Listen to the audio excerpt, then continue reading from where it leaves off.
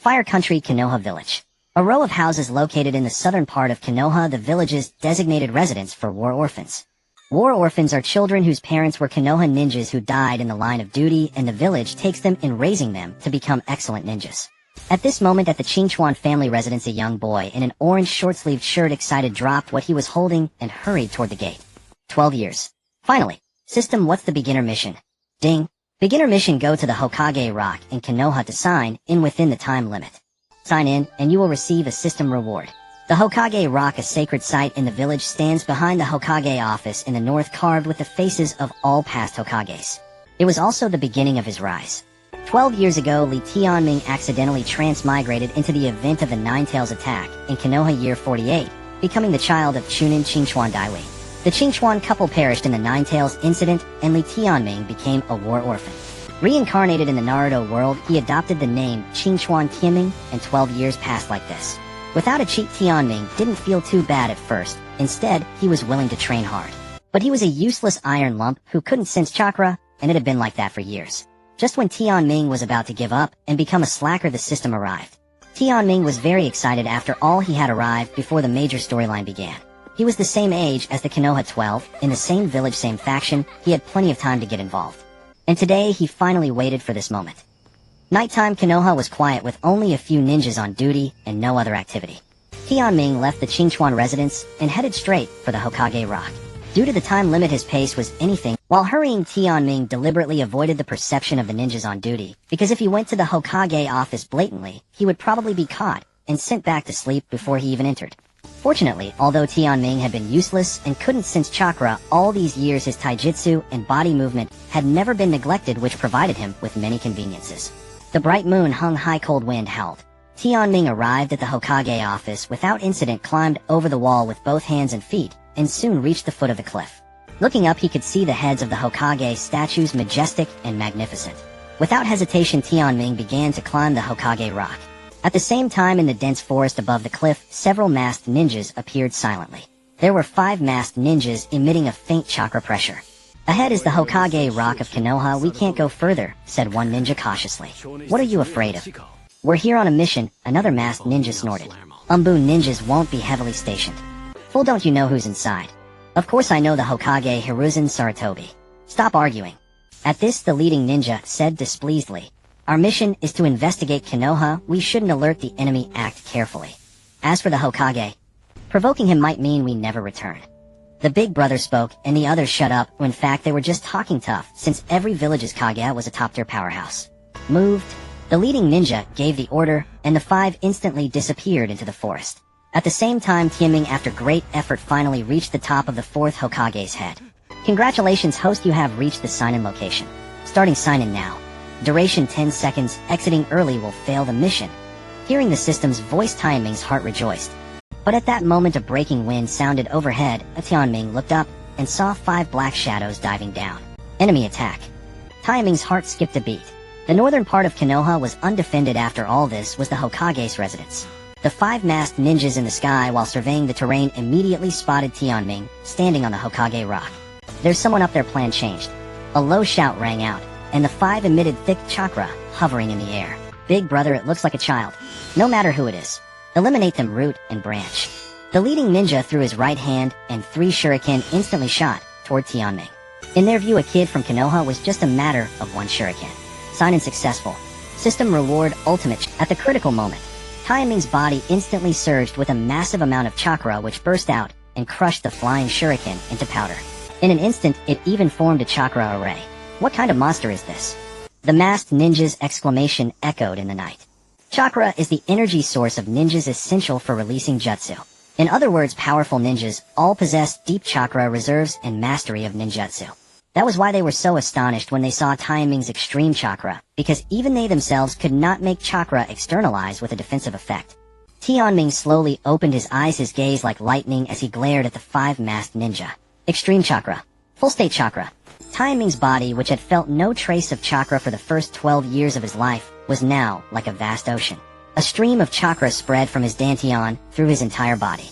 Every meridian in his body was like 1,000 streams, and these streams were filled with abundant chakra. Unbelievable. Inconceivable. The masked ninja were all stunned, almost forgetting their mission. The leader's eyes turned red. Such abundant chakra, such a bizarre physique. Lord Orochimaru will surely be pleased. Taiming's mood was complicated. He had just ended his life as a useless person without chakra, and now he was walking right into the tiger's den. After all, he was just a child, and he didn't know any ninjutsu. Change of plans. Capture this child. The leader gave the order, and was the first to attack Tianming. They were under Orochimaru's orders to investigate the Hidden Leaf Village, a mission already fraught with danger. But now they didn't have to take risks. If they could bring back this special child, they would not only complete the mission, but also receive Lord Orochimaru's reward. Facing the assault of 5 ninja, Tianming's scalp went numb. But he couldn't counterattack immediately. In a panic, he pushed out his hands, and the chakra floating on his body surface formed a defensive barrier that pushed outward, blocking all the ninjutsu. Would leave Hokage's office. The third Hokage was examining intelligence reports from the border brought by the ANBU when a shocking wave of chakra collision swept over. This level of chakra. The Hokage Rock. Sensing the source of the chakra was the Hokage Rock, Sarutobi Hiruzen took a step and vanished from the office, heading toward the Hokage Rock. The Hokage Rock was the spiritual symbol of the Hidden Leaf Village, and no one was allowed to defile it. The ninja of the village would never fight there. The truth was simple. Damn it. The 5 of them together failed to capture Tianming. Not because he was too strong, but because they couldn't break through his defense. Have you no shame? Tianming's face turned green. A group of adults beating up a 12-year-old child, was that human? After throwing that line, Tianming jumped straight down the Hokage Rock. Although he didn't know ninjutsu, now that he had chakra, his body movement was enhanced. Where do you think you're going? The leader sneered, his hands forming a complex seal. A pitch-black giant serpent was summoned. The black serpent roared to the sky and chased after Just as the black serpent reached behind Tianming and opened its gaping maw, a blistering chakra burst bloomed on the serpent's head. Fireball Jutsu. Sarutobi Hiruzen, who had arrived in time, wasted no words and attacked directly. The giant fireball collided head-on with the black serpent's head, incinerating it. Damn. The 5 ninja in the sky saw Sarutobi Hiruzen arrive, their faces changed drastically. Retreat. The leader didn't hesitate. As he spoke, he threw down hundreds of explosive tags. After all, going head-to-head with Sarutobi Hiruzen was a death wish. The sky was filled with explosive tags. Sarutobi Hiruzen, expressionless, waved his broad sleeve, and a huge earth wall rose from the ground to block all the tags. Boom, boom, boom. After the explosions, the 5 intruders had already fled far away. Whoosh. In a few seconds, several ANBU ninja with fox masks arrived and gave chase. You come with me. Sarutobi Hiruzen turned to Tianming, his gaze softening. In the Hokage's office, Tianming was seated in a chair. To calm him down, Hiruzen even made him a cup of green tea. You must be the child of the Qingchuan family. Sarutobi Hiruzen flipped through the records of war orphans. Previous records show you couldn't sense chakra, but the intense chakra just now came from inside you. Tianming's grip on the teacup tightened, and his heart rose. It was not surprising that Hiruzen could sense the release of extreme chakra. Don't worry too much. You are probably a rare exception, like the mischievous Naruto and Sasuke your age. Seeing Tianming's anxiety, Hiruzen comforted him. The backgrounds of Naruto and Sasuke were no secret. After all, the nine-tailed Jinchuriki and the last survivor of the Uchiha clan were both quite famous, the former for his troublemaking, the latter for his strength.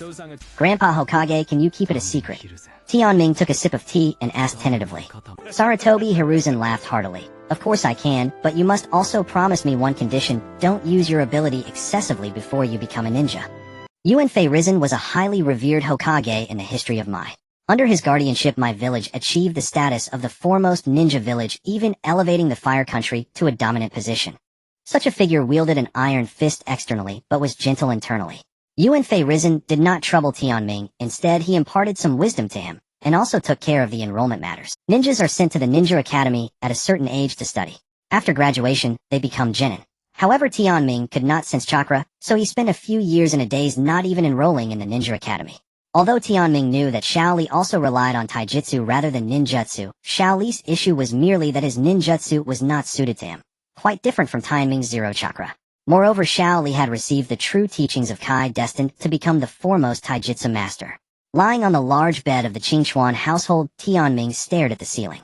The new academic year at the Ninja Academy would start tomorrow, and thanks to the Hokage's arrangement, he could join Class 7 as a transfer student. This was exhilarating.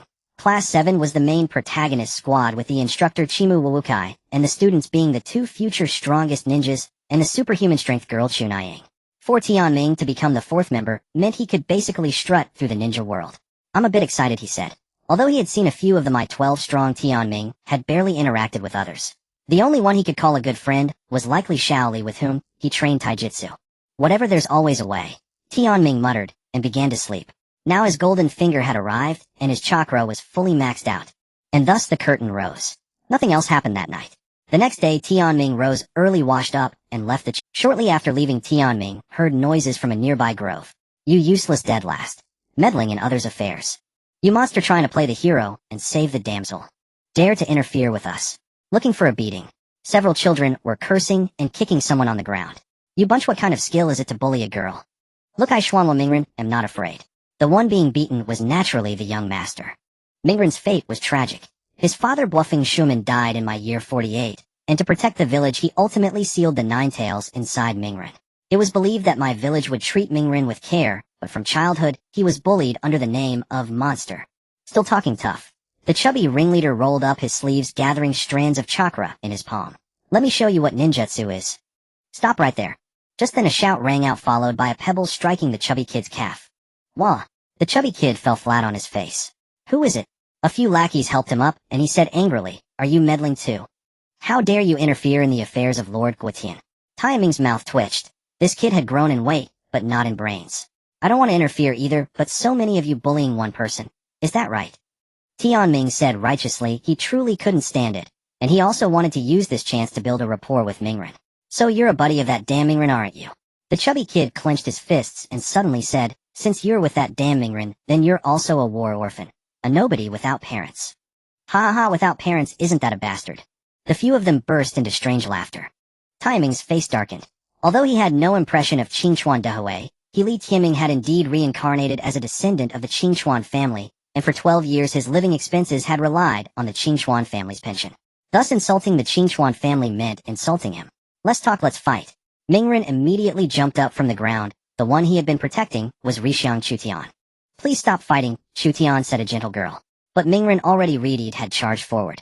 It's too late for you to apologize now. Tianming said calmly, then flung a handful of pebbles. I won't fall for the same trick twice. The chubby kid dodged the pebbles with agile movements and charged forward. But he did not know what he was up against. The chubby kid's clumsy ninjutsu was released, but it couldn't even get close to Tianming before being repelled. And when it came to fighting, Taiming's taijutsu training was not in vain. Soon the chubby kid was beaten black and blue and fled with his head covered, while Mingren was also chasing after others. Just you wait. The chubby kid left a weak threat and led his group away. I'm waiting. Mingren spat, then turned around and said, thanks for the help. I'm Xuanhua Mingren, and you. Qingchuan Tianming. Tianming extended his hand. Xuanhua Mingren was startled for a moment, then also reached out. How about I treat you to some? At Ichiraku Ramen, Uzumaki Naruto with Tianming familiarly pulled aside the curtain and said, Old man, 3 bowls of Ichiraku ramen. Naruto, you little rascal, are they your friends? The squint-eyed old man acknowledged and started cooking the noodles. Sort of, Naruto said, scratching the back of his head. Old man, can we put it on credit? They'll pay you at the end of the month. The old man's hands never paused as he worked the noodles. No problem. How about I pay? Hinata said softly. Compared to war orphans, the Hyuga clan was a large family, and Hinata was something of a little rich girl. A real man can't let a girl pay. No way, no way. Naruto refused. Don't worry, sometimes I deliver newspapers and milk for everyone. They'll have money. Hinata, we have to trust Naruto. Hinata was about to speak, but Tianming stopped her. Uzumaki Naruto was a person of deep emotions, and it was precisely such people who were worth forming close bonds with. Tianming is right. Uzumaki Naruto said as he took the ramen and placed it in front of the two. Ichiraku ramen is the best food I've ever eaten. Hurry and try it, especially the soup. It's absolutely amazing. Without needing Naruto's introduction, Tianming dug right in. After all, when watching the anime in his past life, he had been curious about this Otsutsuki Ichiraku ramen shop. Let's eat. Naruto said, splitting his chopsticks and offering a quick prayer before devouring the ramen like a storm. Tianming and Naruto ate as if in a race, their faces buried in the bowls, slurping happily, while Hinata was much more refined. 3 minutes later, Tianming and Naruto finished their entire bowls of ramen at almost the same time. Old man, thanks for the meal. After eating their fill, the 3 left Ichiraku ramen and headed for the Ninja Academy. Tianming, you're so strong, but how come I feel like I've never seen you at school? Along the way, Uzumaki Naruto had already become familiar with Tianming. Because it's my first time going to school, Tianming replied. First time. Uzumaki Naruto was clearly a bit incredulous, since the scene of Tianming beating up Kamita was still fresh in his mind. Naruto himself was also terrible at controlling chakra. When he used the shadow clone technique, the clone was just a half-dead existence, cementing his reputation as the dead last. Because I couldn't sense chakra before so naturally, I couldn't enter the ninja academy, Tianming said without any concealment. What? Uzumaki Naruto was greatly surprised, then slapped his forehead and said, I remember now. You're the one they call a hopeless failure, saying you'll never be able to sense chakra in your life. I remember you're good friends with Rock Lee. If you can't sense chakra, then Tianming must have had a hard time. Hinata couldn't fully understand their situation. After all, the Hyuga clan was like nobility, and especially Hinata, who had awakened to be a Kugan, was even more of an elite. It's fine, Tianming said. He wasn't really bullied. The kids in the ninja academy didn't know many ninjutsu, and they hadn't fully mastered chakra release, so even in fights Tianming could just charge and heat in. Ding. Mission activated. Please go to the ninja academy within the time limit to complete the check-in mission. Complete the check-in to receive system rewards. The system's voice sounded silently in his mind. Ninja academy. It was on the way. Tianming, what's wrong? Seeing Tianming lost and thought, Hinata couldn't help asking with concern. I'm fine. I just think if we don't hurry up we might be late. The three jogged all the way to the ninja academy. It was the start of the new school year, and there were many parents sending their children to school at the gate. Naruto, Hinata, you two go in first, Tianming said, stopping at the school gate. Alright. Uzumaki Naruto didn't ask further. After running a few steps, he suddenly turned back and said, Tianming, you are one of the few friends I, Uzumaki Naruto, have. We are also war orphans. Don't worry if you have trouble at school, they'll have your back. Tianming responded with a smile. Naruto might have misunderstood Tianming. He thought Tianming had to start from first grade, treating him as a junior. Even so, it felt good. Naruto was just that kind of person, warm-hearted. Arrived at the check-in location. Starting check-in mission. Countdown 10 seconds. Exiting early will result in mission failure. Check-in successful. Rewards shuriken release mastery. 10 seconds passed in the blink of an eye. When Tianming opened his eyes again, he had completely mastered the use of long-range attack tools such as shuriken, kunai, and throwing darts. After composing himself, Tianming walked into the ninja academy and headed to the principal's office. After entering the principal's office, the procedure was not complicated, as Hiruzen Sarutobi had already informed them. You are Qingchuan Tianming. The pot-bellied principal glanced at Tianming a few times, then looked at the documents and said to the door, Teacher Irika, please come over. Principal, you called for me. Soon a figure appeared at the door. The newcomer had a deep scar on his nose, but his face always bore a warm, spring-like smile. Tianming silently observed Irika, Naruto's first teacher, who was not much different from the anime. This is the transfer student Qingchuan, Tianming personally assigned by the Hokage. Aren't you heading to the classroom? Take him along. A transfer student. Principal, does the ninja academy have such regulations? Irika asked in confusion. It can't be helped. The order came from the Hokage's office. It only mentioned a line, perhaps a special existence like that brat Naruto. Naruto. Irika was stunned. I see. On the way from the principal's office to the classroom, Irika occasionally glanced at Tianming. Finally, Tianming stopped and said calmly, Teacher Irika, do you have something to say? Irika didn't expect the child to see through him, so he had to admit. Teacher Irika wants to ask you a favor. What is it? Tianming asked. Become friends with Naruto. I can tell you are a mature child, but Naruto is too thick-headed and doesn't have many friends. So try to be friends with him. That guy is really a good person. Tianming didn't expect Irika's request to be this. Truly, Irika, I'm already friends with Naruto. Meanwhile, the classroom was packed. The start of the new school year meant team assignments. Each team consisted of 3 students on average, all led by a powerful ninja teacher. After the team assignments, they would learn stronger jutsu and undertake some missions to prepare for becoming genin. What? I have to be in the same class as this emotionless face. No. Who wants to be with a dead last? I refuse. Bastard Sasuke, what did you say? Stop fighting. The classroom was in chaos. The team assignments had just ended, and the popular Naruto, Uzumaki, and Sasuke Uchiha, aside from their public kiss, were assigned to Team 7, and all hell broke loose. The two couldn't stand each other. At the podium, Kakashi Hitaki, in charge of Team 7, looked completely out of the loop. Instead of stopping them, he pulled out a copy of Make Out Paradise and started reading. Kakashi Sensei, will Naruto and Sasuke fight? Let them fight. Kakashi Sensei stopped them. No need. Just as the classroom was filled with tension, a voice of exasperation suddenly sounded from the door. Naruto, what are you doing? Hearing this voice, the originally spirited Naruto instantly deflated. Iruka Sensei. Iruka Sensei, what's the matter? Kakashi Hitaki closed his book and, Kakashi Sensei, it's like this. This person beside me is a transfer student assigned by the Hokage, and he is to be placed in Team 7 under your leadership, so I brought him here, Irika said. Got it. Kakashi nodded, then glanced at Tianming. Find a seat, anywhere. Tianming immediately walked toward the crowd. Coming over here. Naruto was surprised to see Tianming and waved his arm frantically. Tianming naturally sat down. As he approached, he noticed Sasuke Uchiha's unfriendly gaze. I can't refuse you joining Team 7, but I want to make it clear I don't like being held. With that, Sasuke sat directly by the window. Bastard Sasuke. Naruto gritted his teeth. Naruto, don't be angry, Tianming smiled, and said Sasuke is right. Being held back is indeed troublesome. Forget that emotionless face. How come you're a transfer student? Naruto made room for Tianming and asked eagerly. When this question was asked, it was obvious that the nearby Sakura Haruno and others who were out of the loop also perked up their ears. After all, Tianming was a new face who had never appeared at the school, and someone skipping the first year to transfer directly into the second year was unheard of. Didn't Teacher Irika just make it clear? Assigned by the Hokage's office, Tianming said calmly. The answer left others puzzled, but Sasuke Uchiha, by the window, showed a slight reaction.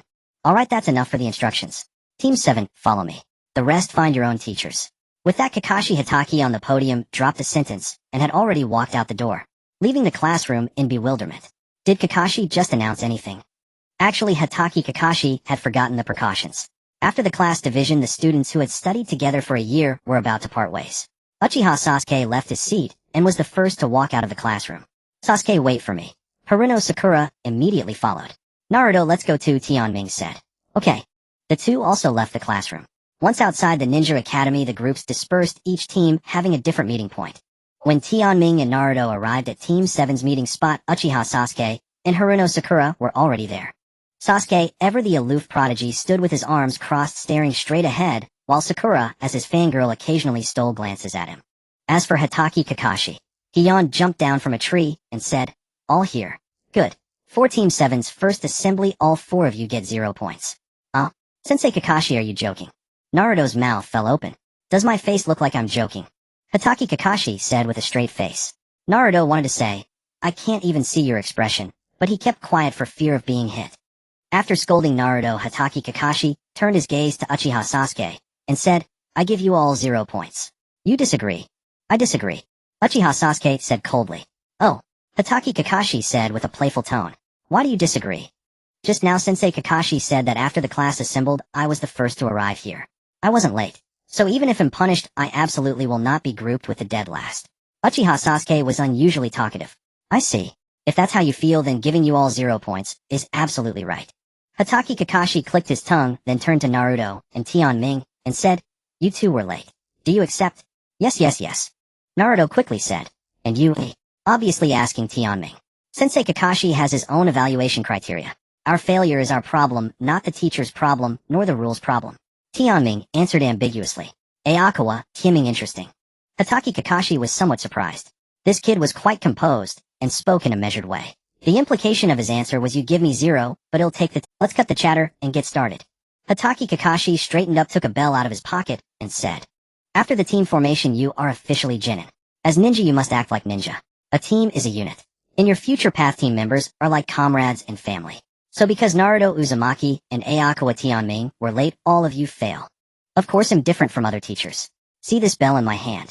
If any of you can touch it together, it'll let all of you pass. As his words fell, the kids were somewhat shocked. Tenmei, however, was quite calm. Kakashi's method was simply to illustrate the importance of teamwork.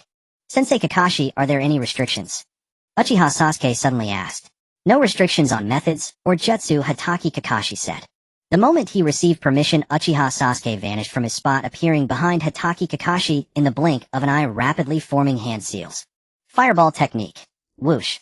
Uchiha Sasuke blew out fiercely, a scorching fireball instantly spewed forth, and then he drew a shuriken and threw it. This combination attack left Naruto utterly stunned, and Sakura's eyes were sparkling. It must be said Uchiha Sasuke was a model of determination. Having his clan wiped out in childhood, he carried a deep blood feud and became the strongest among his peers. That says it all. Tianming stood aside, expression indifferent. Sasuke's fireball technique combined with the shuriken seemed fierce, but it was actually ineffective. Not quite there yet, Hatake Kakashi said, emerging from behind a nearby tree. As for where he had stood, only a scorched log remained. Substitution technique. Uchiha Sasuke's heart raced. He had indeed underestimated. You guys come too, Hatake Kakashi beckoned the 3. Shadow clone technique. Naruto immediately summoned 3 or 5 clones for a frontal assault. Sakura provided support. The battle ended quickly. Without moving much, Hatake Kakashi dispersed Naruto's clones and pinned the original to the ground, while all of Sakura's shuriken were caught with one. Why didn't you attack? Hatake Kakashi asked Tianming. Tianming scratched his head and said, because before entering the academy, I didn't know any ninjutsu. Saying that, Tianming quickly formed hand seals, his chakra surging. Shadow clone technique. Boom boom boom. The next moment the sound of smoke filled the air and dense clones instantly filled the forest. Roughly looking, there were 100 clones. What was the concept of 100 shadow clones? Not to mention Hatake Kakashi, even Naruto was stunned. The shadow clone technique was Naruto's most prized ninjutsu, and he had trained painstakingly for a long time before achieving any effect. But Qingchuan Tianming mastered it after just one look. Uchiha Sasuke's expression shifted drastically, never expecting this sudden transfer student to be so formidable. Hatake Kakashi paused for a moment, then said slowly, so you're the legendary child with extreme chakra. Learning the shadow clone technique in an instant, summoning 100 shadow clones. That's a bit troublesome. Though he said that, Hatake Kakashi was not afraid. He turned serious, pulled out a shuriken he had just confiscated, and began to attack. Hatake Kakashi swept through like a gale, tearing through the battlefield. As the shuriken flew, one shadow clone after another was completely dispelled. 1 versus 100. Such was his confidence. From the rear, Tianming controlled the shadow clones wave after wave, encircling Hatake Kakashi. The three onlookers could only stare in awe at the battle. Tianming watched as Hatake Kakashi nearly broke through the encirclement, but did not panic too much. Qingchuan Tianming, do you have any other ninjutsu? Hatake Kakashi asked with a grin, shuriken in hand, as he relentlessly slashed through the shadow clones. Teacher Kakashi can try and see, Tianming teased. Then he'll test your level. Hatake Kakashi stopped in his tracks, and as he threw the shuriken, chakra surged from his palm, forming crackling bolts of lightning. Crack crack crack. The lightning gathered in Hatake Kakashi's palm, radiating a domineering aura. Even the sky darkened a few shades. Lightning cutter. Tianming's eyes widened as he recognized the technique. Lightning cutter was one of Hatake Kakashi's favorite ninjutsu. Later Sasuke would learn it and develop the Chidori and Kirin. Don't be afraid, I'm only using 30% of my power. After saying that, Hatake Kakashi lunged straight forward, slashing with a single-handed lightning cutter like a spear of lightning piercing through the shadow clones ahead. In a single breath, Hatake Kakashi had annihilated all the shadow clones in front of him. Only 10 of the 100 shadow clones remained. Qingchuan Tianming still not making a move. Hatake Kakashi approached step by step, the lightning in his palm roaring once more. As you wish. Tianming formed another new hand seal. Fireball technique. At the same time, the remaining 10 shadow clones performed the same seal and unleashed the fireball technique. 11 massive fireballs descended upon Hatake Kakashi, covering the sky and burning half the forest. Boom, boom. Not long after the flames soared into the sky, the domineering lightning shattered the fire. In the middle of the woods, Tianming and Hatake Kakashi stood facing each other. Hatake Kakashi had lost all his coolness. He was disheveled with his clothes torn in several large holes. I lost, Hatake Kakashi suddenly said. The three watching from the side snapped out of their daze. Lost? Teacher Kakashi lost. No, we won. How did we win? Hatake Kakashi smiled, reached out, and punched the Tianming in front of him. The moment his fist touched Tianming, it turned into a log with a puff. At that moment, Tianming stepped out from behind a rock, holding a bell in his hand. Everyone gasped in astonishment. What kind of monster was this? In the brief exchange, Tianming had unleashed 3 ninjutsu. Whether it was the shadow clone technique, the fireball technique, or the substitution technique, all were executed with remarkable skill. The most impressive part was Tianming's battle awareness. With 100 shadow clones to pressure Hatake Kakashi into attacking, when he was about to defeat all 100, the remaining clones instantly unleashed the fireball technique. At such a distance, it was impossible to dodge. And the one at the back had never been the real body. It seems Konoha has produced another genius ninja. Hatake Kakashi patted Tianming on the shoulder. Qingchuan Tianming, well done. You all pass. Wow. Congratulations, Tianming. Naruto ran over and bumped fists with Tianming. Uchiha Sasuke clicked his tongue and walked away without a word. Thus the first gathering of Team 7 came to an end. And because of this, the subsequent series of events involving Uzumaki Naruto and Uchiha Sasuke took a different turn. The sun set in the west. When Tianming returned to the Qingchuan residence, it was already late. After a busy day, he cooked himself a feast as soon as he got home, then reviewed his battle with Hatake Kakashi while eating. Tianming hadn't lied.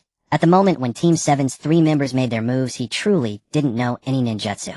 But after they acted, whether it was Naruto's shadow clone technique, Sasuke's fireball technique, or Kakashi's substitution technique, he had taken one glance and instantly understood the hand seals for each technique and the way their chakra flowed within them when they performed it, coupled with his own extreme chakra reserves.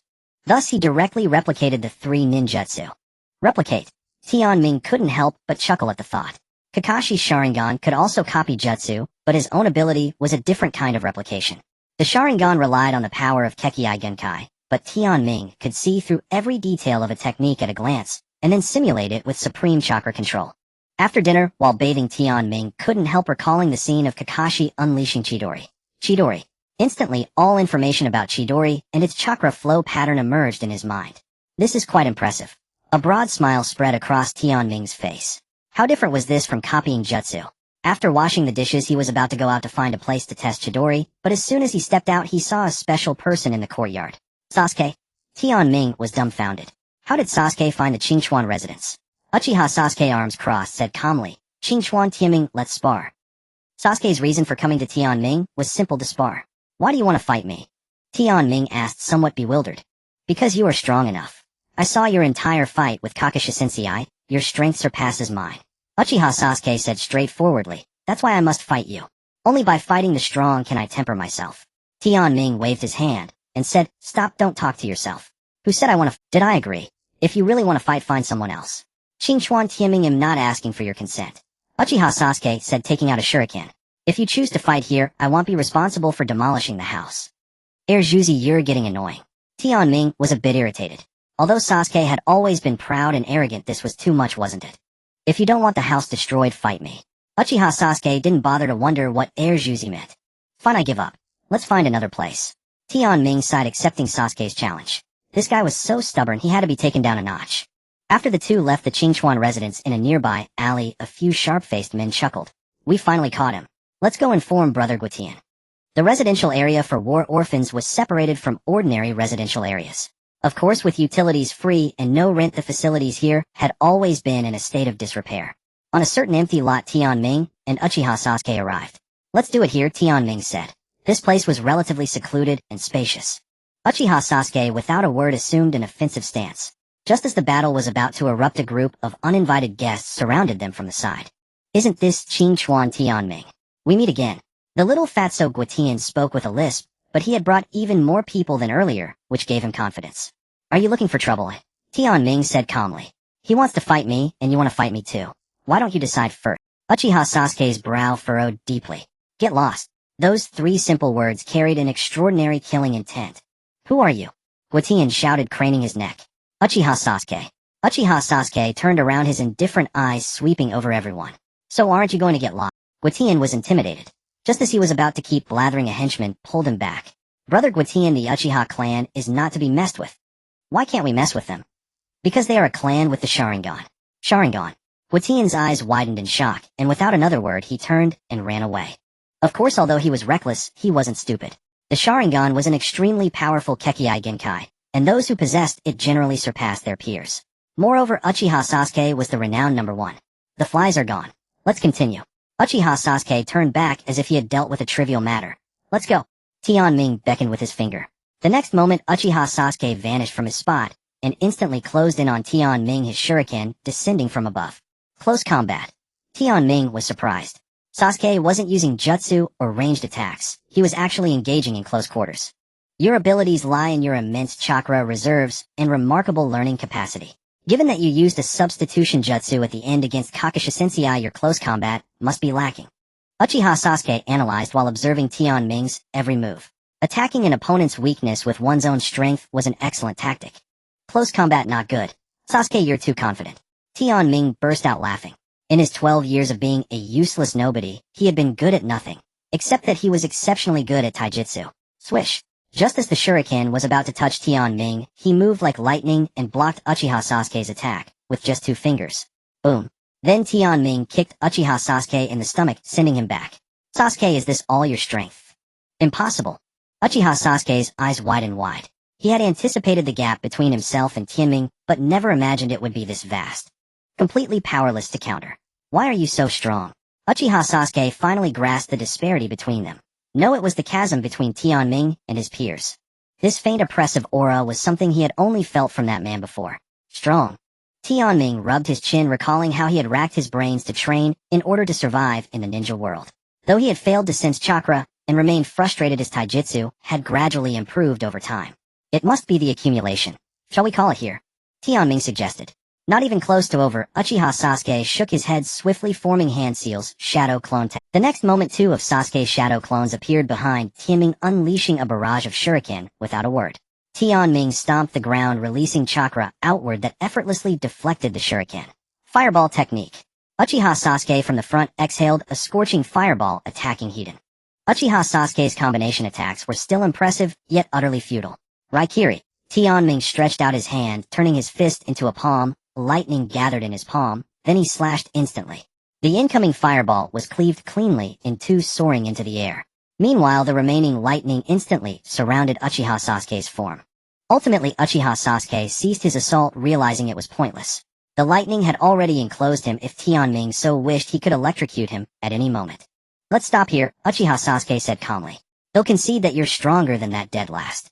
Being comrades with someone like you shouldn't be a bad thing. After speaking Uchiha Sasuke turned and walked away. Tianming watched his retreating figure at a loss for words. That guy indeed possessed all the qualities of a future power. In an alley nearby Kamita and his lackey had witnessed the duel. At that moment Kamita felt immensely fortunate for having heeded the advice. With these two monsters charging in directly would be nothing but suicide. Kamidasama, do we still seek revenge? Kamita's large face twitched, but to maintain his leader image he snorted coldly. Let them be arrogant for a while. He'll make them beg for mercy sooner or later. Joining Team 7 enriched Timing's life. Hatake Kakashi's teaching style was relaxed. As long as targets were met he didn't care what you did. In the half-month since the team formed Hatake Kakashi had taken the four of them across every corner of Konoha village. They had also taken on numerous missions.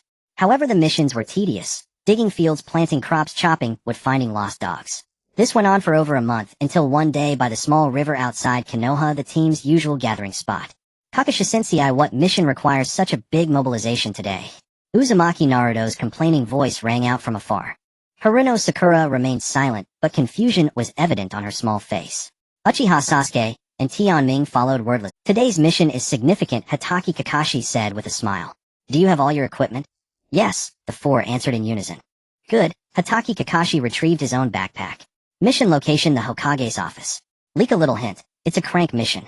Crank. Kakashi Sensei, are you joking? Uzumaki Naruto couldn't believe it. Over the past month, every mission Kakashi had assigned was hyped up before execution only to be dismissed as team-building exercises afterward. Naruto's strong reaction was understandable. A crank mission was a genuine assignment for Jinin requiring them to leave the village. Hearing crank from Hatake Kakashi, Tianming instantly understood. So it was the time of the Land of Waves arc. Ding. Mission activated. Please proceed to the Land of Waves to check in. Complete the check-in to receive mission rewards. Absolutely true, Hatake Kakashi clapped his hands. Enough small talk, let's head to the Hokage's office quickly. Soon the five of them arrived at the Hokage's office. Inside the office quite a few people were already present, including the third Hokage Sarutobi Hiruzen and several Konoha elders. Kakashi Sensei, you're here. Sarutobi Hiruzen smiled warmly, his kindly gaze sweeping over the four children behind Hatake Kakashi. Hokage-sama, Hatake Kakashi is ready to accept them. Hatake Kakashi spoke calmly. Hey, aren't you Konoha ninjas supposed to be the strongest among the 5 great nations? But sending a bunch of lame ninjas, is that okay? At this an old man reeking of alcohol and clutching a bottle of sake spoke up.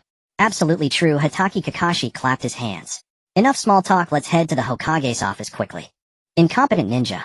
Uzumaki Naruto immediately refused to accept it. What right do you, a stinking drunkard, have to call us incompetent? Naruto, show some respect. Hatake Kakashi scolded lightly. As a qualified ninja you should not speak rudely to the client. Sarutobi Hiruzen's expression remained unchanged and he laughed instead saying, Teacher Kakashi, it's rare that Naruto kid actually listens to you. Third Hokage, let's save the small talk for another time. Hatake Kakashi's gaze turned to the drunkard. I'm also curious about what kind of employer would hire such incompetent ninja. This is Mr. Dazuna, please look at the detailed information. The ninja assistant beside him said as he handed over a stack of documents. There were 5 copies, one for each person. Tianming took the documents, quickly scanned them, and returned them. What was written on them was not much different from the original. The renowned bridge builder of the Land of Waves. After completing his project in Konoha, he needed to return to the Land of Waves, but the criminal forces of the Land of Waves would hunt him on the way. So he hired Konoha ninja to protect him on his journey to the Land of Waves. So you are Dazuna. Hatake Kakashi also put away the documents and said, this crank mission is accepted by Team 7. Dazuna, is he so great? Isn't he just a drunkard? The thick-head Uzumaki Naruto was still fixated on Dazuna's remark about Naruto, you idiot. Master Dazuna is a famous bridge builder. Many bridges in Konoha were built by him. With Bridge's life in the village becomes more convenient. Haruno Sakura's side exasperated Naruto's comprehension ability was indeed hopeless. So that's how it is. Uzumaki Naruto said belatedly. Dazuna took another gulp of wine and directly addressed the third Hokage. Lord Hokage, I think I've mentioned the situation in the Land of Waves. There's a tyrant there who won't stop until I'm dead. Sending one who looks like he has poor eyesight along with 3 kids, is that enough? Konoha's ninja were universally recognized as strong, but the composition of Team 7 was indeed not very convincing. Master Dazuna, the key issue is not with us, the incompetent ninja. It's your budget. Tianming suddenly spoke up. The budget you gave is only enough for Genin. You little brat. Dazuna turned to look at Tianming and said, does the price I pay have any direct relation to your strength? Or are you thinking of backing out because you can't complete this mission? Quite the opposite. Tianming smiled and said, you have just hired the strongest ninja in Konoha with the least amount of money. Tianming's words stunned everyone present. Was he just blatantly boasting? Ridiculous. Dazuna stared into Tianming's eyes for a few seconds. He couldn't see any sign of lying in the child's eyes, only intense confidence. Alright everyone, no need to argue. Sarutobi Hiruzen said decisively, Mr. Dazuna used such a small budget because he needed to save money for building bridges in the Land of Waves. Konoha itself has also benefited greatly from Mr.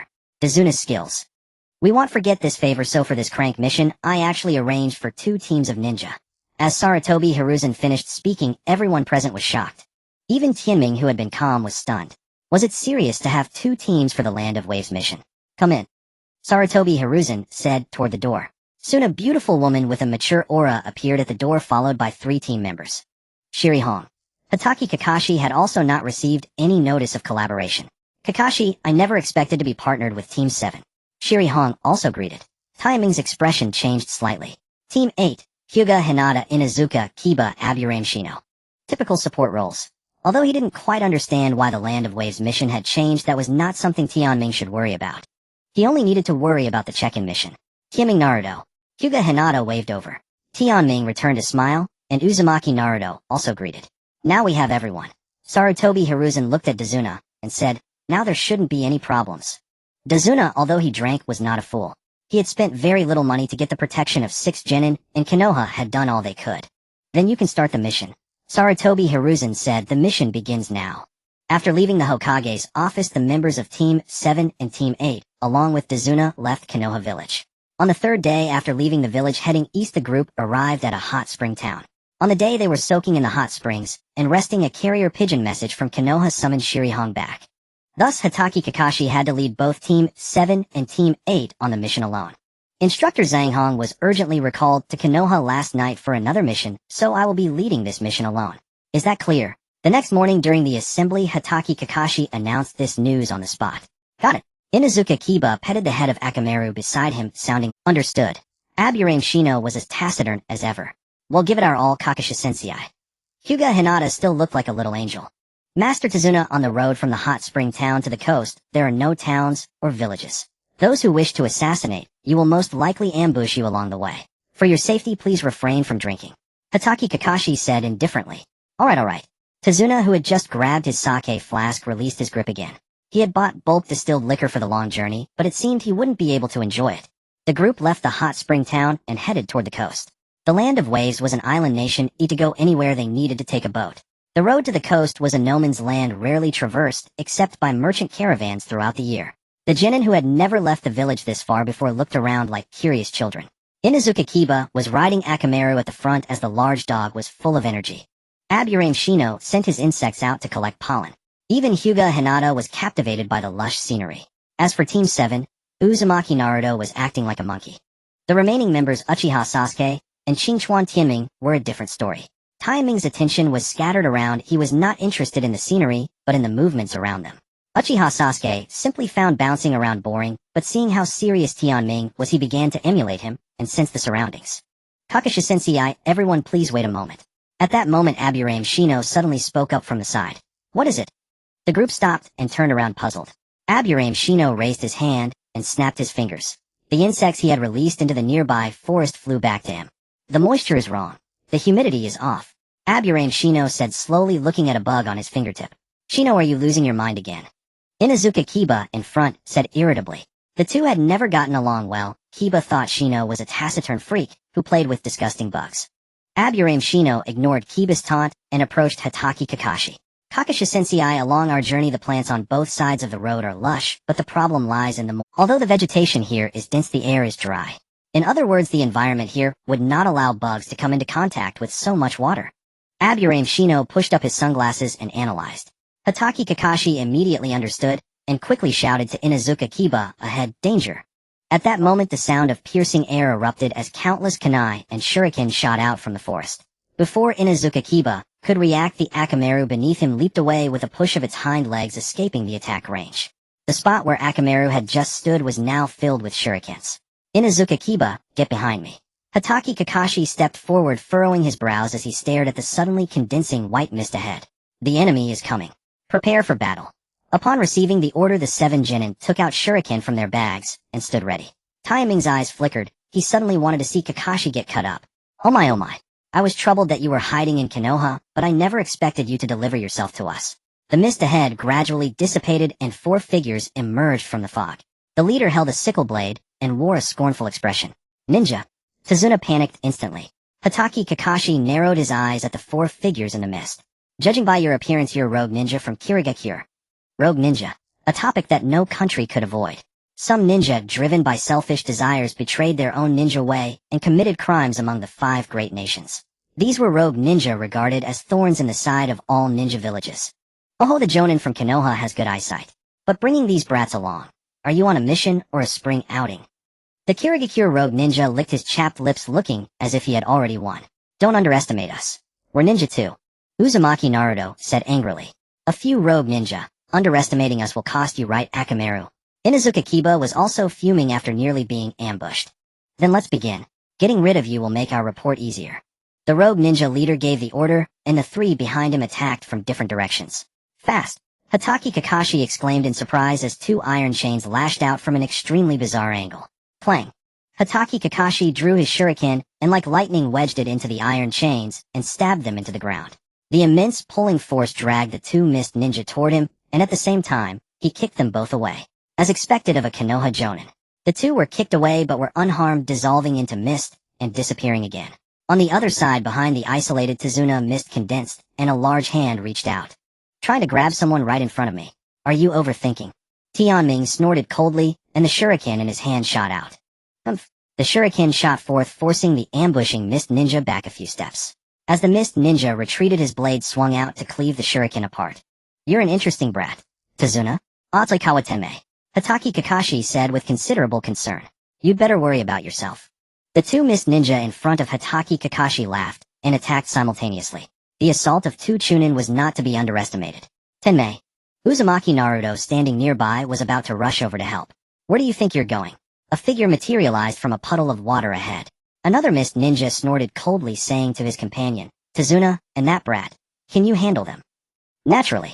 The mist ninja opposite Tenmei said casually. What difficulty was there in dealing with a genin? Damn it. Uchiha Sasuke muttered, trying to break through, but was blocked by the mist ninja before him. Are you underestimating me? The 4 rogue mist ninja who had come to ambush Tazuna were all at the Chunin level, which showed how much their employer wanted Tazuna dead. After all, the Land of Waves was an island nation, and the bridge was the linchpin. Controlling the bridge was like controlling the entire country. And the best way to lose control of the bridge was to eliminate the bridge builder. Let's all go together. Inuzuka Kiba said directly. It seems he won't let us help Aokawa Tenmei.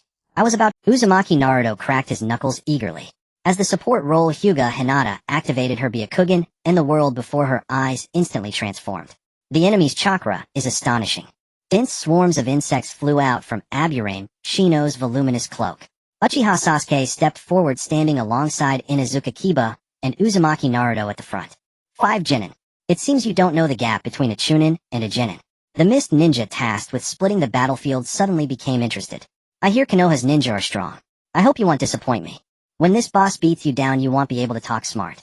Inuzuka Kiba crouched low, his stance like a wild beast. 4-legged technique. Akamaru, let's go.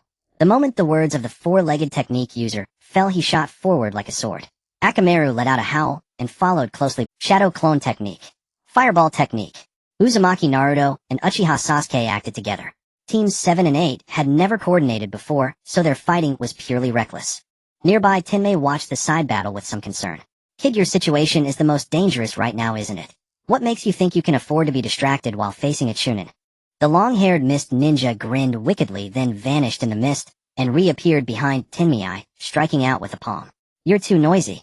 Tenmei raised a hand using chakra to push Tizuna out of the mist's range, while simultaneously thrusting a shuriken forward. Clang. The shuriken didn't pierce the long-haired mist ninja's arm, but was instead firmly caught by his chakra. Shadow clone technique. Tenmei murmured, and a dozen clones appeared around the mist ninja, attacking simultaneously. Instantaneous jutsu. The long-haired mist ninja had to leap back to create distance. Clearly Tenmei's counterattack had made him quite wary. The application of chakra, the reaction speed in taijutsu, and the shadow clones were all astonishing. Do you talk that much nonsense? Tenmei said coldly. Interesting. It seems you're the strongest among this batch of Konoha genin. But I still need to show you the gap between a chunin. The long-haired mist ninja laughed maniacally and took out a scroll from behind him. He unrolled the scroll and released the seal. Countless ninja tools instantly emerged from the scroll and shot forth. The ninja tool scroll, a lethally powerful technique, sealed a vast number of weapons within the scroll, a truly vicious killing move. At this critical moment Tenmei felt no sense of crisis. He even glanced over at Naruto's situation. As expected, the two teams of genin lacking any coordination were still no match for the chunin. Not only did they gain no advantage, but they also fell into a disadvantageous position. You've underestimated me for the second time. Die. The long-haired mist ninja, enraged by being ignored again, drew a large blade and appeared behind Tenmei, swinging it down toward his head. Tenmei's gaze snapped back. The barrage of ninja tools and the chunin's backstab came at him simultaneously. Lightning cutter. In the nick of time, a fierce electrical roar burst forth and carved through the battlefield. In a flash of lightning and fire, the massive bolt of lightning chakra pierced through the long-haired chunin's chest first. Splat. The dense cluster of ninja tools naturally embedded themselves in his body. This sudden turn of events directly affected the battle between Kakashi and the two teams. What? The first to react were the two mist ninja engaging Hatake Kakashi. They had been working together to pin him down, and killing him was only a matter of time. But at that moment their comrade tasked with eliminating Tizuna was instantly taken out. Instant annihilation. This was utterly absurd. Qingchuan Tianming. The battle there naturally also affected the 6 members of the 7th and 8th teams. Inuzuka Kiba and Akamaru were once again blasted away. The great fireball technique was repelled once more, and Naruto Uzumaki's shadow clone was simply a wasted effort. The 6 of them united could not overcome the enemy. Damn it. With their comrade dead, the remaining 3 mist ninja shed their playful demeanor. What a nuisance. The plump mist ninja roared, then charged straight at the 6 of them. Boom. Boom. The trees and grass along the way were shredded by the violent chakra, and the 3 boys naturally dared not approach. Mist dispersal technique. The mist ninja swiftly formed seals, and a white mist rose, twisting into chain-like forms that attacked the 6. Damn it. The mist chains, impervious to fire and shuriken, bound the 6 like lightning. After trapping them, the mist ninja glanced at Tianming, raised his giant blade, and aimed it at Hinata Hyuga and Sakura Haruno. Hey brat over there, I want you to kill Tizuna, or he'll slaughter your comrades. You fat pig. If you're a man, don't bully the girls. Come at me. Let me go, I'll fight you again. Inuzuka Kiba voiced his stance. He'll fight to the death. Shino Aburame, shut up. The mist ninja roared repeatedly. I won't repeat myself a 3rd time. Kill Tizuna, or he'll kill your comrades. Is this the famed mist ninja? Tianming suddenly laughed. A chunin using such underhanded tactics against genin, do you even deserve to be called a rogue ninja of the mist village? How laughable. Do you think I want kill, eh? The plump mist ninja's face darkened. As rogue ninjas, they had betrayed their village and their ninja way, leaving only their pride. Now an insult to that pride was unacceptable. Your words are quite interesting. Tianming crossed his arms and said, the initiative is in your hands anyway. If you kill a Konoha ninja, do you think the Jonin of Konoha will let you go? Or can Momochi Zabuza protect you? Who are you? The name Momochi Zabuza directly shattered the mist ninja's composure. But before the mist ninja could figure out the question, the battle on the other side had already concluded. Since you've stooped to threatening my students, I can't let you live. Kakashi Hatake slowly pulled down his mask, revealing his concealed right eye. The eye opened. It was a crimson pupil, narrowing slightly as the toma within rotated. Mist dispersal technique. The Sharingan had the ability to instantly copy an enemy's jutsu. Kakashi Hatake quickly formed seals, and before the mist ninja in front of him could react, 2 puddles appeared on the ground from which moisture coalesced into misty figures. The misty figures swung their blades, instantly taking 2 heads. The tide turned in an instant. 3 of the 4 mist ninja ambushing Tizuna were dead. Which Jonin of Konoha are you? The remaining mist ninja's resolve had shattered. Kakashi Hatake. Kakashi Hatake. The mist ninja muttered the name as if recalling something and cried out. The intel was wrong. It was said Tazuna had no strong ninja protecting him. But the collapse was fleeting. The mist ninja after all was a chunin and quickly recovered. You'll let me go, won't you? The remaining mist ninja suddenly spoke. Against Kakashi, Hatake numbers were futile. Now even the mission could be abandoned, only survival mattered. Of course, Kakashi Hatake said. Then we'll meet again. The mist ninja left those words and mist rose around him as he vanished. Kakashi-sensei, why did you let him go? Naruto, Uzumaki shouted. Idiot Naruto, Kakashi-sensei was thinking of us, Sakura Haruno said helplessly. Ugh. The sharp pain in his left eye nearly made Kakashi Hatake stumble. Kakashi-sensei. The others quickly gathered around him. Xingchuan Tianming, come here. Kakashi Hatake leaned against a tree, trunk his voice feeble. I used a forbidden technique and my body is heavily drained. I need to rest for the remainder of the journey to the land of waves. So I appoint you as temporary captain. Can you handle it? Yes. Xingchuan Tianming nodded. There was a reason for Kakashi's weakness. The Sharingan was a unique ocular jutsu of the Uchiha clan and Kakashi's half-baked use naturally incurred backlash. Kakashi-sensei. After giving his orders, Kakashi Hatake collapsed unconscious, causing Sakura Haruno and Hinata Hyuga great anxiety. Kakashi-sensei needs a good rest. We'll have to take turns carrying him for the rest of the way, Tianming said. Leave it to Akamaru. Inuzuka Kiba offered, then fed a few soldier pills into Akamaru's mouth. Now there's one more thing. Tianming's gaze returned to Tazuna. You concealed something in this mission, didn't you? Tazuna's expression turned peculiar. The one who attacked you is a chunin. I don't think you made that clear in the commission. Tianming withdrew his gaze and said, since that's the case, we need to have a serious discussion about this mission. Our current team composition can't handle a mission like this. Let's head back to Konoha. Besides, Kakashi-sensei is unconscious right now. I'm terribly sorry I concealed it. Tazuna bowed in apology. Because if I had told the truth, the mission fee would have doubled, and I simply couldn't afford the extra amount. You don't need to apologize to me. You should apologize to my comrades. Tianming naturally knew why Tazuna had hidden the information, but knowing didn't mean he could just say it. It was better to let Tazuna reveal everything himself. Kakashi-sensei just appointed me as the temporary leader, but I respect everyone's opinion. If we continue the mission to the land of waves, we'll face even stronger ninja. So I'm asking you, what should we do about the mission? Old man, your lies could get people killed, Naruto, Uzumaki complained. A chunin is beyond our ability to handle, Kiba Inuzuka said. I concur, Shino Aburame nodded. We should return to Konoha, Hinata Hyuga, and Sakura Haruno agreed. In the end, only Sasuke Uchiha and Tianming needed to state their positions. They'll hear what you think, Sasuke Uchiha said coldly. Me, Tianming said calmly. Of course he'll carry it out. The greatest enemy in the land of waves was Zabuza Momochi. Zabuza was powerful, but that was no reason for Tianming to back down. After all, there was still the daily check-in mission waiting. Then he'll go too, Sasuke Uchiha stated directly. Hey, if you're both going, how could I be left behind? Naruto, Uzumaki, also said. The three males of Team 7 had made their stance clear. The situation became awkward instantly. Originally, the mission was to be carried out jointly by two teams, led by Jonin Kakashi Hatake. But now the mission had become more dangerous and Kakashi was weakened. How about this, Team 8 returns the way we came? You take Kakashi-sensei back to Konoha. The rest of the way we'll go on our own. Tianming declared decisively. Wait, Aokawa Tenmei, I want to know what your basis is for doing this, Shino Aburame suddenly asked. Basis?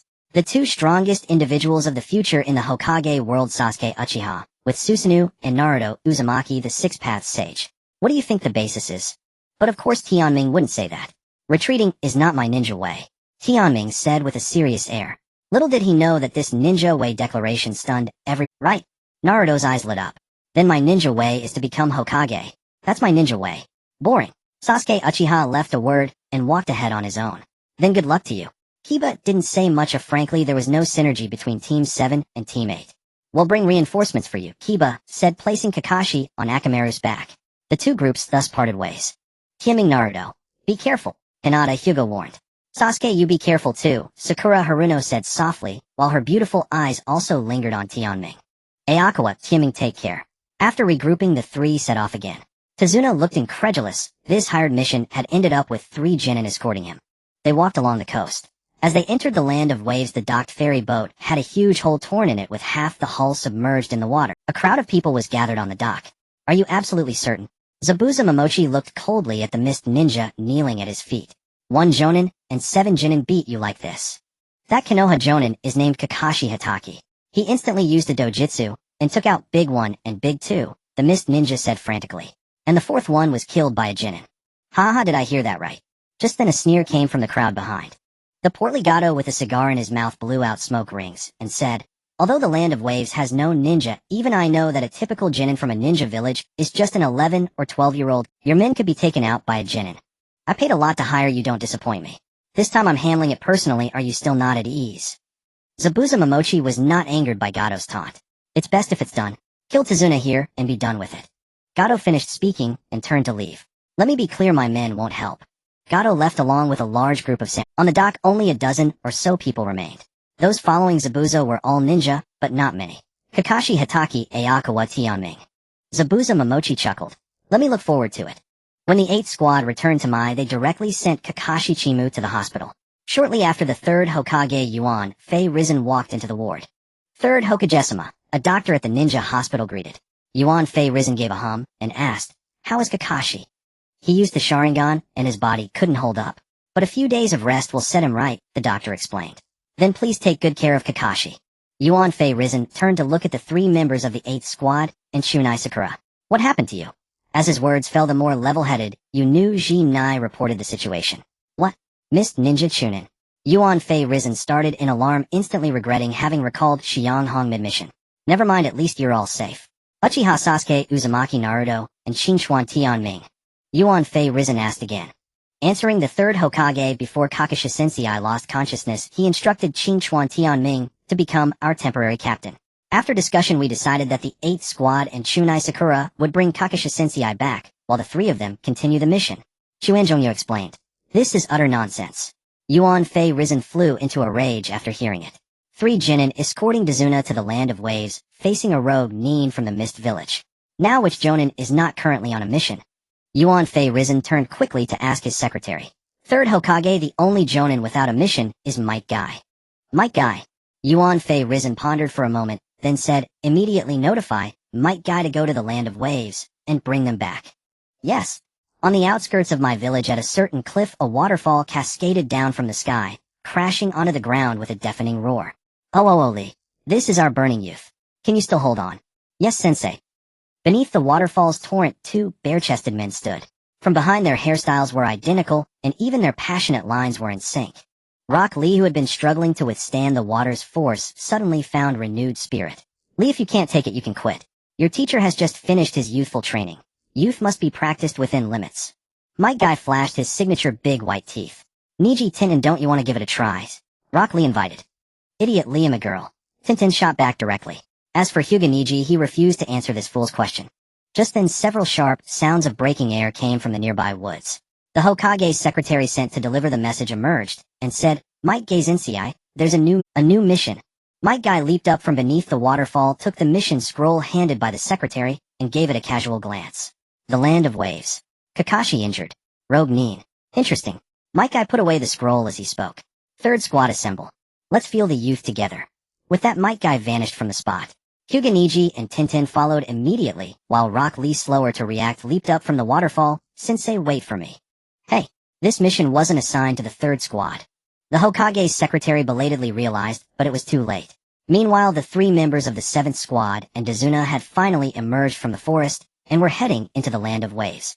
Along the way, both Uchiha Sasuke and Uzumaki Naruto struggled to walk. Naruto even stumbled at times. Huff, this is really tough. Uzumaki Naruto complained as he walked. Uchiha Sasuke remained silent, but the fine beads of sweat on his forehead showed he was no less strained. Tianming smiled and didn't say much. Throughout the journey, Naruto kept asking about the method to control chakra, so Tianming taught them the technique of using chakra to aid movement. Concentrate chakra on the soles of the feet and move by controlling the chakra to train one's mastery. But doing so made walking a problem. If the chakra was applied too forcefully, it would leave a hole in the ground. If too lightly, a slight misstep, while dashing through the woods, could send one sprawling face first like a dog eating filth. The 3 walked a bit further and finally reached the dock by the sea. It's Gato's ship. Sharpie Tazuna suddenly exclaimed. Looking up, the 3 saw a luxurious cruise liner moored at the shore. The boats that used to ferry between the Land of Fire and the Land of Waves had been destroyed. Ding. Approaching mission sign-in location. The system's voice sounded again. Just as Tianming was puzzled, the hatch of the luxury liner swung open, and a dozen figures leaped down from the ship in swift succession. Leading them was none other than Momochi Zabuza. 3 genin, you actually dared to come. Gato, smoking a cigar on the deck, had already burst into laughter. Old man stepped back. Uzumaki Naruto shielded Dazuna behind him. Kakashi didn't come. Momochi Zabuza taunted. Looks like I won't get to feel the power of a Konoha Jonin. As his words fell, the mist ninja behind Momochi Zabuza charged out simultaneously. Taiming's eyes sharpened. Momochi Zabuza's group seemed to have only 2 Chunin left. Apart from the ones who had fled earlier, there was only the masked Bai. The Chunin are mine, the rest are yours, Tianming decided instantly, and charged forward to engage first.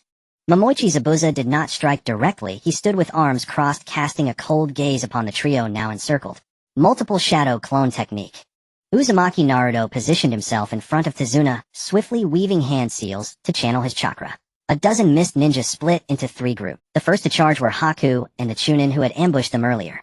Brat, today you'll die without a burial place. The Chunin roared, thrusting his sickle blade forward. The sickle blade instantly pierced through Taiming's body, yet no blood spilled. Beware, it's a shadow clone, warned Haku, his mask still in place. The Chunin's eyes widened as a sense of danger surged from behind. Boom. Taiming's legs swept across the Chunin's back, sending him flying. Shuriken and kunai rained down, instantly sealing all escape routes around Tianming. Expressionless, he stomped the ground. The abundant chakra within him burst forth, a wave of black chakra energy sweeping out to shatter all the shuriken.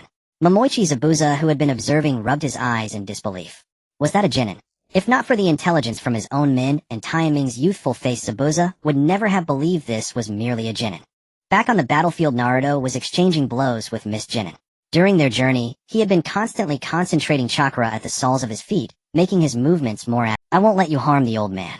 As the battle erupted, Uzumaki Naruto unleashed a forbidden technique. Multiple shadow clone technique expanded his clones to 10. 10 figures moved in unison, rendering them invincible. Meanwhile, Uchiha Sasuke, with richer combat experience, held a single shuriken and charged repeatedly through the mist ninja's encirclement without faltering. Boss, things don't look good. On the cruise ship, a fat man beside Gato said anxiously, Momochi Zabuza won't lose, will he? Why worry about that? No matter how incompetent Zabuza is, he still a useful tool. If he fails, it'll save the remaining payment. Gato stubbed his cigar into the ashtray, his voice icy. The battle on the dock continued. The main front. After a period of fierce fighting, the Chunin from the earlier ambush group was pierced through the neck by a shuriken from Tianming. Thus, only Haku remained among the ninjas surrounding. Still not using your Kekiai Genkai, Tianming said coldly. How do you know? Haku's mask was half shattered, his handsome face filled with shock. Words are useless. Tianming had no desire to chat. He was only puzzled why the check-in quest hadn't been triggered yet. Haku, kill them with all your might. At that moment, Momochi Zabuza's order came down. Most of the mist rebel ninjas were already dead. The battle reached a fever pitch, and Uzumaki Naruto and Uchiha Sasuke were both battered and bruised after defeating their opponents. Hearing Zabuza's command, Haku hesitated no more. He rapidly formed hand seals, and in the next instant a ring of ice mirrors rose around Tianming. Qingchuan Tianming. Uchiha Sasuke rushed over to help. Water prison technique. Momochi Zabuza suddenly appeared behind Sasuke and touched him. A water sphere of concentrated chakra instantly trapped Uchiha Sasuke inside. Sasuke. Uzumaki Naruto shouted, directing his wobbling shadow clones to charge. Momochi Zabuza drew the large sword slung across his back and swung it. A water blue blade of light roared out cleanly, severing Naruto's shadow clones at the waist. I will make you die in despair. Momochi Zabuza's cruel voice echoed through the demonic mirror ice crystal. Each mirror displayed the images of Uchiha Sasuke trapped in the water prison and Uzumaki Naruto struggling to rise from the ground. Then Haku's figure entered the demonic mirror ice crystal. You have talent, but Zabuza wants you dead, so you must die. With those words, Haku formed a single hand seal and swung his needles sharply. 1,000 killing water needles. Just as the attack was triggered, Tianming finally received the check-in follow-up. Check-in quest activated. Check-in, stand still for 10 seconds. Tianming waited silently as the countdown began. The countless ice needles surged toward him, instantly slashing across his entire body. During the check-in, he could not use chakra. Tianming had to endure it. Despair, huh? Standing outside the demonic mirror ice crystal, watching Tianming being pierced by the 1,000 killing water needles, Zabuza laughed cruelly. Despair? Zabuza, how about you die after 10 seconds? Taiming's voice was ice cold. He felt no sympathy for the bond between Zabuza and Haku. He only wanted to kill. 3, 2, 1. Check-in successful. Quest reward, Tremor Fruit Green.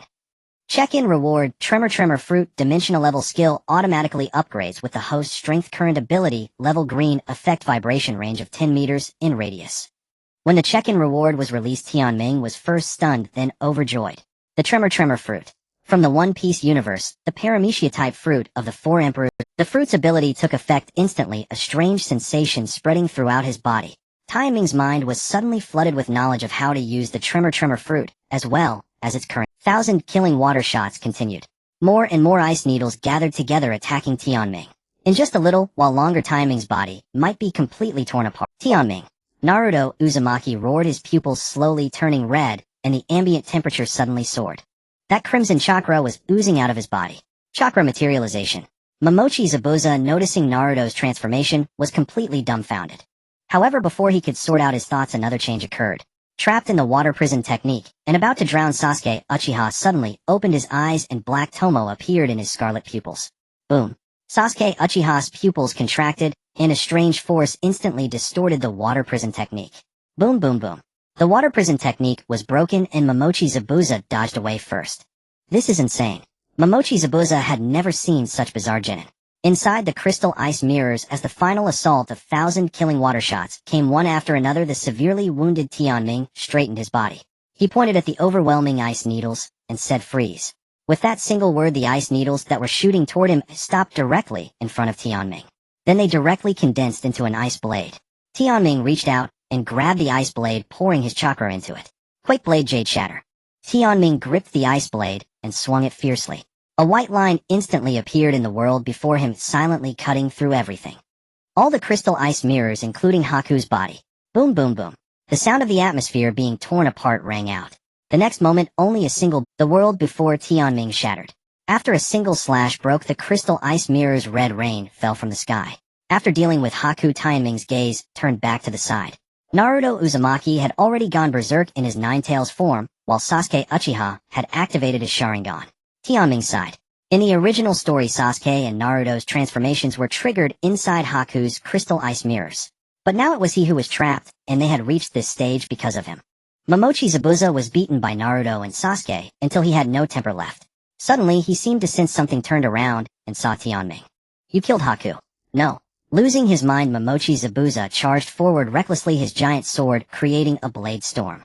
When Momochi Zabuza stepped into the 10-meter range, Tianming raised his ice blade. With a single slash, the white line that cut through everything made Momochi Zabuza disappear. Thud! Tianming collapsed to the ground. Using the fruit's ability twice in a row, his severely injured body could not withstand it. Qingchuan Tianming. Sasuke Uchiha took a few steps and also collapsed to the ground. Meanwhile, Naruto Uzumaki had fallen into unconsciousness. The whole world suddenly fell silent, and snowflakes fell from the sky. On the luxury cruise ship, Gato, the biggest winner, emerged grandly with a dense crowd of samurai and ronin. Tazuna couldn't escape at all, and was directly subdued.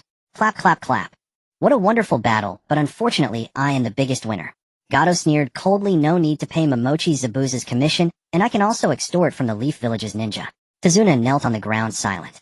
You will never see a bridge in the land of waves. The samurai's katana was already at Tazuna's neck, just as the samurai was about to strike. Suddenly, a giant kunai came flying from afar, directly cleaving the samurai in two. The samurai and ronin swore it was the largest ninja tool they had ever seen in their lives. "Boys, let them feel the fury of youth." Mike Guy's voice arrived before he did. That passionate, youthful voice stirred up gales that made it hard to open one's eyes. Rock Lee and Niji Hyuga arrived in time, and without a word charged into the crowd of samurai and ronin from left and right. Leaf whirlwind. 8 trigrams, 64 palms. Sometimes the ups and downs of life come so quickly. Less than 3 minutes after Gato finished his harsh words, his proud samurai group was completely wiped out by 2 genin. Boys finished the fight. Mike Guy walked over from behind, carrying Naruto and Sasuke on his shoulders. As for Tianming, he was being supported by Tenten. Qingchuan Tianming. Rock Lee immediately recognized him. "Tenten, he and I are friends, leave him to me." "Little Lee, you're too clumsy, better not." "Where am I clumsy?" "Obviously you are." The 2 bickering lovers started quarreling as soon as they met, but Rishiang Ningxi never involved himself in such matters. "Don't come near me, Aya." Kato fell flat on his back, his previous high spirits completely vanished. However arrogant he was, his strength relied on the samurai and ronin he had raised. Now that he was left alone, he was naturally scared out of his wits. As one of the genius ninjas of his generation, Rishiang Ningxi was not only strong in strength, but also ruthless in heart. Faced with Kato's pleas for mercy, his expression did not change at all. "Please wait." Tazuna ran over and bowed, saying, "Please let me do it myself." Kato, for his own selfish desires, built his empire on the entire land of waves. Over the years, countless people in the Land of Waves had died or suffered because of him living in darkness day after day. Rishiang Ningxi glanced at Maite Kai, who gave a thumbs up and said, "A real man should be humble." Rishiang Ningxi was still not accustomed to Maite Kai's constant youthful enthusiasm, but he still handed the shuriken to Tazuna. Thump! Kato knelt down directly and kowtowed repeatedly. "Lord Tazuna, spare me. If you let me go, all my wealth will be yours. The money is all on the yachty. I can take you to get it. These blood money that suck the sweat and blood of countless people in the Land of Waves, I will not take," Tazuna said coldly. "Lord Tazuna, if you don't tell, and I don't tell, who will know? These leaf ninja are hired by you, right? Tell them to let me go, and I, Kato, will leave the Land of Waves and never come back." If it were someone else, they would naturally be tempted by Kato's wealth. But Tazuna would not. He had spent half his life building bridges. He lived like a bridge, straight through the world. "I will not spare you, nor will the people who have died at your hands over the years spare you. Go regret in hell." Tazuna roared and thrust the shuriken directly into Kato's chest. The portly Kato couldn't dodge at all, and was pierced straight through. Tazuna gripped the shuriken with both hands and stabbed Kato's body fiercely. He pushed him to the shore and threw him directly into the sea. Thus, the shadow that had hung over the Land of Waves for years was dispelled. After doing all this, Tazuna, an elderly man, cried like a child on the dock. The Land of Waves incident, though full of twists and turns, ended safely without any major danger. Team 3 went all the way directly, sending Rishiang Ningxi to accompany Tazuna to the Land of Waves to wipe out Kato's remaining forces. Without Mist Ninja or Samurai Ronin, Kato's organization would be completely overthrown before long. Meanwhile, Maite Kai led Team 3 to bring the 3 members of Team 7 back to Konoha. Along the way, Liloaka chattered non-stop, insisting on taking care of Qingchuan Tianming. In the end, Maite Kai directly threw Yuzebo's Wuzhu and Xuanhua Mingren to him to experience youth. When they returned to Konoha village, as they neared the village, Maite Kai suddenly said seriously, "This time my battle with Kakashi did not end in victory. It seems the decisive match will have to be the Chunin exam half a year later." Li Tian. Akaizensai. Liloaka and Tian had never heard Maite Kai speak so solemnly before. "Ningxi is a very talented descendant of the Rishiang clan, and he will only grow stronger. So you must never slack off," Maite Kai said bluntly. "Moreover, the 3 little ones of Team 7 have already surpassed you in a short time. But Kaizensai believes you are not inferior to them. You will become stronger. Right? Yes. Kaizensai." Liloaka was instantly pumped up. Tian, though not as exaggerated, also felt her blood boil. "Great. Let's experience youth to the fullest." Soon after the 3 were sent to the ninja hospital, they woke up one after another. Tianming was the first to wake. As soon as he opened his eyes, he found himself in a hospital room, and on the bed next to him lay Xuanhua Mingren and Yuzebo's Wuzhu. Awake. At that moment, Chimu Kakashi at the door put away Aika Paradise, and walked in. "Kakashi-sensei, how did I get back?" "Naturally, Team 3's assistance. Did you think I saved you?" Chimu Kakashi made a rather awkward joke. "You 3 exceeded the mission requirements, and even killed all the Mist Rebel ninja. That's really impressive. No one dislikes honor, and Chimu Kakashi was no exception." He himself had never expected that after overusing his Sharingan, when he woke up again, his students had already completed the mission on their own. Ahem. "Kakashi-sensei, is this what you meant by severely criticizing them?" The 3rd Hokage, Yuanfei Risen, walked into the room and said calmly. "3rd Hokage." Chimu Kakashi stood straight, waiting to be scolded. Tianming's throat rolled, but before he could speak, he was cut off by Yuanfei Risen. "You're all being ridiculous. Is this kind of mission something you can carry out? If Team 3 hadn't come to the rescue, you wouldn't have come back," Yuanfei Risen said earnestly. Tianming nodded repeatedly, but in his heart, he felt differently. Following the young master, the treatment was really good. Upon deeper reflection, the composition of Team 7 was nothing short of a dream ensemble. Hatake Kakashi, a prodigious jonin, the copy ninja, and a disciple of the 4th Hokage. Meanwhile, Uzumaki Naruto was the son of the 4th Hokage and the Jinchuriki of the 9 Tails. Uchiha Sasuke, bearing the blood feud of his entire clan, was equally gifted. As for Qingchuan Tianming, he possessed extraordinary chakra and unparalleled combat experience. Such raw talent, properly nurtured, would become the backbone of Konoha. "Alright, don't be too reckless from now on. Your safe return is a blessing in disguise," Sarutobi Hiruzen set aside his scolding tone. "Kakashi trained them well. Prepare them for the Chunin exams." With that, Hiruzen rose and left the hospital room. "Kakashi-sensei, what are the Chunin exams?" came Uzumaki Naruto's puzzled voice. "It's the examination for genin to advance to Chunin, a comprehensive test of a ninja's abilities. Held twice a year, all villages with eligible participants gather to compete." Hatake Kakashi explained briefly. "Wow, then there must be a lot of strong guys." Naruto couldn't contain his excitement. Don't be so optimistic. The Chunin exams aren't as easy as you imagine. Kakashi poured cold water. Naruto scratched his head. Kakashi-sensei, how did you pass the Chunin exams? Me. Kakashi thought for a moment. I forgot. After all, I became a jonin at 12. After leaving the hospital, Kakashi gave Team 7 3 days off. When Xinchuan Tianming returned home and opened the door, he saw an unexpected visitor. There was Hinata Hugo wiping the floor with a wet cloth. Tianming was utterly bewildered. What was going on? Kiming, you're back. Hinata looked up, her face brimming with gentle warmth. Hinata, why are you in my house? Tianming was genuinely confused. Don't misunderstand. I asked Kakashi-sensei for your address when you didn't return, so I came to help clean. I haven't touched anything. As a war orphan, having a house was already a blessing far from comparable. The mission in the Land of Waves had lasted nearly half a month. Without cleaning, the place was indeed filthy. Thank you, Hinata. Tianming expressed his gratitude. No, I should thank you, Hinata murmured. On the first day of school, you and Naruto helped me out. It was nothing. Tianming hadn't given that chubby kid a second thought. Perhaps it was nothing to you, but it meant something to me. Hinata said earnestly. Anyway, I finished cleaning your house. You'll be going now. With that, she left Qingquan's residence. Tianming stood at the entrance, not seeing her out. A bold thought crossed his mind. Could it be that Hinata had feelings for him? This wasn't baseless. Before his transmigration, Tianming had been a young man in his 20s. He understood matters of the heart. Hinata's hesitation and shyness gave him a tantalizing illusion. Could Hinata like me? Tianming muttered, stroking his chin. But then again, wouldn't a gentle girl like her be a wonderful catch? Who wouldn't adore a disposition as soft as water? Tianming admitted he had a weakness for the gentle type. Whatever happened, happened. Besides, this wasn't the time to covet the crown prince's sweetheart, was it? Winning a girl with skill wasn't stealing. After Hinata hurried out of Qingquan's house, she ran all the way back to the Hyuga compound, her cheeks still flushed. She had lied earlier. She hadn't asked for Naruto's address, only Qingquan's. Stupid Hinata, what are you doing? Hinata was mortified. Ever since that first day of school, when Tianming had boldly driven away the thugs, his image had lingered in her heart.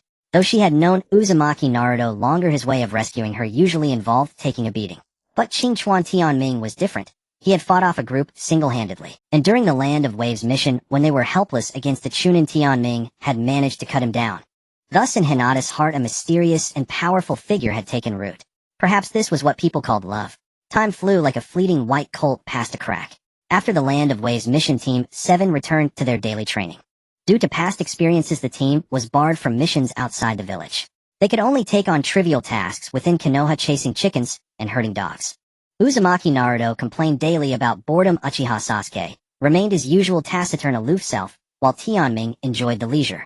His extraordinary chakra allowed him to master precise control instinctively, and he learned jutsu at an astonishing speed. Moreover, with no daily sign-in tasks to complete, Tianming was perfectly content. Kakashi-sensei, when will this ever end? Uzumaki Naruto was in a disheveled state, having just finished a drank mission, helping an old lady catch chickens. Isn't this fine? Hatake Kakashi as a teacher did not need to do the work himself. How is this fine? Aren't ninjas supposed to risk their lives? Uzumaki Naruto pouted. So that's what you think. Hatake Kakashi closed his copy of Ika Paradise and said, but your teammates don't seem to think so. Uzumaki Naruto turned to look and saw Uchiha Sasuke expressionlessly wielding a scythe to cut grass. Each swing of the scythe released chakra that cleared the grass before him. On the other side, Xinchuan Tianming was happily chopping wood with an axe. Haruno Sakura was threading a needle with the old lady. Sasuke, Tianming, don't you have any thoughts? Uzumaki Naruto was perplexed. Where had the camaraderie of risking life and death together gone? Naruto, your mindset is far behind theirs. Hatake Kakashi explained. Although you are all performing simple tasks, take a good look at how Xinchuan Tianming and Uchiha Sasuke utilized their chakra. At these words, Uzumaki Naruto's smile faded. Indeed, it seemed he was the only one actually doing the work. Why didn't they tell me the trick? Uzumaki Naruto immediately formed hand seals, shadow clone technique. In no time, 10 clones entered the chicken coop. After most of the day, the drank mission was nearing its end. Ding! A check-in mission has been triggered. Please proceed to the classroom to check in within the time limit. On the way back to the village, after a month of silence, a new check-in mission had finally arrived. Tianming calculated that it was exactly the time for the Chunin exam. Starting tomorrow, you don't need to come to Team 7's meeting point. Prepare for the Chunin exam. As they were about to disband, Hatake Kakashi suddenly added a reminder. Kakashi-sensei, so soon. Uzumaki Naruto was taken aback. Although he complained about being bored every day, the Chunin exam arriving so quickly still caught him off guard. It's always been around this time every year, Hatake Kakashi said calmly. Anyway, with your abilities, it shouldn't be a problem. Could it be that Kakashi Sensei has some inside information? Uzumaki Naruto grinned. Hatake Kakashi raised his hand and gave him a sharp knock on the head. You have to rely on yourselves. The examiners change every year. Good luck. With that, Hatake Kakashi's figure vanished. He sure left quickly. Uzumaki Naruto rubbed his head. Let's all do our best. Haruno Sakura gave a dry laugh to ease the atmosphere. Uchiha Sasuke walked away without looking back, as laconic as ever. Qingchuan Tianming, good luck. Tianming nodded. Let's all do our best. Back at the Qingchuan home, after taking a shower and washing his clothes, Tianming lay down on the big bed. Tomorrow would be the legendary Chunin exam, and from this event the storyline of the Naruto world would advance fully. Gaara. The Clash of the Konoha Rookie 12. Tianming's eyes lit up. In the original story, Orochimaru's first appearance in the Chunin exam was for Sasuke. In the end, he left unbeknownst to Tianming, Orochimaru's chosen vessel had already changed from Sasuke to him, Qingchuan Tianming. Meanwhile, outside, Konoha ninjas from other villages were grabbed. In the shadows, Kabuto Yakushi, wearing glasses, looked at the sound ninja trio before him and said calmly, in this Chunin exam your mission is to bring back one person. Kabuto Yakushi took out a scroll and showed it to the sound ninja trio. Failure is not an option. Kabuto-sama, is such a minor character worth your involvement? The bandaged man of the sound ninja trio, Dosu Kanuta, asked. Although Kabuto Yakushi appeared harmless, who could tell that such a gentle-looking person was actually a key subordinate of Orochimaru? This mission is to be carried out by you alone. Additionally, during the Chunin exam my identity must not be exposed. If anything happens that could reveal my identity, I will kill you without hesitation. Kabuto Yakushi finished coldly and turned to leave. Is he always this arrogant? Asked Zaku Abomi of the trio, annoyed after Kabuto had gone far. Say no more, the bandaged man Dosu said with a sharp gaze. Don't underestimate Kabuto Yakushi. In the snake pit, many who challenged him ended up as nourishment. The snake pit. The general term for Orochimaru's hideouts, a place of unimaginable evil that many could only dream of, yet also the most coveted place for countless villains. Those who could enter the snake pit were no pushovers, especially since Orochimaru had inhuman methods to make people stronger. Therefore, many prioritized completing Orochimaru's orders and receiving rewards. As long as we capture the target and bring him back, Lord Orochimaru will reward us, and our status in the snake pit will rise. The night passed without incident. The next day, Tianming rose early. On his way to school after leaving Qingchuan's house, he encountered the Sunigakure trio. In this instance of the Chunin exam, other ninja villages were dispatching formidable shinobi, and Sunigakure was no exception. Having arrived in Konoha for the first time, Kankuro and Temari naturally became lost in its expansive streets. I'm so busy. Why not use a jutsu to blast a path? Kankuro, frustrated, was about to form hand seals. No. Temari refused coldly. This is Konoha.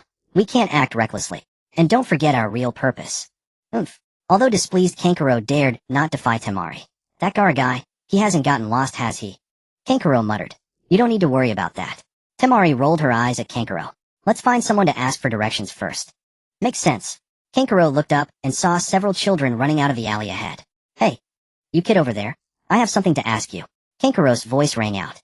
The playing child froze on the spot, then burst into loud crying. It must be said that Kankuro's puppeteer outfit was quite frightening. Hey, what are you crying for? Kankuro instantly appeared before the child reached out and picked him up. A kid like you. I really want to kill you. Slap. At that moment, a chakra-coated pebble silently appeared behind Kankuro's head. The stone struck the back of his head, he winced in pain, and then roared in anger. Who attacked me? Hearing Kankuro's roar, Temari, who was a bit behind, narrowed her beautiful eyes. The stone had struck Kankuro from behind, meaning the attacker was behind them. You've come to my Konoha to bully people. From the alley behind Temari, Tianming walked out leisurely.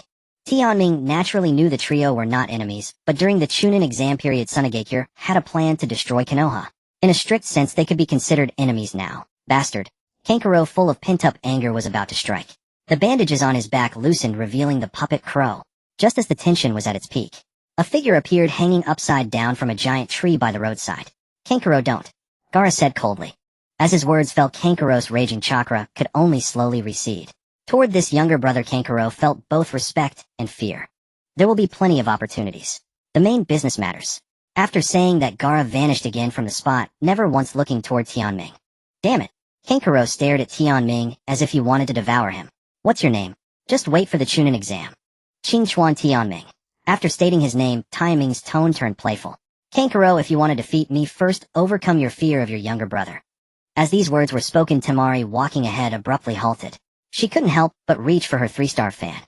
Kankuro regained some rationality amid his fury. He wasn't a fool. They were in Konoha for the first time, so logically no one should know them. Tianming didn't directly reveal it. Instead, he looked at Temari and said, "Temari, with your strategic mind, are you going to attack?" At that moment, Temari was truly certain. This person before her might know about the Konoha destruction plan. "You know our plan." Temari's voice wavered. She hesitated whether to join forces with Kankuro and force an attack. Tianming's smile didn't fade, or in fact he laughed out loud. "Your plan is unknown to the Konoha higher-ups. What I can tell you is that it will fail. And as for strategy, I think you'll get to know someone named Nara Shikamaru." "Who is Nara Shikamaru?" Temari asked. "Who is he?" "He is your future husband." Of course Tianming wouldn't reveal that.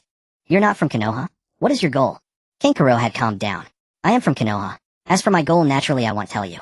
After all, everyone has secrets, right?" After saying that, Tianming approached the child who had been frightened into crying by Kankuro and gently offered a lollipop. Temari and Kankuro stared at Tianming for a while.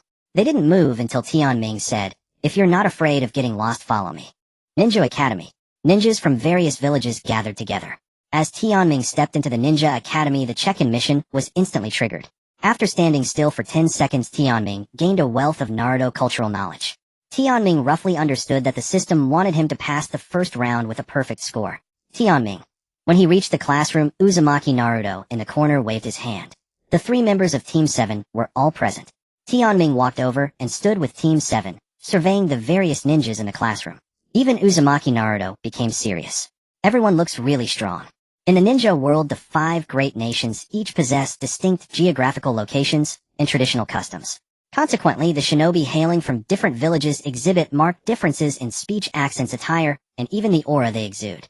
Among them, the most conspicuous were the Sand Trio and the Sound Ninja Trio. At that moment, Kabuto Yakushi stepped forward to elucidate. They are shinobi from the Otoge-kure village, formidable in strength. "You know them?"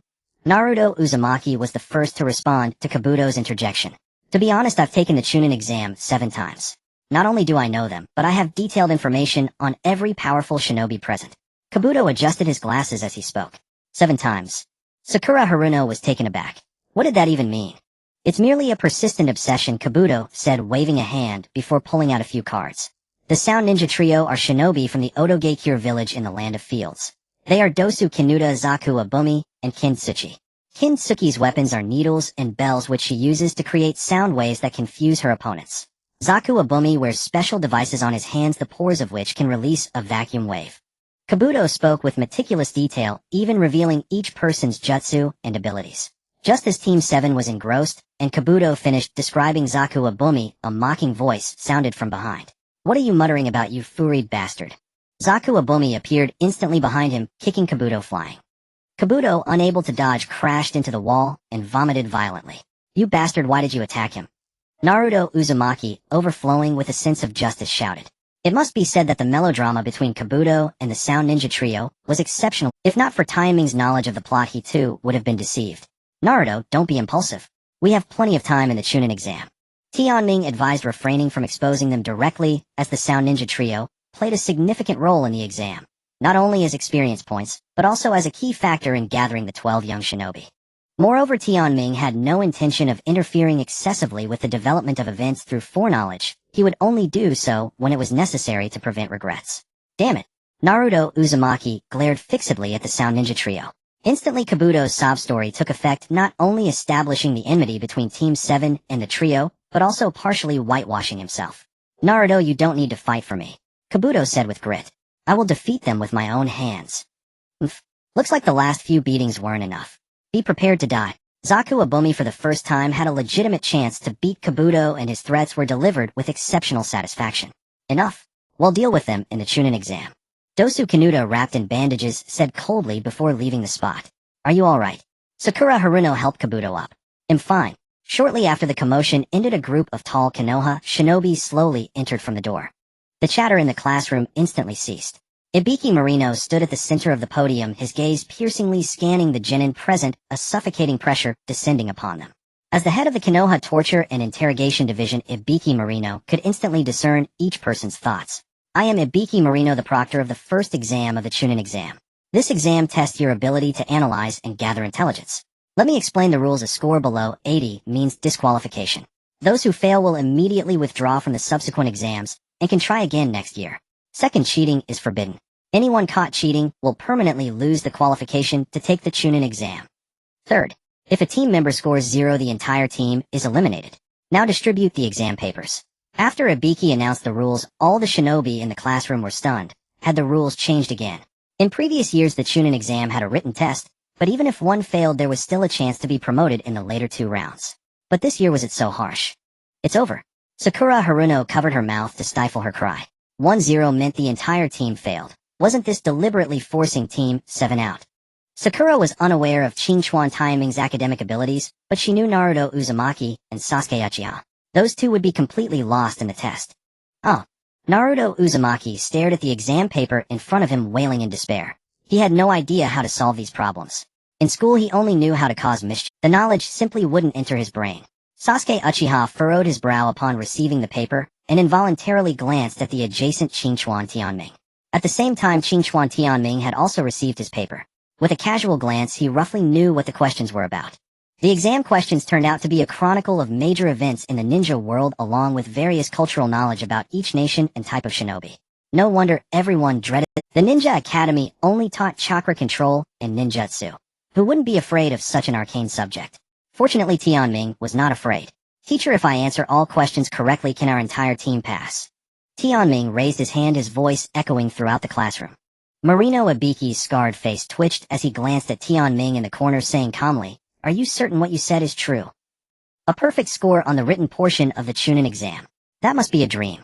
Since the inception of the Chunin exam, no one has ever achieved a perfect score on the written test. Even the renowned figures of today have never recorded a perfect score. You are quite arrogant, but failing to recognize your own limitations is futile. Marino Ibiki shook his head, saying, "Confidence is a good thing, but excessive blind confidence is not." Tianming lowered his hand, knowing that Ibiki was unlikely to believe him. After all, such a thing was inherently unbelievable. "Tianming, do you want to copy mine?" A soft, gentle voice came from Hyuga Hinata beside him. She thought Tianming probably couldn't solve the problems, and was just trying to show off. "I can write it myself." Tianming smiled, and then began to write furiously. The scratching sound of the pen was particularly harsh in the quiet classroom. Tianming's answering movements acted like a signal. The others also began to display their own skills. Uchiha Sasuke crossed his arms and rested his chin on his hands. He closed his eyes, and then opened them again. The Sharingan had been activated. Under the Sharingan's vision, not only could he see the answers of the person in front, but he could almost see their internal organs. Gaara by the window waved his hand, and a wisp of sand circled the exam hall, before landing on his desk, arranging the answers automatically. Meanwhile, the Sound Ninja trio in the corner simply closed their eyes, and could hear the answers through sound. Just as everyone was displaying their extraordinary abilities, Tianming raised his hand again. Marino Ibiki's expression darkened, and he said, "If you raise your hand this time to claim a perfect score, I will disqualify." Tianming. Haruno Sakura was also puzzled. Was he trying to steal the spotlight again? "I'm finished. Can I submit early?" Tianming walked to the podium with his exam paper and slapped it down.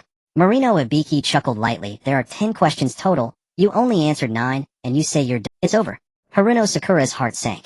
She never expected Tianming to be so bizarre. Was Team 7 going to be eliminated? Tianming looked at Marino Ibiki calmly, and said slowly, "The 10th question. Isn't it for you to present?"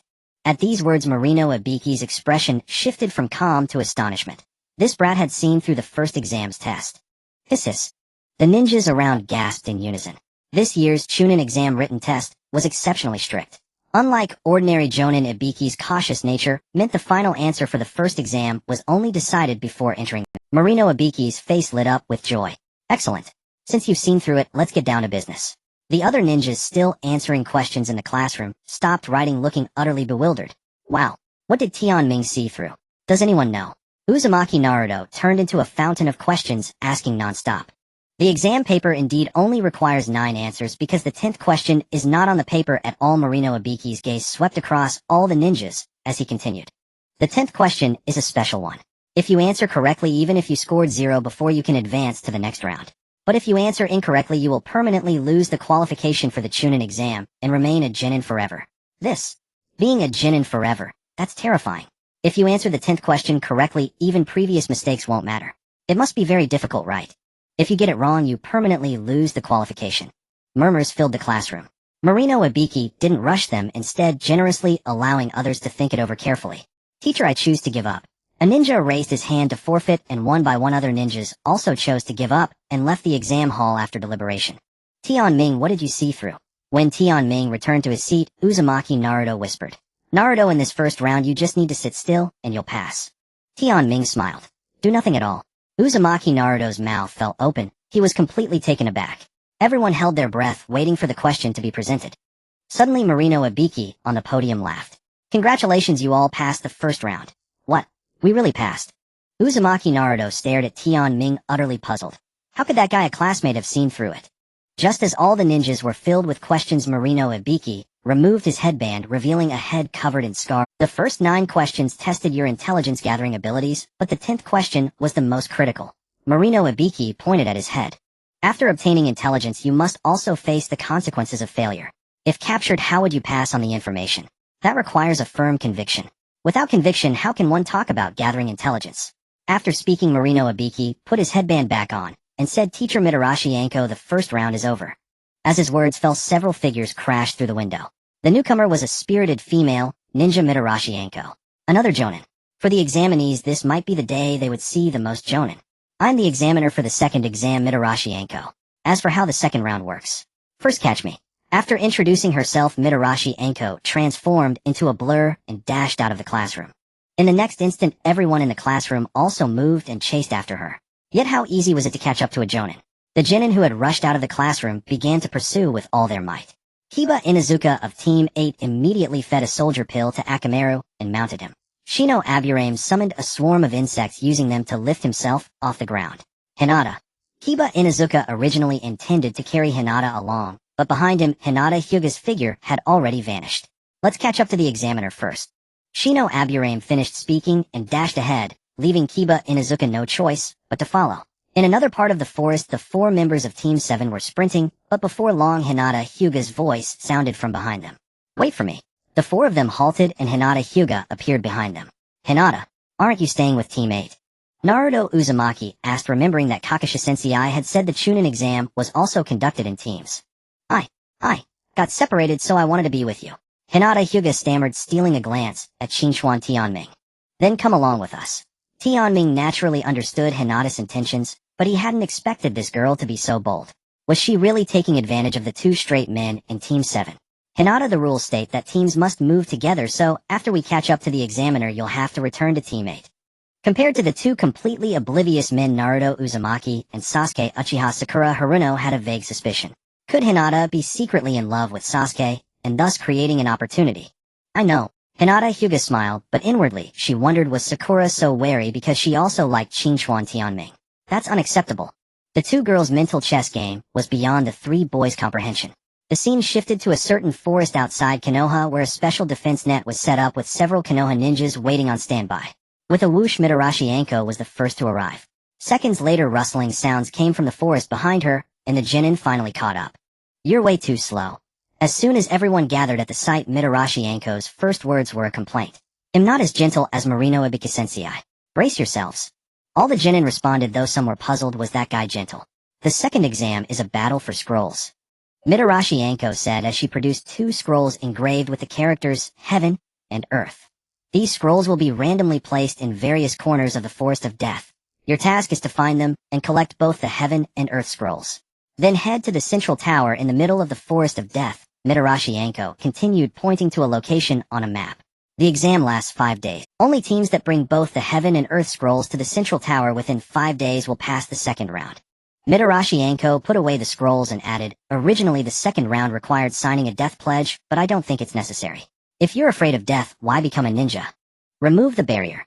At Mitarashi Anko's command, the Konoha ninjas beside her began forming hand seals, and the defense net behind them vanished.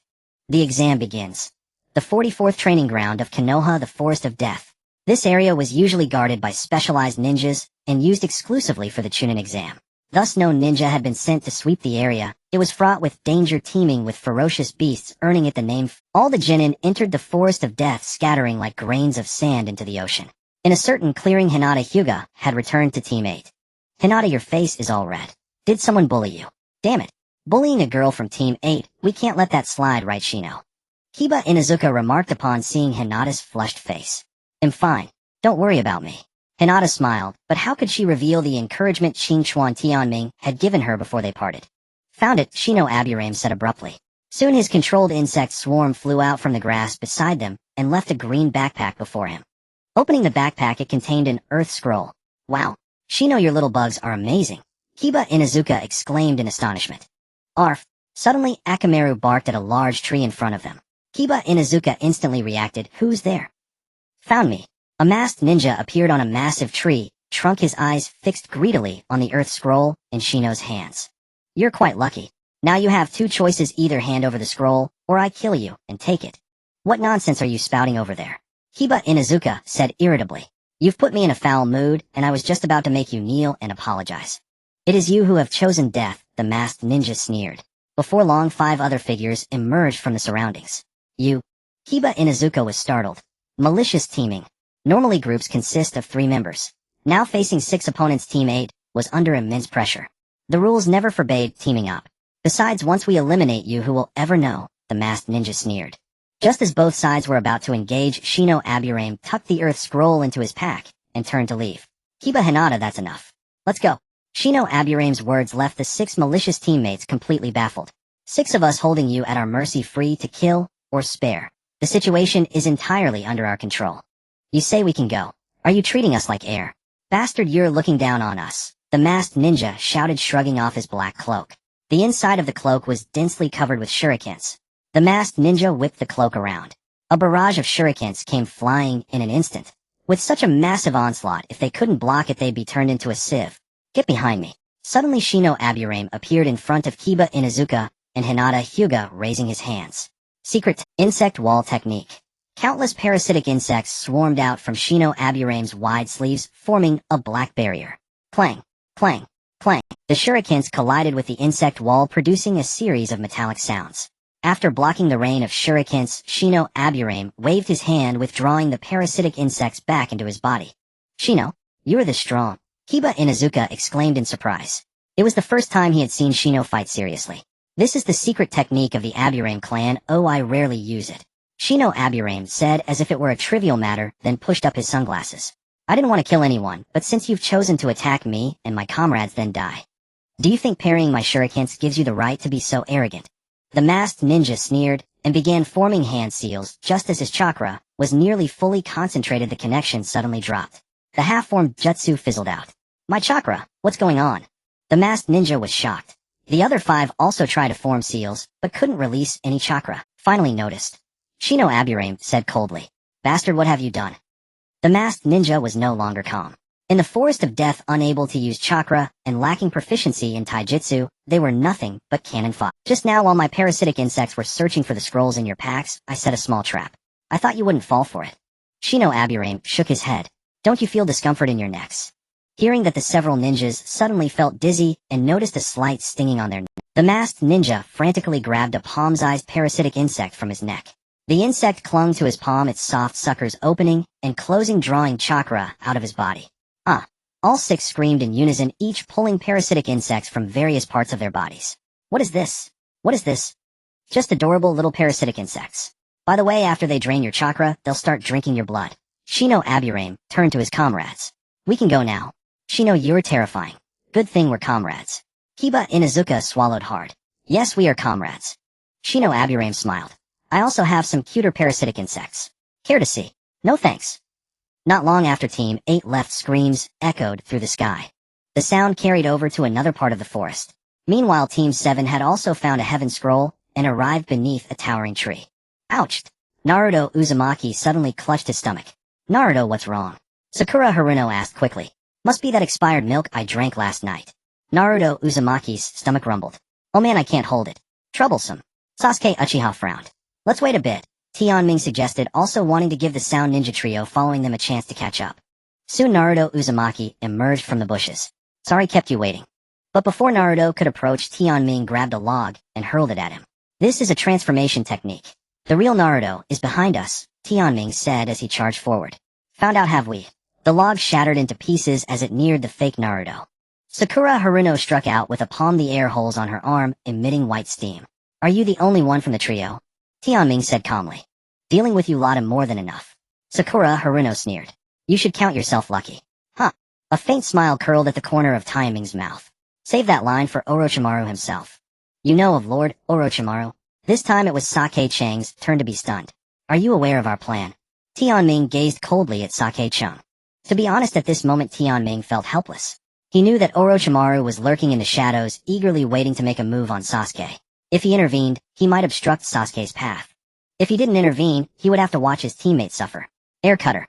Just as Tianming was distracted, Sake Chang quickly distanced himself and struck an invisible shockwave of compressed air came hurtling toward him. With a thunderous roar, Tianming narrowly dodged the attack, yet he couldn't help but marvel at Sake Chang's technique. This method inflicted damage by compressing air, bearing a certain resemblance to the tremor fruit. Tianming pulled out a shuriken and threw it. Two streaks of silver light vanished in an instant only to reappear on both sides. Explode. Sake Chang thrust both hands forward, unleashing another air cutter that deflected the shuriken. Bastard, watch my multiple shadow clone technique. At that moment the other three also came running back from behind. The untied Naruto Uzumaki like a wild beast raised his hand and unleashed a forbidden technique. The forest was suddenly filled with countless Naruto clones, all charging at Sake Chang simultaneously. Faced with the onslaught of multiple shadow clones, Sake Chang remained unfazed and clasped his hands together. A strange sonic wave emanated from the wind holes in his palms. The countless Naruto clones froze for an instant before twisting. Sound scream. Sake Chang thrust both palms forward, and a bizarre sound instantly pierced through the shadow clones. What? Naruto Uzumaki couldn't believe his eyes. His most proud technique had been dismantled without even touching a single hair of the enemy. Using the power of sound frequency to shatter the chakra connection, I see. Tianming said calmly. Any ninjutsu requires chakra to operate. Naruto's multiple shadow clone was no exception. When it approached Sake Chang, the latter's sound scream frequency shattered the link between the original and the clones, thus achieving the feat. Sake Chang did not answer Tianming. Instead, he closed in with a rapid charge, unleashing several air cutters toward all members of Team 7. Facing such a formidable opponent, no one dared to meet him head-on. But Tianming did not retreat. Not only did he not retreat, but he stepped forward and slowly raised his hand, pressing down. Sake Chang's air cutters were instantly forced to a halt, their power deflected to the sides. What kind of ninjutsu is this? Sake Chang's advancing steps came to an abrupt. He could sense that the air cutters were neither shattered nor neutralized, but rather suppressed by another force of compressed air. Unheard of. Sake Chang's gaze toward Tianming shifted once more. So this is the vessel Lord Orochimaru has his eyes on. Damn it. A flicker of envy crossed Sake Chang's face, and then he quickly formed hand seals. His arms began to shed skin, blood oozing out, and the wind holes on his palms turned red. Air cutter rending tiger. With a roar from Sake Chang, a fierce tiger formed from compressed air materialized and charged toward Tianming. Sake Chang had gone for the kill, and Tianming in turn showed no mercy to his enemies. Quake blade jade shatter. Tianming raised his hand and used his fruit ability, randomly grabbing a piece of air to form a blade, then swung it forward. A white line that cut through everything instantly pierced the chakra tiger and the Sake Chang behind it. Sake Chang's eyes widened as he finally understood Tianming's method. He didn't use any sound ninja techniques at all. He simply crushed the air with pure force. With a boom, Sake Chang's body began to split apart and then dissolved into nothingness. Tianming could have chosen not to use his fruit ability, but in his battle with Sake Chang, he deliberately drained nearly all of his chakra just to allow Orochimaru to place the curse mark on Sasuke. In this way, he wouldn't feel stifled, nor would he steal Sasuke's power-up. Besides, he had the check-in system. Plenty of rewards awaited him in the future. A mere curse mark was nothing. After Sake Chang was dealt with before the others could react, a massive snake suddenly emerged from the depths of the forest. It charged straight at the three members of Team 7, lunging with its jaws wide open. At the critical moment, Naruto Uzumaki pushed Sasuke and Sakura Haruno away, but was swallowed whole by the giant snake. Naruto. Sasuke Uchiha tried to rush in with his Sharingan activated, but was knocked flying by a swipe of the snake's tail. After scattering Team 7's formation, the giant snake opened its massive maw and a black snake emerged from within. Once the separation was complete, the first snake scurried away, but the black snake charged straight at Tianming. What the? Tianming quickly leaped onto a tree trunk to dodge, but before he could react, a figure appeared behind him. It was none other than Orochimaru. Qingchuan, Tianming, a pleasure to meet you. The person wearing a human skin mask said with a forced smile. I witnessed your entire battle. Your body is exquisite. Both the overflowing chakra and the overwhelming power are perfect. Hearing Orochimaru call out his name, Tianming was puzzled. Orochimaru, why have you come to Konoha? Me. Orochimaru extended his tongue and licked the surface of his mask. What if I said it's for you? Damn. Orochimaru, you're not playing by the script. Where was the Uchiha Sasuke that was promised? How had it turned into himself?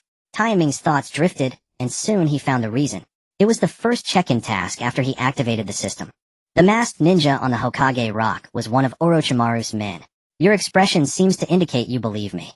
Orochimaru chuckled, slithering down from the tree trunk with a sinuous motion. Great fireball technique. Tianming opened his mouth and expelled a searing fireball that struck Orochimaru directly, but the latter did not dodge, advancing through the flames. Although Taiming's constitution was that of peak chakra in essence, it meant his chakra reserves and recovery exceeded those of ordinary ninjas. But that did not mean it was After all, recovery still took time. And the Gura Gura fruit was an extremely chakra-consuming existence, so the current great fireball technique was nothing but Tianming. Beneath the tree, Uchiha Sasuke and Haruno Sakura, having rescued Uzumaki Naruto, quickly spotted Tianming in distress. You're no match for him. Run! Tianming shouted. In the original story, the reason Orochimaru did not kill Team 7 was because his target was Sasuke, and he had more important matters. But now Orochimaru's target as a vessel had shifted from Sasuke to himself, so his motives might change. I cannot abandon my comrades. Uzumaki Naruto charged forward without hesitation. Although they had not known each other long, Taiming's strength and his decisive intervention in the Land of Ways had earned the recognition of all of Team 7. Boom! At that moment, a huge hole burst open in the ground, and another purple serpent emerged, blocking Team 7's path. Naruto, let's attack together. Uchiha Sasuke instantly activated his Sharingan and gave a signal.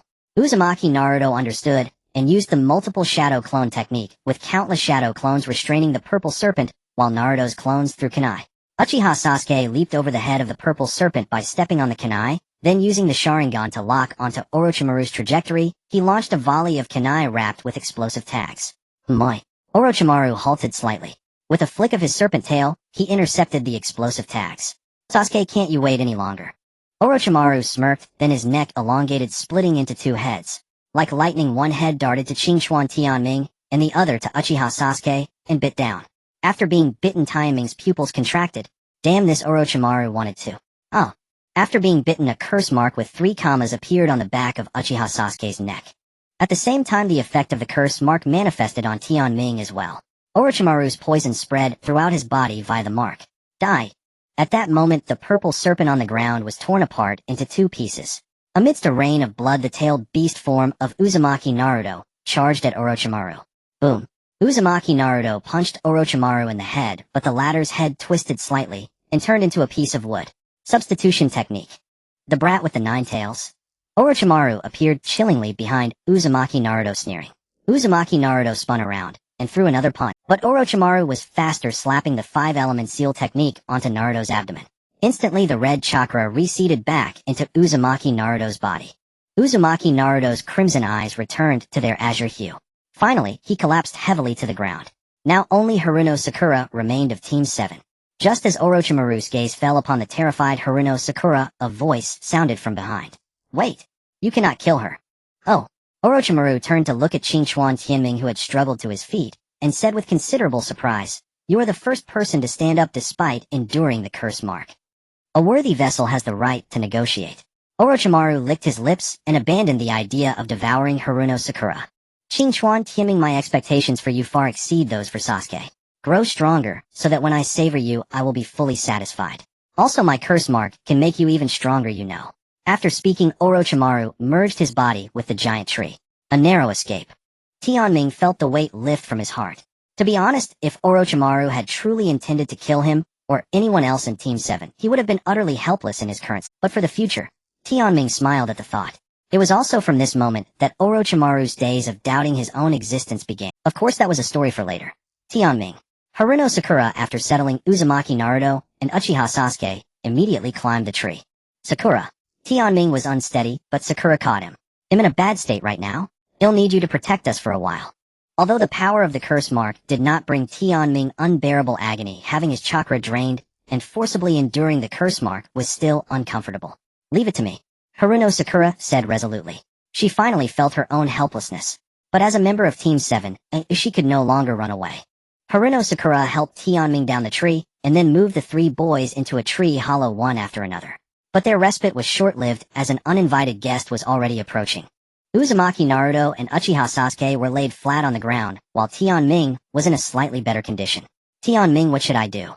Haruno Sakura asked. There are many ferocious beasts in the forest of death. Go set up some traps, Tianming replied. At this moment Sakura had not yet fully awakened, so she was somewhat at a loss. Moreover, Tianming could not simply tell her to do nothing and just wait to be beaten. With Tianming's guidance, Sakura swiftly set up several traps around the tree hollow. Meanwhile, Tianming sat cross-legged, recovering his chakra while observing the surrounding bushes. At the same time, Tuachijin and Qin Shui, who had been drawn by the sounds of battle, arrived nearby. Found them. Tuakizin's gaze pierced through the bushes and quickly spotted Sakura guarding the entrance of the hollow. Found Sake-chun. Qin Shui came to Tuakizin's side and followed his gaze. It's them. Qin Shui paused slightly. Aren't they companions of our target? Heh, Tuachijin said with a playful tone. How about we take the target first, then look for Sake-chun? Agreed. The two quickly reached a consensus. In their understanding, the mission to kidnap Qin Chuan Tianming was far too simple. He was merely, although he was also a genin, Tuachijin always considered himself a master among his peers. They served the great Orochimaru from the snake pit. How could their strength be compared to the soft, inexperienced brats of Konoha? Without even a thought of testing, Qin Shui drew a flying needle with a bell attached and flung it out. Swish! The needle tore through the bushes and shot towards Sakura outside the tree hollow. Reacting, Sakura raised a kunai to block the needle, but she utterly failed to stop it. Sakura felt a sharp pain in her left arm as a tiny needle pierced into it. When, the next instant, Qin Shui appeared behind Sakura, grabbing her pink hair. Tuachijin, it's done. The bandaged man, Tuachijin, slowly emerged from the bushes. His gaze swept over Qin Chuan Tianming inside the hollow, and he let out a cold laugh. Looks like someone has taken care of some trouble for us. Despicable. Sakura snarled. Moi. Tuachijin said indifferently. How can the law of the jungle be considered Tuachijin stepped forward to enter the hollow. Hey, don't you want to know where your companion is? Sakura spoke up. Tuachijin paused. Have you encountered Sake-chun? Where is he now? Tuachijin and Sake-chun were the best of friends. Is that how you ask questions? Sakura said coldly. I don't mind killing you first, Qin Shui said, preparing to let her go. Tuachijin commanded. What? Qin Shui was confused. Tuachi, this might be a trap. Boom.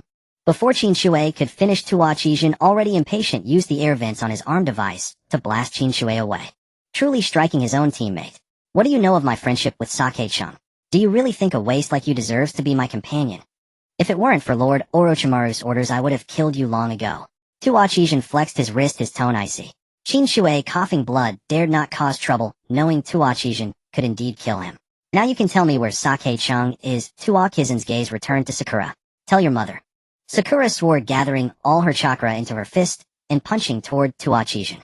Facing her attack, Tuachijin revealed a cruel smile and threw a punch of his. The sonic resonance from the air vents on his arm device blasted Sakura away. She couldn't even get close. Sakura's small body slammed into a tree root and was unable to rise, blood trickling from her ears.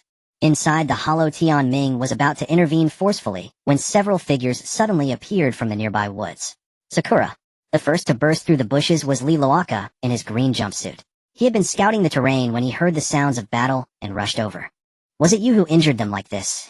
Liloaka joined the fray, saw the severely wounded Sakura and the dire state of Qin Chuan Tianming, and immediately became enraged. Before Tuachijin could respond, roars erupted from another direction. Xuanzhong, you're riding on Qi One, also joined the battle. Are you bullying someone from Konoha? At this moment, Tuakizin's expression changed. He suspected he might have been set up. Not just him, even Tianming inside the hollow didn't understand. According to normal development, the gathering of the Konoha 12 would have taken a while longer. But now it was happening early. Regardless, the Sound Ninja Trio could boast about this for a lifetime. After all, they were beaten by the Konoha 12. That was quite the spectacle. In a flash, several groups of people arrived one after another at the clearing before the tree hollow. Shikamaru, is this also your plan? Shodao Dingxi of Team 10 appeared on the tree trunk, followed slowly by Nailong Luan and Shanzhong Jinya. Nara Shikamaru, with a blade of grass in his mouth, said helplessly, this is hardly my plan, just a coincidence. He randomly chose a direction to travel, and who knew he would end up here? Nara Shikamaru quickly spotted the others and asked, looking at Aburame Shino, you all came too? Among his peers, Shikamaru was perhaps most interested in Shino of Team 8, because both of them were taciturn. Hyuga Hinata couldn't help but exclaim as she watched Tianming tremble as he emerged from the tree hollow. Tianming. This is Qin Chuan Tianming. Nara Shikamaru also looked up and down at the genius who, according to everyone, could kill a chunin. He looks pretty ordinary, Akimichi Choji mumbled while eating potato chips. It seems we don't need to intervene. At that moment, Hyuga Niji and Tintin also appeared on the side. Now all 12 of the Konoha rookies had assembled. Tawaji Jin swallowed hard, and said, "You want to gang up on me? A real man doesn't gang up. Well, fight Onion." Rock Lee declared hot-bloodedly. He even unwound the bandages from his hands. What's wrong with Lee? Hyuga Niji was puzzled. Was Rock Lee going all out right from the start? This technique was originally prepared for Niji, but now it'll let you taste it. Rock Lee assumed a starting stance, and then dashed out in the blink of an eye, his speed astonished. What are you waiting for? Attack together. Tawaji Jin barked, and beside him Shui threw the flying needles again. Be careful, Lee. The needles have bells. The sound distracts. And there's a second needle. Haruno Sakura, helped up by Tianming, shouted loudly. Upon hearing Sakura's warning, Rock Lee got even more excited. He paid no attention to the flying needles. Now was the perfect time to show off in front of his crush. Clang, clang. The flying needles struck Rock Lee's body as if hitting an iron plate. However, Lee was not unscathed after taking the needles. However, he chose to charge straight in. In an instant, Rock Lee reached Tawaji Jin and delivered an upward kick that struck the latter's chin squarely. Accompanied by the sound of a breaking jaw, Tawaji Jin was sent flying. Then Rock Lee leapt up and appeared behind Tawaji Jin. In midair, the arm bandages he had just unwound bound Rock Lee and his enemy into a ball. Front lotus. The two spun rapidly and plunged to the ground. Boom, boom. The ground cracked densely, and even the earth trembled. The 11 Konoha rookies stared in shock. In the eyes of his peers, Rock Lee was on the same level as Uzumaki Naruto.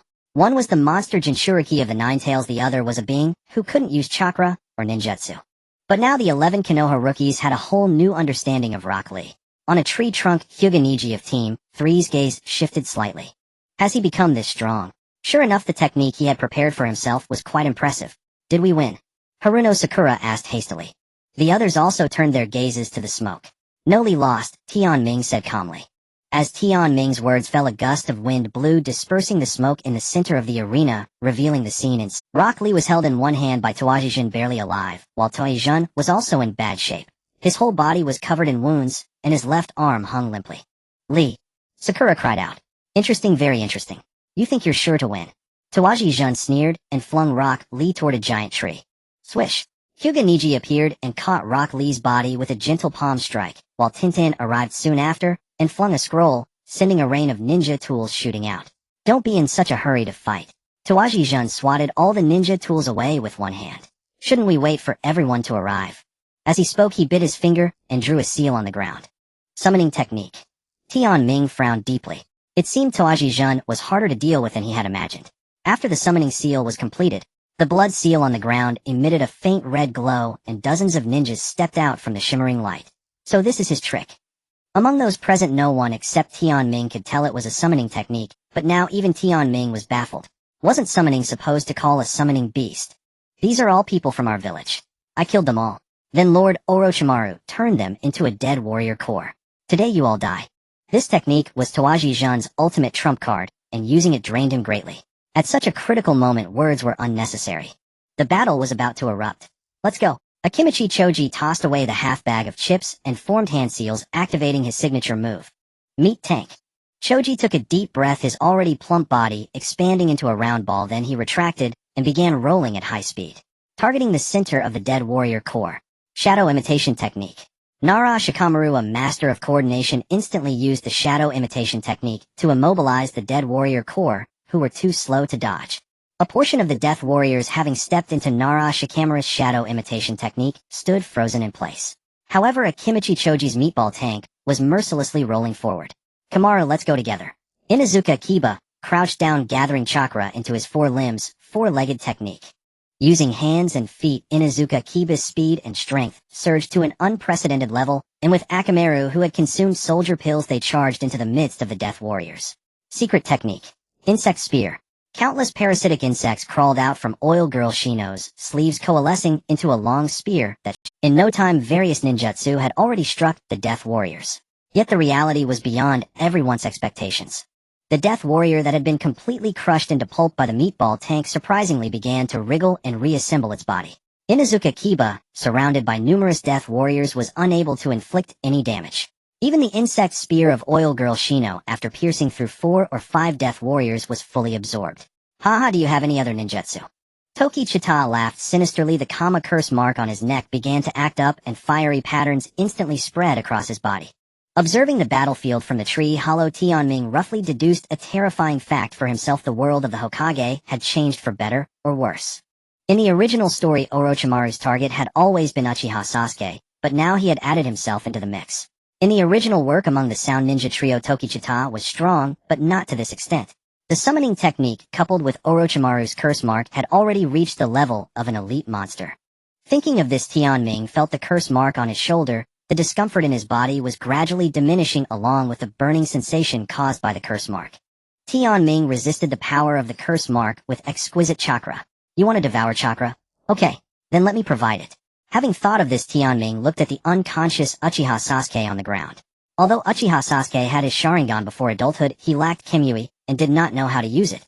Besides an unharmable great fireball technique, he had basically nothing else. The power of the curse mark was very useful to him. Chakra can achieve a balance with the power of the curse mark. With this in mind, Tianming hurriedly called out to Haruno Sakura, "Sakura, come help me. I have a way to wake Sasuke up quickly."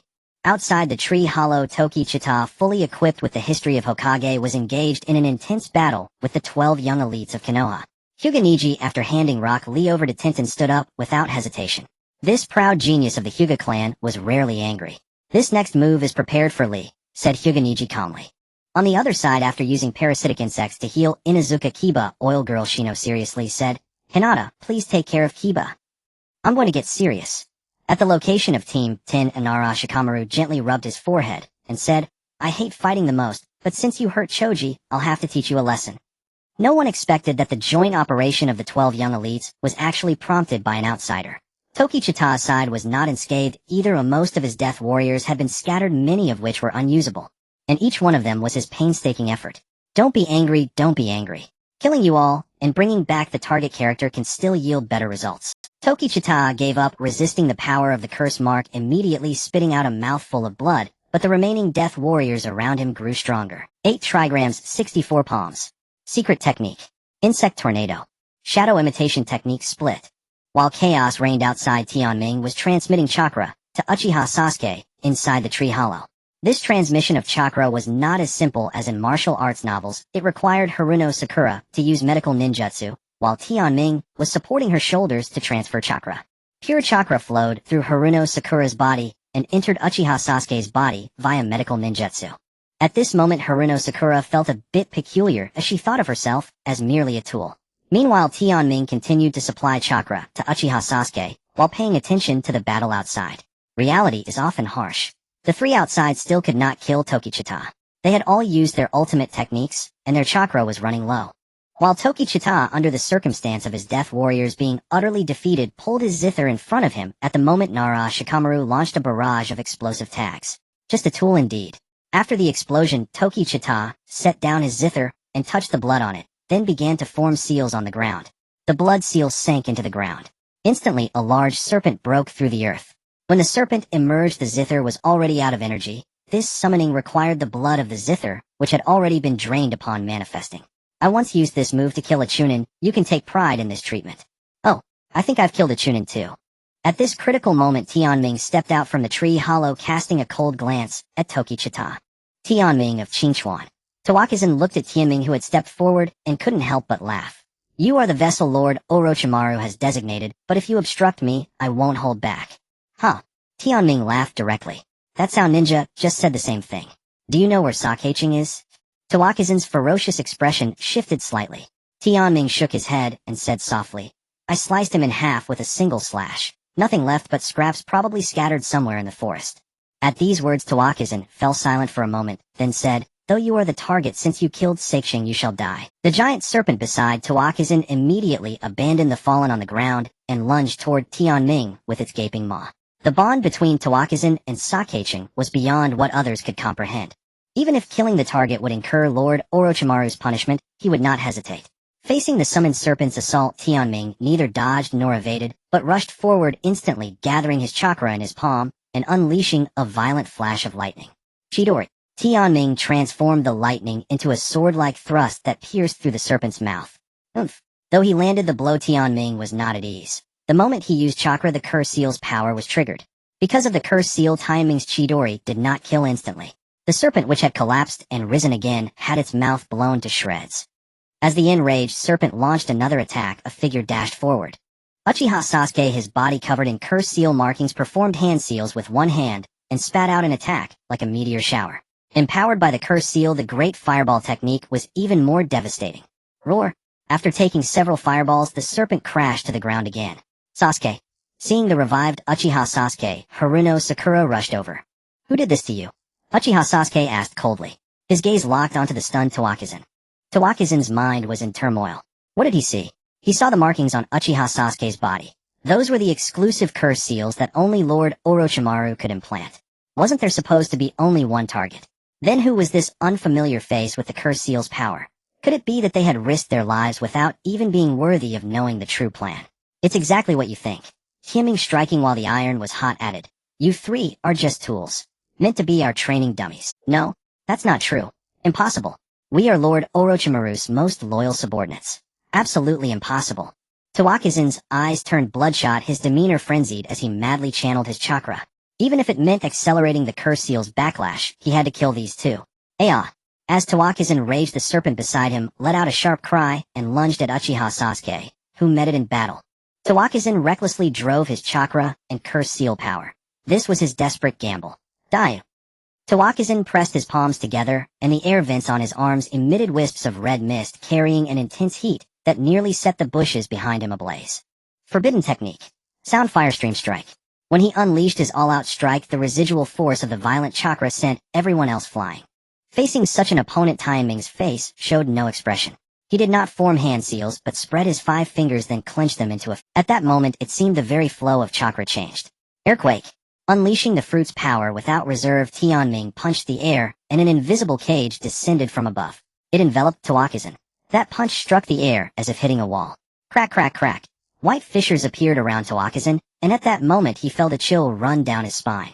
The air itself was cracking. Before Tawakizun could react, the cracking sound intensified. The air cage formed a crushing pressure against his body. Then the white cracks rapidly spread across his body. Boom. The next instant, as the air cage shattered, Tawakizun was directly shaken into nothingness. At its current stage, Tianming could only use the tremor fruit's power for small-scale shock slashes and airquakes. To others it seemed he had just killed someone with a single move. On the other side, because the summoner had died, the serpent was found vulnerable by Uchiha Sasuke, whose both Sharingan were fully activated. He then pierced the serpent's vital spot with a kunai. The battle ended and Tianming and Uchiha Sasuke collapsed simultaneously. At this point, Tianming also fell unconscious. The present Konoha 12 Genin fell silent for a moment, unable to believe that Team 7's strength had reached such a level. Considering we're from the same village, I want take your scrolls. Orochimaru was the first to leave, and Team 10 followed suit. Sakura, are you okay? Rock Lee asked with concern. Let's go. Hyuga Neji grabbed Rock Lee by the neck and dragged him away. In the end, only Team 8 remained. Hyuga Hinata looked at the unconscious Tianming with deep worry. Sakura, please take good care of Tianming. Hinata said, then seemed to realize something. And Naruto and Sasuke. Let's go. Inazuka Kiba and Aburame Shino being dense didn't catch on. But Haruno Sakura understood, and her guard dropped. Don't worry, leave them to me. The second round of the Chunin exam lasts 5 days, and only those who reach the central tower with both the Heaven and Earth scrolls can pass. The most unfortunate team in this exam was Team 7, who were bullied by Orochimaru at the start, and then harassed by the Sound Ninja 3-man team. Now they had escaped danger, but aside from an Earth scroll, they had nothing else. By a small river, the 3 who had been unconscious for 2 days all woke up. When Naruto Uzumaki heard that Tianming and Sasuke had fought against Tawakizun, he momentarily regretted and complained that no one had woken him up. The noisy Naruto eventually received Sakura Haruno's righteous iron fist. It's already the 3rd day. All the other teams must have gotten their scrolls right. Sakura Haruno looked at the Earth scroll in her hand, feeling dejected. If we don't get the Heaven scroll, we'll be eliminated. Cheer up, Sakura, Naruto Uzumaki comforted. How can I cheer up? Time is running out, but we still can't find the Heaven scroll. Sakura shook her head. Forget it, you wouldn't understand. As the two bickering couple argued, Tianming and Sasuke Uchiha remained silent. Qingchuan Tianming, I have something to tell you. Sasuke Uchiha suddenly stood up and said. Go ahead, Tianming responded. A word in private. Sasuke Uchiha glanced at Naruto Uzumaki and Sakura Haruno, then turned and walked away. He'll go see, Tianming said, though he found it a bit odd he followed. Arriving at a secluded spot, Sasuke Uchiha stopped and turned around. You were also bitten by that guy, weren't you? Tianming nodded, waiting for him to continue. The mark on the back of my neck won't go away, and it's devouring my chakra. While I was unconscious, I could feel pure chakra entering my body, helping me suppress the pain. I know it was you, so. Sasuke Uchiha trailed off. So what? Tianming was surprised to hear Sasuke Uchiha speak so much at once. A look of embarrassment appeared on Sasuke Uchiha's face. Finally, he chose to quickly leave the scene, and as he passed by Tianming he said, "Thank you." That guy said thank you. Tianming smiled with satisfaction. Looking back, he could see Sasuke Uchiha's stiff back. It seemed saying thank you was a first for him. Just then his stomach inconveniently let out a protest. Tianming was helpless. The second round of the Chunin exam required staying in the Forest of Death for 5 days, so everyone had prepared food before entering. But Team 7 had a disastrous start. They were lucky to have survived, let alone kept their food. "Wait for me here. They'll go get some food," Tianming called out to the three, then walked into the depths of the forest. The three by the river heard Tianming's voice and replied with a "Be careful." Naruto Uzumaki suddenly had a brainwave, and as he patted his backpack, several scrolls fell out. "These all look the same. Why don't we change the characters?" Naruto Uzumaki said, thoughtfully holding a fire scroll. "Naruto, that's cheating." Sakura Haruno was shocked. What was going on in Naruto's mind? Cheating. Exactly, cheating. But cheating requires skill. Naruto Uzumaki reached for the earth scroll, about to open it. "Don't."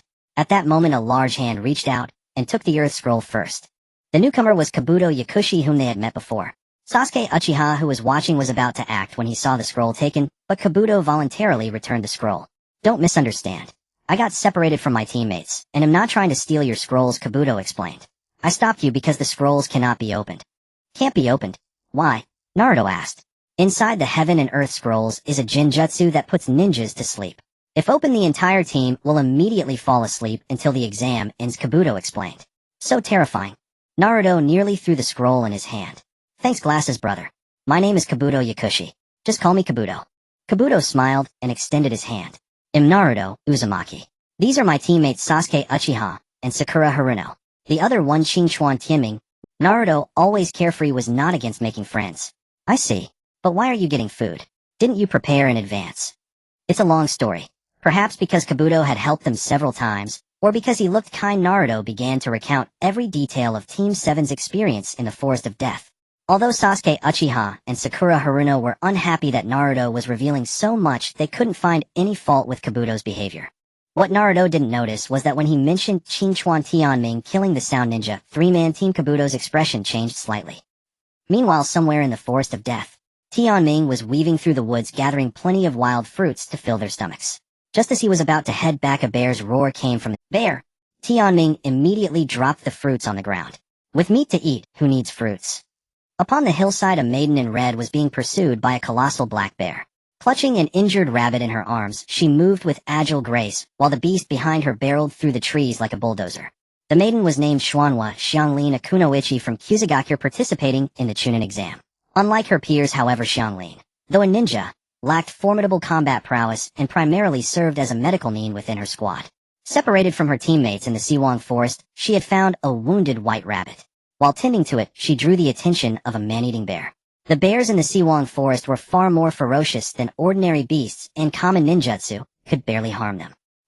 In her frantic escape, Xuanhua Xianglin missed her footing and tumbled down the slope, crashing into a tree.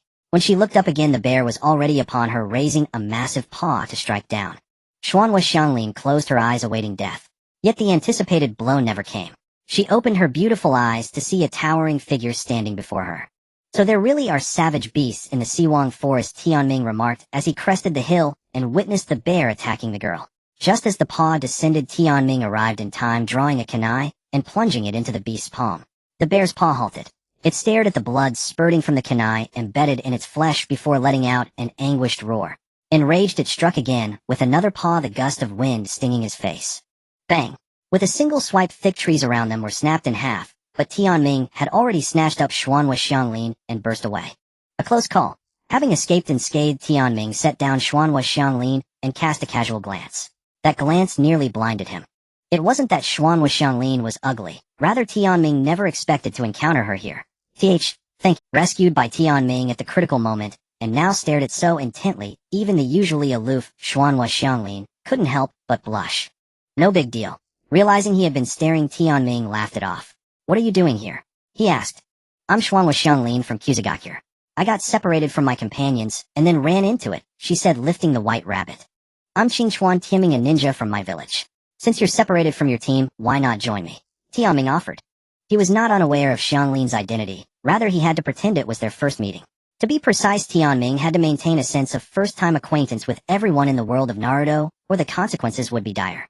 As for Xuanhua Xianglin, one might say, she was a rather tragic figure, not in her background, but in her fate. Xuanhua Xianglin, a mobile blood pack, one of the few survivors of the Uzumaki clan.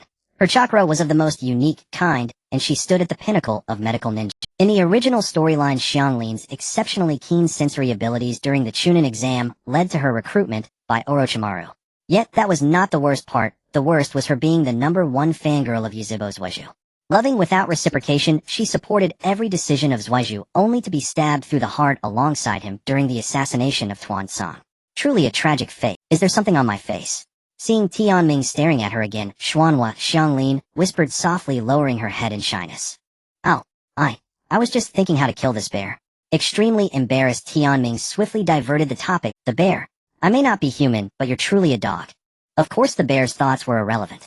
Tianming approached it, and as the furious bear struck with its paw, his kunai pierced through its neck first. A single flawless strike. So impressive, praised Xuanhua Xianglin. Not only impressive, but also delicious. Saying this, Tianming retrieved his kunai and skillfully butchered the massive bear carcass like a master chef. After discarding the unusable parts, he soon packed a large bundle of bear meat. Darkness gradually fell. Tianming glanced at the sky, considered the distance back, and decisively chose to stay overnight before returning to Squad 7. Using chakra to ignite a fire, Tianming began to roast the meat. In no time the meat was done, golden and fragrant, exuding an irresistible aroma. Here, Tianming handed the first skewer to Xuanhua Xianglin. May I eat it? Xianglin paused, surprised to receive such treatment. During the long journey from Kusagakure to Mai, she had only been allowed to eat the leftovers after the men had finished. Eat more. Tianming took her hand and placed the skewer in her palm. Knowing Xianglin's background, Tianming said nothing more, silently continuing to roast the meat. Xuanhua Xianglin devoured the meat ravenously, tears streaming down her cheeks, yet no sobbing sound escaped. After a while, when both hunger and thirst were sated, lying on the grass, Xianglin gazed at the night sky, and suddenly said, "Qingchuan Tianming, can I follow you?" "Sure. I mean follow you forever. Can I always stay by your side?" This question left Tianming utterly bewildered, but upon reflection, he found it unsurprising. Uzumaki Karen was a soul starved for affection. Before meeting Qingchuan Tianming, she had been nothing more than a mobile blood pack. Due to the unique constitution of the Uzumaki clan, Karen's chakra possessed remarkable healing properties. Merely drinking her blood could sometimes prove more effective than medical ninjutsu. Beyond this function, Uzumaki Karen seemed to hold no other value. Her participation in the Chunin exam on behalf of the Grass Village was merely as a resource. I didn't mean. Karen's beautiful eyes shifted as she quickly corrected herself. She was merely a mobile blood pack. What right did she have to harbor such desires? You may. Tianming replied earnestly. What? Karen doubted her ears. I said you may, Tianming repeated. You can stay with me until you wish to leave. Then let's make a pact. Karen extended her pinky finger. Tianming looked down at the dense rows of teeth marks on her pale arm, and a pang of discomfort stirred in his heart. A pact. Tianming decisively reached out and touched Karen's finger. From that day on, the ninja world gained a fervent devotee of Qingchuan Tianming. Meanwhile, night had fallen. By the Riverside Team, 7 still awaited Qingchuan Tianming's return in vain. Could Qingchuan Tianming be in trouble? Haruno Sakura asked with concern. Impossible. Uchiha Sasuke, ever a man of few words, replied. With Tianming's strength, there's no problem. Uzumaki Naruto comforted, for no one could doubt Qingchuan Tianming's power. Even if Haruno Sakura had not experienced the Land of Waves incident since the Chunin exam began, Qingchuan Tianming had become the absolute pillar of Team 7. May I offer my opinion? Yakushi Kabuto interjected. Go ahead. Kabuto adjusted his glasses and said meaningfully, I believe we should head to the central tower immediately. From my many experiences, if we delay any further we won't have. But we don't have the Heaven Scroll, Sakura pointed out. The Heaven Scroll is easy to obtain, Kabuto said confidently. All teams in the second round will eventually converge on the central tower. We just need to get there first and wait. Right. Naruto's eyes lit up. That's a great idea. Lying in wait is indeed better than randomly searching, but what about Tianming? Sakura wavered. No need to worry, Kabuto continued. Perhaps he's encountered some trouble. But given Qingchuan Tianming's strength, those who can harm him in the second round are few and far between. I believe if he returns and finds us gone, he'll surely head to the central tower. If we choose to wait, even by dawn time will be insufficient. After his lengthy speech, an eerie silence fell over the group. Kabuto, what about you? Naruto asked. I've lost contact with my teammates. Going alone would be futile, so I've decided to join you. He'll respect your choice, even if it means failing the second round. I can always try again. With Kabuto's cunning manipulating Team 7 was as easy as turning his hand. Since he had spoken thus, there was no reason to refuse. In that case, let's go with Kabuto to the central tower and snatch other teams' heaven scrolls. Naruto declared. When Tianming arrives, we'll have advanced, and Kabuto can reunite with his teammates. A win-win. I have no objections, Sakura stated. Let's do it, Sasuke said, already packing his backpack. Kabuto's gaze briefly brushed over Uchiha Sasuke before regaining clarity. A night passed without incident. After resting on the grass, Tianming had fully recovered. Uzumaki Karen, having sustained no injuries, was also restored. Let's go, Tianming said. Okay, Karen replied, not asking where. Since she had decided to follow the answer no, the two retraced their steps and soon returned to the riverside where Team 7 had been. Strange, where is everyone? Tianming frowned, staring at the empty riverbank. Right? Yakushi Kabuto. How could he have forgotten about him? At this stage, Kabuto was practically a boss-level existence. Kimming, there are people nearby. Karen, with her exceptional perception, sensed something amiss. The next moment, the calm river surface suddenly grew turbulent. The surrounding bushes rustled, and in the blink of an eye, several teams emerged. Captain. Karen was stunned when she recognized the leader. It was the Grass Village's team leader. Oh, Karen, why are you with the target? Come here, the Grass Village ninja leader said blandly. No, you're not the captain. Karen instantly sensed the difference in his aura. So we've been seen through. Is this the ability of the Uzumaki clan? The leading ninja snorted coldly, directly shedding his disguise. The newcomers were clearly the old acquaintances from the Sound Ninja. It seems you've infiltrated quite a lot. Tianming shielded Uzumaki Xianglin. Nonsense. The Sound Ninja with a grim expression said, we are here under Lord Orochimaru's orders to take you back to the snake nest. Do not resist in vain. Orochimaru, coinciding with the Chunin exam, captured Qingchuan Tianming merely as a side task, while his real objective was to attack Konoha. After all, such a grand operation wouldn't be launched just for a vessel. For this, Orochimaru had made extensive preparations, infiltrating along 3 lines. Tianming was fully aware of these secrets. Your righteous indignation is truly laughable. Tianming burst into laughter, saying, Lord Orochimaru is so generous, always sending me free kills, and damn it. Hearing Tianming's mockery, the leading Sound Ninja immediately drew a shuriken and threw it. This action prompted all the surrounding Sound Ninja to attack simultaneously. Shuriken from all directions tore through the air, targeting the two in the center. Boom. Tianming stomped his foot. His immense chakra burst forth, halting every shuriken midair. As he began to use his chakra, the curse mark on the back of his neck flared up, and that burning sensation returned. Whoosh, whoosh, whoosh. The leading Sound Ninja was the first to charge, his kunai spinning with a piercing whistle. With your curse mark going off, how can you fight back? The leading Sound Ninja laughed maniacally as he closed in on Tianming, his kunai thrusting like lightning toward Tianming's thigh. Their mission was to bring back Tianming, not to kill him, only to capture. Clang. A mere curse mark. Tianming parried the fierce kunai with his own. Yesterday, the curse mark's power had caused him immense suffering, but that was only because he had used his fruit ability while enduring it. But now, the chakra consumed by that curse mark was far less than what he randomly generated. In other words, you want to devour. Go ahead and devour. When the two kunai collided, the leading Sound Ninja sensed something unusual. Tianming's strength was astonishing. Realizing this, the leading Sound Ninja stepped back to create distance, but it was too late. Tianming took a step forward and unleashed a lightning-fast kick straight upward. Accompanied by the sound of a shattered jaw, the leading Sound Ninja was sent flying into the air, his chin struck. Before anyone could react, Tianming closed in, instantly forming hand signs and summoning dozens of shadow clones. Naruto's barrage. Not exactly. Because the leading Sound Ninja could not land. Each of Tianming's clones kicked him in turn. Tianming's own taijutsu was already extraordinary, and with the curse mark now active, his strength was further amplified. In the end, the leading Sound Ninja was kicked to death. Only then did the other Sound Ninja snap out of it, a chill running down their spines. What had just happened? The boss threw shuriken, then rushed in with a kunai, only to be kicked to death. From start to finish, these underlings had only thrown a single wave of shuriken. But while the others were stunned, Uzumaki Xianglin on the ground unleashed a adamantine sealing chains. This technique was unique to the Uzumaki clan. Xianglin's chakra surged out of her body, forming chains that bound the remaining Sound Ninja instantly. Caught directly by the adamantine sealing chains, their chakra came to a halt. Unable to use chakra, the Sound Ninja were no different from ordinary people. Tianming descended from above, seeing this scene, and was slightly taken aback. As expected of Xianglin. Though her ninjutsu and combat prowess were mediocre, her perception and battlefield insight were unparalleled. Then exchanging a glance with Uzumaki Xianglin, without a word Tianming finished them off one by one. Facing enemies, Tianming never showed mercy. After all, this was a world of the strong devouring the weak.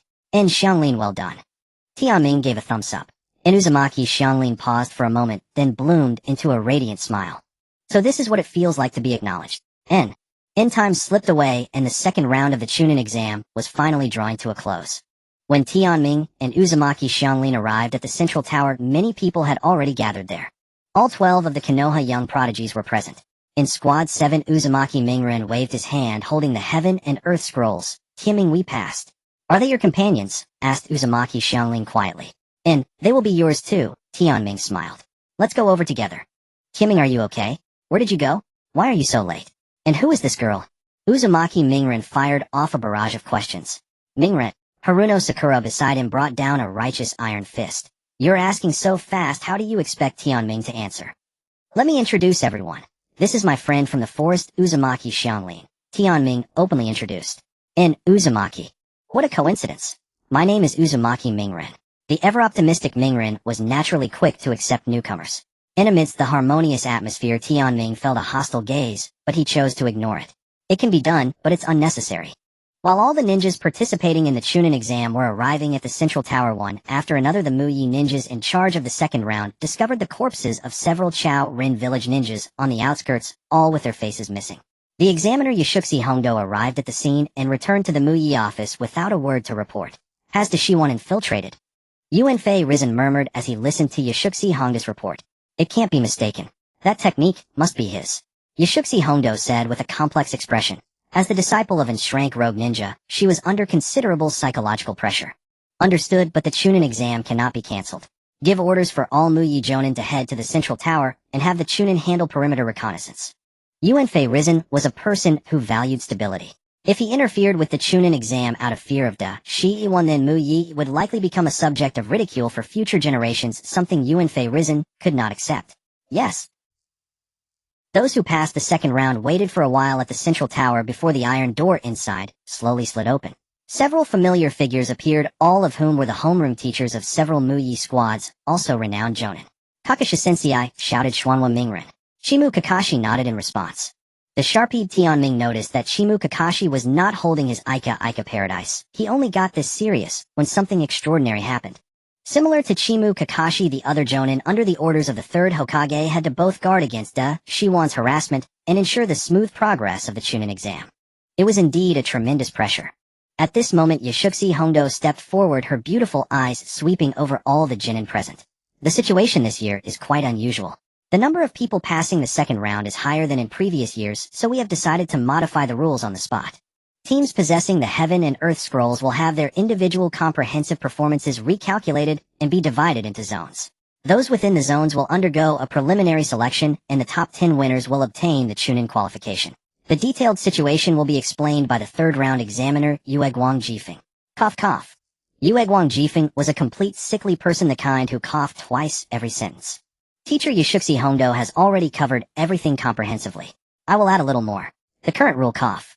The current rule is that teams holding the Heaven and Earth Scrolls have the qualification to participate in the preliminary selection, which will become individual battles. Those within the score zones will fight on their own. It is possible that they may be from the same village or the same squad. Tianming listened from behind, feeling a bit uneasy. This Chunin exam seemed different from the original. In the original story, all those who passed the second round were mixed up and randomly drawn. But now they were divided into score zones. Yueguang Jifeng, after finishing his words, wasted no time. He took out a remote control and pressed a button, and the interface on the large screen immediately began to scroll. Soon the grade ratings appeared. Niang Luan, Kanjilong Shouju Chuanzhong, Yarixiang Chutian, Li Luaka Shanzhong, Jingye Chunaying. Behind each name, comprehensive personal data was displayed. The source of the data was beyond doubt. Every Chunin exam, the participating villages would dispatch Jonin to supervise. After grade came a grade. When it reached a grade, the number of people decreased. They were Rixiang Ningxi, Tiantian Shoudao Dingxi, Yinu Jinai Xuanhua Mingren Yuzabin Zhuaju Yashirdo, and several ninjas from the Inren village. At this point, the vast majority of people in the arena had their names mentioned. Just as everyone was curious about who else was left, the screen changed again, displaying an S. And the S zone had only 2 people. Qingchuan Tianming and Wei Ai Luo. The latter's name was Thunderous. Wei Ai Luo was young yet renowned, and also the son of the Kazekage. But what puzzled others was who was Qingchuan Tianming. Soon the statistical data for the two was released. The reason why AI Luo was ranked S was that within the Shaolin team, he single-handedly annihilated the entire squad, and they were the first to arrive at the central tower. As for Qingchuan Tianming, when the data was displayed, everyone's eyes widened. This guy did the opposite. He killed a lot. 10 people.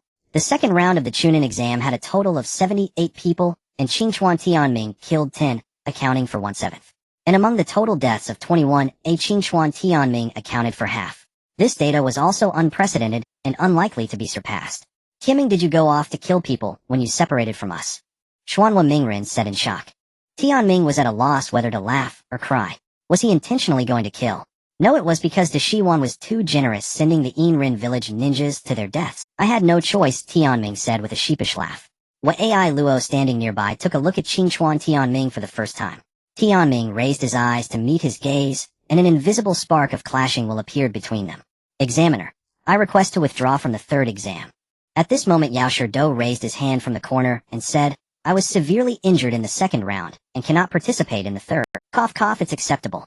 Yueguang Jifeng took out a notebook and recorded it saying, since someone has withdrawn the S zone, we'll have an extra slot. The slot will be decided by the A and B zones. As Moonlight Jifeng's words fell, the genin present were all stunned. In Sector S, Qingchuan Tianming and Gaara were exempt from the preliminary selection. If Kabuto Yakushi hadn't withdrawn, they could have simply sorted out the order. But now that a spot had opened up, things were different. The genin from Sectors A and B exchanged glances. This Chunin exam was essentially a Konoha civil war. After Kabuto's withdrawal, only 2 nameless ninja from the Sound Village remained. The gates of the central tower opened, revealing a flat, spacious arena designed like an ancient Roman Colosseum, with seats elevated far above the battlefield in a spiral arrangement. The battle method is to designate your own opponent. Ahem. Let's begin, Moonlight Jifeng said as he moved to the sidelines. Let me start the first match. The first to speak was Kankuro, in his black robe. Carrying his puppet, he walked to the center of the arena and declared, I want choose an opponent. Let someone challenge me. What a cocky jerk. Kiba Inuzuka grumbled. Don't you think so, Akamaru? Woof. Just as Kiba was about to feed Akamaru a soldier pill, Shino Aburame stepped into the arena first. Damn, I was too... Kiba felt utterly frustrated. In the Forest of Death, Team 8 had witnessed Gaara's killing methods. Though they dared not face Gaara, they were still curious about his teammates Kankuro and Temari. Temari was a girl, so out of chivalry Kankuro naturally became the hot target. Oh, the peeping Tom from before. Kankuro recognized Shino the moment he stepped forward. I hope you won't disappoint me. Kankuro licked his lips, his fingers twitching slightly as the puppet crow on his back came to life. Puppetry. The jonin at the sidelines were intrigued. Puppeteers were rare among ninja. Black destruction bugs crawled out from under Shino's clothes, channeling chakra into his body. Insect user. Kankuro mustered some interest in his opponent. First match, Shino Aburame versus Kankuro. The moment Moonlight Jifeng announced the names, Kankuro's puppet, Crow, burst forth with agile movements, its ribs extending 2 rows of razor-sharp saw blades. Insect barrier. Shino controlled the bugs to form a wall. Defense can't stop Crow. Kankuro twitched his little finger, and the puppet Crow sprinted forward while spinning counterclockwise. The saw blades on its ribs turned into a whirlwind of blades slicing through the insect barrier. The swarm of bugs was cleaved apart like a black rain. Insect spear. As Crow broke through the barrier, Shino stepped back, changing hand signs. A black spear formed by destruction bugs pierced forward. The insect spear's attack was composed of bugs. Shino only needed to control them. Facing Shino's new jutsu, Kankuro's nimble fingers adjusted, and the chakra threads changed direction. The saw blades on Crow's ribs shifted to its hands. The puppet and the insect spear clashed fiercely. I don't get this fight at all. Naruto Uzumaki, as a typical slacker, exercised his virtue of asking when confused. The Aburame clan uses insect control. All their jutsu rely on destruction bugs. Kankuro's puppetry works similarly, controlling the puppet with chakra threads. They're unlikely to fight in close quarters. Shikamaru Nara explained calmly. Naruto, don't you ever read? Naruto scratched the back of his head, embarrassed. If reading could put knowledge into his brain, he wouldn't be Naruto. At a distance from the Konoha group, Temari cast a meaningful glance at Shikamaru, then resumed her usual demeanor. Gaara, should we make Kankuro surrender? After all, we have more important matters. Their true purpose here wasn't the Chunin exam. Kankuro's fight was nothing but no need. He rarely finds an opponent that suits his taste. Gaara, usually taciturn, spoke more than usual. We have plenty of time. You can challenge an interesting opponent too. Gaara, don't misunderstand. I just think that guy's analytical skills are good. Temari quickly explained. It's fine because I also have a desire to fight. Gaara said, looking toward the... Below, the battle between Shino and Kankuro was nearing its end. Wave after wave of Shino's destruction bugs were cleanly sliced apart by Crow. Just as Crow's blade tore through the insect wall, stopping 10 centimeters from Shino's face, Kankuro, who had been sure of victory, changed expression dramatically. What did you do? I simply let my bugs eat the connecting threads, Shino said calmly. At that moment, some destruction bugs crawled out slowly from Crow's limbs. I surrender. Kankuro raised his hand. Without his puppet, his combat ability plummeted, and fighting on would be unwise. Puppeteers rely heavily on their puppets, and in the just concluded battle, Kankuro had been overly aggressive. Blinded by arrogance, he underestimated his opponent, allowing Shino Aburame to exploit his weakness. The first victor is Shino Aburame. Cough cough. Gecko Hate coughed violently. Well done, Shino. Kiba Inuzuka gave Shino a thumbs up. A great start for that opponent was formidable. If his puppet had been any faster, I might have lost, Shino said calmly, rolling up his sleeve to reveal his arm covered in black Kikachu, his hidden trump card. A win is a win. Kiba didn't quite understand why Shino was so modest. Are all Konoha shinobi this skilled? Karen Uzumaki whispered from the sidelines. Probably. Tianming didn't know how to answer. To be honest, none of the Konoha 12 were weak, they all surpassed their peers. But the current Chunin exams had changed in ways beyond his reckoning. The Sound Ninja trio had been killed by him, and Shino's opponent in the exam had become Kankuro. Everything was now unpredictable, and how future events would unfold was no longer Tianming's concern. The second match began soon after. This time, Choji Akimichi stepped forward, facing one of the Sound Village's nameless ninjas. The fight was straightforward. Choji withstood the Sound Wave Hurts technique, and delivered a few blows with the Akimichi clan's expansion jutsu, knocking his opponent out. With 2 consecutive wins for Konoha Morale Sword. Meanwhile, the Sound Ninjas could only swallow their frustration, knowing their role was merely to divert attention. The third match followed. Naruto Uzumaki faced a Sound Ninja. The fourth match, Sasuke Uchiha versus another Sound Ninja. After an uncontested 4-match winning streak, the Sound Village was eliminated from the Chunin exams. Only Gaara and Temari of the Sand Village remained. Akamaru ready. Kiba cracked his knuckles, eager to jump in. But he was too slow. Tintin of Team 10 had already leaped down. The boys have had their fun. Isn't it our turn? Tintin pointed her finger toward the Sand Village. The challenged Temari wasted no time and vaulted into the arena, her giant fan giving a gentle wave to cushion her. Tintin versus Temari. Begin. As Gecko Hayat's voice fell, Tintin struck first. As the premier weapons user of Konoha, she unleashed a relentless barrage of projectiles from all directions. First, an oversized shuriken tore through the air, followed by a storm of smaller ones. Temari faced the overwhelming onslaught, raised her giant fan, and swung it forward. A hurricane erupted, intercepting every weapon. Show me what you've got. You remind me of a circus performer, Temari said coolly. As you wish. Tintin pulled out 2 scrolls. She quickly formed hand seals, her chakra fluctuating as she unfurled the scrolls. Double Rising Dragon. The 2 scrolls unrolled in the air, forming twin dragon shapes. The long parchment surfaces were covered densely with all manner of gleaming weapons which rained down on Temari. Temari, locked on by the Double Rising Dragon, loosened her grip on the giant fan. The fan's surface revealed a black center, the unique mark of her weapon. Kamaitashi. Temari channeled her chakra into the fan, then swung it with force. A tornado erupted, filling the arena and even causing cracks in the surrounding walls. Tintin's Double Rising Dragon was instantly scattered. The strings controlling the weapons were severed, and Tintin herself was caught in the tornado, hurled high into the air. Thud! Tintin landed directly onto the tip of Temari's giant fan. Without a glance at the unconscious Tintin, Temari flung her toward the wall, a blow that would cause severe injury if it connected. Before anyone could react, Tianming rushed forward and caught Tintin just before she slammed into the wall. Tintin. Rock Lee dashed down, and even Niji Hyuga's eyes blazed with killing intent. Damn it. Tintin already lost. Why did you throw her into the wall? Lee's teeth ground in fury. Temari ignored him, and with a single leap returned to Gaara's side. Listen here. Lee started ready to strike.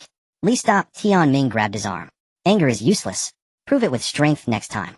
Tintin's defeat jolted the Konoha 12 back to full alertness. They could not afford to be complacent after Kankuro's loss. Tintin's weapons were said to be 100% accurate, and none of them could guarantee to evade her attacks. Yet Temari had needed only 2 swings from start to finish. Pure power overwhelmed skill. Before Gecko Hate could announce the next match, Akamaru dashed into the arena. Kiba followed, landing beside his partner. Next is my turn. Upon leaving the arena, Kiba Inuzuka's gaze swept across the surroundings. After a moment of deep contemplation, he pointed toward the 10th team's position. Rock Lee, let's... Alright. Although Rock Lee's body was still strained from using the front lotus in the second round, he did not refuse the battle. To be honest, he was not the type to back down. Lee, how are your injuries? Might Guy asked. Guy Sensei, I am fine. I won't use the front lotus, Rock Lee said with a grin showing his bright white teeth. The front lotus was a forbidden technique, and there was no need to use it against a fellow student. Excellent. Let's get fired up. Yes, Guy Sensei. Rock Lee's fighting spirit reignited, and his enthusiasm surged like a tidal wave. Rock Lee jumped down into the arena and assumed a starting stance facing Kiba Inuzuka. Kiba's expression shifted slightly as he said, Sorry Lee. I have no choice but to pick you. Gaara is unselectable. Niji is too strong for me, and everyone else has already finished their matches. They'll ask Akamaru to sit out if you want. This was his heartfelt confession. Although Niji Hyuga was merely a branch family member of the Hyuga clan, his reputation as a genius had been widely known since his days at the ninja. Kiba, despite his combative nature, was not without brains. No need. Don't worry about me, Rock Lee said, slowly enunciating each word.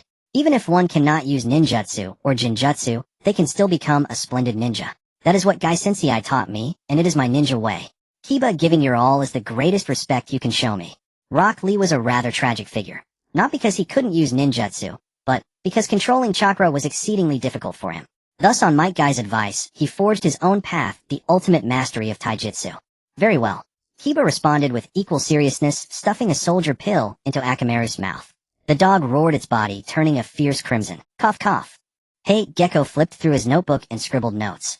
Rock Lee versus Kiba Inuzuka. Begin. Hate, are you alright? Kakashi Hatake approached, his voice laced with concern. Cough, I'm fine, Hate replied. It was precisely because of his severe illness that he had been appointed as a special jonin. Now that Orochimaru is making moves against Konoha, the third Hokage has dispatched all jonin and chunin to ensure everything goes without a hitch. As the proctor for the third match, I cannot shirk my responsibility. In truth, it was a rather poignant fact. Jonin represented the absolute combat power of every village. Their strength and numbers were a direct reflection of the village's overall might. It's fine. Kakashi could only pat him on the shoulder as a gesture of encouragement. Meanwhile, in the arena, the battle between Rock Lee and Kiba Inuzuka was already blazing with intensity. Their fight was a pure contest of taijutsu. Kiba used the four legs technique, his movements and attacks resembling those of a wild beast, and with Akamaru's coordination the assault came like a relentless tide. Rock Lee, on the other hand, embodied pure taijutsu, abandoning the obsession with chakra, foregoing the use of ninja tools, and dedicating himself entirely to physical combat. While others learned ninjutsu, he ran with weights and kicked massive logs. While others mastered chakra control, he frog leaped up the longest stone steps of Konoha under the scorching sun. While others trained with ninja tools, he served as Niji's punching bag and as Tintin's taijutsu sparring partner. All of this was for the sake of taijutsu. With a thunderous roar, Kiba lunged forward, all four limbs leaving the ground, charging at Rock Lee. Rock Lee countered with a spinning kick, his hand planted on the ground. It was a clash of pure power, the resulting sonic boom echoing through the air. Lee, that's the spirit. Go for it. Unleash your youth. Might Guy shouted, stomping on the railing, tears of excitement streaming down his face. The entire ninja world could hardly find another individual so passionate. At Might Guy's roar, Kurenai Yuhi on the sidelines refused to be outdone. She urged Hinata Hyuga to cheer, and even had Shino Aburame use his Kikeichu to form the words, good luck, in the air. In the arena, the two combatants once again found themselves evenly matched. Lee, let's decide this with the next move, Kiba said, adrenaline surging as they separated. My thoughts exactly. Rock Lee replied, leaping onto a stone hand-signed statue at the edge of the arena and unfastened his leg weights. From within, he pulled out 2 rows of iron plates. He tossed them aside with ease, and they crashed into the ground, creating a large crater. Akamaru, let's go. Kiba bellowed, unleashing his chakra. In the next instant, he and Akamaru launched forward, simultaneously spinning from 2 different directions to deliver a devastating attack. Fong over Fong. The spectators' hearts were in their throats. After this strike, the match would be decided. Standing on the stone statue, Rock Lee vanished in a blur, reappearing in midair. He spun in the opposite direction of Fong over Fong and slammed his foot downward. The sight stunned even Might Guy, who momentarily lost the ability to speak. Lee created a taijutsu technique on his own. Oh. Tianming was equally shocked. Watching the preliminary matches, he realized that the strength of the 12 Konoha rookies far exceeded his expectations. If they were this formidable, how terrifying would the likes of the Akatsuki, the 6 Paths of Pain, and Obito be later on? At that moment, Tianming's excitement was kindled. Boom, boom, boom. The sound of sonic booms rang out, and a fierce gale swept forth, nearly knocking people over. The ground surface was etched with vicious ravines, and layers of smoke rose up. In the next instant, Chuan, having exited its berserk state, flew out of the smoke and crashed heavily onto the ground. As the smoke gradually dispersed, Quan Zhuya was seen lying on the ground panting heavily, while Li Luke's leg was embedded deep into the earth. The result was obvious. The winner was Li Luoka. Li Luoka pulled his leg out of the soil and extended his hand toward Quan Zhuya, who also raised his hand to let Li Luoka pull him up. Quan Zhuya grabbed Li Luke's hand and raised it above his head, loudly announcing, "The winner is Xiao Li." Then he quickly ran to the sidelines and picked up Chiwan. "We won." Maite Kai directly vaulted over the railing and came to Li Luoka. "Xiao Li, you did it." "Yes, Master Kai." After speaking, Li Luoka also collapsed from exhaustion into Maite Kai's arms. "Teacher, I'm sorry," Quan Zhuya said as he placed Chiwan on the Medicnin's stretcher, then looked up and saw Shiri Hong. "You only lost temporarily," Shiri Hong said, reaching out to ruffle Quan Zhuya's hair. "You can't slack off in training from now." "Yes, teacher." With the conclusion of the battle between Li Luoka and Quan Zhuya, the preliminary rounds also drew to a close. Chu Naiying and Shanzhong Jingye simultaneously stepped into the arena. Chu Naiying versus Shanzhong Jingye. Yueguang Jifeng announced without delay. The second match of the Chunin exam, Kunoichi versus Kunoichi, was about to begin. To be honest, neither Chu Naiying nor Shanzhong Jingye were combat-type ninjas. Although Chu Naiying was a girl with monstrous strength, she would later mainly study medical ninjutsu under Gansho with taijutsu as a secondary focus. As for Shanzhong Jingye, she was a support specializing in jinjutsu.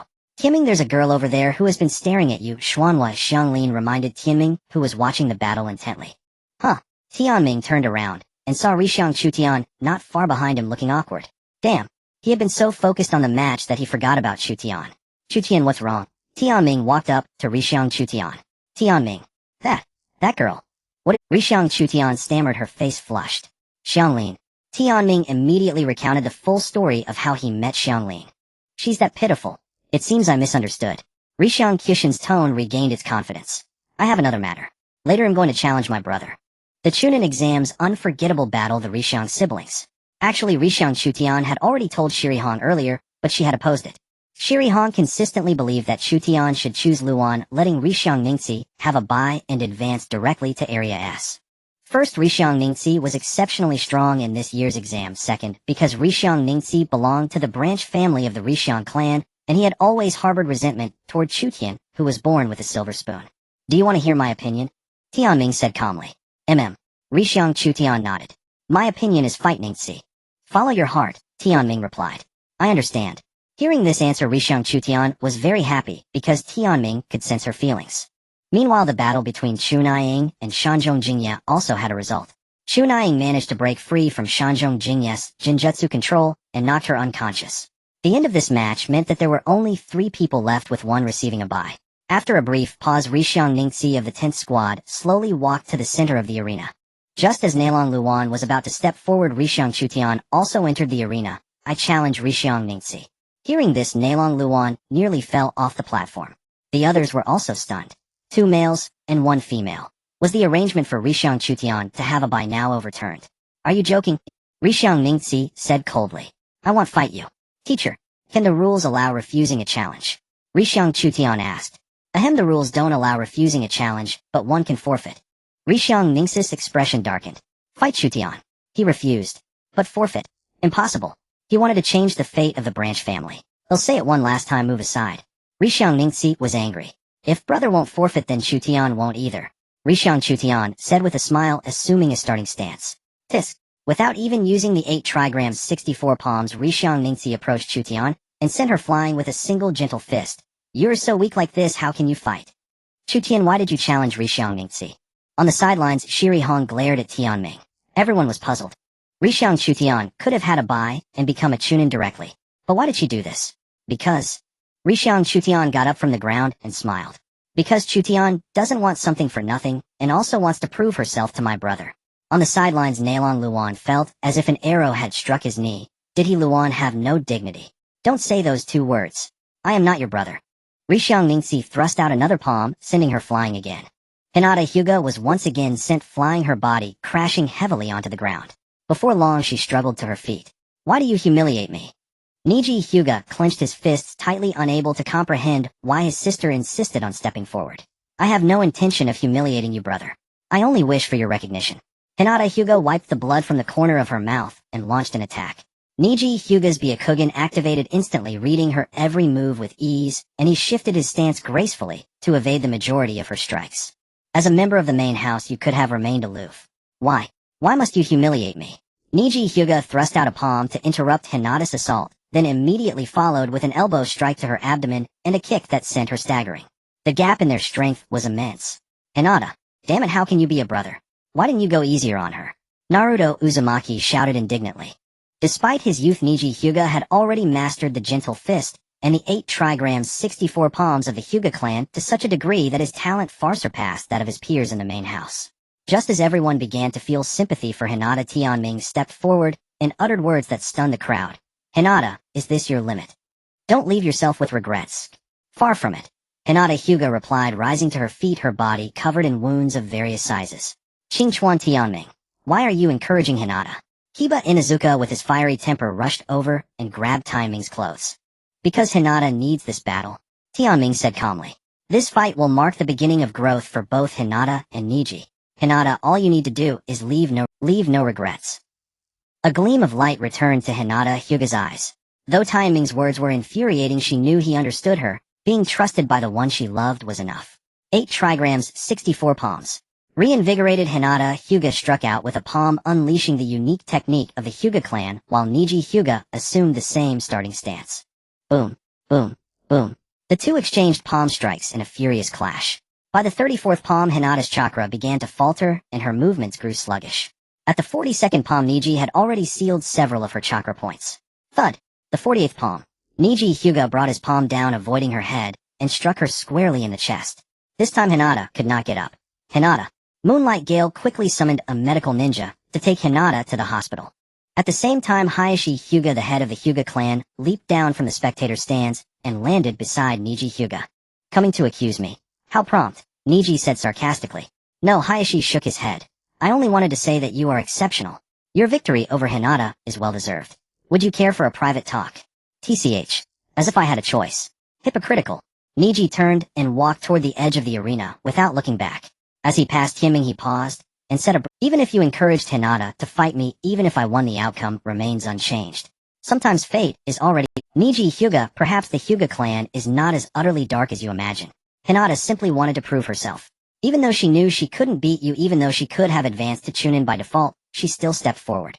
Others in the Hyuga clan, including yourself, think only of the unbridgeable rule between main house and branch house. The fate you speak of. But Hinata too is trying to change your fate.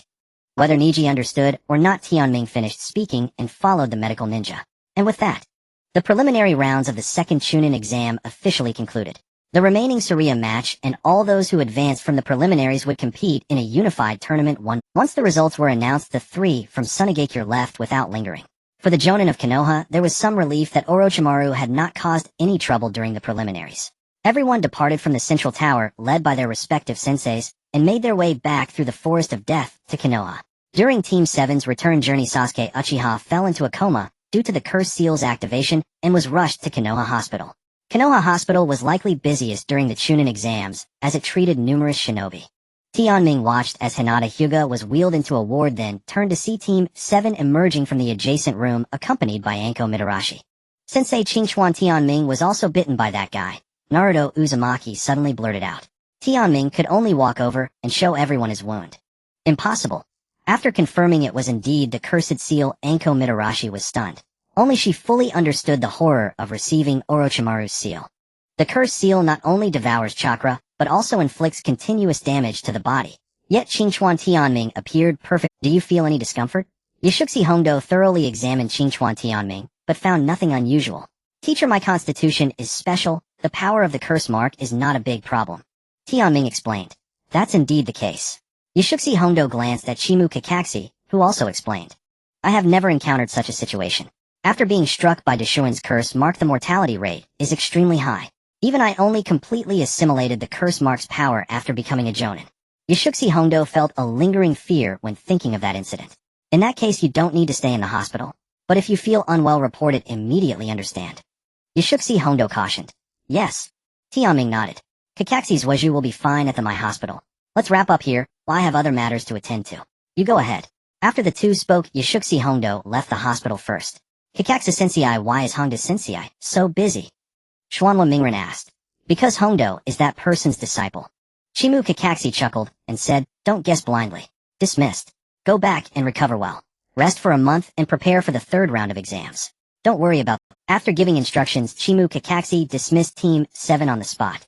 Leaving the My Hospital, Tianming declined Xuanhua Mingren's invitation to eat ramen together and took Xuanhua Xianglin back to the Qingchuan residence. After arriving at the residence, Xuanhua Xianglin stared at the room in a daze as she had never lived in such a nice place. Is it really okay for me to stay here? Don't you need to ask your parents? Xuanhua Xianglin was a bit reserved. I'm an orphan. My parents died in battle in my year 48. This is the residence allocated to me by my. There are many rooms, and I live alone. Tianming explained. So you're alone too. Then now that we live together, does that make us family? Family.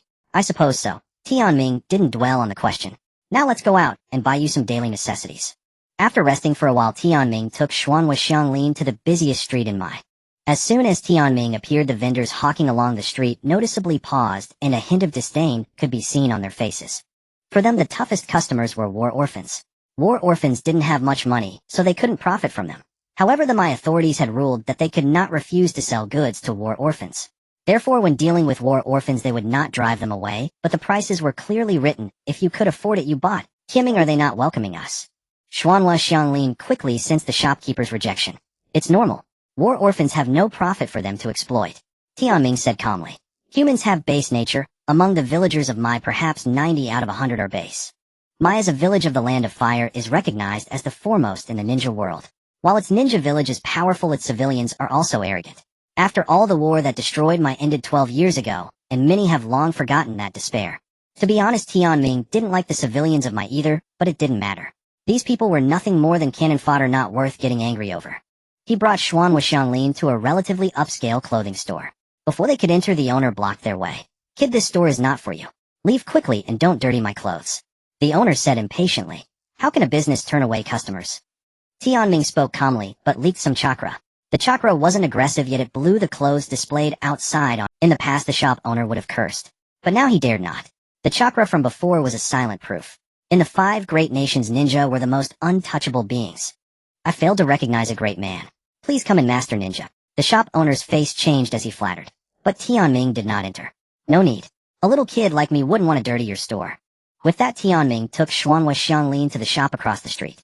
The owner there, having learned from the previous incident, immediately smiled obsequiously. Master Ninja, feel free to look, touch, and try anything. Take a look. What style do you like? Tianming said. I've never bought clothes before. Xuanhua Xianglin lowered her head. She had never lived a peaceful life. The worst food was just enough to fill her stomach, the worst clothes just enough to cover her body. Tianming sighed softly and said, please pack all the latest season clothes for spring, summer, autumn, and winter according to this girl's measurements and deliver them to the Qingchuan residence. As soon as these words were spoken, the shop owner next door couldn't smile anymore.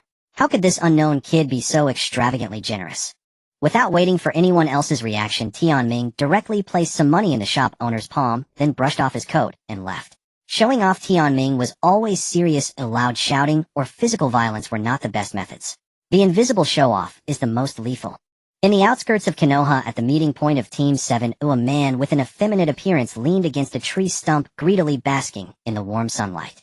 At that moment, a rustling sound came from the forest, and a ninja in a black robe and fox mask emerged.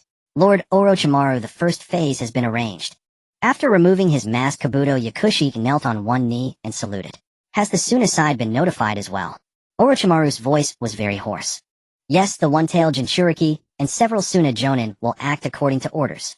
Good. Orochimaru was very satisfied with this trusted subordinate. After all, he possessed both strength and intelligence. By the way, how are Sasuke Uchiha and Qingchuan Tianming? Orochimaru suddenly asked. Sasuke Uchiha is still lying in Konoha Hospital due to the curse mark, while Qingchuan Tianming seems to have resisted it on his own. Kabuto Yakushi calmly reported the information he had gathered. Interesting. Qingchuan Tianming. Truly the vessel I value most. Orochimaru had placed curse marks on at least 1,000 people, but none of those who survived and could use its power had satisfied him. But Qingchuan Tianming was different. Extreme chakra control and formidable strength. When the time was ripe, devouring him would be absolutely perfect. To have the curse mark. Sasuke Uchiha is inferior. Shall I eliminate him? Kabuto Yakushi asked for instructions. No. Orochimaru smiled faintly. Sasuke's potential is beyond your prediction. I merely want the Uchiha clan's charm. Understood. Kabuto Yakushi nodded, put on his fox mask, and prepared to leave. Kabuto. Orochimaru suddenly spoke. You are also a valuable comrade of mine. Do not act rashly. With your current strength you cannot harm Kakashi. Orochimaru had seen through Kabuto's thoughts with ease. After leaving the forest, Kabuto Yakushi shed his ANBU attire and entered Konoha Hospital in his true form. Approaching the ward, he saw Sasuke Uchiha sleeping inside. Gently opening the door, Kabuto extended a finger, instantly forming a chakra scalpel. Being too excellent is painful. Let me relieve you of that. Just as he was about to strike, a powerful chakra aura appeared. Do you visit patients with a knife? Kakashi Hitaki said coldly. TCH. Kabuto slashed the chakra scalpel backward and fled through the window. During his descent, he changed back into ANBU gear. Kakashi reached the window and exchanged a glance with the masked Kabuto. Looks like I need to teach Sasuke something good. Kakashi muttered, looking back at the sleeping Sasuke. After all, the Uchiha clan doesn't need protection. That night at the Qingchuan residence, Tianming dressed and stepped out the door. Ding. Mission activated. Go to the tallest building in Konoha and sign in. On a high building in Konoha, a red-haired boy with a huge gourd slanted across his back was admiring the moon. Two figures stood behind him. They were Kabuto Yakushi of the Sound and Yoshimaru of the Sand. The attack will begin during the third round of the Chunin exam. Your task is to disrupt the arena and lure Konoha's elite forces out of the village. Any questions? Not many. Yoshimaru thought for a moment, gazing at Gaara's back under the moonlight. The one-tailed Shikaku's allure should suffice. Though Gaara is hard to control, his sister Temari is cooperative. Good. 1 month later, the Konoha Crush plan will commence. Cough. Just then a faint cough was heard. The next moment, Moonlight Hayate, his cover blown, leaped out from the shadows without a word. A bug that delivers itself. Yoshimaru waved his hand. His chakra surged, and sand from all directions instantly enveloped Moonlight Hayate. Ninjutsu. Sand burial. The sand covering his body suddenly compressed into an irregular shape, then exploded. Moonlight Hayate's perforated body silently fell onto the roof. In the shadows nearby, Qingchuan Tianming watched coldly. Stand for 10 seconds. Sign in. Mission complete. Mission reward: lightning release, chakra mastery. Witnessing Moonlight Hayate's death, Tianming showed no emotion, not even a flicker of feeling. He was not someone who clamored to be a savior. Life and death were common among ninjas. Though Tianming had no intention of avenging Moonlight Hayate, he kindly retrieved the body from the rooftop and handed it over to the patrol ninja. Soon nearly all prominent ninjas and several ANBU members gathered in the Hokage's office. Among them, Qingchuan Tianming was probably the most conspicuous. Tianming, how did you find it? Kakashi Hitaki asked, suppressing his surprise. I was just out for a midnight stroll. Tianming replied calmly. It seems the situation is far more serious than I imagined. Yuanfei Risen frowned deeply, his tone harsh. The Jonin present felt a heavy weight in their hearts. This wasn't just serious, it had been critical for a long time. After the 48th year of Konoha, no major wars had occurred in the ninja world, and there had been no significant friction between nations or villages. Against this backdrop, the fact that Orochimaru remained one of the shrank missing men jointly designated by the 5 great nations spoke volumes. As early as the second round of the Chunin exam, Mitarashi Anko had already reported it, yet the third Hokage, Sarutobi Hiruzen, had refrained from making a major move to maintain stability. Third Hokage-sama, I fear the situation is far more severe than we imagine. Against this backdrop, the fact that Orochimaru remained one of the shrank missing men jointly designated by the 5 great nations spoke volumes.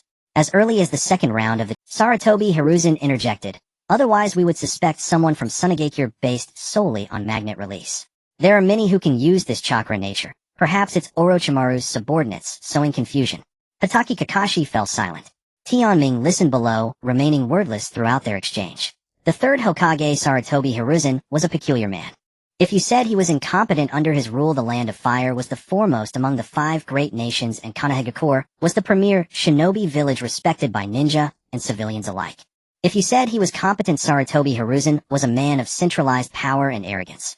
More than a Hokage, he harbored the ambitions of a politician. Most of the village's high-ranking officials were his men, infiltrating every level of Konoha while purging dissent. Such a complex, two-faced man, yet lacking the most crucial element, strength. Sarutobi Hiruzen possessed all chakra natures and knew many techniques, but his power never dominated an era like the first and second Hokage.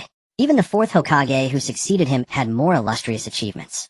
Beyond that, he failed to recognize his own limitations, including the fact that Orochimaru's invasion of Konoha was no longer a secret. Sarutobi Hiruzen still clung to stability and face, even as he met his end at Orochimaru's hands, maintaining the facade of a gracious master. Qingchuan Tianming, did you find anything else when you discovered the body? Sarutobi Hiruzen inquired. No, Tianming shook his head. Expose the Suna shinobi. No way. First of all, Tianming would not interfere with such a major historical event. Secondly, given Sarutobi Hiruzen's nature, even if he did speak up, he would still die at Orochimaru's hands with no change in the outcome. Third, Hokagesima Qingchuan Tianming is probably fortunate. If he had encountered Orochimaru's men, he might not have returned. Hatake Kakashi remarked. Well said. Sarutobi Hiruzen turned his gaze back to Tianming, his eyes filled with benevolence. You discovered Moonlight Guy and reported it. This is now a matter for the Jonin. Go rest and prepare for the third round. With permission granted, Tianming turned and left the Hokage's office. Sarutobi Hiruzen was right. He only needed to focus on the third round. Leaving the Hokage's office, Tianming did not return directly to the Qingchuan residence, but instead went straight to Team 7's training ground. He stood by the small river in a place where he could not see his hand in front of his face. Suddenly, a brilliant yellow aura swirled upward and threads of electricity gathered in Tianming's palm. This was the reward from his recent check-in, lightning release. Previously, when he had used extreme chakra control to learn Hatake Kakashi's lightning cutter, Tianming had altered the state of his chakra to mimic it. But now this was genuine lightning release ninjutsu. With the thought, the chakra returned to his body. Tianming sat cross-legged by the riverbank, his eyes closed. The ninja clans of Konoha more or less possessed exclusive techniques or methods. The Qingchuan clan, though an unremarkable family, also had a ninjutsu scroll.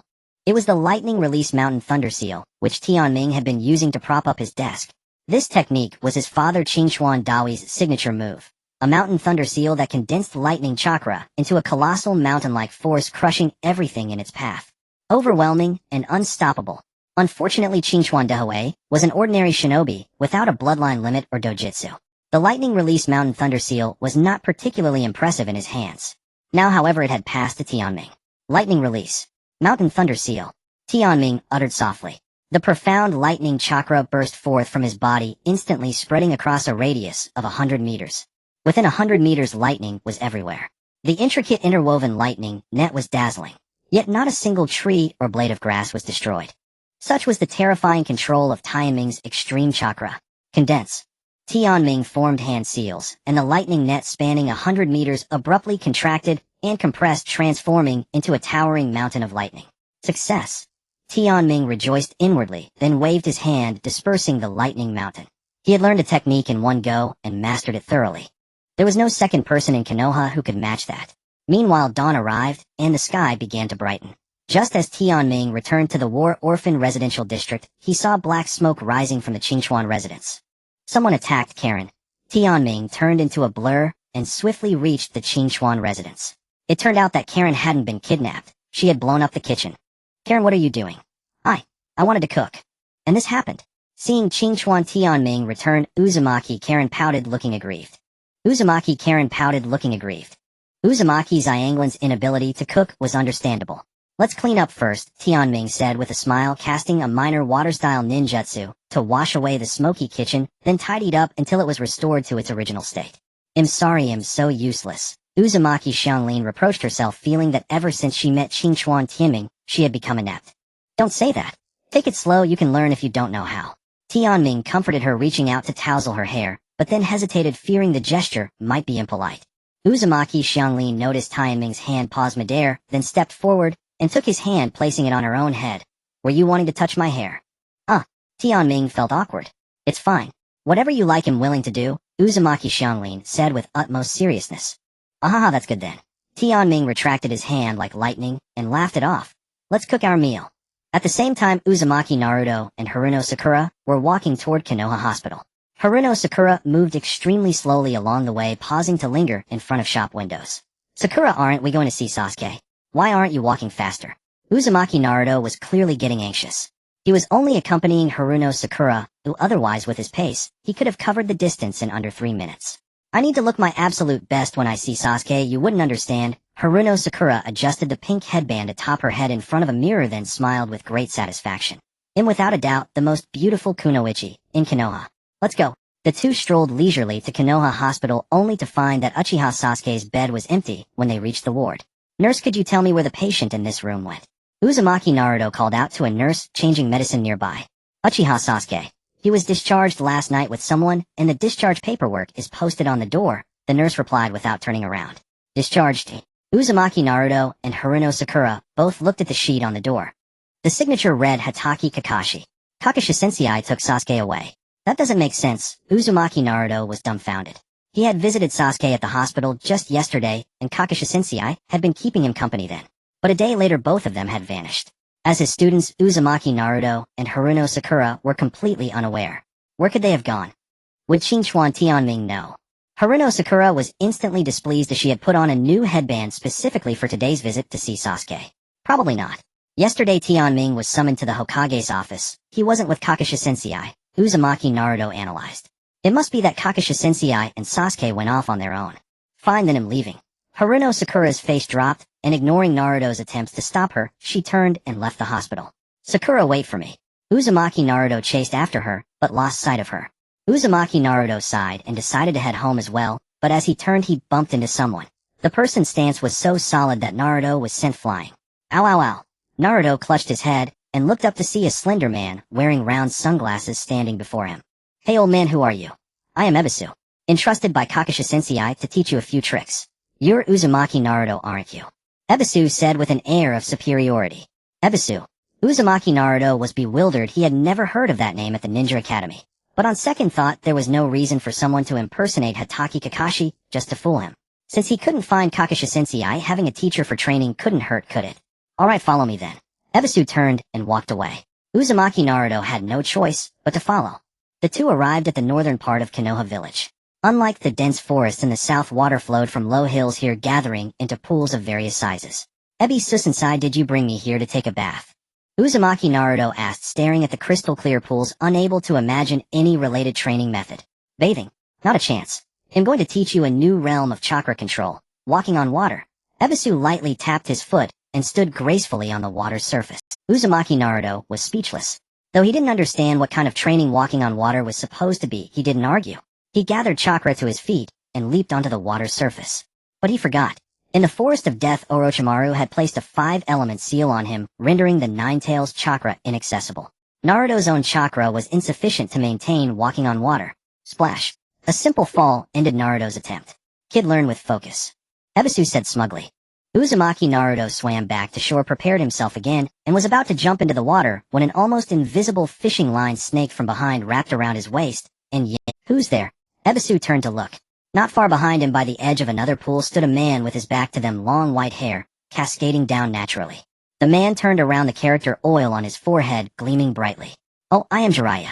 I am Ebisu, Konohamaru's private tutor. I know all the jonin in Konoha, yet I've never heard of you, Ebisu said, pushing up his sunglasses with an air of arrogance. Oh, is Konohamaru's private tutor that impressive? Jiraiya asked, not offended, but rather teasing. You seem to know nothing. Konohamaru is the future Hokage. Ebisu boasted without shame, his superiority always stemming from Konohamaru. Is the Hokage of Konoha about to be replaced? Jiraiya muttered, stroking his chin. TCH. Ebisu was instantly irritated by Jiraiya's reaction. As an excellent private tutor, I don't need to flaunt my credentials or my student. But given your ignorance, he'll tell you. Konohamaru is the eldest grandson of the third Hokage, Hiruzen Sarutobi. As he finished, Ebisu felt elated, eagerly anticipating Jiraiya's praise.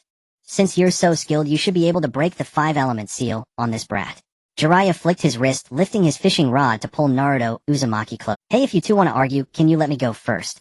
Naruto Uzumaki said irritably, but no matter how he struggled, the fishing line remained unbreakable. Are you out of your mind? Ebisu snapped back to reality. This man who suddenly interfered hadn't apologized, and had snatched his student right in front of him. The 5-element seal. Never heard of it. Don't make me resort to force. Ebisu said, striding over. He swore that if this guy made a move, he'd regret it. At that moment, a roar erupted from the pond behind Jiraiya.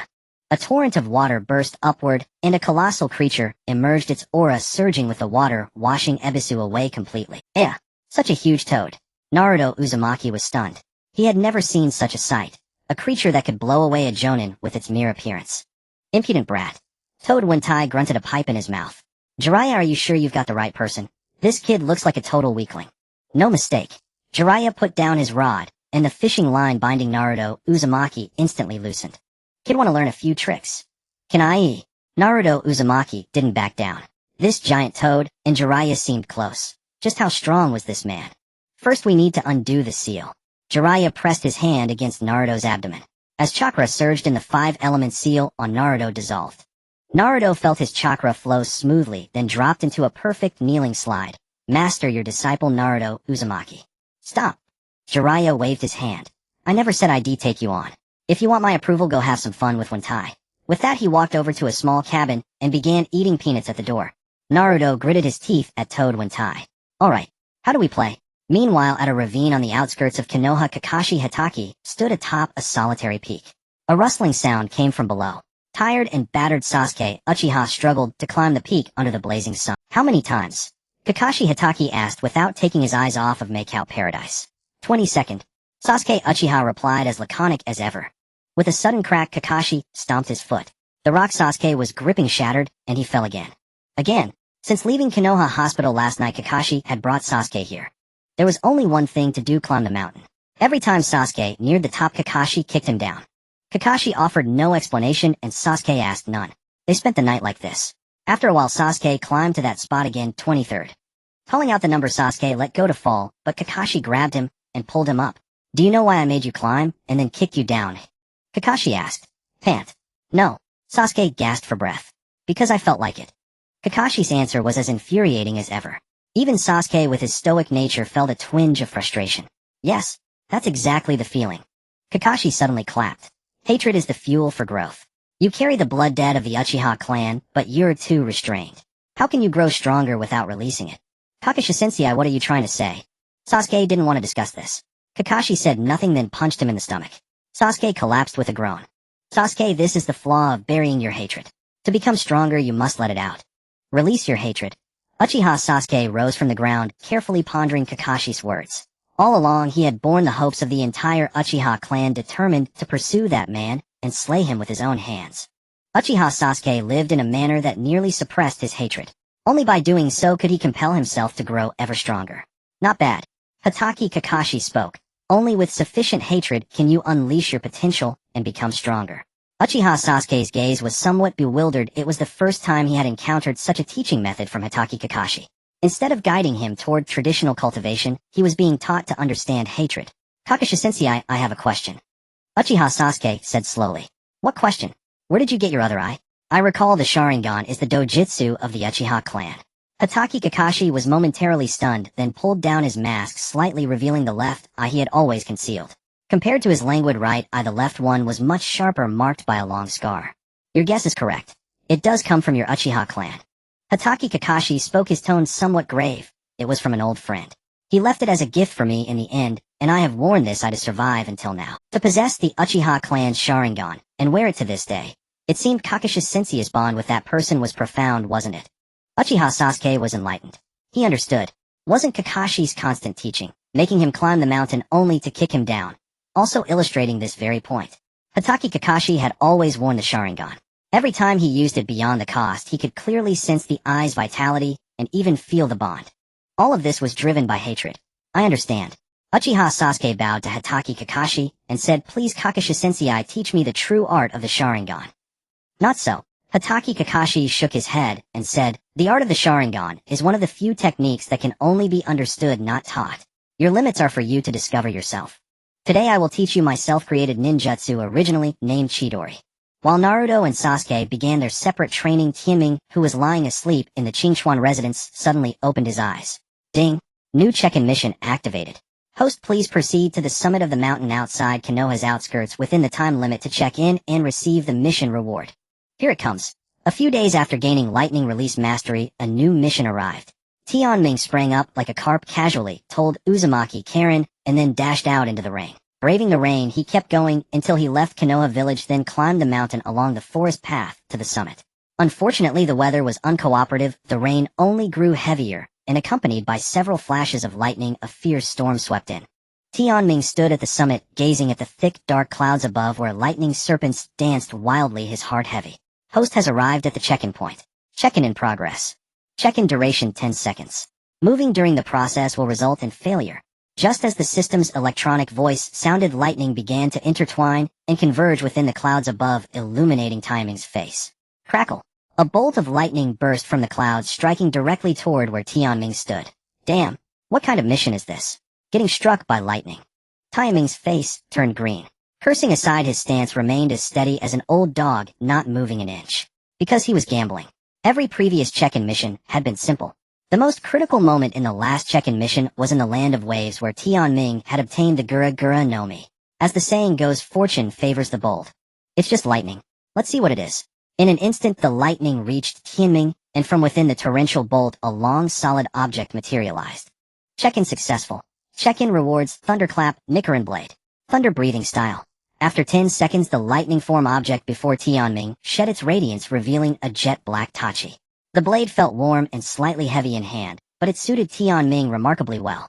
It's this, The Nichiren blade came from the Kimetsu no Yaiba universe. Paired with the exclusive breathing style, it was a weapon for slaying demons. And the one in Tianming's hand was a thunder-type Nichiren blade. Clang. Tianming gripped the hilt and drew the blade. As it left the sheath, thunderous light coiled around its body. The blade was engraved with bright yellow lightning patterns, quite stylish and striking. Thunder roared and a single slash could split the sky. Tianming swung the Nichiren blade a few times, finding it increasingly comfortable. Who would have thought the check-in reward would be a set? The previous one was Lightning Release Mastery, and this one was a Thunder-type Nichiren blade. I might as well comprehend the breathing style. Tianming sheathed the Nichiren blade and sat cross-legged in meditation. Breathing style, as the name implies, is a method of sensing the surrounding power through breathing. Understanding the principle, Tianming immediately released a measured amount of lightning-natured chakra, then took a deep breath. The lightning-natured chakra flowed through his nostrils into his body, reaching every limb and bone. Instantly a thunderous roar echoed within his body. Tianming drew the blade with lightning speed and slashed. A straight sharp blade ray cleaved the small hill before him in two. Awesome! Tianming gaped as he watched the small hill he had cleaved in a single slash. He had never imagined that the combination of his lightning-released ninjutsu and the lightning-attuned Sunwheel blade would produce such an earth-shattering effect. This slash might be too much for even some jonin to handle. Tianming immediately concluded that this would become his ultimate move. After all, his current self only relied on his abundant chakra reserves and some taijutsu, while the tremor fruit was far too draining. Using it once depleted his chakra, and twice would leave him completely helpless. The fruit's power was his trump card, one he would never use unless absolutely necessary. And at this moment, Naruto Uzumaki was learning summoning jutsu. Sasuke Uchiha was mastering Chidori while gradually activating the power of the curse mark and the Sharingan. If Tianming fell behind now, things would become difficult. Thank goodness.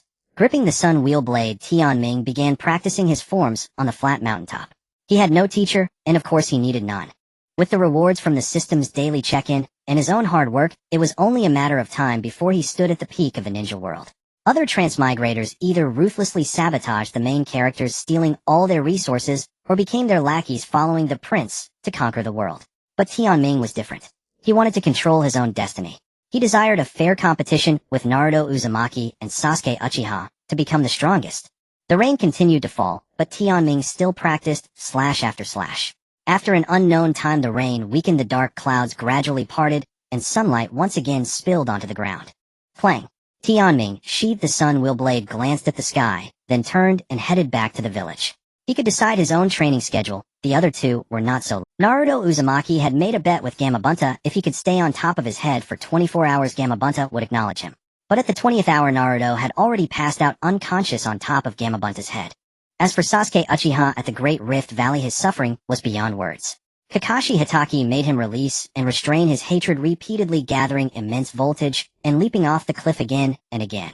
Only by throwing himself completely into the attack, without hesitation unleashing his strongest strike, could he grasp the true essence of lightning-released Chidori. 1 month passed in the blink of an eye, and soon it was the day of the third exam. The third round was still held in the restored area within the central tower. The only difference was that the previously desolate space was now buzzing with noise and excitement. The third exam was watched by the third Hokage and several Konoha high-ranking officials, accompanied by the allied Kazekage and the Sand Village's high-ranking officials. In addition, the spectator stands were filled with ninja and civilian family members. Such a scale was truly impressive. The genin who had passed the second round were stunned by the sea of people as they made their appearance. Tianming's expression remained calm as water. Typical of the third Hokage, who prioritized stability above all. Even with a knife at his throat, he still tried to maintain an illusion of peace and prosperity. So many people. Naruto Uzumaki had never been so watched, and he couldn't help but feel excited. Sasuke Uchiha, always the epitome of cool, had switched to a black short-sleeved shirt after a month of intense training, exuding a much stronger aura. For the third round of the Chunin exam, 10 people will be selected to become Chunin. Now it's time to test the results of your month of training. Are you ready? Due to the tragic death of Gecko Hayate, the examiner for the third round was replaced by Kakashi Hitaki. Ready, they answered in unison. Kakashi Hitaki pulled out some bamboo slips from his pocket and said, "These slips have each of your names and numbers. Slips of the same color determine your opponent, and the numbers decide the match order." After speaking, Kakashi threw the bamboo slips into the air. The participants quickly jumped up and each grabbed one. Wow, wow, wow. Red. Naruto Uzumaki waved his slip and asked, "Who else is red?" Sasuke Uchiha silently, so it was a Team 7 internal battle. Tianming hadn't expected this outcome. The first real fight between Naruto and Sasuke was supposed to be at the Valley of the End just before Sasuke defected from Konoha. Unexpectedly, it had happened earlier. "Green," said Shikamaru Nara calmly. As he spoke, Temari beside him also showed green. "Damn." Shikamaru Nara rubbed his forehead and said, "Kakashi-sensei, can we change the matchups? I have a habit of not fighting women. Are you afraid of losing to a woman?" Temari said coldly, "Don't underestimate me.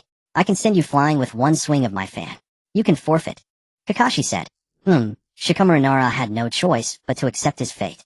Although he was easygoing and hated trouble, he couldn't simply give up. "White," said Niji Hyuga calmly. Rock Lee slowly raised his hand. It was a Team 3 internal battle. "Lee." Niji Hyuga turned to Rock Lee and said, "Let's have a good fight." After the second round, Niji had finally learned the truth from Hayashi Hyuga, let go of his obsession, and forgiven. Now Niji Hyuga was a new person. "That's what I want." Rock Lee flashed his big white teeth, equally eager for this fight. In pink, Sakura Haruno also held up her bamboo slip. This time, it was Shino Aburame who would face the female opponent. "What about me, Kakashi-sensei?" Choji Akimichi, standing to the side, asked quietly. Though his strength was not lacking, his speed was inferior to the others, so he had failed to grab a slip. "Choji, you don't need to compete. I hereby declare you a Chunin now," Kakashi Hitaki said indifferently. Choji's mouth fell open, ships spilling out. Not just him, but the others were also stunned. The third round hadn't even started yet, and he was already a Chunin. During the second round, I never expected so many to pass. And on the eve of the preliminaries, someone withdrew, so there was naturally a bye.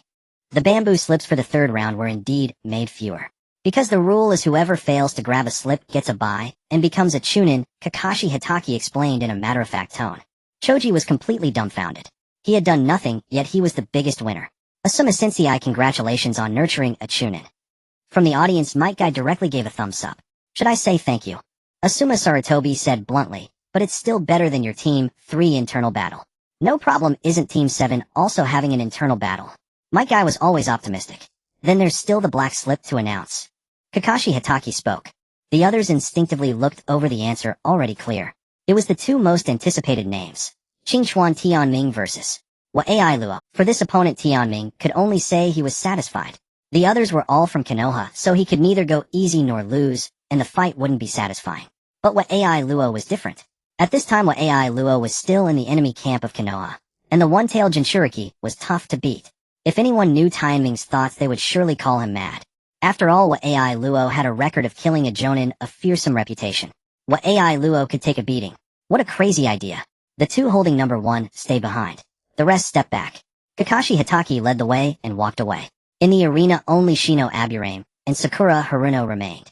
"Shino, don't be like Shikamaru and refuse to fight a girl, okay?" Sakura laughed lightly. "I won't," Shino replied calmly.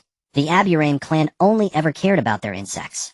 The third round of the Chunin exam begins. With Kakashi Hitaki's command, Sakura charged straight ahead. Social Sakura brute force. The others who had retreated to the sidelines watched the duel with great interest. Tianming, however, was somewhat distracted. He either glanced at the Sand Trio, standing in the distance, or looked up at the highest point, the high-ranking officials protected by several Umbu ninjas. Orochimaru's plan should have begun by now. At the same time, large numbers of sound ninjas and sand ninjas appeared in the Forest of Death and the dense forests outside Konoha. A black crow landed on the arm of a particular sound ninja. After casually glancing at the note tied to the crow's leg, the leading sound ninja gestured in another direction. "Begin the operation." At the command, several sound ninjas stepped out from the group, simultaneously bit their thumbs, and began drawing summoning techniques on the ground. In the blink of an eye, more than a dozen summoned giant snakes burst forth. In another direction, a sand jonin stood atop a tree. Suddenly, he formed hand seals, and as chakra surged, countless tiny grains of sand slowly fell. Ninjutsu, sand waterfall stream. Boom, boom. The earth-yellow sand cascaded down like a falling river, then pressed horizontally across the Forest of Death. At the same time, this scene was unfolding in several places in Konoha. The scene returns to the central tower. The battle between Sakura Haruno and Shino Aburame had already, just as Sakura punched Shino flying and prepared for a second strike, her calf was already densely wrapped in parasite. With a single command from Shino, Sakura's calf would be completely devoured in an instant. I lose. Sakura raised her hand. Thus Shino Aburame became the second person to pass the Chunin exam. Immediately after the second match was the eagerly anticipated internal battle. Rock Lee and Niji Hyuga stepped into the center of the arena. Go Lee, go brother. Hinata Hyuga shouted from the audience. Though Niji did not respond, a faint smile appeared on his lips. Lee, let's fight to our heart's content. Leave no regrets. Fight to our heart's content. Rock Lee's fighting spirit ignited instantly. He slid forward, closing in on Niji in a flash, and then whipped out a kick.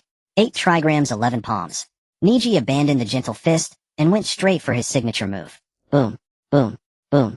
At their first clash, sonic booms rang out in succession. While the two were locked in an intense battle, Tianming appeared in the audience and plopped down beside Hinata. Tianming, you're here, Hinata said with some surprise. Yeah. Tianming fumbled in his pants and pulled out an exquisite pouch from his bag. I bought this pouch for you. It contains many herbs with calming properties. A gift for you. Congratulations on being discharged. Hinata Hyuga's face instantly flushed bright red. This is for me. She didn't know where to put her hands. Don't you like it? Then I'll take it back. Tianming made as if to retrieve the pouch. I like it. This is a gift from you.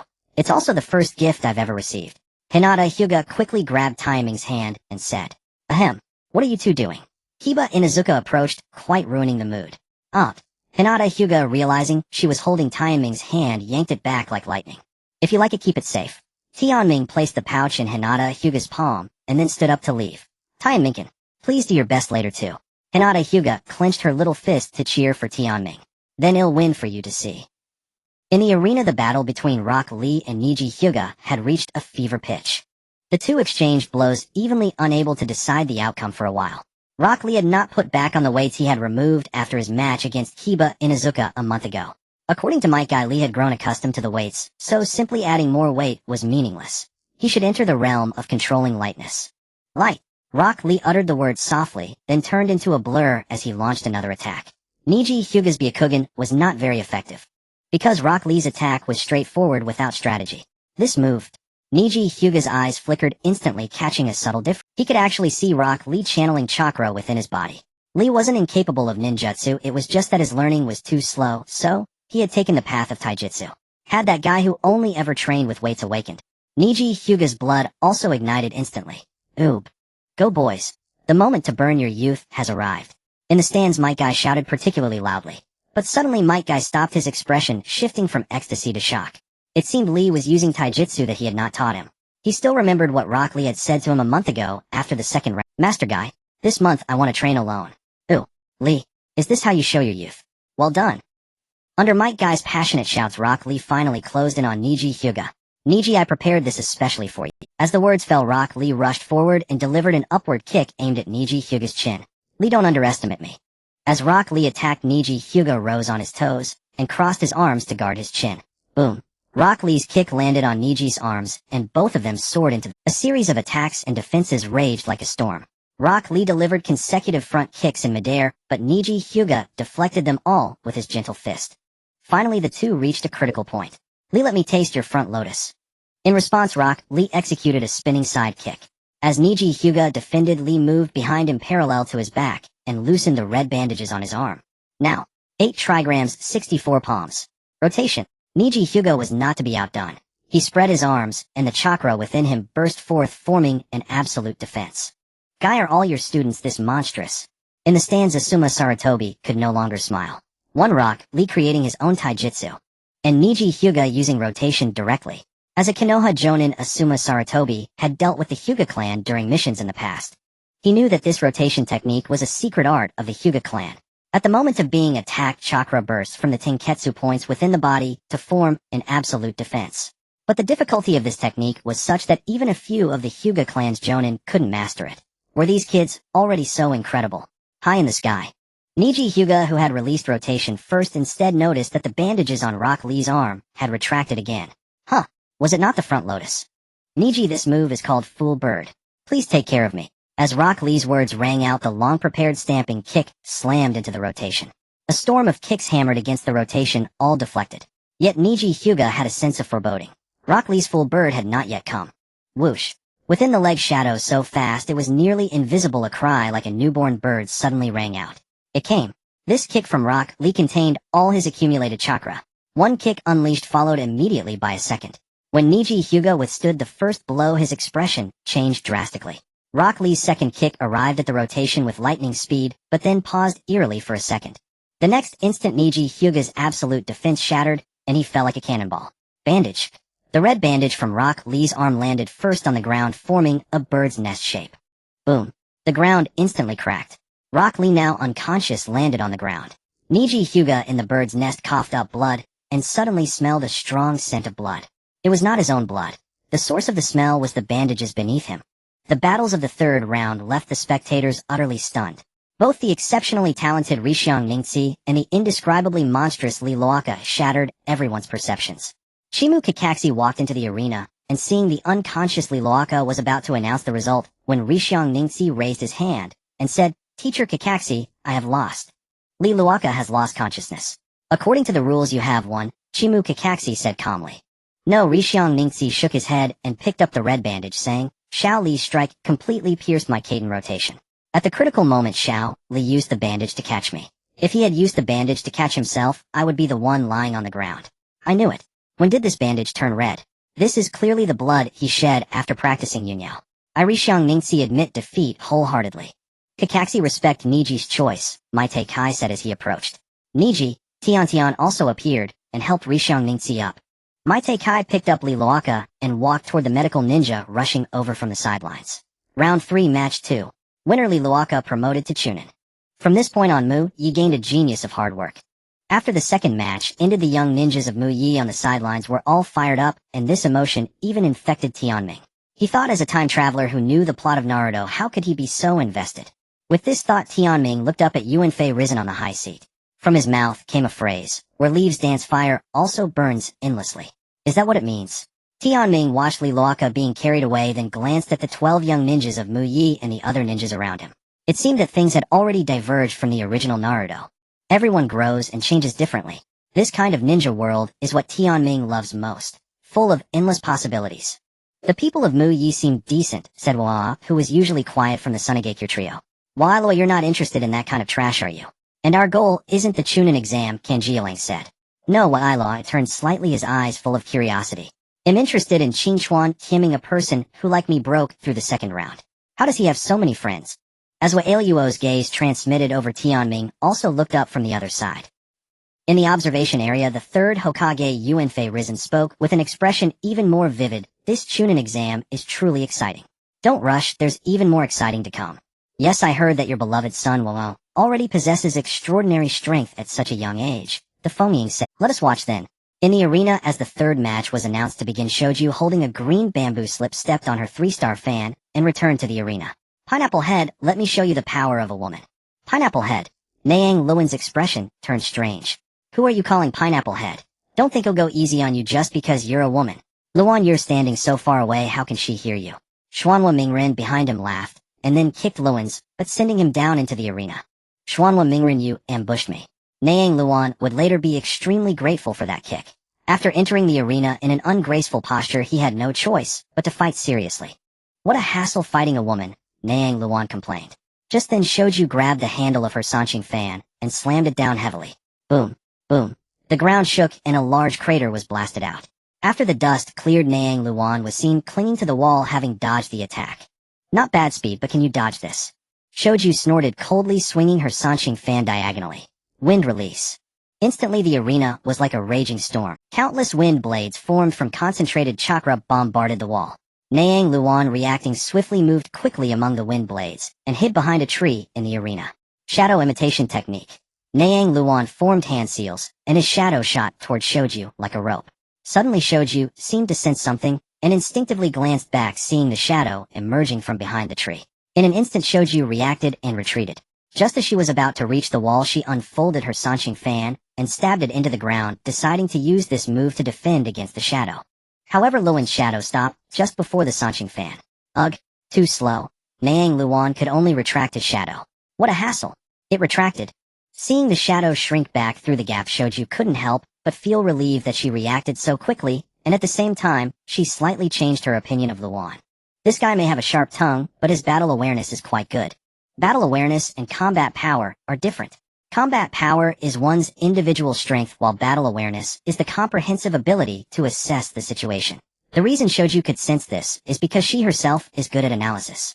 Launching an attack into the blind spot of vision at the moment of unleashing the wind release. What just happened? Naruto Uzumaki rubbed his eyes in the viewing area. He hadn't seen a thing. Shikamaru used the shadow imitation technique. Tianming said calmly. You can see that, Tianming, the other young ninjas asked in surprise. Like Naruto, they hadn't caught the movements. Tianming nodded. Shikamaru may not use flashy offensive jutsu, but his speed is not to be underestimated. Just now Temari used wind release and Shikamaru dodged before the technique even arrived, simultaneously launching the shadow imitation technique. How do you know him better than we do? Choji Akimichi stopped eating his chips. To be honest, whenever I fight Shikamaru he never attacks Hiden, and I always end up caught by him. That's because Shikamaru is not a combat type ninja, he uses tactics. As Tianming spoke, almost all the young ninjas gathered around him. Everyone's chakra is limited, and restoring it takes time. In theory, a ninja's battle is simply about dividing and using chakra efficiently. What Shikamaru does is to evenly distribute his chakra according to his will. A sharp intake of breath echoed from the crowd. Though they didn't fully grasp Tianming's words, they understood his meaning. Kurenai, have you looked into this? Qingchuan Tianming from Team 7. Hiruzen Sarutobi approached Kurenai Yuhi with a smile. Are you sure it's wise to wander around during the security? Kurenai's impression of this boy was not good. What's the problem? Hiruzen shrugged. But this kid is peculiar. Not from a major clan, didn't even attend the ninja academy, and directly joined Team 7. I thought he would be insignificant, but now it seems he's the most dazzling one. After the second round, where Qingchuan Tianming and Gaara were both rated S, his background was no longer a secret. Among the core jonin of Konoha, his story was well known. He was unanimously recognized as the #1 young prodigy. Although other teams had shown impressive performances in the exams, none could compare to Qingchuan Tianming. Would a child personally placed into Team 7 by the 3rd Hokage be anything less than outstanding? Kurenai remarked calmly. I may not like him, but I won't deny his strength. Asuma, don't you remember? Every era has its anomaly. Haha, you speak highly of him. Asuma Sarutobi gave an awkward laugh. Let's get back to the mission. With that, Kurenai walked toward another area. At that moment, a new group of ANBU appeared around the arena, silently replacing the original ones. Lord Orochimaru, the time is near. When will you make your move? Kabuto Yakushi murmured under his fox mask. Back to the arena. The battle between Temari and Shikamaru was still ongoing. You're done for now, Temari taunted, drawing a line on the ground. I figured out your shadow's range. And that tree is cut down. Do you have anything else? Temari, a ninja with keen insight, had quickly calculated the range of Shikamaru's shadow imitation technique. TCH. Shikamaru clicked his tongue in annoyance. Women in trouble. A self-righteous woman is the biggest trouble. Bastard. Then fly to the sky. Temari couldn't stand Shikamaru's pretentious attitude. He was clearly outmatched, yet kept finding excuses to anger her. Wind release Kamaitashi. Temari's one-star sickle fan swung. Deep grooves were carved into the ground. The ferocious wind blades tore toward Shikamaru. After the gale, Shikamaru wasn't blown away, but he was injured. Parachute. Shadow imitation technique. Shikamaru got up through the kunai with his headband tied to it, and simultaneously unleashed the shadow imitation technique. Is that useful, eh? Temari leaped back, lightly ready to counter. She had already figured out Shikamaru. But the moment she landed, her legs went numb. I forgot to mention. My shadow imitation technique can change in shadowy conditions besides controlling direction and range with chakra. Shikamaru said as he walked forward. Temari's body moved uncontrollably toward him. She forced her head to look back. The shadow was coming from a hole behind. Suddenly, everything became clear. From the very beginning, while dodging, Shikamaru had planted the shadow imitation technique in the pit, and every time the shadow seemed to miss, it was a fake. The purpose was to lure her into letting her guard down and moving closer to the pit. They stood face to face. So you finally understand. How does it feel? I lose. Hemp. Shikamaru raised his hand, and Temari's arm rose involuntarily. But then his words stunned everyone. I surrender. I concede. Those words left Temari utterly dumbfounded. And not just her, but everyone watching. Asuma Sarutobi nearly tumbled down from above, shouting, You bastard Shikamaru. What nonsense are you spouting? Take it back. How could anyone not be infuriated? Who would win a match only to hand over the fruits of victory? Sorry, Asuma Sensei. Shikamaru scratched the back of his head. I'm not good at combat. If this were a life or death battle, I'd have lost long ago, so I concede.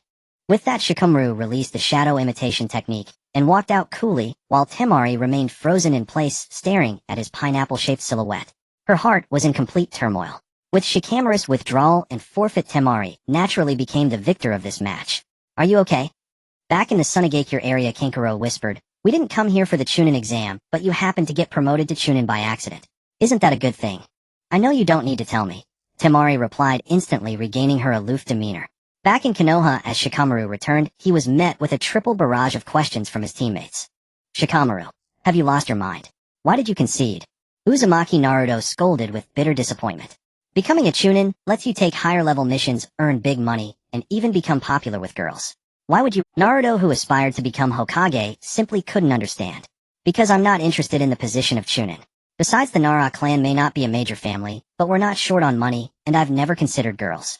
But that's no excuse for your lecture, nor for you sneaking an attack on me earlier. Shikamaru retorted, settling scores after Nara Shikamaru. At that moment, Asuma Sarutobi appeared at the edge of the arena, barely restraining himself from delivering a face-crushing punch to Shikamaru. Asuma. Kakashi Hitaki called him back. Just respect his choice. Kakashi, easy for you to say. Your Team 7 hasn't even finished their match yet. Asuma said with a hint of sarcasm. Team 7 had only Haruno Sakura, who was practically useless, but 3 members still hadn't fought. Meanwhile, what about his own Team 10? Ino Yamanaka had been eliminated, Choji Akimichi got a bye, and became a Chunin, and now that Shikamaru had finally shown up, he actually conceded. Asuma, you're wrong. Whether Team 7 has fought or not, I won't interfere with their choices. Even if they remain Genin for life, they'll have nothing to say. Kakashi Hitaki spoke calmly. Little did he know later, when he became the 6th Hokage, he would never have imagined, for disciples 3 of them still Genin. Forget it. Asuma sighed and shot a glare at Shikamaru, who was behind the crowd. They'll let you off this time, but you'll have to deal with your parents yourself.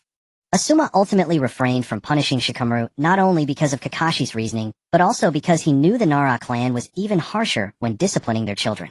After that minor interlude, 2 battles remained in the 3rd round. Highly anticipated ones. Sasuke, let's go. Naruto pumped his fist with confidence, then strode into the center of the arena with his head held high. Uchiha Sasuke walked silently to the opposite side. Go Sasuke! Go Sasuke! The competitive cheers of Haruno Sakura and Yamanaka Ino echoed from the sidelines. Hi, even if no one cheers for me, I don't care. Naruto was long accustomed to being disliked. Uzumaki Naruto fight. At that moment, a clear voice came from the sidelines. Tianming. Naruto paused, turned back, and flashed a grin with his big white teeth. I'll do my best. The battle between Naruto and Sasuke was the one Tianming focused on most intently. Even the earlier fight between Rock Lee and Niji Hyuga hadn't captured his attention so completely. No one knew it, but this was the first clash between the reincarnations of Azura and Indra. At this moment, to Tianming, Uzumaki Naruto and Uchiha Sasuke were not merely teammates of Team 7. They now bore an additional identity. That identity was rivals. Everyone has their obsessions. Naruto dreamed of becoming Hokage, while Sasuke carried the blood feud of his clan and sought revenge. And Qingchuan Taiming's answer was to claim the true pinnacle of the ninja world.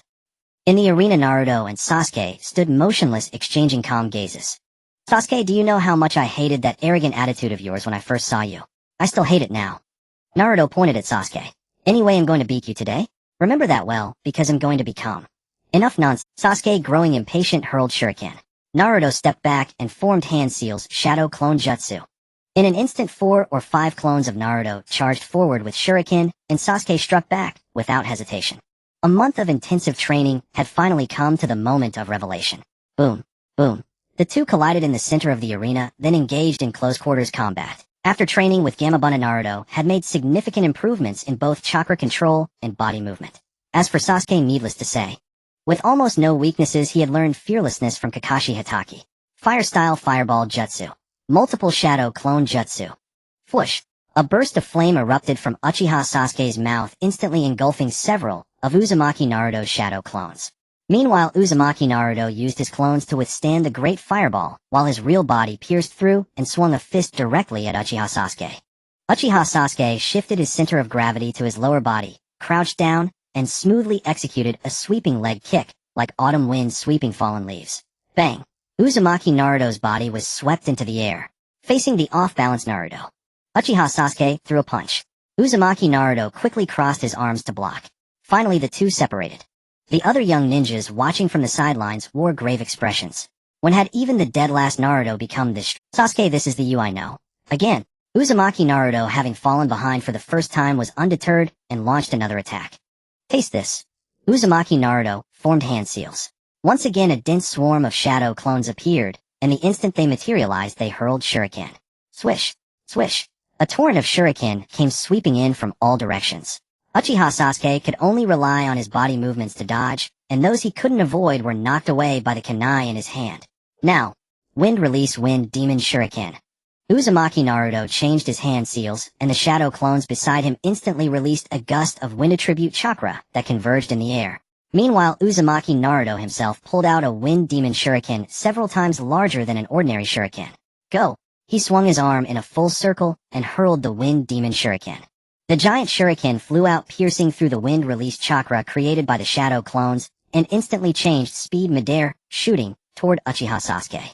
The onlookers were once again astonished by this maneuver. Even Tianming was momentarily stunned, but quickly regained his composure.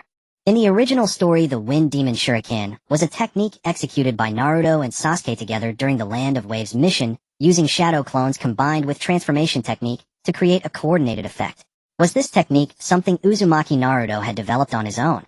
The current state of the Naruto world had deviated from the original. Even events beyond common sense were. In the past month, Naruto had been training under Jiraiya. What if he had taught him something besides summoning? Boom. The Wind Demon Shuriken stabbed into the ground, leaving a shocking crack on the surface. The crack spread all the way to the wall. Half of the Wind Demon Shuriken had embedded itself into the wall. Yet there was no sign of Sasuke. Uzumaki Naruto suddenly looked up and saw lightning blooming in the sky, then a figure descending from above. Chidori. The lightning, accompanied by the chirping of birds, crashed into the ground, and the violent lightning engulfed Uzumaki Naruto. Soon a figure flew out of the smoke. It was Uzumaki Naruto. The smoke cleared. Uchiha Sasuke's body went limp, and he fell to his knees. Immediately, a large amount of blood seeped from under his left shoulder and armpit. It turned out that he too had not fully escaped the previous attack. Uchiha Sasuke slowly staggered toward Uzumaki Naruto. Naruto, lying on the ground, was convulsing after taking a direct hit from Chidori. Sasuke, it's already like this, no need to go for the kill. Uzumaki Naruto was a bit worried. Would this arrogant guy hold a grudge because he got hurt? Idiot. Uchiha Sasuke stopped and extended his right hand to Naruto on the ground. Winner, Uchiha Sasuke. Then Hatake Kakashi announced the result. The medical ninjas on the sidelines quickly grabbed stretchers and ran toward the two who were staggering their way. While others marveled at the spectacular battle, Tianming wore a calm expression. The first Naruto versus Sasuke battle. Dramatic, unfolding, expected outcome. At this stage, Uzumaki Naruto was not proficient in summoning, didn't know Rasengan, let alone his later power-ups. And Uchiha Sasuke's overall strength was superior to his. After Naruto and Sasuke left the arena, sand and dust flew up. When the dust settled, a figure stood there. It was Gaara, carrying a gourd slanted on his back with an indifferent. Seeing Gaara enter, Tianming gently stretched his body. After watching the show and eating snacks from the sidelines for so long, it was finally his turn to fight. Qingchuan Tianming, if you can't handle him, just surrender directly, Hatake Kakashi advised before the match. That kid has a record of killing a jonin, and he's also the Kazekage's son. Losing to him is not shameful. Tianming smiled faintly. Kakashi-sensei, none of that matters. No matter if the one standing before me is the Kazekage's son, or the Kazekage himself, I will not back down. Besides, I've killed a jonin too. Hatake Kakashi paused, then smiled. Go for it. With Qingchuan Tianming's entrance, the most anticipated and final battle of the Chunin exam finally began. I have a technique that uses my sand to envelop the opponent's body and completely drain their blood. The unlucky ones in the forest were like that. But in the second round you matched me with the most kills. Your methods of killing intrigue and excite me. Gaara laughed eerily. This was his treatment for the strong. Tianming said calmly, exuding dominance, don't act like a big bad wolf. The thing inside you won't save you, I'm telling you. Everyone has a cheat, so why are you pretending to be a big shot? Gaara's pupils contracted slightly. The one-tailed shikaku sealed within him was his greatest secret, known only to a handful in the Wind Country. How did he know? But Gaara quickly composed himself. You're indeed different from the others. I hope you'll last. With that, he removed the cork from the gourd on his back, and faint yellow sand began to fall. Tianming raised his hand and threw a kunai, which whistled through the air. Ding! As the kunai approached Gaara, a layer of yellow sand surged up from the ground, deflecting it. The sand then took human form, a sand clone of Gaara. Much like the original story, the sand in Gaara's gourd was his mother's protective mechanism, transformed to guard him. The sand clone bore about 80% of Gaara's features. After deflecting the kunai, it immediately counterattacked, forming a sand spear that pierced through the air. Tianming did not retreat. With a sweep of his hand, he coated his palm with dense chakra and slapped the sand spear apart. Manifesting Chakra, you're indeed impressive. Witnessing this, Gaara couldn't help but praise him, then his expression twisted into a sneer explode. The moment the word left his lips, the sand clone burst forth, shooting countless sand blades in all directions. But Taiming's figure flickered, leaving only an afterimage, and reappeared behind Gaara, delivering a punch. Boom. A layer of sand blocked the punch, but the force penetrated through, grazing Gaara's face as he turned his head. Their first exchange surpassed all the shocks the previous matches had delivered. Both the sand from Gaara's gourd that automatically defended and attacked, and Taiming's uncanny speed, and the power that pierced the sand. Explode. Tianming spat the word as he distanced himself. Gaara, still standing in place, had no time to react before the lightning release hidden in Taiming's earlier punch detonated on his head. With his extreme chakra control, Tianming had long mastered chakra manipulation to a supernatural degree. Hand seals. He simply embedded lightning release within his punches, delivering the chakra to Gaara's face as the force penetrated. Boom. With the explosion, Gaara's face cracked like a broken eggshell, the outer layers shattering like a shell. In their first clash, he had broken Gaara's sand clone and sand armor. Temari and Kankuro in the stands felt their scalps tingle. They knew Gaara's strength, but this Qingchuan Tianming seemed absurdly powerful. Temari suddenly recalled Taiming's meaningful words when they first arrived in Konoha. It wasn't just a bluff, it was real. As for Kankuro, his body was trembling. If he had forced a fight with Crowback, then it might have been him who shattered. Kimingo, defeat that Pandice. Naruto was the type to have a sharp tongue and a loud voice. Given Taiming's earlier cheering for him, he began to return the favor. In the arena, Gaara stood motionless, almost withdrawn, while Tianming looked on with anticipation. Yes, anticipation for this killing machine who had taken down a Jonin. Tianming felt no worry or fear, only excitement. Going to use Shikaku's power. His words spoken softly shattered Gaara's composure. How did this guy know everything? He hit the nail on the head. You're worth all my strength, Gaara said, effectively admitting it. With his hands crossed, the yellow sand from the gourd spewed out, floating around him, and then coalescing into a sphere. Gaara was merely a child, a killing machine, a loner, and a Jinchuriki of the One Tail. But even so, he was still a kid, and his mentality was no match for Tianming, who had lived twice and thoroughly experienced the entire Naruto plot. Thus Gaara abandoned wind release jutsu, and directly used the tailed beast's power. And this was exactly what Tianming wanted. Gaara. Temari couldn't help but cry out, stunned. This wasn't part of their plan. Gaara, who had earlier been the calm one telling her and Kankuro not to stir up trouble, was now using Shikaku's power. It's useless. Once he starts that, Gaara's mind will be partly taken over by that thing, Kankuro said slowly. Let's wait for the sound ninja's move. If it comes to it, we'll take Gaara and leave. It's the only way. Inside the arena, the yellow sand quickly wrapped Gaara into a chocolate ball. Tianming cooperated by forming hand seals and releasing a small lightning release jutsu. A ball of lightning struck the outer shell with no effect. The next moment, Tianming thrust a kunai into the exact spot he had hit. Crack, crack. The sound of breaking echoed. The sphere instantly shifted half of its sprouting spikes that thrust toward Tianming. But he was prepared, raising his hand and slapping on several explosive tags. Boom. The sphere shattered, revealing Gaara with one arm partially transformed into a tailed beast's limb, looking battered. You did that on purpose. Gaara's voice was cold. Even this technique couldn't hurt him. Could it be that Qingchuan Tianming had seen through him? That even using Shikaku's power, he couldn't inflict damage? Then what good was he? The belief he had built from childhood crumbled. Gaara was on the verge of going berserk. Gaara's expression gradually twisted into a grotesque sneer, a stark contrast to Naruto Uzumaki, who was also a Jinchuriki. Gaara had been aware of Shikaku's existence since childhood. From the moment he was born, his father Raza had trained him to harness the power of the One Tail. It had been years since he awakened by killing his uncle Yashimaru. By now, Gaara had gained formidable control over the power of Shikaku, the one-tailed beast. With his faith shattered, Gaara abandoned all rational thought and was on the verge of eruption. At that moment, a smoke bomb flew into the arena, and amidst the thick fog, Temari and Kankuro managed to drag him away just before he fully lost control. In his unstable emotional state, Gaara was no longer a viable combat asset. Unleashing his one-tail form before the eyes of Konoha could spell utter catastrophe. Tianming stood still, not sparing a glance at the three fleeing figures, but instead lifting his gaze to the heights above. Orochimaru was about to make his move. Before anyone could process the dramatic departure of the trio, the Umbu stationed around the spectator stand simultaneously began forming hand seals in perfect unison. Global Hypnosis Jutsu. Led by Kabuto Yakushi, a large-scale hypnosis technique swept over the audience, plunging the vast majority of spectators into a deep slumber. Chaos erupted instantly. The Jonin present took their positions ready for battle. On the high platform the moment the hypnosis technique was cast the Kazekage had already appeared behind Sarutobi Hiruzen, pressing a kunai against his throat. Fourth Kazekage, do you intend to commit a folly? Hiruzen Sarutobi asked, a flicker of shock in his voice. The Kazekage said nothing but seized Hiruzen and burst. The four Umbu guarding him lunged forward instantly, only to be cut in half by a single wind blade.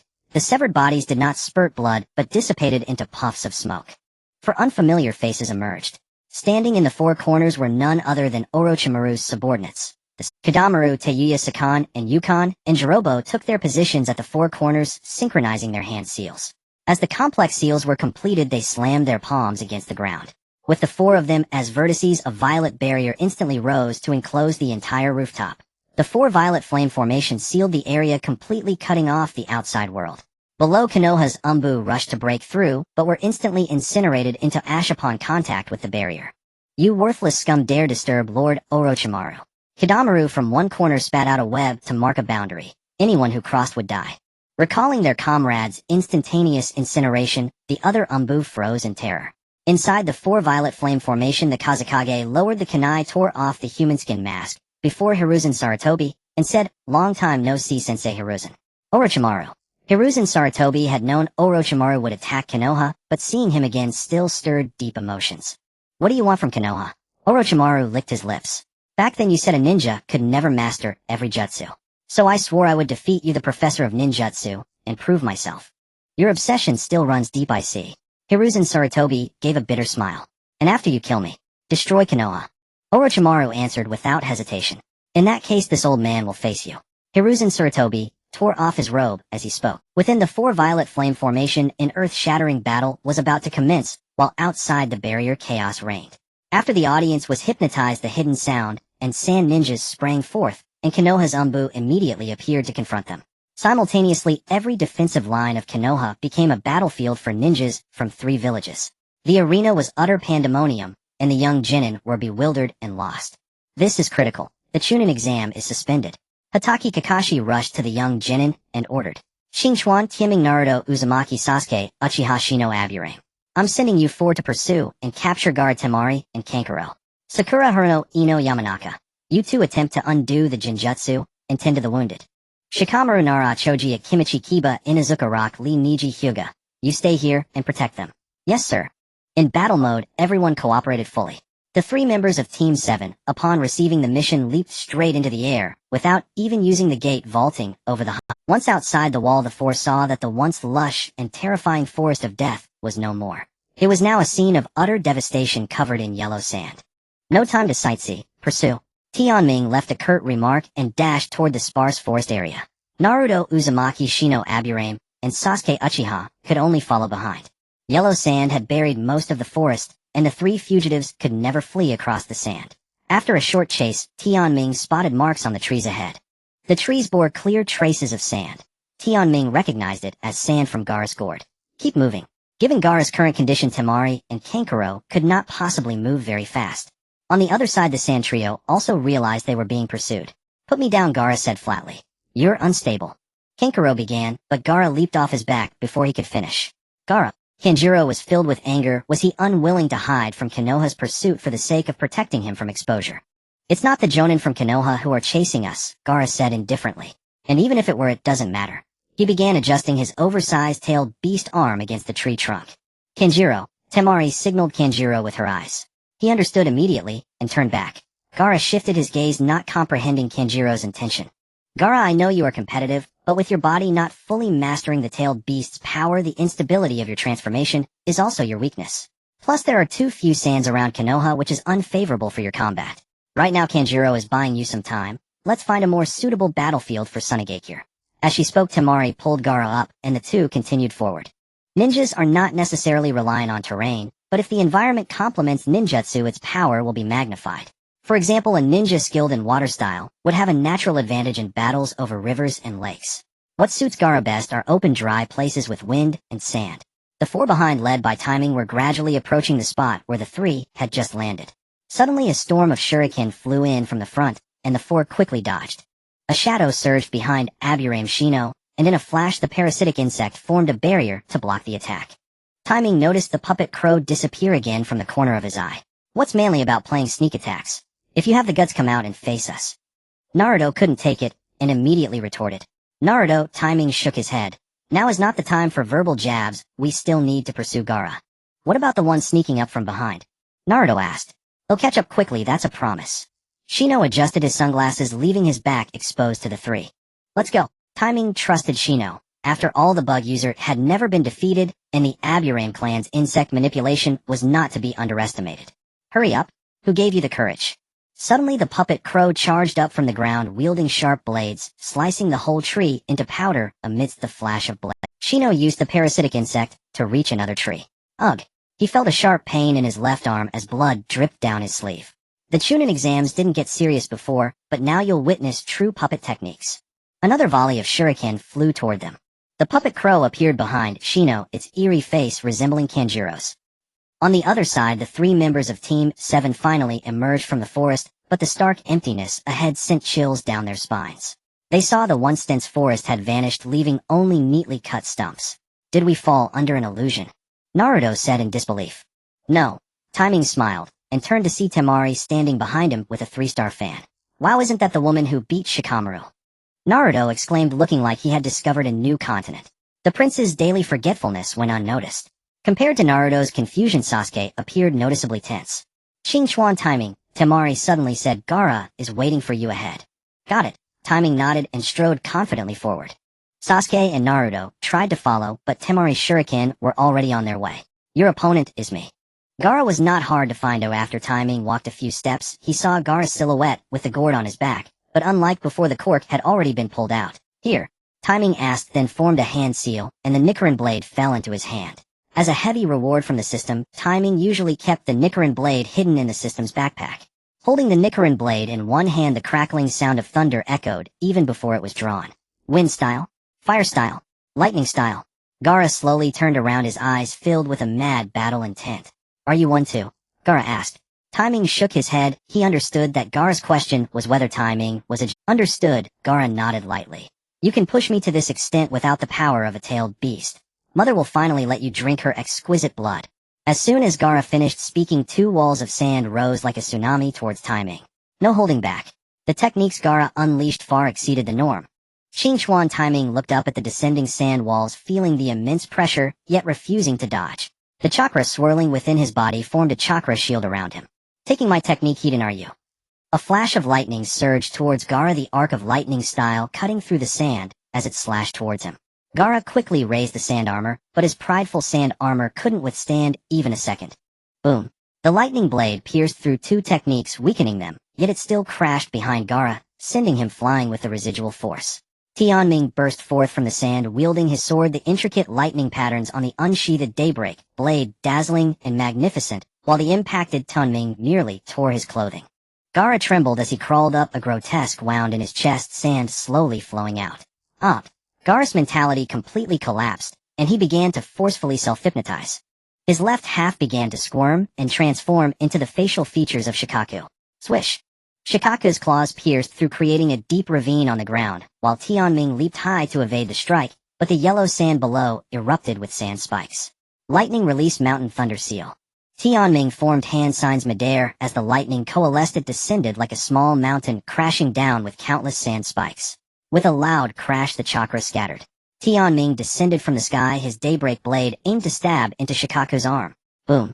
Suddenly, another thick arm struck out. Instantly, Tianming quickly adjusted, guarding himself with the daybreak blade. He took Shikaku's blow, Hiden getting blasted away far. In response, Tianming showed little change in mentality. Tailed beasts are rare combat powers in the ninja world. Any faction possessing a tailed beast essentially holds the initiative in warfare. And how could a one-tailed Shikaku be easily toyed with by Tianming? Meanwhile, Gaara's face began to distort as he started to transform into Shikaku. He disliked looking like this, yet he did not resist the continuous flow of power within him. Swish! Gaara began to actively attack, and with his movements the surrounding yellow sand also stirred. Clang! Clang! Tianming drew his sword and engaged Gaara. Hiden. At the same time, the shockwaves transmitted to both of them. To Gaara, the sword in Tianming's hand was too strange. He had never seen ninja tools affect a tailed beast. Tianming, on the other hand, marveled at Shikaku's power. The seemingly ordinary arm felt as strong as iron and gold. Gaara, your opponent is quite troublesome. Do you want to lend me a bit more of your body? Suddenly a voice within him echoed, filled with temptation. Shut up. Gaara's expression changed as he shouted his life had been destroyed by this guy, and due to the unstable ceiling array, he couldn't even sleep. Haha, you want to use my power to defeat your opponent, yet you don't want to let me take over your entire body. Let me tell you, even in this state, it's still a loss. Shikaka chuckled, and stopped speaking. However, Gaara's inner turmoil was unclear to the outside world, and Tianming was unaware. Thus, he summoned over a dozen shadow clones to charge at Gaara one after another. Gaara waved his hand, directly tearing apart the clones in front of him, and just as they vanished, a massive fireball technique was already right in front of him. Gaara was blasted away again, this time, even catching fire. Qingchuan Tianming slowly approached, saying, "Is this the power of a one-tailed Jinchuriki?" Honestly, I was looking forward to the surprises Gaara would bring, but unfortunately, there were none. Gaara was merely a vessel for Shikaku's release without any understanding of control. In the original story, his strength was largely due to the weakness of Naruto and Sasuke at that time, which made him stand out. At that time, Naruto Uzumaki couldn't even perform the Rasengan or transform into the Nine Tails, and Sasuke Uchiha lacked the Cursed Seal and Susanoo. If it weren't for Naruto summoning Gamabunta to battle the complete form of Shikaku, Tianming realized that the reason for this was that he was stronger than Naruto and Sasuke at that time, even surpassing Gaara. This made their duel feel like hitting a sandbag. Gaara read disappointment on Qingchuan Timing's face. Disappointment. Did he think he was too weak? In an instant, Gaara recalled the past. In the village, only two people considered him weak. One was his iron-hearted father. The other was his uncle, who drove him insane with his death. No matter how much control he had over Shikaku, in their eyes he was weak. And now in the eyes of the ninja in Konoha, he felt the same way. Standing opposite Gaara, Tianming clearly sensed a change in Gaara's aura. A layer of yellow sand suddenly spread, and in the next moment the ground around them seemed to collapse, an invisible pressure emanating from the yellow sand. As the yellow sand dissipated, Shikaku finally emerged, towering like a small mountain. Shikaku's true form was a weasel covered in sealing symbols, adept at using wind release and magnet release ninjutsu. The revealed Shikaku locked its enormous pupils onto Tianming, then lowered its body, opening its massive mouth. A large amount of wind release chakra gathered at the edge of Shikaku's mouth, forming a sphere. In an instant the air began to warp, and the immense wind force shredded the ground. Boom. The wind sphere, like a small mountain, charged towards Qingchuan Tianming. If this were during wartime, Tianming would have been dead, for the abilities of tailed beasts are not something any ninja can withstand. And facing Shikaku's wind release air bullet, Qingchuan Tianming gripped the four-wheeled blade, tightly pouring chakra into the blade. Lightning release 1 character style Thunder Flash. Lightning release 1 form Thunder Flash. This was a technique combining chakra and the breathing method by Qingchuan Tianming. He had spent an entire month honing this move, practicing with his blade atop the mountain every day when the rain fell and thunder roared.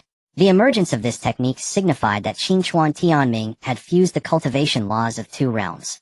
The total concentration breathing from the Demon Slayer realm primarily strengthened cardiopulmonary function, allowing the blood to absorb a large amount of oxygen and instantly enhancing physical capabilities.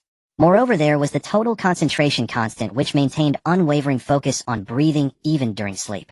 With sun breathing as the progenitor, 5 major schools, water, thunder, flame, rock, and wind, were derived. Chakra was a type of energy produced by the perfect fusion of various components within the human body.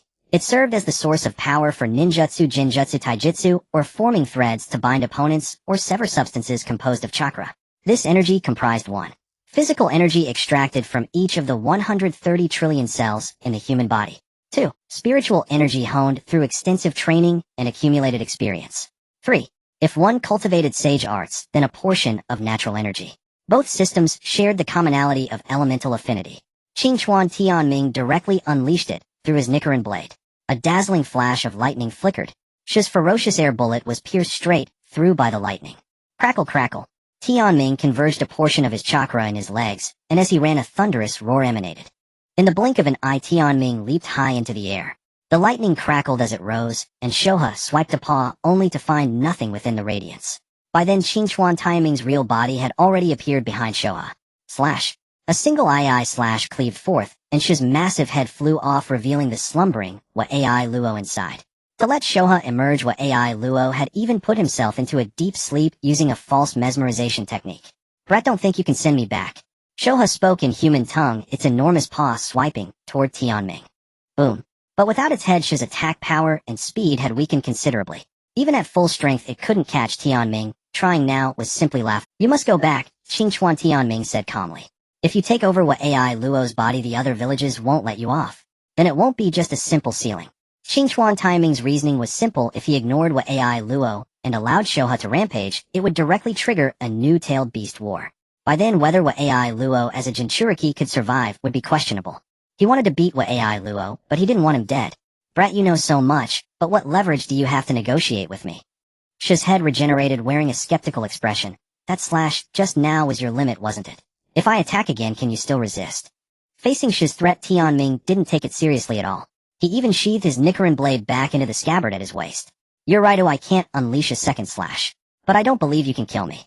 I think the wounds from your battle back then haven't fully healed, and you were sealed by the combined efforts of the 4th Kazekage and his wife. Your full transformation and what AI Luo's tailed beast state also came at a tremendous cost. How can it be so easy to regain freedom? Why do you know so much? Shoha roared, eyes wide with fury, because what the ninja said was true. But it couldn't understand how a once-weak ninja who had killed countless with a single-tailed beast ball had become so strong now. Shoha, I'm just telling you that you have no qualification to bargain or threaten me. Now you have two choices, Tianming said, raising his fingers. One, you continue to fight. I may not be able to use my blade, but try it. Will you die, or will I? A? Two will show you a clear path. Would Shoha dare to gamble? Naturally it wouldn't. The tailed beast split from the 10 tails into 9 had been sealed for so long that they feared it. Endless solitude was worse than death. As for Qingchuan Tianming, he remained composed, leaving what AI Luo's fate in Shi's hands. If Shoha forcibly attacked, he would have to use the tremor fruit to eliminate it. Tell me about the second option. Tianming smiled and said, first, return to what AI Luo's body. Second, assist him by fully opening up your tailed beast abilities to him. He is the 5th Kazekage. Once he takes office, what AI Luo will build a totem for you in the village, granting you prestige. Then he will even make you a guardian deity of the village. You'll gain respect and freedom. Isn't that good? If you forcibly break away from what AI Luo now, I guarantee you'll be captured soon. Then your fate will be fusion. No, impossible. Shoha became agitated. Enduring being sealed was unbearable, but being refused into the 10 tails and losing its consciousness was utterly unacceptable. Brat, tell me, who has the power to fuse us? You seem to have forgotten the current situation. Tianming was not foolish naturally. He could not reveal what would happen later. Shoha pondered for a moment, then patted its massive head with a huge claw. Rather than being captured and fused again, wouldn't it be better to coexist with this kid? Shoha quickly made its choice, opting to trust Qingchuan Tianming. After all, they had been forcibly separated and sealed away back then. If it meant returning to a void where even consciousness did not exist, then it would rather remain inside Woluo. Soon Shoha relinquished control over Woluo's body and retreated back into the seal. At that moment, Woluo revealed his true form. As soon as he regained control of his body, he gazed at Tianming with hostile eyes and said, weren't you confident you could kill me and Shoha? Why did you hold back? Because there was no need. My goal was never to kill you, Tianming replied calmly. Not to kill me. Woluo was taken aback. I merely wanted to witness Shi's power, Tianming said, his expression still composed. Woluo was at a loss for words. He felt a complex mix of emotions. Even the tailed beast's complete form was no match for this man. Who are you? How do you know so much? And you even uncovered the Leaf Village destruction plan. Why didn't you, as a Leaf Village ninja, capture me? Woluo fired off questions one after another. You have too many questions, Tianming shook his head. Because a new era is dawning. He'll give you a piece of advice: open your eyes and see the world. That companion of mine fighting with Shoju over there is a Jinchuriki, just like you. What? Woluo looked up at the disheveled Xuanhua Mingrun in the distance, unable to believe it. In Woluo's understanding, weren't Jinchuriki all supposed to be killing machines like himself? How could this reckless fool resemble a Jinchuriki? Because Mingrun was never treated as a weapon of war in Leaf Village, Tianming seemed to read Woluo's thoughts. Although he was also called a monster by the villagers since childhood and bullied, he still had many people who cared about him. Teachers and companions like us. Woluo's eyes flickered with an unreadable emotion. I have no friends. I don't need friends. Aren't your older brother and sister your friends? Tianming spoke. And your father, the 4th Kazekage Luasha, was killed by -1 long ago. The Leaf Village destruction plan, including the third part of the Chunin exam, was all orchestrated by -1. He's dead. Woluo felt that today was the day his perception shattered. This Qingchuan Tianming was too unfathomable. I don't want to know your inner struggles, but I want to say that everything is in the past. Whether you choose to carry those burdens and live on, or start a new life, is up to you. After saying this, Tianming turned and left. Not far away, the battle between Xuanhua Mingrun Yuzhibo Zhuozhu and Shoju was nearing its end. At this stage, Mingrun and Zhuozhu were being beaten like dogs. As another of Shuju's Kamaitashi techniques struck, Qingchuan Tianming arrived just in time, raising a hand to conjure a chakra barrier that blocked the attack. Behind Shoju, Woluo landed and said, "Stop fighting." "Woluo." Shoju looked at him in surprise. "Let's call it off. We're going to find our brother," Woluo said, then turned and headed back into the forest first. Shoju stood frozen in place. She had heard Woluo say, "brother." "Qingchuan Tianming, what did you do to Woluo?" "You'd better ask him for the answer. Feel free to visit Leaf Village in the future." With that, Tianming prepared to leave with Mingren and Zhuozhu to find young Jinai. Tianming, what exactly happened? On the way back, Xuanhua Mingren kept asking. In the end, I won. Tianming gave the same reply. "Boring. If you don't want to tell, then don't," Mingren grumbled, disappointed at not getting the battle details. Meanwhile, Yuzhibo Zhuozhu wore a complex expression, feeling uneasy. Soon the three found young Jinai injured in the bushes. They agreed to say that Woluo's group had escaped beyond the Fire Country border and could not be pursued. On the other side, Woluo and Shoju also found the severely injured Kanjialang. "Why are you back? There are Leaf Village pursuers," Kanjialang said upon seeing them. "Let's return to the village, brother," Woluo said, extending a hand to Kanjialang. Kanjialang's eyes widened as he looked to Shoju for an explanation. "What's wrong? Your little brother is helping you up. Aren't you happy?" Shoju smiled mysteriously. "Ahaha, of course I am. So we're going back." Kanjialang struggled to his feet. "Damn it. One day you'll return to Leaf Village and get revenge." "Brother, I don't plan to attack Leaf Village anymore," Woluo said. "Huh." Then Woluo revealed the truth behind the Leaf Village destruction plan. The three siblings were shocked and helpless at the news of Luosha's death. Luosha was not a good father. He was unworthy of the role, but he did give them life. "Woluo, what do you want to do?" Kanjialang asked seriously.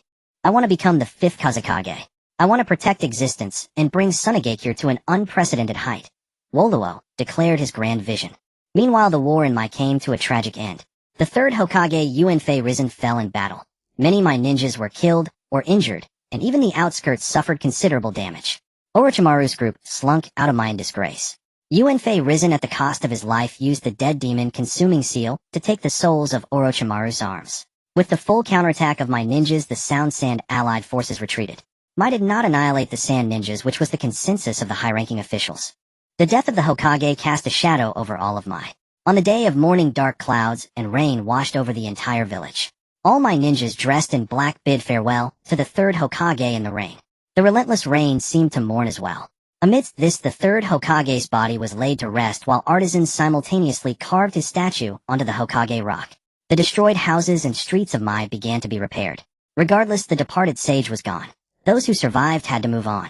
Thus, when the Hokage position became vacant, the high-ranking officials of Mai once again fell into the quagmire of power struggles. However, these matters had little to do with others. After the morning ceremony, Tianming directly returned to the Qingchuan residence. As soon as he entered, he was greeted by the enticing aroma coming from the kitchen. "Tianming, you're back." Uzumaki Xianglin, with her keen perception, appeared at the door and smiled. "Get ready to eat." During the days from Tianming's preparation for the 3rd round of exams to Orochimaru's Konoha destruction plan and the pursuit of Gaara, Uzumaki Xianglin had been diligently practicing her cooking at home.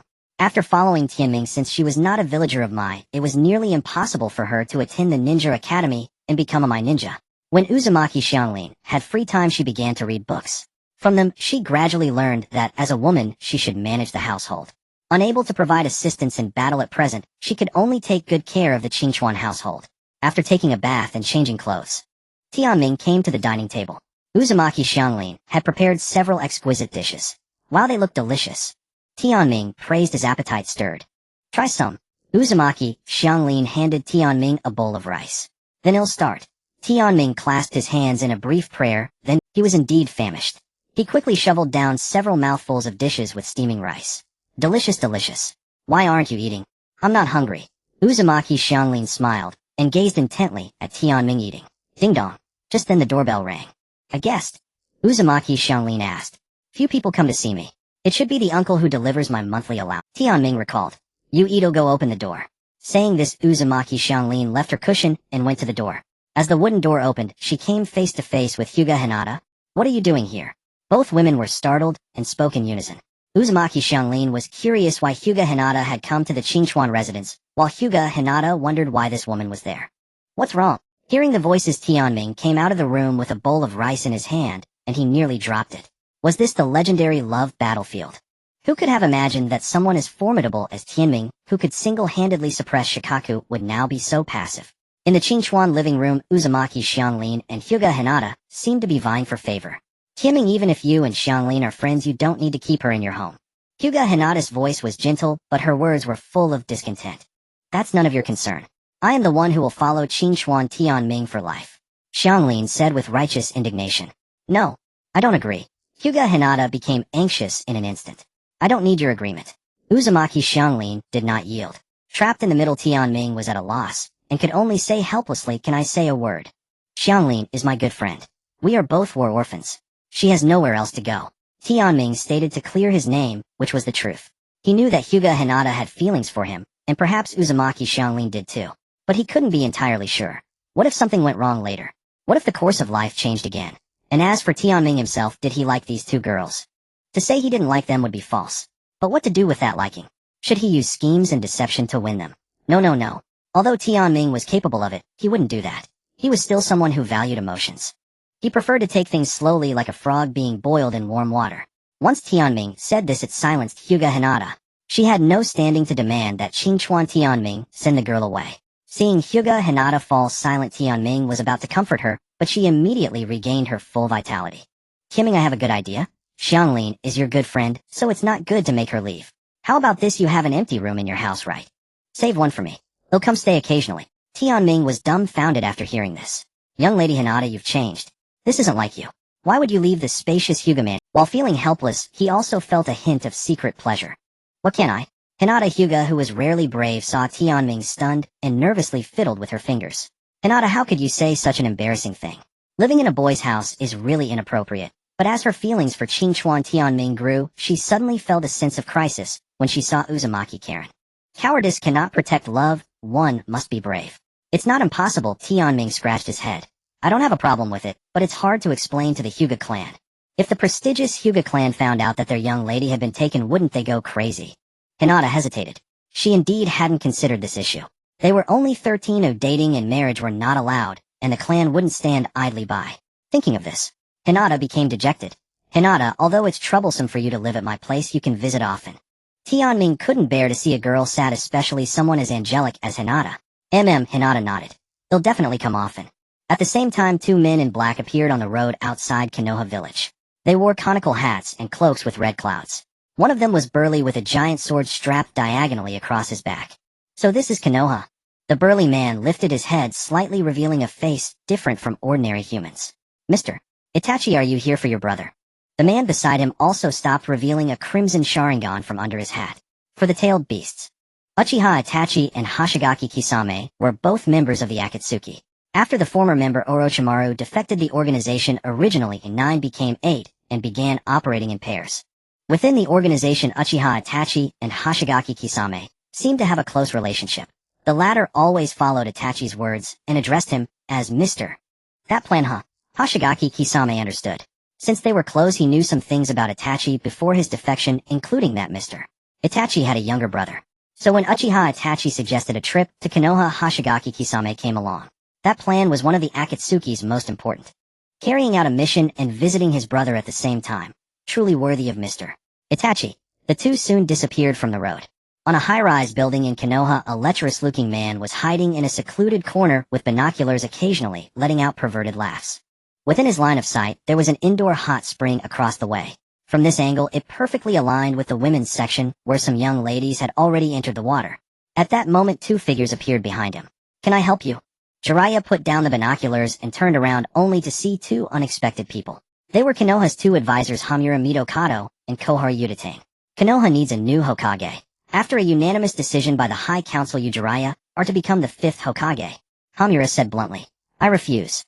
Jiraiya shook his head. I'm a good for nothing and the least suitable person to be Hokage. Jiraiya, you're not young anymore. Why are you so impulsive? Konoha's situation is too complicated, we need you to step up. Koharu said. I just don't want to get involved in these conflicts. The joy of life is to drink and have fun at the pleasure quarters. Jiraiya, seeing their displeased expressions, thought for a moment. Although I can't be Hokage, I know who the best candidate is, and I can bring that person here. The scene shifts back to the Qingchuan residence. After spending the afternoon there, Hinata Hyuga was about to go home, and Tianming saw her out of the Qingchuan mansion. But as he turned around, he saw Uzumaki Naruto sitting on the street corner, clearly waiting for him. Naruto, something up? Tianming asked. Haha, just inviting you for a bowl of ramen. Becoming a genin and earning mission commissions made one speak with extra confidence. It was still their favorite Ichiraku ramen. While waiting for the noodles, Tianming and Naruto chatted, and it seemed Naruto had something to say. Tianming said casually, Naruto, just say what you want. Forget it. Actually, I'm here to deliver a message. Naruto came clean. My master wants to meet you. I wonder if you're willing. Your master? Tianming instantly understood he meant Jiraiya, but he played along. It's a pervy sage, Naruto complained.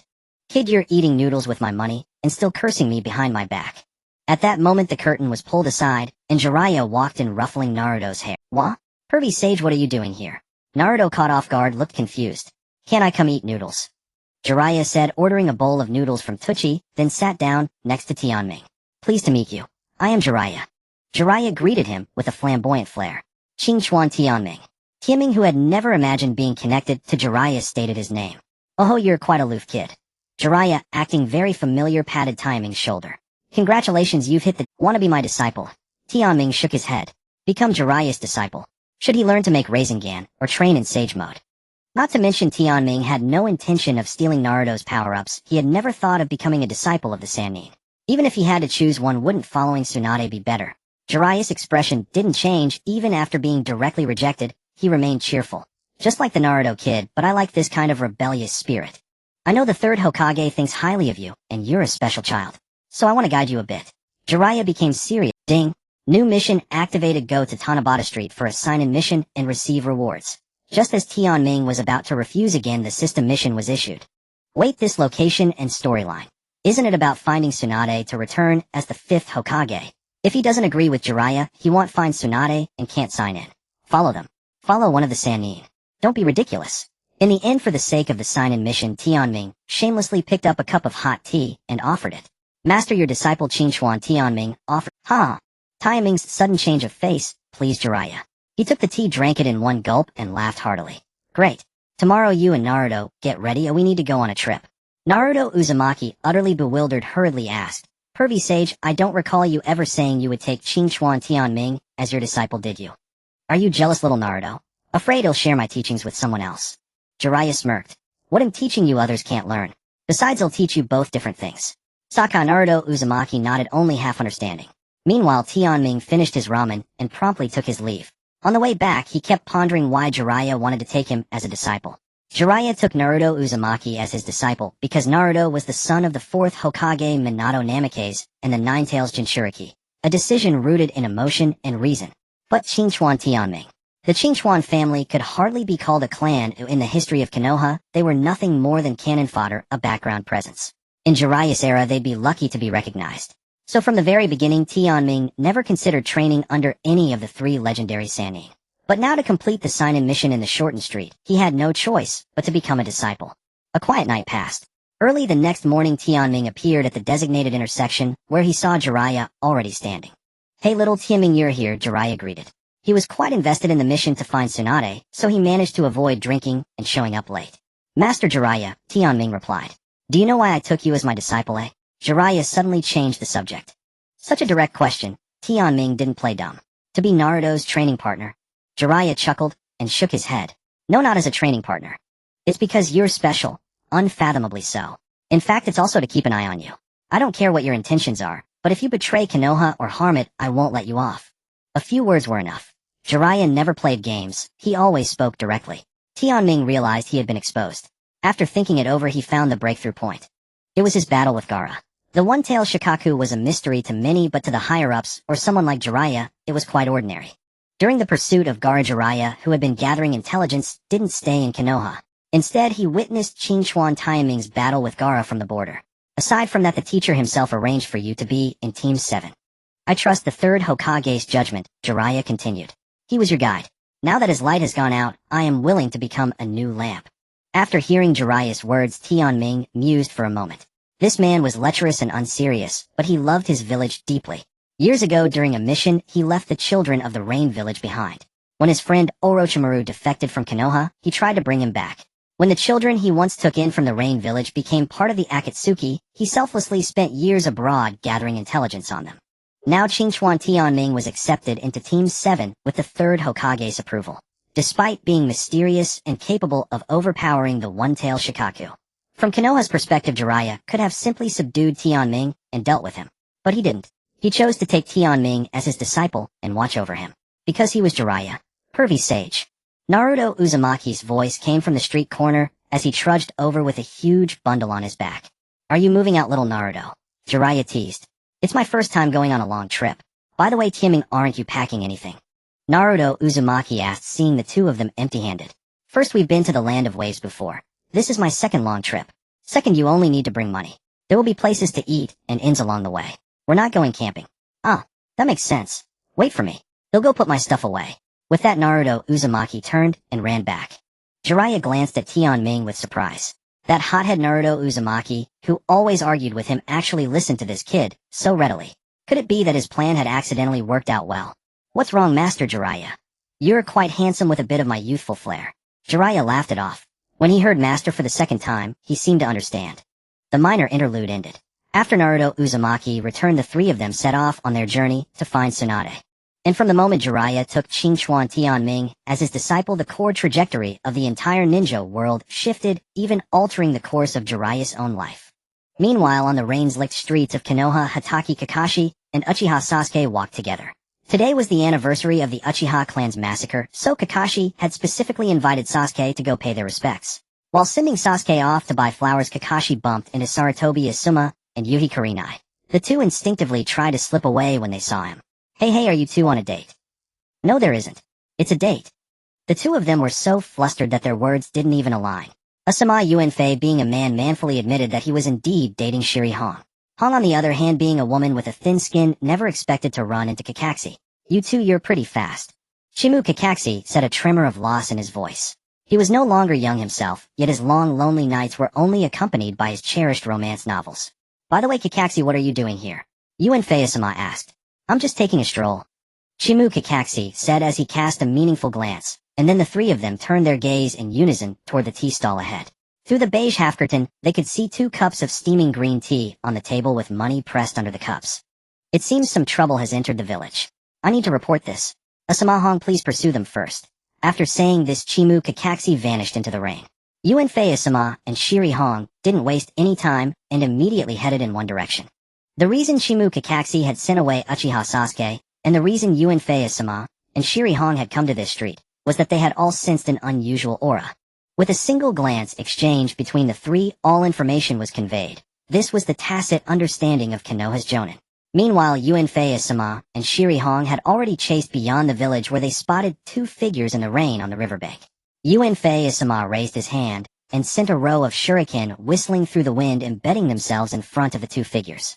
The pair halted their steps and turned around. Who are you? What business do you have in Konoha? Yuanfei Asuma said coldly, already preparing for battle. One of the men removed the straw hat from his head. Those crimson eyes were as calm as still water. Asuma, it's been a while. You are Uchiha Itachi. Yuanfei Asuma said, utterly shocked. That face was far too familiar. My name is Hoshigaki Kisame. The large figure beside him also took off his hat and introduced himself. But no one paid attention to his introduction. Yuanfei Asuma forced down his shock. Uchiha Itachi, you've already defected from Konoha. Why have you come back? Annoying. It wasn't Uchiha Itachi who reacted, but rather the Hoshigaki Kisame beside him, who directly drew his samahata and swung it horizontally. Shiri Hong agilely Yuanfei Asuma, however, pulled out his bladed gauntlets to block. Boom. A tremendous force surged. The stone slab beneath Asuma's feet shattered with a crack. In a single exchange of blows, Yuanfei Asuma had already fallen into a disadvantage. Hoshigaki Kisame, adhering to the principle of if one strike doesn't work, take a second, brought samahata down again. When the bladed gauntlet blocked it, the bandages wrapped around samahata burst open, revealing the barbs. Samahata was not sharp. It wasn't a slashing weapon, but rather like a saw meant to be pulled and dragged. Hoshigaki Kisame exerted force, and a gash tore open on Yuanfei Asuma's left shoulder, blood spurting wildly. Shiri Hong quickly formed hand seals to use the Jinjutsu tree bind death, and her body gradually faded away. This scene fell into Uchiha Itachi's eyes as calmly as still water. Under his Tsukuyami, the illusions of others were nothing but a joke. The next instant, Hoshigaki Kisame's legs were trapped by the Jinjutsu quicksand, while behind Uchiha Itachi a large tree appeared, countless vines binding his body. And Shiri Hong appeared at the top of the tree. She drew a kunai and stabbed down. Just as the kunai was about to touch Uchiha Itachi, Shiri Hong's mental energy suddenly jolted. When she regained her senses, she herself was already bound. Uchiha Itachi, however, toyed with the kunai, then rushed forward, slashing horizontally. Shiri Hong broke free at the last moment, hastily ducking. The kunai's cold gleam flashed, slicing off her hair. Having dodged one strike, Shiri Hong could not evade Uchiha Itachi's second strike. He kicked her into the river. The next moment, Uchiha Itachi appeared behind the disheveled Shiri Hong, ready to finish her off. But at that moment, a kunai was already pressed against his waist. "Shimu Kakashi," Uchiha Itachi said calmly, his voice coming from behind. It turned out that the one attempting to kill Shiri Hong was only a clone. On the bank, Yuanfei-sama was no pushover either. He directly infused chakra into his bladed gauntlets, and the sharp blades even cut Hoshigaki Kisame's face. "Kisame, don't waste time," Uchiha Itachi said calmly from the river. Hoshigaki Kisame immediately leaped to the side and began forming hand seals. Water release, water bullet technique. A stream of water was drawn up from the river, forming an overwhelming wave of impact. Shimu Kakashi also pulled down his mask, revealing his crimson Sharingan, and his pupils shifted slightly. Water release, water bullet technique. The same attack rose up in a torrent, blocking in front of Yuanfei-sama. In the next instant, the two clashed on the river at a blur of speed. Soon after, they stood on opposite sides of the river once more. "You're quite impressive developing the Uchiha clan's Sharingan to this extent," Uchiha Itachi praised. "I need to show you what a true Sharingan technique is." "Asama Hong, close your eyes," Shimu Kakashi shouted. At that moment, Uchiha Itachi's Freedomo Sharingan transformed into the Mangekyo Sharingan. Tsukuyami. The Sharingan has different forms, each with distinct abilities, and the Mangekyo Sharingan is a superior existence above the ordinary Sharingan, capable of using unique ocular techniques. The Jinjutsu Tsukuyami struck Hatake Kakashi instantly. Within the world of Tsukuyami, Kakashi found himself in a void-like space. Suddenly, a black board appeared before him. Then an invisible force pinned Kakashi to the board. No matter how he struggled, it was futile. Suddenly, a blade flew from afar and pierced Kakashi's chest, and then countless blades hung densely in the air. Screams echoed through the space, the blackboard stained red with blood. This torment lasted for 3 days. In the real world, Kakashi's Sharingan was bloodshot, and suddenly his body went limp, collapsing onto the water surface. The 3 days in the Tsukuyami world were merely a few seconds, but the pain he endured was real. "What is your purpose in coming to Konoha?" Kakashi asked weakly. "For the Fourth's legacy," Uchiha Itachi said calmly. "Without Uchiha bloodline, you can be proud of achieving this." "Hep." Kakashi's voice gradually faded. "Your target is indeed Naruto Uzumaki, and your organization is Akatsuki, right?" A few days earlier, Jiraiya, the author of the Ika book series, had suggested to Kakashi that he personally teach Naruto, and during their conversation, Kakashi learned about the Akatsuki. Uchiha Itachi's eyes glowed with an unusual hue. "Take Kakashi away, and kill the other two." With that, Hoshigaki Kisame tore through the water and charged forward.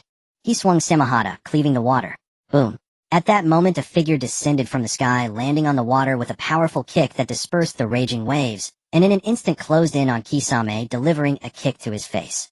The latter was sent flying, rolling to Uchiha Itachi's feet. As the water splashed down, the kicker's figure emerged. With his iconic bowl-cut, large white teeth, and green jumpsuit, the proud blue beast of Konoha, Might Guy, had arrived.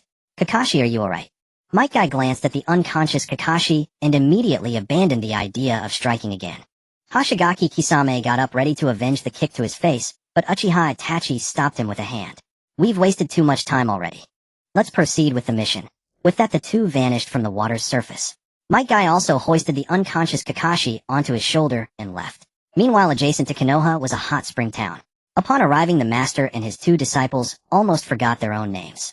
Jiraiya paid no attention to Qingchuan Tianming and Naruto running ahead, looking around, his eyes full of young ladies, truly living up to his nickname of the pervy sage.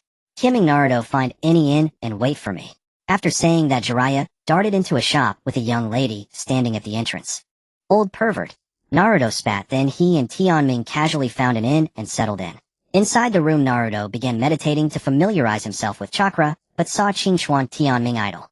"Tianming, don't you need to train?" Tianming was taken aback. The training Naruto referred to was probably Jiraiya's instruction to control and feel chakra.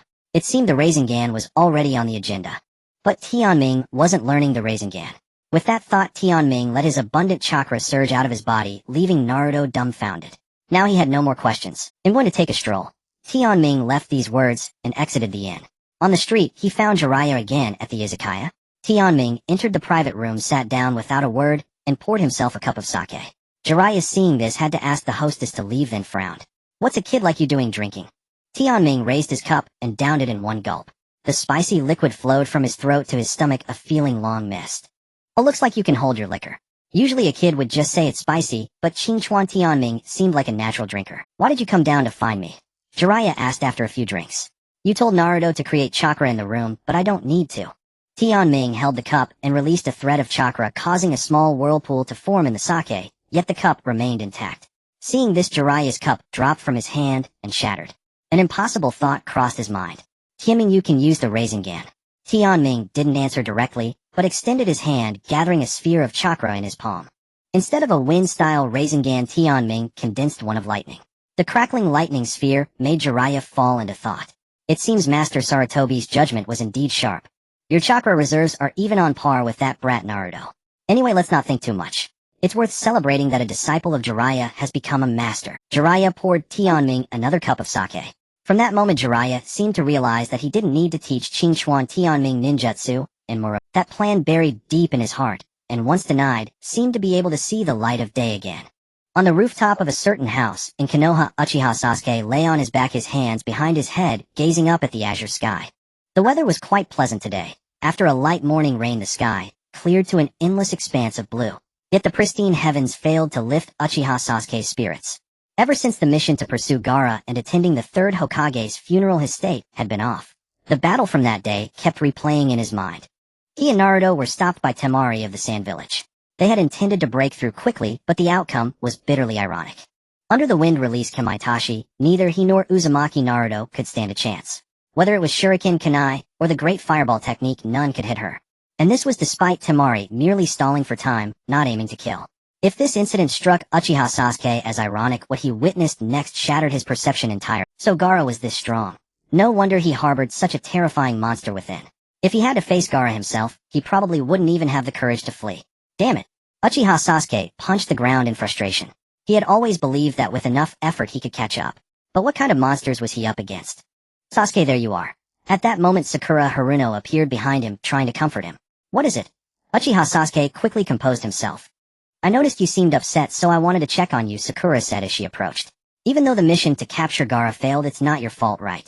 Hearing Sakura mention Gaara only made Uchiha Sasuke feel worse. His mind was entirely consumed by the battle between Qingchuan Tianming and Gaara.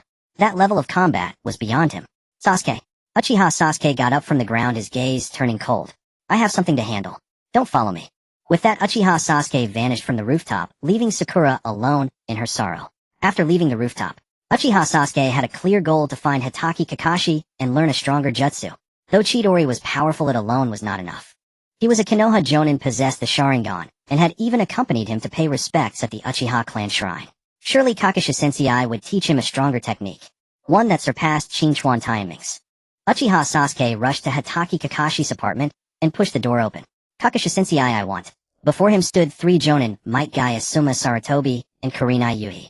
Meanwhile, Hitaki Kakashi lay unconscious in bed, his forehead covered in cold sweat, appearing deeply pained. What happened to Kakashi Sensei? None of the three answered Sasuke, and the atmosphere grew tense. This is bad. At that moment, the sunglasses-wearing Aoba Yamashiro burst in. Uchiha Itachi has returned to Konoha. He's searching for the Nine-Tails Jinchuriki. These words struck Uchiha Sasuke like a thunderbolt. Uchiha Itachi. Sasuke's body trembled, and his pupils suddenly contracted, turning crimson. Itachi. Uchiha Sasuke turned and dashed out of Hitaki Kakashi's house. The Jonin exchanged glances. Where is Naruto now? Asuma Sarutobi asked calmly. No need to worry. He's on a mission with his teammate Qingchuan Tianming and Jiraiya. With Jiraiya there should be no problem. Yamashiro, Aoba said. We can't be careless, Asuma replied, glancing at Kakashi on the bed. Gotta take care of Kakashi. He'll inform the Umbu of Itachi's return so we can counterattack. Leave Kakashi to me, Might Guy assured. Tension immediately escalated. Uchiha Itachi and Kisame Hashigaki soon reached the neighboring town. Uchiha Sasuke searched from inn to inn for Uzumaki Naruto. If he found Naruto, he would find that man. And if he found him, he could take his revenge. Back in Tan Street, Uzumaki Naruto was diligently generating chakra in his room. Knock knock. Someone knocked on the door. Kiming, don't you have a key? Though he said that, the carefree Naruto jumped off the bed and went to open the door. When the door swung open, the person standing before him was not Qingchuan Tianming or the pervy sage Jiraiya, but Uchiha Itachi, clad in a red cloud cloak. Uchiha Itachi. At that moment, an enraged voice rang out. Uchiha Sasuke, who had rushed to the second floor, panted heavily as he stared at the familiar, yet dreaded figure. Itakusen, he has the same Sharingan as you. Could it be? Kisame Hashigaki asked. Uchiha Itachi, facing away from Sasuke, replied calmly, he is my foolish little brother. Uchiha Itachi, he'll kill you. Frenzied Uchiha Sasuke formed hand seals, and as he clasped his wrist the sound of chirping birds filled the air as lightning coalesced. Chidori, blinded by hatred, Uchiha Sasuke charged forward, and Uchiha Itachi turned around, raising his hand. But the wall was pierced through. Uchiha Itachi effortlessly caught Uchiha Sasuke's wrist, neutralizing the Chidori. My foolish little brother, you haven't improved at all over the years. Uchiha Sasuke, enraged and powerless, let out a roar. After his Chidori was blocked, he immediately swung his fists to attack again. Uchiha Itachi nonchalantly blocked it, then exerted force. With a crack it broke. He followed up with a kick, sending Uchiha Sasuke flying to the end of the corridor. Uchiha Itachi approached Sasuke, his crimson eyes looking down at him. Sasuke, I once told you to hate me and live a wretched life, but it seems your hatred is not deep enough. He raised a finger to lift Sasuke's chin, and without a word activated Tsukuyami. The scene Sasuke least wanted to recall finally appeared. As a child, he deeply admired his brother, known as a genius, and often pestered him to teach ninjutsu, though his brother was busy and rarely had time for him. Sasuke relied heavily on Itachi. His dream was to become a ninja as excellent as his brother. But everything changed on that day. Returning home from the Ninja Academy, Uchiha Sasuke found the Uchiha compound eerily quiet. He opened the door and looked inside. The house was in chaos, littered with shuriken, and the walls bore signs of battle. Sasuke opened the door to find his parents lying in a pool of blood. The murderer was none other than Itachi, like a death god under the moonlight. If you want to kill me, live a wretched life. Entering the Tsukuyami world, Uchiha Sasuke watched the tragedy of the clan's massacre over and over again.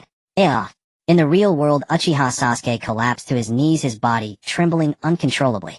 Sasuke! Naruto Uzumaki shouted, gathering chakra to help. Whoosh! Hashigaki Kisame drew Samahata, and with a light swing absorbed all the chakra Naruto had generated. Kisame was about to attack Naruto. Whoosh! At that moment, a shuriken flew from the hole toward Kisame's back. Kisame paused, deflected the shuriken, and slowly turned around.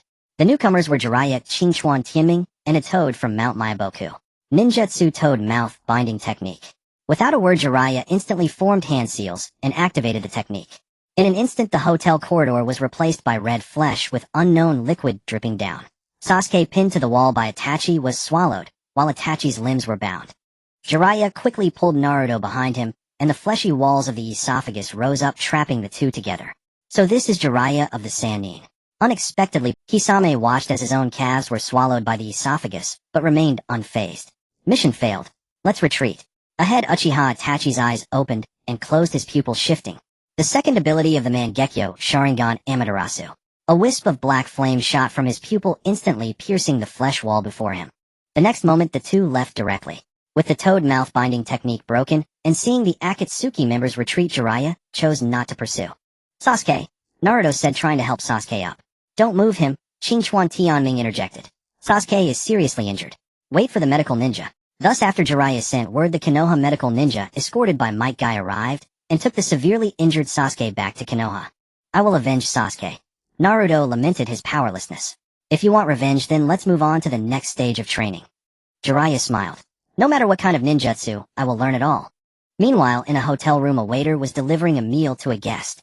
No sooner had he set down the food than a snake emerged from the corner and devoured him. Ah, it hurts so much. It hurts so much. Old dog Sarutobi, can't you even let me rest in peace? A long-haired man on the bed cursed in a strange tone. This was Orochimaru, afflicted by the dead demon consuming seal. Orochimaru's cold gaze fell upon his numb hands, his heart filled with hatred for Hiruzen Sarutobi. As a scientist, how could he function without hands? Creak. The door opened, and Kabuto Yakushi entered, sniffing. Orochimaru-sama, why did you kill again? The smell of blood will attract trouble. What about Qingchuan Tianming? What about Uchiha Sasuke? Either one will do. Kabuto shook his head. Uchiha Itachi and Hashigaki Kisame appeared in Konoha. The retrieval plan has to be put on hold. Moreover, Qingchuan Tianming seems to have joined Jiraiya. Jiraiya? He's appeared too. Orochimaru, feeling the excruciating pain in his arm, snarled. That old man's dead demon consuming seal is too sinister. Ordinary bodies won't work. Since the retrieval plan is unusable, then find Tsunade. Have her treat me. Zillai and his two disciples left the inn and headed toward the mountains. They stopped only after finding a secluded spot. Pervy sage, is this the training ground? What's so special about it? Xuanhua Mingren looked around the surroundings, but found nothing unusual. No, I'm just tired. Let's stop here. Zilai's answer was utterly surprising. Xuanhua Mingren was speechless. The technique I'm about to teach you is extraordinary. It's a jutsu created by the 4th Hokage. Zilai chuckled. Wow. The 4th Hokage's jutsu. Xuanhua Mingren grew excited. Then Zilai extended a hand palm facing upward. Strands of wind-natured chakra, natural energy, gathered from all around, forming a whirlwind in Zilai's palm, which spun and condensed into a sphere. Various orderly and disorderly chakras began to merge. Compress chakra into a high-quality sphere in a spiral manner.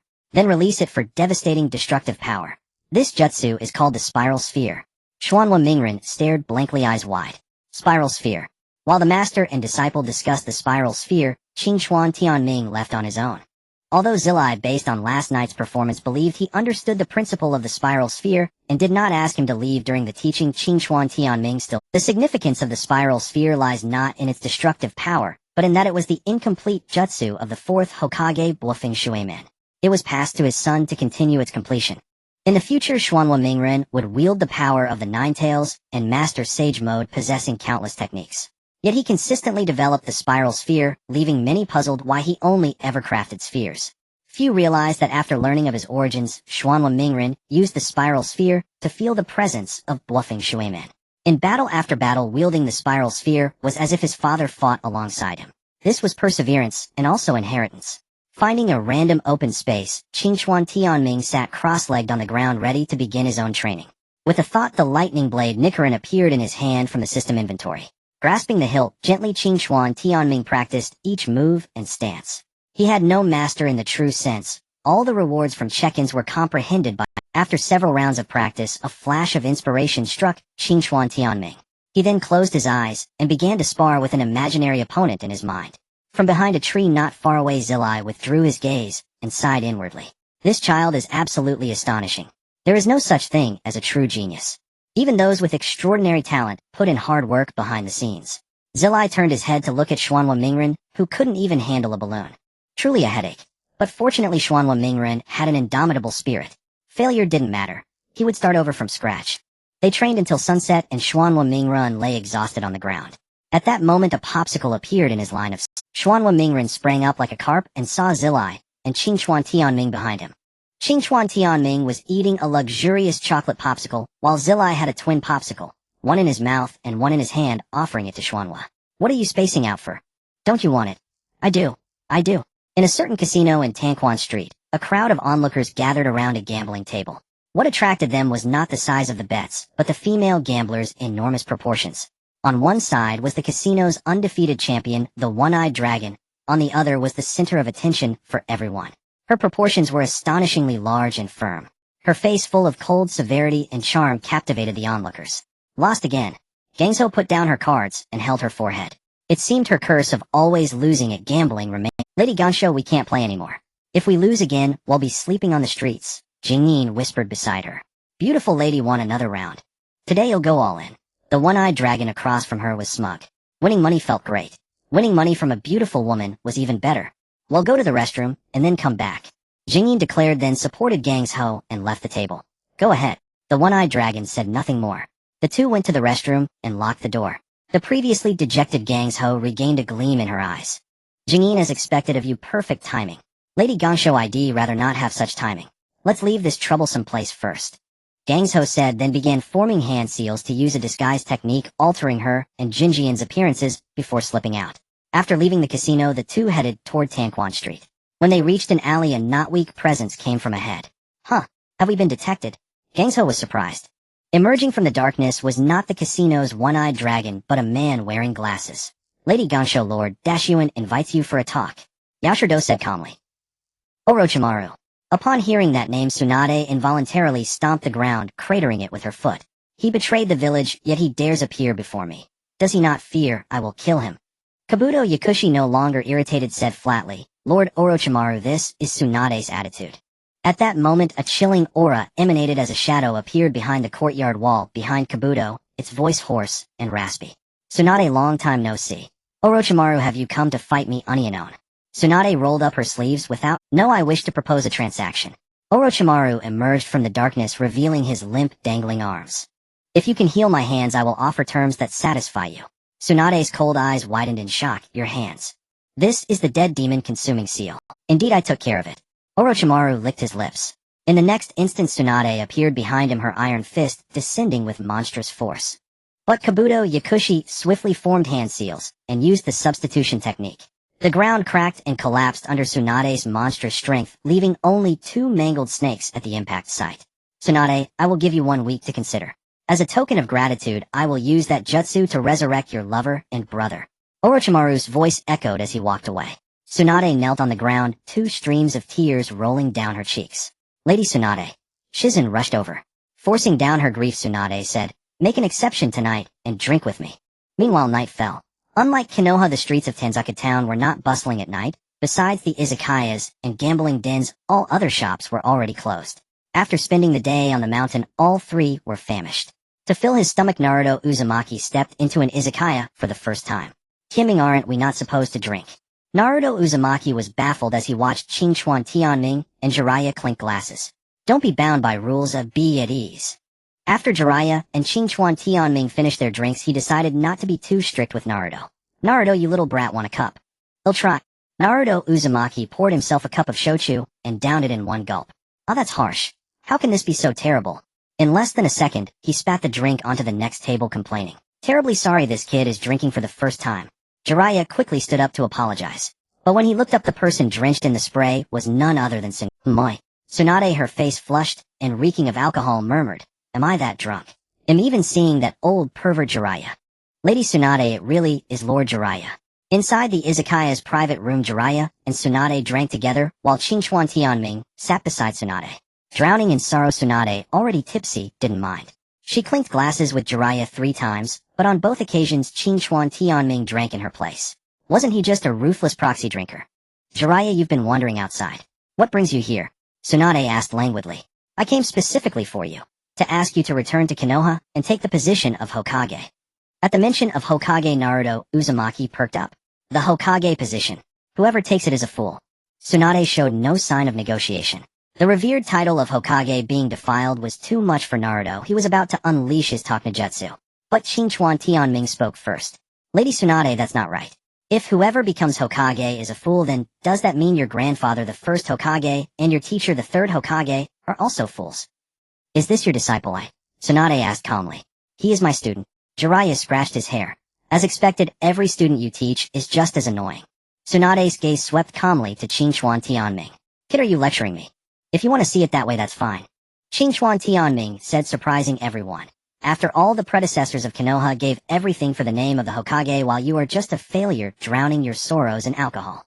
With a crash, Tsunade slammed her palm down, shattering the table. Jiraiya, I take back what I said. Your disciple's mouth is even more venomous than yours. Can I hit him? Tsunade. Tianming is just a kid. Why get upset with him?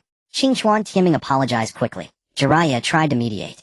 Teacher Jiraiya, I must refuse. Qingchuan Tianming stood up. I think a drunkard who escapes reality through alcohol is indeed unworthy of inheriting the Hokage's title. It would be better if you became Hokage instead. I can't take it anymore. Tsunade reached out, grabbed Qingchuan Tianming by the collar, and charged out of the izakaya into the back alley. Kid, hit me. Give me a reason to teach you. Tsunade. Lady Tsunade. Jiraiya and Shizen chased after them.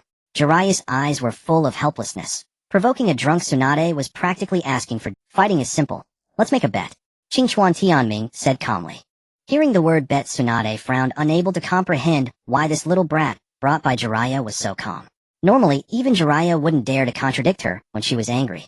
What kind of bet? In the end, Tsunade did not directly have Aokawa Tenmei confront the child. It was a principle not to make a move against kids. He'll fight you. If I win, you will return to Konoha and become Hokage. Aokawa Tenmei made an astonishing statement. Timing, what nonsense are you talking? I am the one who wants to become Hokage. Can a drunken old woman like her do it? Naruto Uzumaki exclaimed loudly. Are you 3 crazy to gamble with your lives? Jiraiya, with his hair growing longer, directly pulled Aokawa Tenmei back behind him. Challenging Tsunade on his own, do you know that there are very few people in the 5 great nations who would dare to say such a thing? Tsunade did not explode as usual, but coldly looked at Jiraiya and said, I didn't expect that after years of not seeing you, the old pervert has started scheming again. You think I wouldn't take a child seriously, so you resorted to such a low tactic, right? Jiraiya. Then something even more frustrating for Jiraiya happened. Naruto Uzumaki, fearing that Aokawa Tenmei would steal his words again, hurriedly jumped out and addressed Tsunade. I am the one who wants to become Hokage. Let's see who's stronger. After his words fell, Naruto Uzumaki formed hand seals and summoned 3 shadow clones to attack Tsunade. Jiraiya suddenly regretted bringing them out. Silence. As Naruto Uzumaki charged forward, the concerned Shizun wanted to intervene, but was called back by... In an instant, Naruto Uzumaki's 3 clones had attacked from different angles. Standing still, Tsunade lightly stomped the ground, and the flying rocks from the ground precisely pierced through Naruto's clone, while the real Naruto was sent flying by Tsunade. Wow. Naruto Uzumaki was sent flying and rolled to Aokawa Tenmei's feet. Interesting, I accept your bet. Tsunade shot Aokawa Tenmei a sidelong glance and said, Don't say I am bullying the young. As long as you 2 brats can defeat my clone, I will seriously consider that issue. With that, Tsunade suddenly clenched her fist and hammered it into the ground, causing a clump of earth to rise and coalesce into a clone of Tsunade. Timing, what do we do? She's so strong. Naruto Uzumaki, having tasted defeat, felt a bit intimidated. Ding. Side quest sign-in activated. Please remain still. Sign-in duration 10 seconds. Moving midway will result in mission failure. A glint of determination flashed in Aokawa Tenmei's eyes as he said, Naruto, hold on for 10 seconds. They'll help you win.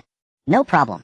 Naruto Uzumaki agreed without hesitation. After all, they were in the same team 7 and both disciples of Jiraiya, so a little trust was warranted. Hold on for 10 seconds. What nonsense are you talking about? Tsunade smiled and formed another hand seal. The earth clone seemed to come to... Without saying a word, Naruto Uzumaki dashed forward, pulling out shuriken and launching them at high speed. Ding. The shuriken struck the earth clone heat-in, as if colliding with an iron block. Boom. Tsunade's earth clone clenched its fist and slammed it into the ground, the shockwave tearing apart the ground and spreading towards Naruto Uzumaki. Naruto Uzumaki quickly kicked his legs and flew into the air, but the shockwave from beneath the ground changed again, shooting upward from the fissure and forming sharp spikes. Shadow Clone Jutsu. The countless clones of Naruto caused the spikes to lose their target. The clones began to fall, while the real Naruto had already charged up his Rasengan. That technique. Did you teach him? Tsunade asked Jiraiya, who nodded in acknowledgement.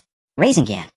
As the real Naruto Uzumaki descended from the sky, he executed a flying dragon kick, driving the Rasengan into the earth clone. With an explosion, Naruto Uzumaki was blasted back, while the earth clone, now only half intact, stepped forward. Naruto Uzumaki's Rasengan was just a half-finished product with limited power, and now as he flew back down, his body fell apart upon landing. At that moment, the long 10 seconds finally passed. Sign-in successful. Sign-in reward summoning egg. Not thinking about what this summoning egg was, Aokawa Tenmei had already engaged with the half-destroyed earth clone. Aokawa Tenmei proactively charged forward his attack, slicing through the earth clone like a gale. Zzz. Electricity sparked at the waist of the severed earth clone, and with a loud crash it collapsed. Aokawa Tenmei leisurely sheathed his Nichiren blade. This sword technique, the application of Reiku Earth. Jiraiya, you didn't specially find a jonin to set me up, did you? Tsunade squinted at him. I'm wronged. Jiraiya lamented, they really are my own, but this plan was not taught by me. Forget it. Tsunade, too lazy to argue, gave Aokawa Tenmei a meaningful glance before shifting her gaze back to Jiraiya. Have you sent the brats away? Shall we have a private chat? The outcome was evident. Jiraiya and Tsunade once again entered the tavern. Meanwhile, Aokawa Tenmei, Naruto Uzumaki, and Shizun headed back to the inn. In the inn room, Aokawa Tenmei sat cross-legged and suddenly thought of the reward just received. System, what is the... In the world of Naruto, summoning beasts are formidable combat forces categorized into battle type and support type. Taking the 3 Sannin as examples, the battle type includes Jiraiya's summoning of the Toad Gamabunta and Orochimaru's summoning of the giant snake Manda, while the support type is Tsunade's slug Katsu. Summoning a beast requires a summoning scroll as a medium along with a drop of blood. However, the summoning egg in Qingchuan Tenmei's possession was unheard of. How could a summoning beast in the Naruto world be born from an egg? System, how do I use this summoning egg? Qingchuan Tenmei had to consult the system. The summoning egg is a product of the system similar to the summoning beast in the Naruto world, but the difference is that it doesn't require a summoning scroll as a medium. The host simply needs to drip blood to form a contract. Note the summoning beast within the egg is highly random. It was quite straightforward, just drip blood. Qingchuan Tenmei placed the summoning egg on the bed and bit his index finger without hesitation. The crimson blood slowly dripped onto the surface of the egg, quickly seeping in. The egg trembled, and enigmatic patterns appeared on it. Crack. Then cracks emerged on the surface of the egg, and something inside began to come out. When the egg fully broke open, Qingchuan Tenmei saw the true form of the summoning beast, and he was at a loss for what expression to make. It resembled a snake, but unlike a snake it also had 4 legs. Could it be a lizard, or a chameleon? Xingchuan Tianming murmured. You're the lizard. Your whole family are lizards. The creature unexpectedly spoke human language, and started cursing, even throwing eggshell fragments at Xingchuan Tianming's face. Such a fiery temper. A summoning beast from the League of Legends. Sorry, this is my first summoning, so I couldn't tell what you were. Xingchuan Tianming quickly apologized, knowing that the summoning beast was a major combat asset he couldn't afford to offend. I am a dragon. You heard me right. The dragon that dominates all species. But I am currently in my juvenile stage. Once I fully grow, I'll take you and crush the entire ninja. The summoning beast declared with immense ambition. Juvenile stage. Growth potential. Xingchuan Tianming suddenly realized that the summoning beast and its contractor were mutually reinforcing, possessing growth potential. Alright. Let me give you a name, shall I? How about Little Dragon? Xingchuan Tianming asked tentatively. Oomph. The summoning beast let out a disdainful sound, then immediately leaped onto the top of Xingchuan Tianming's head. Call me Brother Dragon. From now on, when you encounter enemies you can't handle, Brother Dragon will show you how it's done. Xingchuan Tianming was left speechless. In the end he compromised. Brother Dragon it was. After all, anything from the system was top-notch. In the near future, Xingchuan Tianming would admit that calling him Brother Dragon was truly worth it. After successfully forming the contract, Xingchuan Tianming learned that his summoning egg only needed to be nourished with chakra. This was a welcome bonus. In an izakaya, Jiraiya and Tsunade drank together. I met Orochimaru today. He asked me to help treat the hand sealed by the dead demon consuming seal, and in return he would— Tsunade said while drinking. Tsunade, you should know they've been gone for a long time. Reviving them through forbidden techniques would be a disturbance. Jiraiya of course knew whom Tsunade was referring to. One was his rival in love, and the other was a little fan who called him Big Brother. I know, but I miss them so much. Tsunade couldn't help but weep. All these years I've been drowning my sorrows in drink, gambling, and losing every time, just to numb myself. Jiraiya remained silent. After that mission, her lover and younger brother died one after another. Tsunade, a medical ninja, couldn't save them, and their departure took away her conviction as a ninja. Have you decided? To go to Orochimaru? Jiraiya asked calmly. Probably. Very well. Jiraiya finished his drink and stood up. In 7 days he'll come back to buy you a drink. If you haven't changed your mind, he'll kill both you and Orochimaru. With that, Jiraiya placed money on the table and walked out of the izakaya. The night passed uneventfully. The next morning early, Xingchuan Tianming and Jiraiya appeared at the door of Naruto Uzumaki's room. After gently opening the door, Jiraiya mischievously yanked the bedding away. A sudden chill jolted Naruto awake. Seeing the two fully dressed individuals, he launched into a verbal tirade fueled by his morning crankiness. Pervert sage, what are you doing? It's not even dawn yet. No more nonsense. We're not here on vacation. You have 3 minutes to wash up, Jiraiya said without giving any room for argument. Reluctantly, Naruto got out of bed. Back at the familiar hillside, once they arrived at the training ground, Xingchuan Tianming, as usual, found a spot to train on his own, while Jiraiya prepared a new training exercise. You've already managed to pop the balloon, and last night's half-finished Rasengan wasn't bad, but it's far from enough, Jiraiya said, tossing a white rubber ball to him. Now destroy this. Naruto caught the ball with both hands, and began his attempts, but progress was far from smooth. As for Zillai's teaching, it was truly simple. After giving Xuanhua Mingren another demonstration, he found a cool spot to sleep. As for Xingchuan Tianming, he truly needed no teaching. Arriving at a secluded spot, Xingchuan Tianming formed a hand seal and pressed it to the ground. As the smoke cleared, Longu appeared on the ground, having been fed with Xingchuan Tianming's chakra overnight. Longu had grown from the size of a finger at birth to the thickness of an arm. You're a wise kid to let me out for a spin. Longu praised him. Although it was a system product, it was still a summoned beast. From a causal perspective, if Xingchuan Tianming did not summon it, it could not appear. Longu, as my summoned beast, do you have any special skills? Xingchuan Tianming rubbed his hands together, looking very expectant.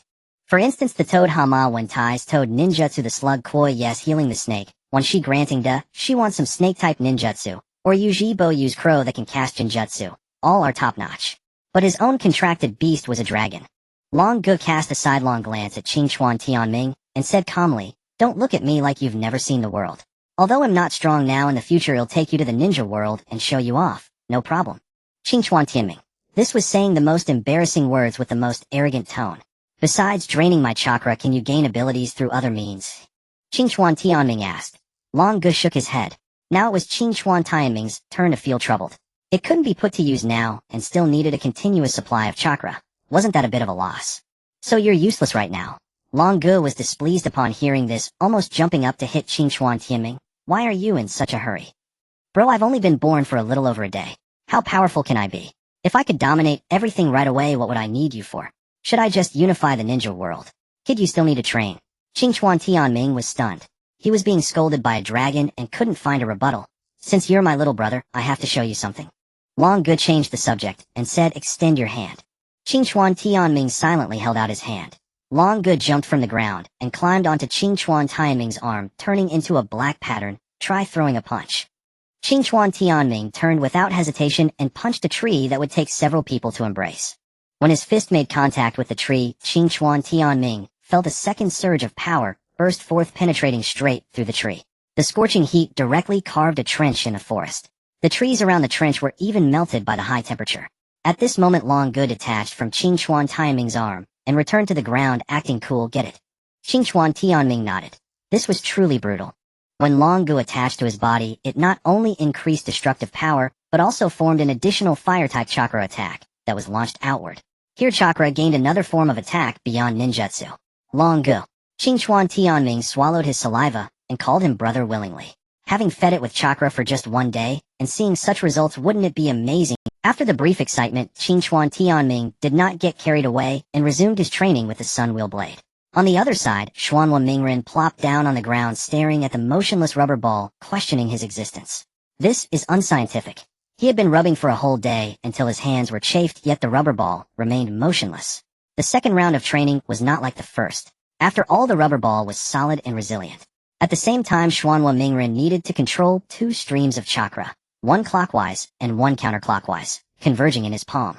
Too weak, and it had no effect. Too strong, and he would be blown away. Soon the sun was about to set. Qingchuan Tianming ended his training and appeared behind Xuanhua Mingren. This guy was still practicing.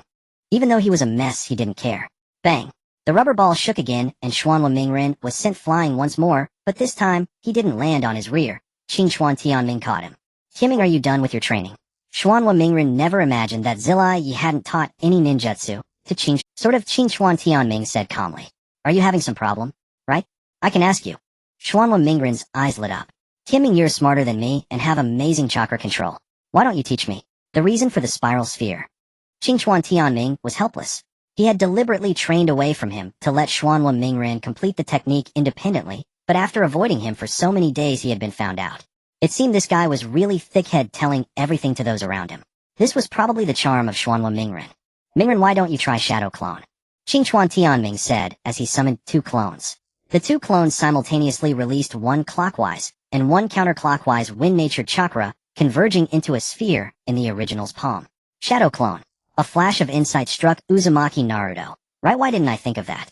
If I can't do it alone, why not just call someone? You're really clever, Tianming. My brother Naruto, your shadow clone technique is unparalleled. Sure enough, Uzumaki Naruto, following the example, summoned two shadow clones to stand on either side, and began channeling chakra, converging it into the palm of his original body. The precisely timed streams of chakra merged into the rubber ball, causing it to warp. Bang! Eventually the rubber ball exploded, sending Uzumaki Naruto flying, but it was 4 days passed before Jiraiya finally came to check the results. Naruto, you little brat, how's your training going?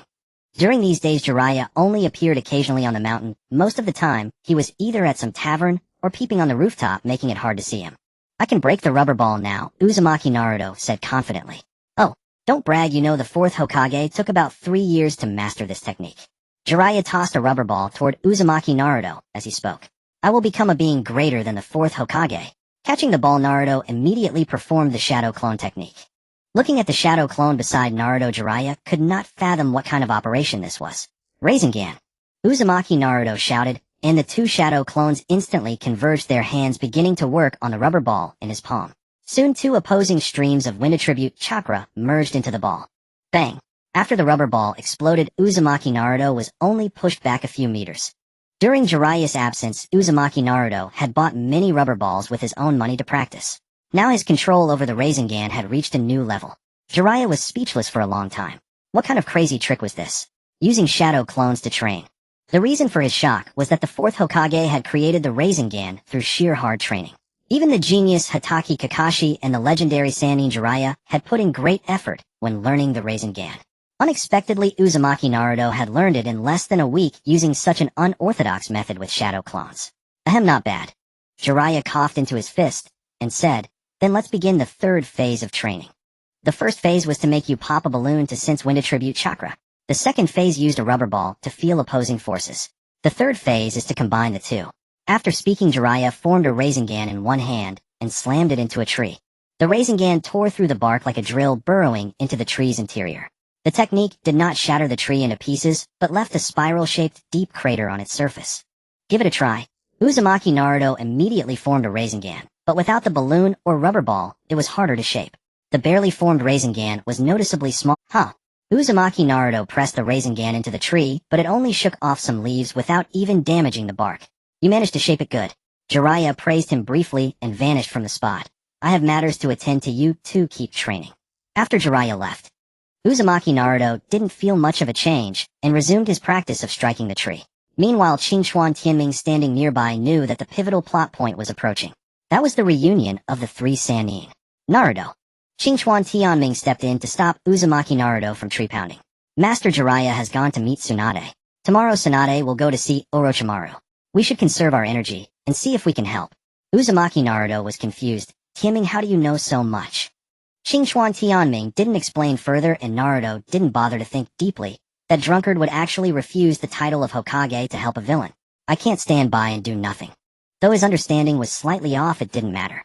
In the end, Tsunade prepared a special sedative and put it in her pocket. She looked at the unconscious Shizen on the floor and said reluctantly, "Sorry Shizen, I have to settle this once and for all." Leaving the inn, Tsunade went straight to the izakaya, where Jiraiya had been waiting for a while. It's been a few days. Have you made a decision? Jiraiya poured her a cup of sake. This sake is no good. Tsunade poured the cup on the ground, then pulled out a bottle from her pocket. Try mine. Alright. Jiraiya also emptied his cup. This is excellent sake. As soon as he uncorked the bottle, he was captivated by the unique aroma. Cheers. They clinked glasses and drank. Then they chatted for a while. In the end, Jiraiya never got her answer because he was drugged and passed out. Tsunade, sitting across from him, stood up and watched the growing light of dawn. She left the izakaya. When she arrived at the meeting place, Yakushi, Kabuto, and Orochimaru had been waiting for some time. So you did come, Tsunade. Enough talk. I feel ill just looking at you for a second. Tsunade shuddered with visceral disgust. Orochimaru, unfazed by the insult, gestured for Kabuto to demonstrate their sincerity. Kabuto formed hand seals. With a sharp pop, white smoke erupted behind him, and two wooden coffins rose upright. Tsunade's breath caught. Her eyes welled with crimson tears. As your former comrade, Lord Orochimaru placed profound trust in you, Kabuto explained calmly. Immediately after that fateful day, we employed the forbidden technique. Heal Lord Orochimaru's arms, and they shall stand before you once more. 2 arms for 2 lives. We've shown unparalleled sincerity. A storm of conflicting emotions crossed Tsunade's face. Then she strode forward toward Orochimaru. Next time I see you, I will kill you myself. Orochimaru stepped forward, his bandages unraveled spontaneously, revealing an arm blackened by decay. Delay further, and the limb would rot beyond healing. Even body replacement could not save it. Tsunade, how long it's been. Your temper remains as fierce as ever, Orochimaru murmured. Don't speak to me. Indeed, only Tsunade dared address Lord Orochimaru with such open contempt. She drew near, formed a unique seal. An emerald chakra flowed from her palms onto his corrupted arm. With Kabuto standing guard, the treatment appeared perfectly secure. Yet just as all believed the procedure would proceed unimpeded, Tsunade's medical ninjutsu halted abruptly, and she drove a crushing fist into Orochimaru, sending him hurtling backward. Turns out, I still want to kill you more than heal you. Tsunade. Caught utterly off guard, Orochimaru staggered, his ruined arm throwing him off balance. As he skidded across the ground, composure shattered. Lord Orochimaru. Kabuto reacted instantly, drawing a kunai and lunging into combat with Tsunade. But Tsunade, the legendary Sannin, slammed her foot down hard upon the earth. A stone monument erupted from the ground. Tsunade vaulted upward, iron-fisted and descending, straight toward Kabuto. Boom. Kabuto, unwilling to withstand that blow, frantically hurled explosive tags and retreated to Orochimaru's side. Kabuto, take me away. No matter Orochimaru's might, he now had no choice but to swallow his pride and retreat. Kabuto activated a summoning jutsu, then lifted Orochimaru and vanished in a swirl of smoke. The summoned serpent, unaware of its surroundings, lunged wide-jawed toward Tsunade. Thud! It never landed a single strike. Tsunade shattered it with one decisive punch. Its thrashing body smashed the coffins, revealing them utterly empty. Orochimaru. All sorrow vanished from Tsunade's gaze, replaced solely by murderous intent. Moments later, 2 figures arrived, Aokawa Tenmei and Uzumaki Naruto. Too late, we've missed it. Surveying the devastation, and the serpent's corpse, Aokawa Tenmei frowned deeply. Naruto, return immediately to the izakaya and awaken Jiraiya Sensei. Then follow my trail markers straight here. Startled by the urgency, Naruto abandoned his usual antics, shouting, "Leave it to me," before sprinting back along the path. Aokawa Tenmei wasted no time. He surged forward in pursuit. He knew this was the pivotal clash among the Sannin. Though he himself was no match for Orochimaru, yet he recalled the original timeline after Kabuto ingested his enhancer drug. Tsunade had fallen into dire straits. Though Naruto, guided by his insight, had mastered the Rasengan in under a week, its destructive power remained limited. There was no alternative. He must intervene himself. On the main battlefield, events unfolded precisely as foretold. Tsunade held no advantage. Kabuto, fully aware of the Sannin's overwhelming strength, had dosed himself with stimulants before battle. Freed from espionage constraints, he unleashed full force. His prowess already surpassed that of most jonin, and the drugs amplified it twofold. And Orochimaru stood beside him, providing relentless support. Though Orochimaru could no longer form seals, decades of research had granted him countless unconventional methods. Orochimaru perched atop a colossal serpent, while smaller serpents darted in sudden ambushes to disrupt Tsunade. Crack! Under relentless assault, Tsunade faltered. Kabuto seized her opening and struck with a devastating palm thrust. As Tsunade flew backward, her left leg went numb. Now, all four limbs were paralyzed. "Lady Tsunade, you're surprised I'm also a Metacalnin, aren't you?" Kabuto smiled coldly.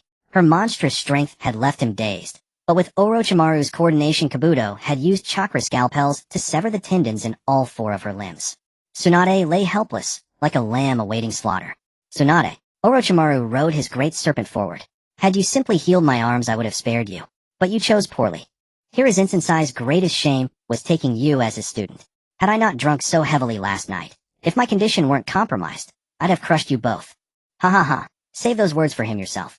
Orochimaru's eyes flared with lethal intent as another massive serpent burst forth from the earth, lunging to devour Tsunade.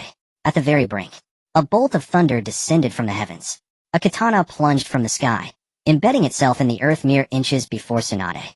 Tsunade slowly opened her eyes, and the figure before her was utterly unexpected.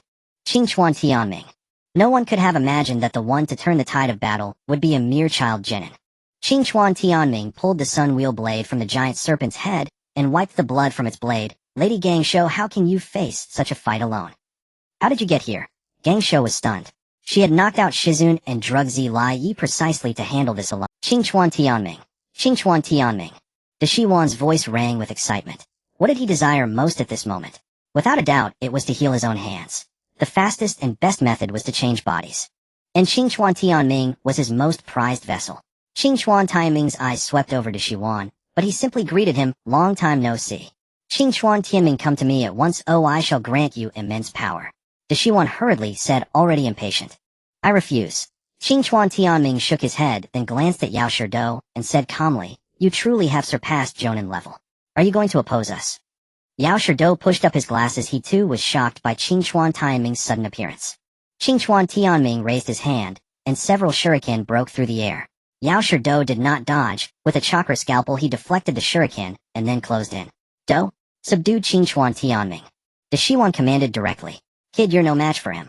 Gangsho wanted to help, but her body refused to obey. In the center, Qingchuan Tianming had already engaged Yao Shirdo Hiden. Qingchuan Tianming was acutely aware that a single touch from the chakra scalpel would sever his meridians, so he avoided close-quarters combat with Yao Shirdo. "You noticed?" Yao Shirdo smiled faintly, then suddenly opened his mouth and spat out a flying needle. At such a distance, there was no way to avoid it. Qingchuan Tianming indeed used his chakra to deflect the needle, then stepped forward and swept his sun wheel blade horizontally. But Yao Shirdo was a master. He retreated repeatedly, and the slash only cut the fabric of his abdomen. Shadow clone technique. Qingchuan Tianming swiftly formed hand seals while holding the sun wheel blade. White smoke rose as several clones rushed forward, and the original's hand seals changed once more. Lightning released mountain thunder seal. Rumble. In an instant, a dark cloud gathered in the sky, and a thick bolt of lightning struck down from the heavens. Qingchuan Tianming could freely control the form of the mountain thunder seal. On flat ground, a falling lightning strike was naturally more effective. Thus Yao Shirdo could only dodge the lightning strikes that pursued him.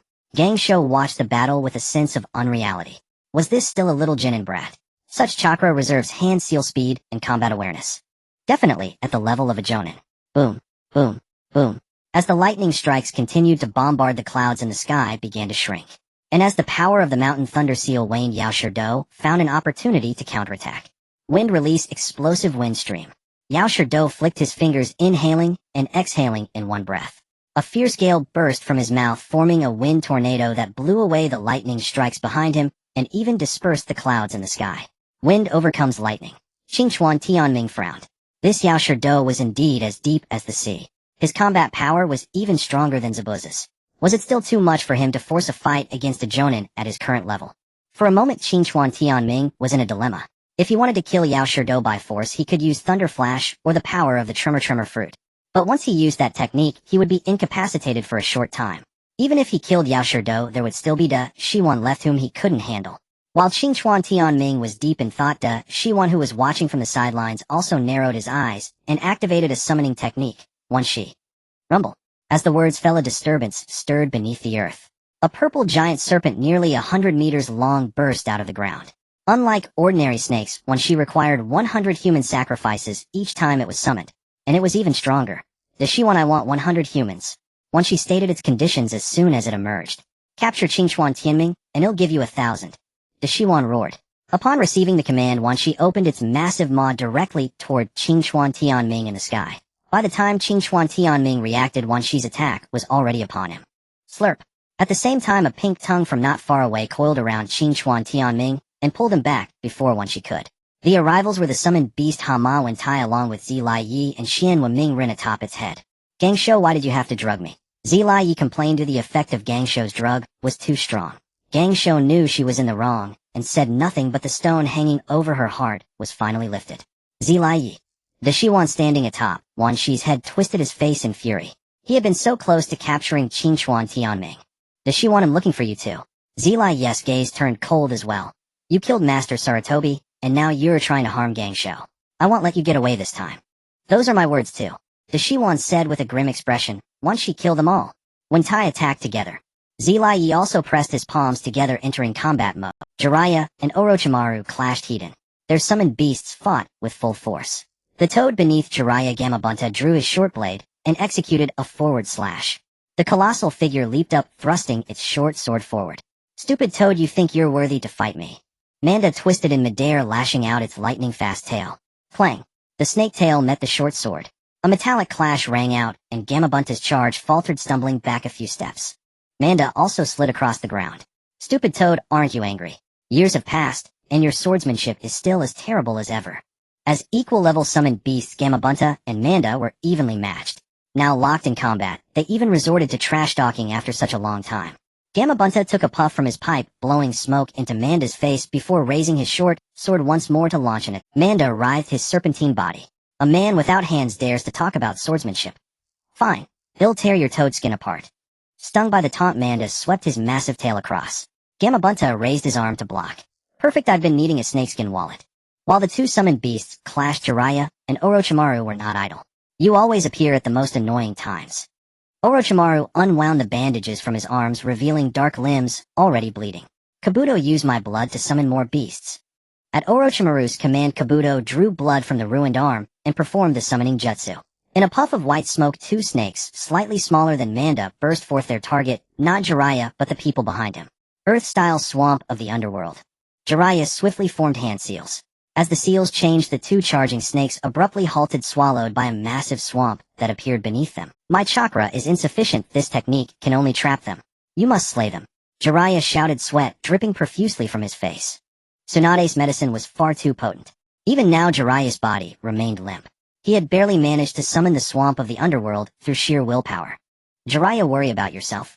Orochimaru sneered, then suddenly spat a sword from his mouth. Unable to use his hands, he bit the hilt and extended his neck to attack Jiraiya. Ninja Art Needle Jizo. Jiraiya's long hair suddenly hardened, completely enveloping his body. Orochimaru stabbed the sword into the hardened white hair. In an instant, he abandoned the blade, elongating his neck to slip through the gaps of the needle Jizo and surge forward. The snake head flashed before Jiraiya's eyes, then sank its fangs into his neck. Jiraiya, how about a trade? Orochimaru whispered softly in Jiraiya's ear, my hands are sealed by the dead demon consuming seal, rendering me powerless. And you, still under the effects of the medicine, cannot fight either. How about this hand over Qingchuan Tianming to me, and he'll spare Tsunade? Dream on. Jiraiya showed no sign of negotiation. That kid is my disciple. How could I ever give up my own student?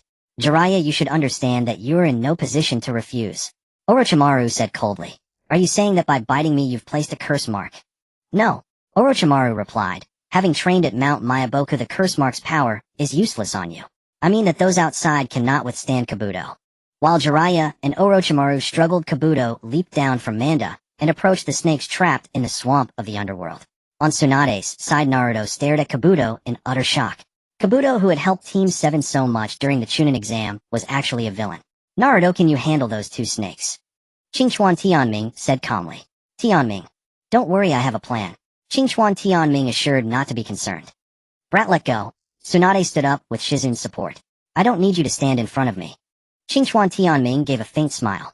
Lady Tsunade, the strength of a Hokage is not merely combat power. The title of Hokage cannot be borne by one person alone. You are the Hokage of Konoha. How could we ever allow the Hokage to fall into danger? Qingchuan Tianming's words struck Tsunade's heart like a hammer. So after all these years of running away, she had not seen as clearly as a child. Just as Qingchuan Tianming and Naruto exchanged glances to act, they felt a pulling force seize them. Then Tsunade lifted them both, one in each hand.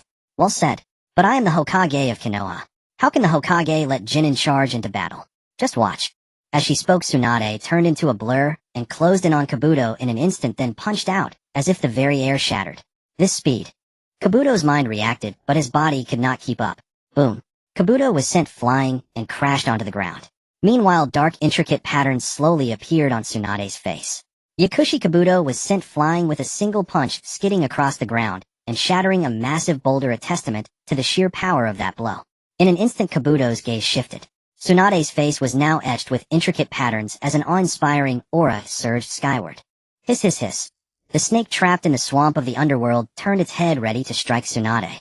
Without dodging or evading, she raised her leg on the spot and delivered a heavenly foot of pain brutally, smashing the snake's massive head to pieces. Is he that strong? Naruto Uzumaki was stunned as he watched from behind. Lady Tsunade used a technique that consumes her life force, Shizun said with a complex life force consumption. Naruto looked completely bewildered. Lady Tsunade is the granddaughter of the first Hokage Hashirama Senju, hence, she possesses the monstrous strength of the Senju clan. And this technique is a true forbidden art. The strength of 100 technique. When activated, curse marks spread across her entire body. The moment she takes damage, it triggers a continuous rapid automatic regeneration that does not impede her attack rhythm. The drawback is that the healing is automatic and uncontrollable, consuming far more chakra than ordinary medical ninjutsu. Even minor injuries will be regenerated, though such small wounds could be treated with regular medical ninjutsu, or left untreated temporarily. Moreover, just like the creation rebirth technique, using it will shorten one's lifespan. Listening to Shizun's explanation, Naruto felt as if a new world had opened before him.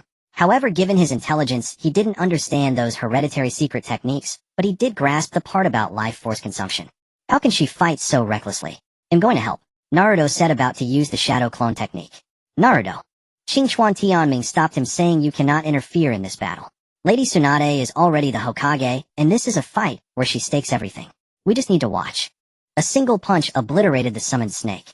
Yakushi Kabuto slowly rose from the ground, took out his medicine jar again, poured out a pill, and swallowed it. As the pill entered his mouth, his chakra surged once more. Chakra scalpel. Kabuto surprisingly chose to meet her Hiden. The chakra scalpel on his palm struck Tsunade's arm with astonishing speed. Tsunade's expression remained unchanged. She freed one hand and punched Kabuto squarely in the face. Taking the full force of the blow, Kabuto was slammed into the ground, causing the earth to crack rapidly. Ugh! Kabuto coughed up blood profusely. He was no match for Tsunade in her Byakuga state. The fierce battle naturally caught the attention of the two atop the sun. Tsunade actually used that technique. Orochimaru was stunned.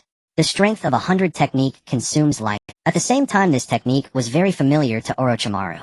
Part of his research on Hashirama Senju cells was to acquire the strength of 100 technique, but he failed countless times and ultimately only developed a flawed version, the power of the curse seal. Tsunade. Jiraiya was also stunned. Boom. Below, Manda clamped its massive jaws onto Gamabunta's sword, while its tail struck swiftly, sending Gamabunta flying. The giant toad's short sword fell to the ground. The two separated, and neither Jiraiya nor Orochimaru had any intention of continuing their fight. Hiss, hiss, hiss. Just as Tsunade was about to finish Kabuto, the second snake trapped in the swamp of the underworld launched a deadly attack, its head flying like a cannonball through the wind. Tsunade lightly stomped her foot. A wall of earth rose up, blocking the snake's head missile. At that same moment Manda's tongue coiled around Kabuto, and Tsunade's gaze shifted, but she paid no heed. After deactivating the strength of 100 technique, she collapsed to the ground, looking several years older. Tsunade. Jiraiya leaped down from Gamabunta's head, and rushed to her side, lifting her up. You bastard, if you dare to get fresh with the 5th Hokage, you're dead. After uttering that threat, Tsunade fell unconscious. Lady Tsunade. Shizen came running over. Let's return to Konoha first. Jiraiya said calmly. Although they had all suffered varying degrees of injury, and the journey had been arduous, the outcome was, and so the mission to find Tsunade was completed. On the way back to Konoha, Naruto kept grumbling about why Tsunade became the 5th Hokage, only to be thoroughly disciplined by Jiraiya. After returning to Konoha, Tsunade was sent to Konoha Hospital, while Qingchuan Tianming and Naruto Uzumaki went their separate ways. Tianming. On the way home, Naruto spoke up. When we parted, Sister Shizen gave me a necklace saying it was from Aunt Tsunade for you. Qingchuan Tianming looked at the Senju clan necklace around Naruto's neck, and said calmly, this is something extraordinary. It's a token of the Hokage. One day you two will become Hokage. Wow. Kimming, you think you'll become Hokage? You have great eyesight. Naruto was a person easily satisfied whether by eating ramen or being called the future Hokage. Upon returning to the Qingchuan residence, before even entering, Qingchuan Tianming saw Karen standing at the door. Why are you outside? Because I'm waiting for you. Every day, when you go on a mission, I wait for you at this time. Karen said in a tone like an old married couple. Why do you wait for me every day? Qingchuan Tianming said with a subtle tone. Uzumaki Xianglin, however, smiled gently and replied, I never had a life like this before, so I cherish it all the more now. The food is ready. Come and eat. Oh. Qingchuan Tianming was somewhat surprised, as he hadn't planned to eat when he suddenly returned. Entering the inner hall, he saw that Uzumaki Xianglin had already set the dishes on the table. Through days of diligent effort, her culinary skills had improved. Qingchuan Tianming began to eat with relish, while Uzumaki Xianglin stared at him intently. He'll draw a bath for you, she said. Thank you. Qingchuan Tianming mumbled through a mouthful of food. After living together with Uzumaki Xianglin for a while, the initial awkwardness had faded, and he found it strangely touching to have someone waiting at home. Men of Konoha ate quickly, and Qingchuan Tianming was no exception. By the time Uzumaki Xianglin had finished drawing the bath, he had already finished his meal. Setting down his chopsticks, Qingchuan Tianming grabbed a change of clothes and headed into the bathroom. As he casually stripped off his soiled garments, his well-built torso was fully revealed. Though only 12 years old, his relentless training in taijutsu since childhood had forged a set of powerful muscular limbs. He lay down in the bathtub, the warm water washing away the fatigue of the past few days. Outside the bathroom, a figure appeared before the laundry basket. Uzumaki Xianglin, having finished cleaning up the dishes, paused as she passed by. The dirty clothes in the basket held an irresistible allure for her. No, Tianming will think I'm weird, she said, as if a different person. This was her peculiar obsession. Once she became dependent on someone, she would embrace everything about them. For Uzumaki Xianglin, now Qingchuan Tianming's dirty clothes were immensely tempting. These are Tianming's clothes. I want to touch them, I want to possess them. At this thought, her face grew hot. After a long internal struggle, she managed to suppress the urge. After she left, Qingchuan Tianming in the bathroom let out a heavy sigh of relief. His perception was as sharp as hers. He had sensed her desire to take his clothes, and his heart had been in his throat. He hadn't expected it to happen so soon. In the original Naruto story, Uzumaki Xianglin was not just a mobile blood pack, but also an extreme Yandere. Qingchuan Tianming had thought that young Xianglin would be different, but he had miscalculated. The result left him both embarrassed and on edge. It felt like walking on the edge of a blade. Soon he stepped out of the bathroom and found Uzumaki Xianglin sitting outside, a cushion beside her. What are you looking at? He asked, sitting down beside her. The moon in the sky, she replied with a smile. There are so many stars, but only one moon. It feels lonely. Anyway, never mind. Was your mission this time very dangerous? It was all right, Qingchuan Tianming answered. I can feel it. Your body is more tired than ever before. Saying this, Uzumaki Xianglin rolled up her sleeve. If you ever get hurt in the future, you can bite me. My blood is the best medicine. These words sounded peculiar coming from Xianglin's mouth. Qingchuan Tianming knew it was true, but knowing it was one thing, hearing her say it voluntarily was another. Well, if you think my arm has too many bite marks, there are other places. Ahem. Qingchuan Tianming snapped back to reality with a dry laugh. It's not that I dislike it. I just don't see you as a medical supply, understand? Xianglin, how about I teach you some ninjutsu? It had to be said. His attempt to change the subject was clumsy, a forced pivot. I'm willing to learn. Uzumaki Xianglin's eyes lit up. No matter how difficult the jutsu, I can learn it. From now on, whether it's washing your clothes, cooking, or accompanying you on missions, I can do it all. Because we are family. Feeling that it sounded too intimate, she hastily added an explanation. Let's start with the basics. Qingchuan Tianming walked into the courtyard. On the left wall was a red target, a hardcore bullseye he had carved as a child for practicing shuriken. Truth be told, Qingchuan Taiming's shuriken skills were truly exceptional. My teaching method might be different, but it will be very easy for you to learn. As he spoke, he drew a kunai and hurled it at the wall. The moment the kunai flew, 10 shuriken followed in quick succession. A series of sharp thuds rang out. The kunai hit the center of the red bullseye while the shuriken scattered around it. Amazing, Uzumaki Xianglin breathed, having never seen shuriken used that way. What should I do? She drew a kunai, but didn't throw it immediately. The key to throwing weapons is accuracy. First, spread your chakra concentrated at a single point on the target, then infuse the kunai with chakra. This will greatly improve both power and accuracy. This was a method deliberately devised by Qingchuan Tianming. The Uzumaki clan possessed an immense reservoir of chakra, and beyond medical ninjutsu, they had to learn to apply chakra with versatility. Karen was not a combat-oriented ninja. To see results in a short time, she had to take a different path. I'll give it a try. Uzumaki Karen was quick-witted and grasped the idea immediately. With a blink of her beautiful eyes, a vast chakra enveloped the entire courtyard. She then concentrated the chakra at the center of the target, while channeling another stream into a kunai. Whoosh! The kunai shot through the air, piercing a large hole in the courtyard wall. A closer look showed it had missed the target by a small margin. I missed. Let me try again. Karen, stop. Karen could attempt many times, but the walls of the Qingchuan residence could not endure such punishment. I'm just giving you a demonstration. Tomorrow we'll train outside the village. Qingchuan Tianming murmured. Besides shuriken and kunai, I'll teach you some other things. Understood. Uzumaki Karen looked eager. The night passed without incident. Early the next morning, the two left the Qingchuan estate and headed to the outskirts of Konoha. Apart from Team 7's special training, Qingchuan Tianming had also found a secret base for extra coaching. With Kakashi Hitaki and Sasuke Uchiha hospitalized, Team 7's training was put on hold.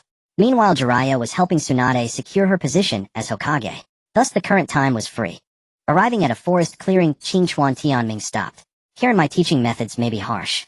Don't be gentle with me. I love brutality. Uzumaki Karen's words were brazen. Qingchuan Tianming gave a faint smile and began to prepare. Though he was already a master of shuriken throwing, he still practiced occasionally. Unlike others who use stationary targets, Qingchuan Tianming always practiced with moving ones. I'll show you once. After speaking, Qingchuan Tianming rapidly formed hand seals. A puff of white smoke appeared, and 100 shadow clones materialized on the clearing. The 100 shadow clones were last seen during his match against Kakashi Hitaki. Now they transformed into moving targets. With a thought, Qingchuan Tianming had all 100 clones move in random directions. Meanwhile, his original body leaped into the air, spinning a shuriken in his hand. From one shuriken, he multiplied it into 10. Shuriken Great Whirlwind. The 10 shuriken shot out, chasing in different directions. As each shuriken pierced a clone, Qingchuan Tianming altered his hand seals, using magnetic release chakra to guide the thrown shuriken, turning them into tracking weapons. Finally, all 100 clones were eliminated. Huh. Qingchuan Tianming exhaled and beckoned. The 10 shuriken flew back from the forest. Uzumaki Karen was utterly stunned. She had never seen anyone wield shuriken with such mastery. The shuriken Great Whirlwind is a technique I developed. I don't expect you to master it. Your task is simply to hit as many clones as possible with your shuriken, understand? Saying this, Qingchuan Tianming placed a shuriken in Karen's palm. Understood. Try it. He summoned another 100 shadow clones, which once again darted about chaotically. Meanwhile, his original body found a spot to practice his daily sword training. The morning passed. When Qingchuan Tianming emerged from the forest, he saw Karen panting, staring at the remaining 20 shadow clones. Give me a little more time or I can do it. Karen said. You've done well already. Take it slow. Qingchuan Tianming reached out and ruffled Karen's red hair. Eliminating 80 shadow clones on the first try was already an impressive record. The reason Qingchuan Tianming found it so easy was his colossal chakra reserves and his mastery of magnetic release, which allowed him to turn shuriken into tracking projectiles. Even so, he had practiced for a long time. After bringing Karen home, she was nearly exhausted. Qingchuan Tianming considerately told her to rest, and the afternoon was instead spent visiting the Konoha hospital. Tianming. On the way to the hospital, he ran into Naruto Uzumaki and Sakura Haruno. Sakura was dressed flamboyantly as usual. Qingchuan Tianming, do I look pretty today? Not bad. Qingchuan Tianming replied casually. Just like Naruto, you have no taste. Sakura stuck out her tongue, indicating she wouldn't discuss it with it. Qingchuan Tianming gave a whatever makes you happy expression. At the hospital, they found Sasuke's room easily. Pushing open the door, they saw a fresh flower on the bedside table. Ino was faster again. Sakura, unwilling to be outdone, inserted her own flower into the vase and began peeling fruit with practiced ease. The familiar motion suggested she had been coming for several days. Just as Qingchuan Tianming and Naruto were about to leave for Kakashi's room, Sasuke, who was lying in bed, woke up. Wait. Sasuke, you're awake. Sakura Haruno put down the fruit knife and handed him the peeled apple. Sasuke Uchiha completely ignored her, staring straight at Qingchuan Tianming, and said, Qingchuan Tianming, I want to fight you. Sasuke, you can't. Your injuries haven't healed, yet you're not fit for battle. Sakura advised. Yes, Sasuke, we're all waiting for you. Once you get better, Team 7 can train together again. Naruto, Uzumaki added. Qingchuan Tianming. Sasuke Uchiha tried to get up from the hospital bed. Fight me, Sasuke. Sakura wanted to say more. Get away. Sasuke Uchiha smacked her hand away, and the peeled apple fell to the ground. Sasuke Uchiha got out of bed and stomped the apple into mush. As he approached, his Sharingan had already activated. Sasuke, you're too much. Naruto, Uzumaki said indignantly. Everyone came to see you, what's wrong with you? Sakura has been taking care of you, what are you doing? Shut up, dead last. Sasuke Uchiha was completely out of character, turning into a powder keg ready to explode at anyone. Dead last. Even if I am a dead last, I'm stronger than a bully like you. Tianming and I went on a mission, and we came to see you without even resting. What are you going crazy about lying in bed? Naruto was getting angry too. Mission? I trust Qingchuan Tianming. But you, eh? Sasuke Uchiha showed a sneering expression. Bastard. Naruto exploded. If you want to fight, go to the rooftop. Qingchuan Tianming stepped in to stop the angry pair. Don't disturb the hospital. Fight then. He'll teach you a lesson. Naruto threatened.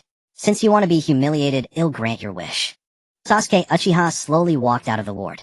Naruto followed closely. Sasuke. Sakura Haruno, dazed, was about to chase after them. Sakura. Qingchuan Tianming called out to her. Let me tell you something. If you truly love Sasuke and have decided that he is the only one for your entire life, then no matter how hard it gets, don't give up. Also, Naruto likes you too. Make it clear to him as soon as possible. Qingchuan Tianming's tone was very calm. Remember to inform Kakashi Sensei. I won't let them do anything reckless. With that, Qingchuan Tianming also left the ward. I hope today's persuasion works. Meanwhile, in another ward, Kakashi Hitaki had escaped danger and regained consciousness. On his bedside table there were no flowers, but the latest issue of Make Out Paradise. Without a doubt, it must have been sent by Might Guy. Akai, you're a big help. Kakashi Hitaki got the latest Make Out Paradise and was as excited as if injected with chicken blood. Kakashi, you'd better not read it now. Might Guy warned. Why, oi? Kakashi had already opened the cover. But before Might Guy could explain, the door of the ward was pushed open, and the visitor was none other than his student Sakura Haruno. Kakashi Sensei, Naruto and Sasuke are fighting. Please go take a look. Kakashi's heart skipped a beat. Might Guy's mouth was like a What are those two up to? Kakashi put away the Make Out Paradise and was about to get out of bed. Kakashi. Might Guy had already stood up looking confident. Disciplining students will do it for you. Sakura, take care of your Kakashi Sensei. With that, Might Guy vanished from the ward. The scene shifted to the rooftop of Konoha Hospital.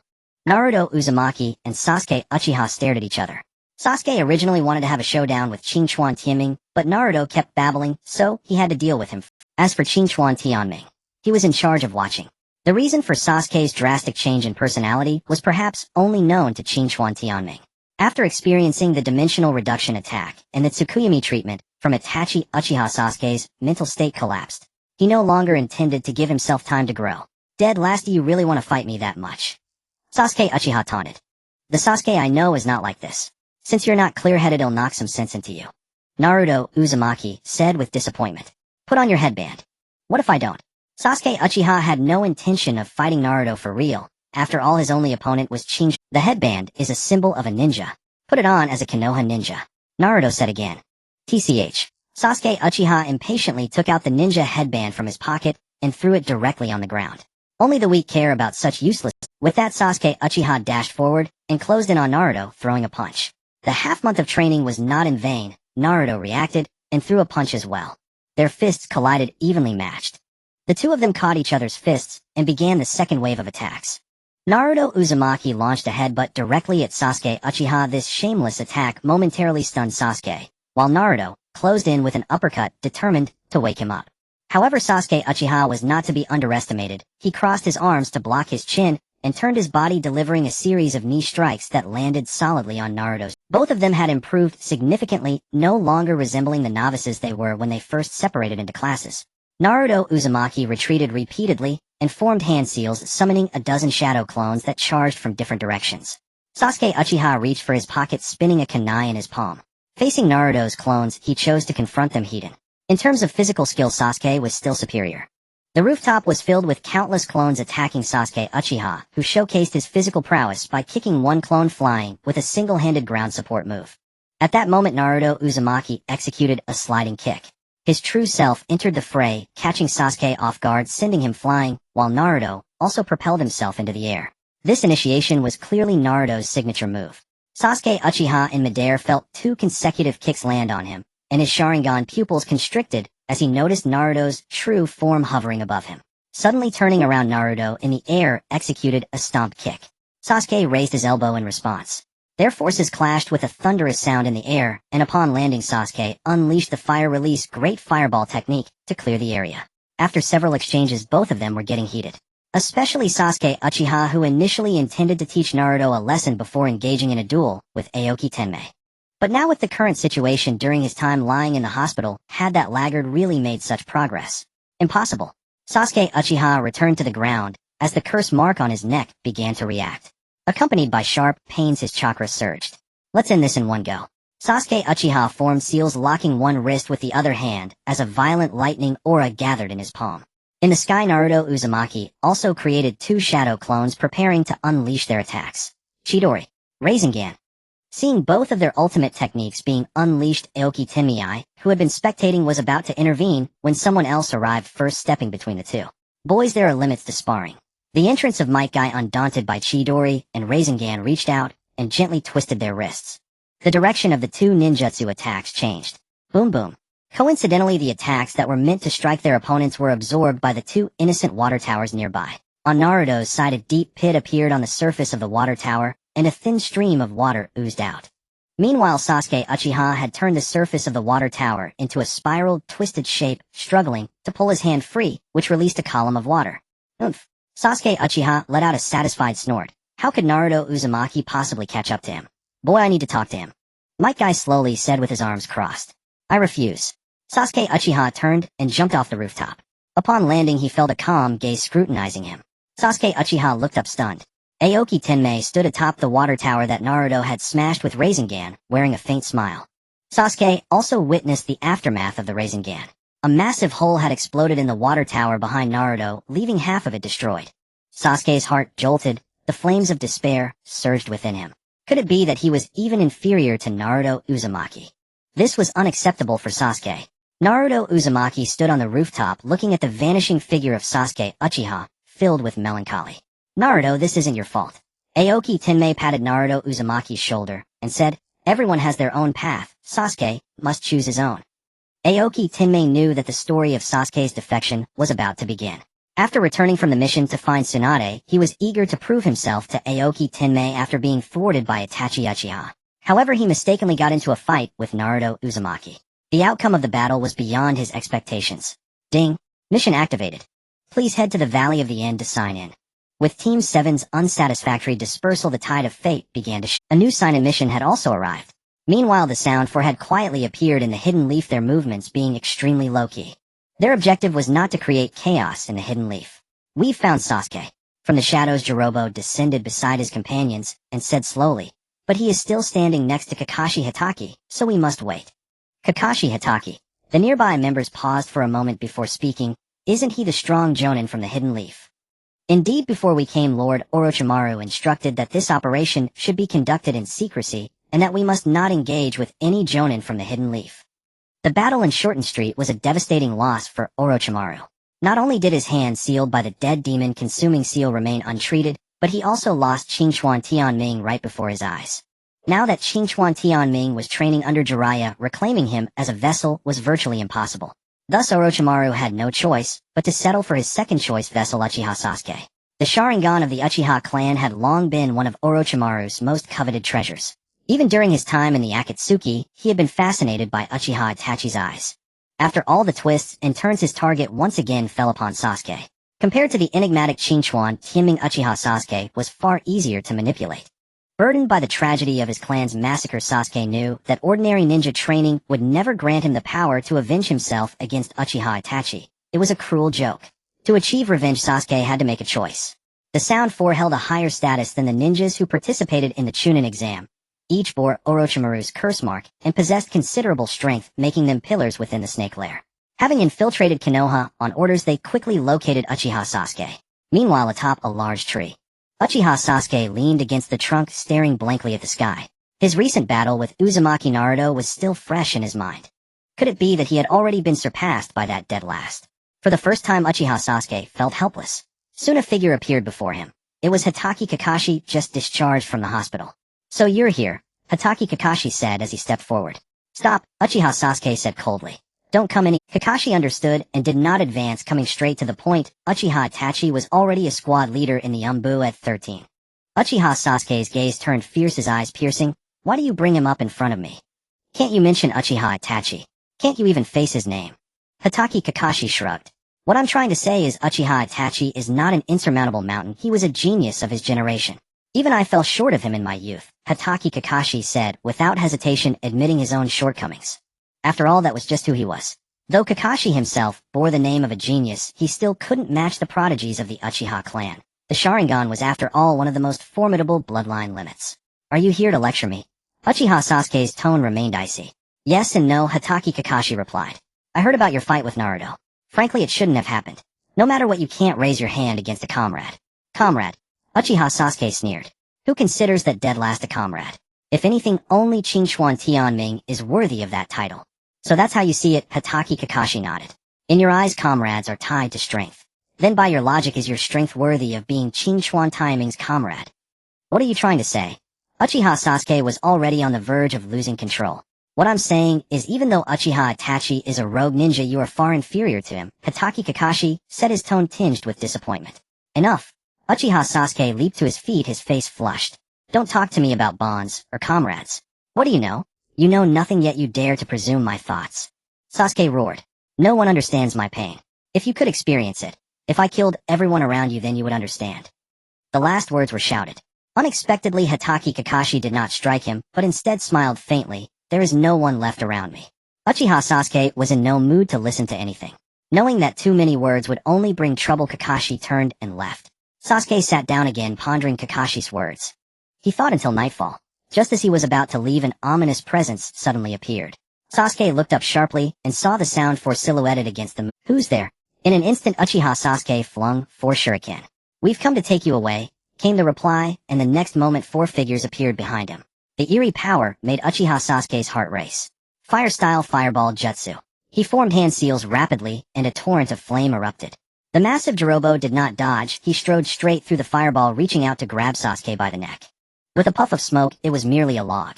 Having evaded the attack with a substitution jutsu, Uchiha Sasuke appeared behind Jirobo, ready to strike again. But Kadamura's powerful spider web struck Uchiha Sasuke, first pinning him against the wall. "So this is the vessel Lord Orochimaru requested by name." The Sound Force approached the trapped Sasuke, scrutinizing him from head to toe. Lord Orochimaru specifically named the vessel he desired. When the Sound Force received this mission, they were slightly curious. What kind of person could become such a vessel? One who could even replace their leader Kimimaro. Those branded with Orochimaru's curse seal are both vessels and subordinates, harboring an obsessive reverence for Orochimaru, viewing becoming his vessel as the highest honor. Within the Serpent's Lair, the primary candidate for vessel had always been Kimimaro, until now when he was replaced. The Sound Force seemed intent on seeing through Uchiha Sasuke, yet no matter how hard they tried, they could not comprehend him. Is this guy too weak? Controlled by Kadamaru, Uchiha Sasuke's heart erupted like a volcano. He had never felt so utterly defeated. At the Konoha Ninja Academy, he had always been top tier. Yet after being thoroughly beaten by Uchiha Itachi, Sasuke realized he could not defeat anyone. "Oh, trying to struggle," Kadamaru, one of the 4, said with arms crossed in surprise. Under the spider web, Uchiha Sasuke's figure hunched, the curse seal on his neck activating as unique inscriptions spread across his body. Suddenly, with a sharp tearing sound, Uchiha Sasuke broke free from the web, moving at an incredible speed. Yet the 4 before him were still faster. It was still Jirobo. With a single step, the power of the cursed seal spread throughout his body. Then he stretched out his arm, directly blocking Sasuke's punch. In the next moment, the cursed seal manifested as Sakan and Yukon behind Uchiha Sasuke, restraining his limbs. Meanwhile, Kadamaru descended from above, his 6 arms forming fists that unleashed a relentless barrage of attacks. As for Tayuya, it seemed she was no longer needed to intervene. Despite the cursed seal state, Uchiha Sasuke remained on the defensive, ultimately forced to kneel under the combined assault of the 3. "Kid, the cursed seal is not unique to you. If you weren't the one Lord Orochimaru specifically chose, you would have been killed 1,000 times over by now." Kidamaru grasped Uchiha Sasuke's chin with a condescending gaze. Sasuke was utterly despondent. Look at his helpless eyes. They remind me so much of us back then. Sakan and Yukon echoed in unison. Sasuke, with your current strength, don't even think about revenge. You can't even decide your own fate. After the physical torment, came psychological warfare. This was Yakushi Kabuto's parting advice. You want kill me? Uchiha Sasuke looked up at Kidamaru and asked. The latter shook his head. This is Lord Orochimaru's will. Following us will grant you strength. Uchiha Sasuke was familiar with the name Orochimaru. In fact, after the third Hokage fell in battle, Orochimaru's name became known to all in Konoha. Once Lord Orochimaru joined an organization called Akatsuki, where he encountered Uchiha Itachi. Kidamaru smiled. That's all for now. You have one day to consider. Meet outside the village tomorrow night, no excuses. As his words fell, a gentle breeze blew. The sound vanished from sight. Uchiha Sasuke sat dejectedly on the ground, his mind replaying the scenes of his defeat. He realized he had been utterly naive, not knowing that beyond the mountains were higher mountains, beyond men were greater men. If he continued training conventionally, he would never be able to avenge Itachi. After Uchiha Itachi appeared in Konoha and the Sound 4 attacked, Uchiha Sasuke gained a new understanding of himself. He was far from enough. To seek vengeance, he must abandon everything. Reaching up to touch the cursed seal on his neck, Uchiha Sasuke pondered for a moment. The gleam in his pupils' silence fell through the night. The next day at the meeting point of Team 7, Uchiha Sasuke was absent. The others merely assumed he was sulking. Only Qingxuan Tianming knew that Sasuke had already made his choice. You all seem off today. Hatake Kakashi looked at the three before him. Is it because of Sasuke? Qingxuan Tianming twitched at the corner of his mouth. Wasn't that obvious? Sasuke's sudden change had unsettled Haruno Sakura, who the previous day had taken his advice and clearly spoken with Uzumaki Naruto. Uzumaki Naruto's passionate crush ended before it truly began. Thus 2 of the 3 in Team 7 were distracted. Hatake Kakashi sighed softly, unwilling to say more. Train freely, that's it for today. Upon receiving dismissal, Haruno Sakura left the scene without a word. By the small river, only Qingxuan Tianming and Uzumaki Naruto remained. Kimming, tell me, how am I any less than that deadpan-faced Sasuke? Uzumaki Naruto wore the expression of one who would never be happy again. There are countless beautiful flowers across the world. Why cling to just one? Qingxuan Tianming patted Naruto's shoulder. How fortunately you comfort me. Knowing you're single too makes me feel a bit better, Uzumaki Naruto said. Little did they know fate was playing a cruel joke. Tianming. Tianming. 2 female voices called out in unison as Hyuga Hinata and Uzumaki Karen appeared, each holding a lunchbox. Uzumaki Naruto felt as if an arrow had pierced his knee. Was fate truly this unkind to him? The Uchiha clan compound with the clan's graves located behind it. Upon them were not cenotaphs, but only wooden plaques. After the clan massacre, Uchiha Sasuke became the sole survivor in the village. After spending 3 days in the company of his family's corpses, Uchiha Sasuke hid away his tears and his smiles. The young boy buried his parents' remains, then proceeded to bury the other clan members. However, not all the bodies of the Uchiha clan were recovered. Now there were 328 in total behind the compound, a number Uchiha Sasuke would never forget for the rest of his life. Sasuke knelt before his parents' wooden plaques and kowtowed 3 times, his gaze shifting to the other plaques. The other plaques bore no names, because at that time Sasuke could not recognize every member of the clan. The meaning of my remaining life is revenge. I must kill Uchiha Itachi. Uchiha Sasuke's eyes hardened with determination. That day that man had turned his entire life upside down. My foolish little brother hate me, then live on ugly and wretched. Uchiha Sasuke clenched his fists tightly, his nails piercing his palms, blood trickling down. After standing still for a moment, Uchiha Sasuke picked up his backpack and resolutely left the Uchiha compound, heading out of Konohagakure. Walking along the quiet broad road, the setting sun stretched his shadow endlessly. Soon the sky darkened. Street lamps on both sides of the road lit up, but there was no one along the way. Just as Uchiha Sasuke stepped out of the compound's perimeter beneath the street lamp at the village entrance of Konohagakure, a figure had been waiting under the street lamp for a long time. Haruno Sakura. Uchiha Sasuke's heart skipped a beat. The route he took from the Uchiha compound to the village outskirts was unknown to ordinary people. Despite the turmoil in his heart, his face remained indifferent. Ignoring Haruno Sakura's complicated expression, Uchiha Sasuke brushed past her. Sasuke, Haruno Sakura said with a tearful voice, are you really leaving? If you go, you'll become a rogue ninja of Konoha. Unlike Uzumaki Naruto's oblivious, as a girl, Haruno Sakura had always been perceptive. Go back, Uchiha Sasuke said flatly. From now on we are people on different paths. Sasuke. Haruno Sakura burst into tears. I like you. For you I would do anything. Can you take me with you? Though the young boy's heart was as hard as iron, such a powerful confession still could not be taken calmly. Uchiha Sasuke's mouth twitched slightly. Childish romance games. You'd better find someone else. Sasuke, don't go. Haruno Sakura cried, and tried to embrace him. The latter instantly sidestepped behind Haruno Sakura, and struck her neatly with a chop to the neck, knocking her out. I'm sorry. Uchiha Sasuke placed her on a bench by the roadside, and resolutely left the village. Outside Konohagakure, the sound for also saw the belatedly arriving Uchiha Sasuke. A wise choice. Staying in Konoha is not as good as following Lord Orochimaru. The power you will gain in the future will be unrivaled by anyone else. I'm a rogue ninja now? Let's go quickly. Uchiha Sasuke had no interest in chatting, of course. The four grinned, and then vanished from the spot. The next morning Haruno Sakura woke up on the bench, tears streaming down her face. She had failed to keep Sasuke. He had left after all. The news of Uchiha Sasuke's departure from the village spread like wildfire to the Hokage's office, and Tsunade sat in the seat of honor. She had just assumed the position of Hokage with many old affairs waiting for her to handle. Already busy without end, this incident occurred at such a... Lady Tsunade, I received information from the Umbu that 4 mysterious ninjas appeared in Konoha yesterday. After investigation, they were subordinates of Orochimaru who were in charge of the barrier formation when the 3rd Hokage died. Shizune reported the matter. Tsunade frowned while Haruno Sakura was still sobbing beside her. This matter is neither big nor small. Lady Tsunade, Sasuke was just bewitched. He was deceived, Haruno Sakura pleaded repeatedly. Little girl, I am the Hokage. How could I not see through it? Tsunade turned to Shizune and said, summon a few jonin. Lady Tsunade, last night you already sent all the jonin of Konoha on strength missions, and even most of the chunin have... Shizune said awkwardly. Tsunade held her forehead. Many of Konoha's higher-ups were dissatisfied with her ascension, giving her a taste of their power, including the village's financial deficit. So Tsunade had to send people to earn money. Summon Aokawa Tenmei, Uzumaki Naruto, and Nara Shikamaru of Team 10. Shortly after, the 3 were called into the Hokage's office. Is there a mission? Hey, why is Sakura here? Uzumaki Naruto, still oblivious to the situation, said. Aokawa Tenmei and Nara Shikamaru remained silent.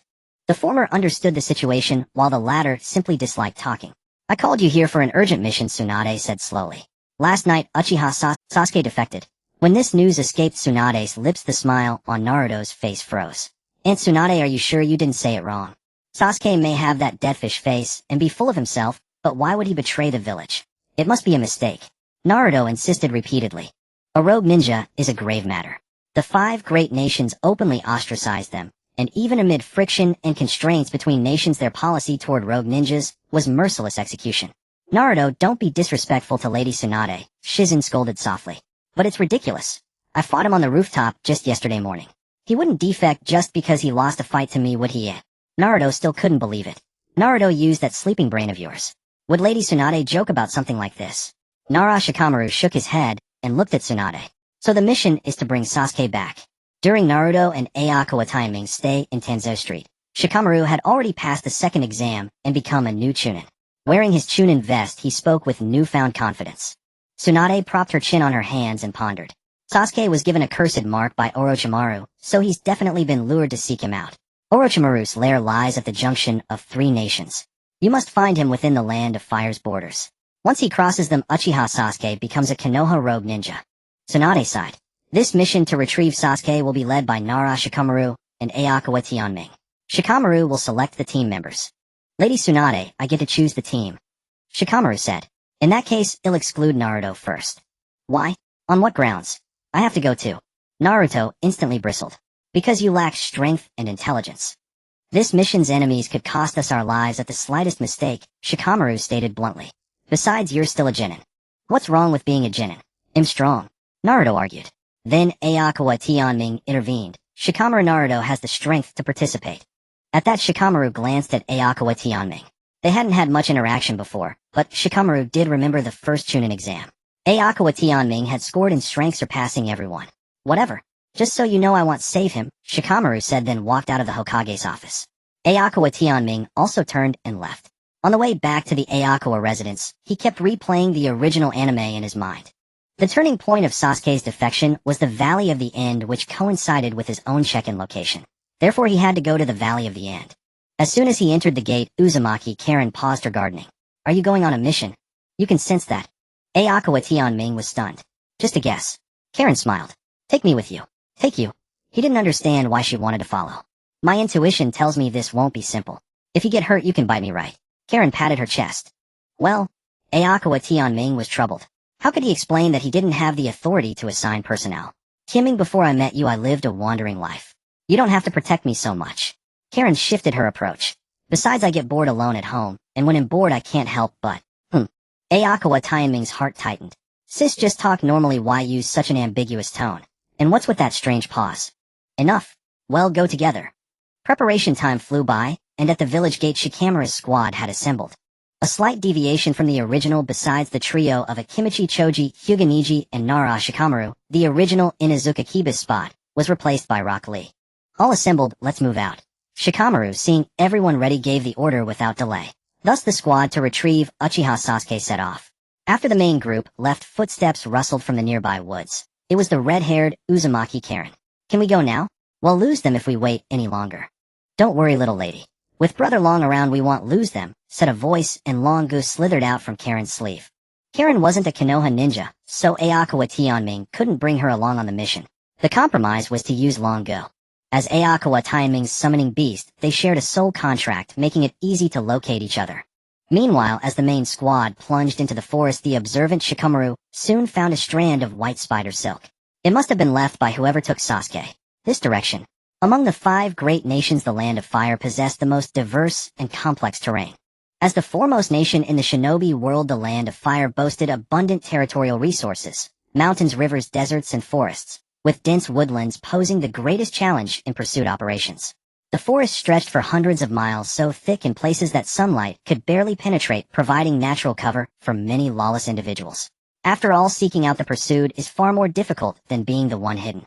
The sound, for having received Uchiha Sasuke, had been fleeing for an entire night, and would soon exit the forest to reach the border of the Land of Fire. Once across the border lay the domain of the Snake Cave.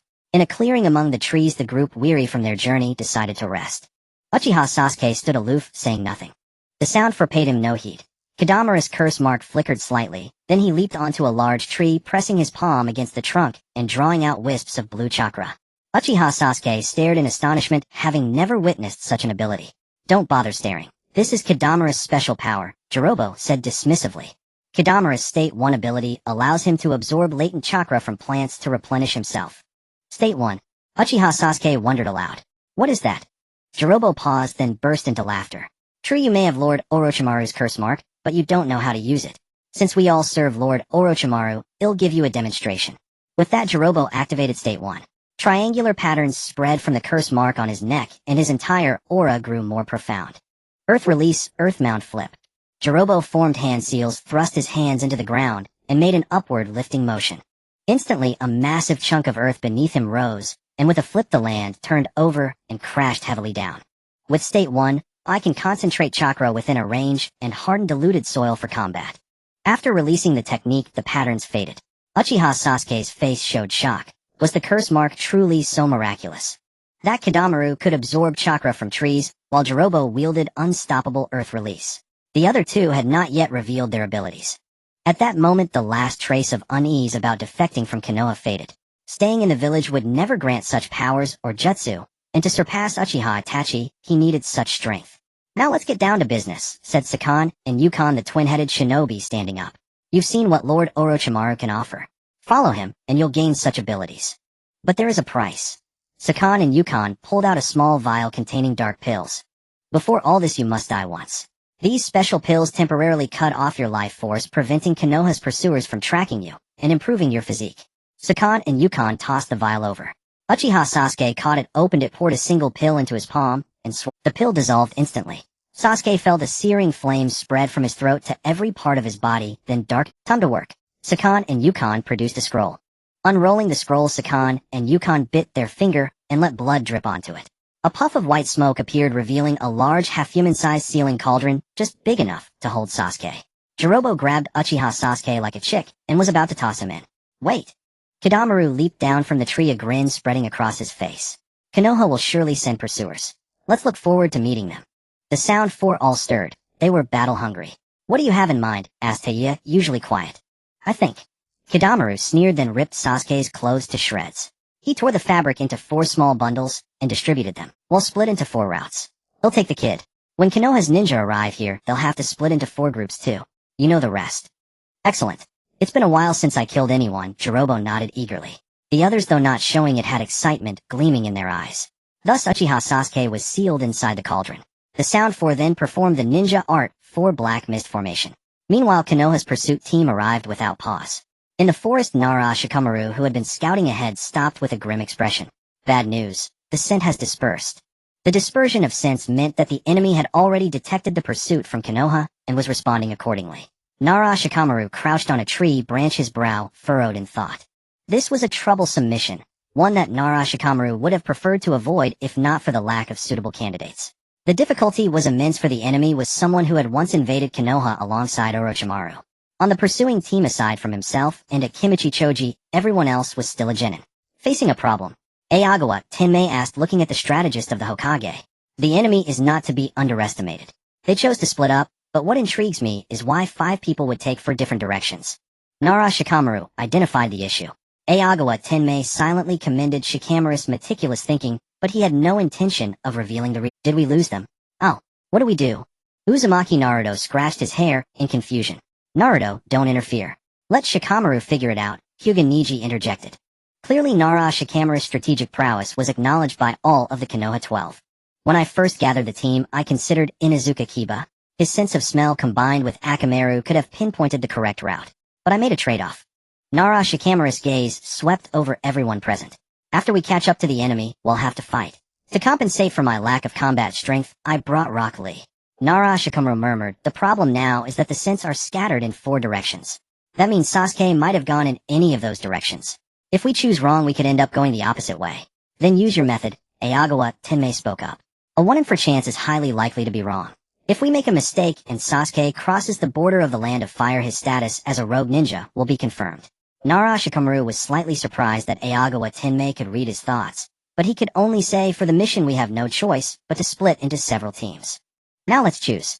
Choji and I will go together because we're in the same squad and my shadow imitation technique can complement his expansion jutsu. Nara Shikamaru stated his plan. Then he'll go with Rock Lee, Hyuga Niji said slowly. Then him definitely with Tenmei. Uzumaki Naruto grinned. In truth, the grouping didn't matter much. They were all from the same squads. However, Aokawa Tenmei shattered Naruto's expectation. Naruto, we can't go together. Why, oi? Naruto's eyes were filled with confusion. Aokawa Tenmei's mouth twitched inwardly. How could he explain that he had a girl tagging along?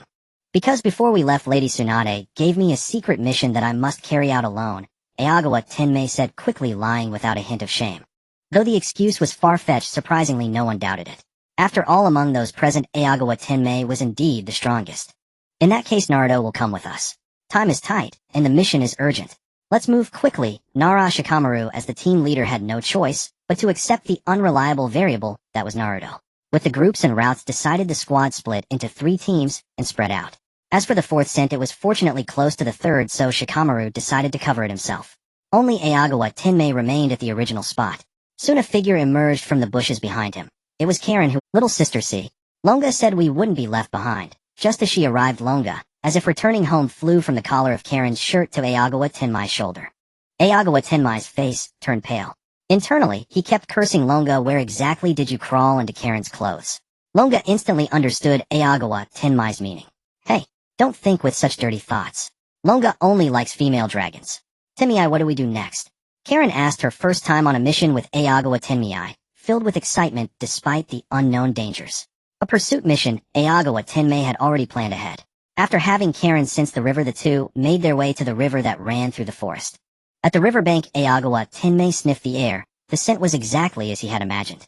In the original story, Sakan and Yukon had a fight with Inuzuka Kiba near a river, and now the riverbank carried traces of Sasuke's scent. It was obvious they had divided Sasuke's belongings into 4 directions. Moreover, at the valley of the end, the waterfall was between the 2 statues. Following the river would lead them there. This way he could reach the check-in point, and even take out a foe, killing 2 birds with 1 stone. At the same time, in the lawless borderlands of the 5 great nations hidden within the mountains was an inconspicuous underground cavern. Descending the passage, one could see artificially excavated structures below, complete with rooms and corridors. Sasuke. When will Sasuke come? I want Sasuke. A blood-curdling scream echoed from the depths. Kabuto, where is Sasuke? In the room, Orochimaru, bedridden with illness, asked Kabuto Yakushi, who had just entered with medicine. Orochimaru-sama, the Sound Four completed their mission excellently. Although there were Konoha ninja in pursuit, it was nothing serious. In the snake pit, the favorite of Orochimaru was none other than Kabuto Yakushi. This was evident from how Orochimaru went to great lengths to protect him during the battle at Tanzakagai. Kabuto Yakushi approached the bedside, unwrapping the bandages on Orochimaru's arm, from which dark, foul-smelling blood flowed. After first using the medical palm technique to stop the bleeding, Kabuto replaced the bandages with white gauze coated with fresh medicine.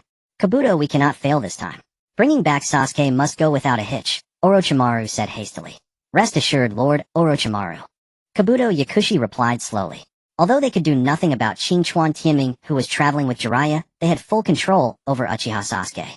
After leaving Orochimaru's room, Kabuto Yakushi entered a room filled with instruments.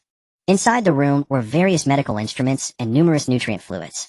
From the storage tank's tubes extended to a bed in the corner where a skeletal figure. Were it not for the faint rise and fall of his abdomen, he would have resembled a corpse.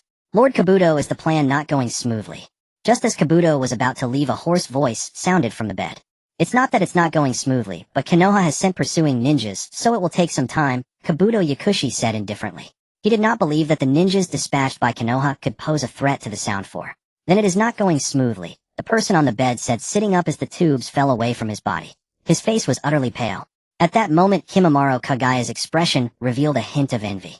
"If my body allowed it, I would have already merged with Lord Orochimaru. Now the situation is critical. Lord Orochimaru urgently needs a new body, and mine is not up to standard. That guy is the most important." "I will go to support," Kimimaro Kagaya said, preparing to get out of bed. "Kimimaro, your condition is not optimistic." Kabuto Yakushi shook his head. Kimimaro Kagaya chuckled lightly, and said, "As long as we can bring him back, dying is fine. After all, for Lord Orochimaru's ambition, I can give everything." In the end, Kabuto Yakushi could not dissuade Kimimaro Kagaya. In fact, the Sound Ninja had 5 members. The actual strongest was not Kidamaru, but the ailing Kimimaro Kagaya. However, as his illness worsened, he had not taken action for a long time. At the same time, in a dense forest near the border of the Land of Fire by a certain river, Qingchuan Tianming and Uzumaki Karen were both moving at high speed. The summoning beast Longu was circling around Qingchuan Tianming. Now Longu was about 2 meters long, and looked even more formidable. Uzumaki Karen would occasionally lean on Qingchuan Tianming and blush. "Kid, there's unusual information ahead," said the usually talkative Longu before coiling around Qingchuan Tianming's arm. Qingchuan Tianming also stopped. They followed the river to an underground stream, where the river passed through a mountain forming an inland. Qingchuan Tianming took a quick look at the terrain. Strange stone pillars hung from the ceiling, and on both sides of the river spikes of varying sizes protruded. "Come out." Uzumaki Karen suddenly aimed at her 3 o'clock direction, channeling Chakra into a shuriken and throwing it with a sharp whistle. Boom. The spikes there were directly blasted into pieces. Amid the sound of falling rocks, a bloodthirsty voice rang. Era, astonishing perception, came a voice. From the smoke stepped out Sakan and Yukon, the 2-headed single-body ninja. Both heads stared at Qingchuan Tianming with "I deliberately chose the waterway and waited here. I didn't have high hopes, but you came to me. How lucky." Sakan and Yukon licked their lips. "I deliberately chose the waterway hoping to find someone. I didn't have high hopes, but I found you. To be honest, you're done." Qingchuan Tianming snorted coldly. Sakan and Yukon had a fiery temper, being provoked by Qingchuan Tianming with the same words. They naturally became furious. In a flash, he charged straight at Qingchuan Tianming, attempting a frontal assault. Multi-fist. The second head behind Sakan awakened. Upon receiving the battle signal, cells began to split and move instantly, creating 3 heads and 6 arms, unleashing a storm of it. Qingchuan Tianming did not hesitate. He drew the sun wheel sword from his waist and began to counter, but this time he did not unsheathe it. Clang, clang, clang, clang. The ultra-fast multi-fist clashed against the sun wheel sword, producing a series of sounds. Their speeds were surprisingly matched. In contrast to the shock on Sakan and Yukon's faces, Qingchuan Tianming's expression remained calm. He usually practiced his sword alone. Now he finally had a sparring partner. Indeed, the Sakan and Yukon who terrified many ninjas were nothing more than a training tool in Qingchuan Tianming's eyes. Multi-leg. Seeing that multi-fist could not inflict damage, Sakan and Yukon's 4 legs swept in from nowhere. Qingchuan Tianming remained unhurried. From his shoulder, Longa shouted, "Here I come." And he engaged in a tangle with Sakan and Yukon's 4 legs. Sakan's pupils contracted sharply. "There's a ninja. You're the snake. Your whole family are snakes." Longo was instantly enraged upon hearing this, and he directly opened his mouth to exhale a scorching breath. This breath shot out like a ray towards Eugene, who swiftly dodged in response. The scorching breath carved a bottomless trench on the riverbank, resembling an abyss. Zwajin and Eugene broke out in cold sweat. Such destructive power was You two-headed freak, I'll give you one more chance. What do you say I am? Longa simply hadn't evolved yet, so he currently had no horns or dragon claws, truly looking like a snake. But that was no reason for anyone to casually say so. In the world of Naruto, summoned beasts were generally of a few types, and dragons were unheard of. Pressed by Long Ji's questions, Zwajin and Eugene hesitated. Aren't you a snake? TCH. I unilaterally declare you dead. Longa returned from the ground to Qingchuan Tianming's right arm and instantly entered battle mode. But this time it wasn't a pattern, instead the hand was directly covered in black scales. Feeling the power surging into his right arm, like ocean waves, Qingchuan Tianming understood. Longa was furious and the consequences would be severe. You want to kill us? Zwajin and Eugene no longer dwelled on Long Ji's true identity. On the contrary, Qingchuan Tianming's strength piqued their interest. I didn't expect a ninja from Konoha's pursuit squad to be such a skilled fighter. I was afraid you'd be a weakling. Killing you would be no fun. Zwajin and Eugene grinned cruelly, their limbs beginning to writhe. This unique technique, the dual demon's art. It allows the limbs to arbitrarily change positions using the body as a carrier, achieving unexpected effects. Zwajin and Eugene suddenly stomped the ground. The whole person shot out like an arrow charging toward Qingchuan Tianming. At the same time, they activated State 1. Irregular curse marks appeared on their bodies, further amplifying their power. Qingchuan Tianming stood his ground, signaling Uzumaki Karen to step back, then actively advanced to meet them. Like a gale sweeping across his blade, the sun-will sword was drawn from his waist as he moved. Wind release, wind killing array. Qingchuan Tianming expelled a soft breath without forming hand seals. Wind-natured chakra poured into the sun-will sword, and 2 chakra clones appeared beside him. He thrust his sword. The chakra clones also performed a drawing/motion. Instantly the wind release sword slash from Qingchuan Tianming's main body, and 2 sword slashes condensed from chakra held forth. Wind release wind killing array was a technique Qingchuan Tianming had created himself. Although his chakra reserves and comprehension ability made it easy to learn Konoha's technique, he still chose his own path. Since he possessed extreme chakra, and the divine weapon sun-wheel sword, the way to grow stronger was not to foolishly train in Konoha's ninjutsu. Instead, it was to use chakra in combination with weapons to create new techniques. This move was Qingchuan Tianming's first step, a technique only he could perform. The 3 sword slashes delivered at close range felt as if they could sever everything. Zwajin and Eugene, unwilling to take them heat-in, immediately activated State 2. Their skin turned vermilion, and 2 horns grew from their heads. Brother, use that technique. Eugene behind reminded. Zwajin quickly bit his finger and drew a summoning array on the ground. Summoning technique, Rashomon. As the summoning array was completed, a strangely shaped gate burst from the ground, shielding Zwajin and Eugene. Boom. The wind-natured sword slash struck the front of Rashomon, heat-in, causing the gate to emit loud rumbles as it barely blocked Qingchuan Tianming's attack. Ha ha ha, decent technique. But you absolutely cannot break through the strongest defense, Rashomon. Zwajin and Eugene stepped out from behind Rashomon, laughing wildly. Are you sure you blocked it? A faint smile curled at the corner of Qingchuan Tianming's mouth. Could you possibly have? Before Zwajin and Eugene could finish, 2 chakra spikes suddenly pierced through the ground where they stood, skewering their feet. When did this happen? Zwajin and Eugene were greatly startled.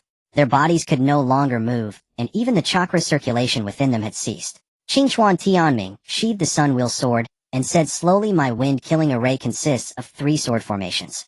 The middle one is a wind-release attack. The other 2 are condensed from chakra. You only blocked 1. Damn it. Zwajin and Eugene were horrified. What terrified them was that they had originally believed Rashomon had blocked all 3 sword slashes.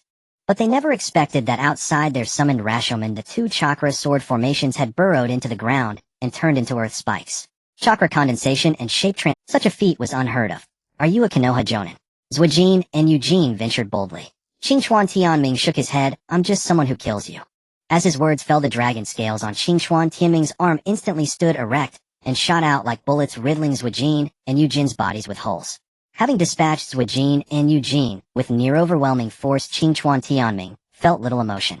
The method of releasing and condensing chakra externally was something that Naruto Uzumaki only achieved in his Ninetales form. But Qingchuan Tianming had accomplished it first with his extreme chakra. When the chakra earth spikes pierced their feet, Zwajin and Eugene's chakra was also suppressed, rendering them unable to use it. This was the key to Qingchuan Tianming's kill. Tianming, you're so cool. Uzumaki Karen had become a devoted fangirl, no doubt about it. The strength of Sakan and Yukon was not low among the Sound Four, but they were up against Qingchuan Tianming. After eliminating Sakan and Yukon, Qingchuan Tianming did not linger, and continued along the river. However, not everyone was as fortunate as Qingchuan Tianming. Deep in the forest, Nara, Shikamaru, Akimichi Choji, and Uzumaki Naruto had not advanced far before encountering one of the four Jirobo, though encounter might not be the right word.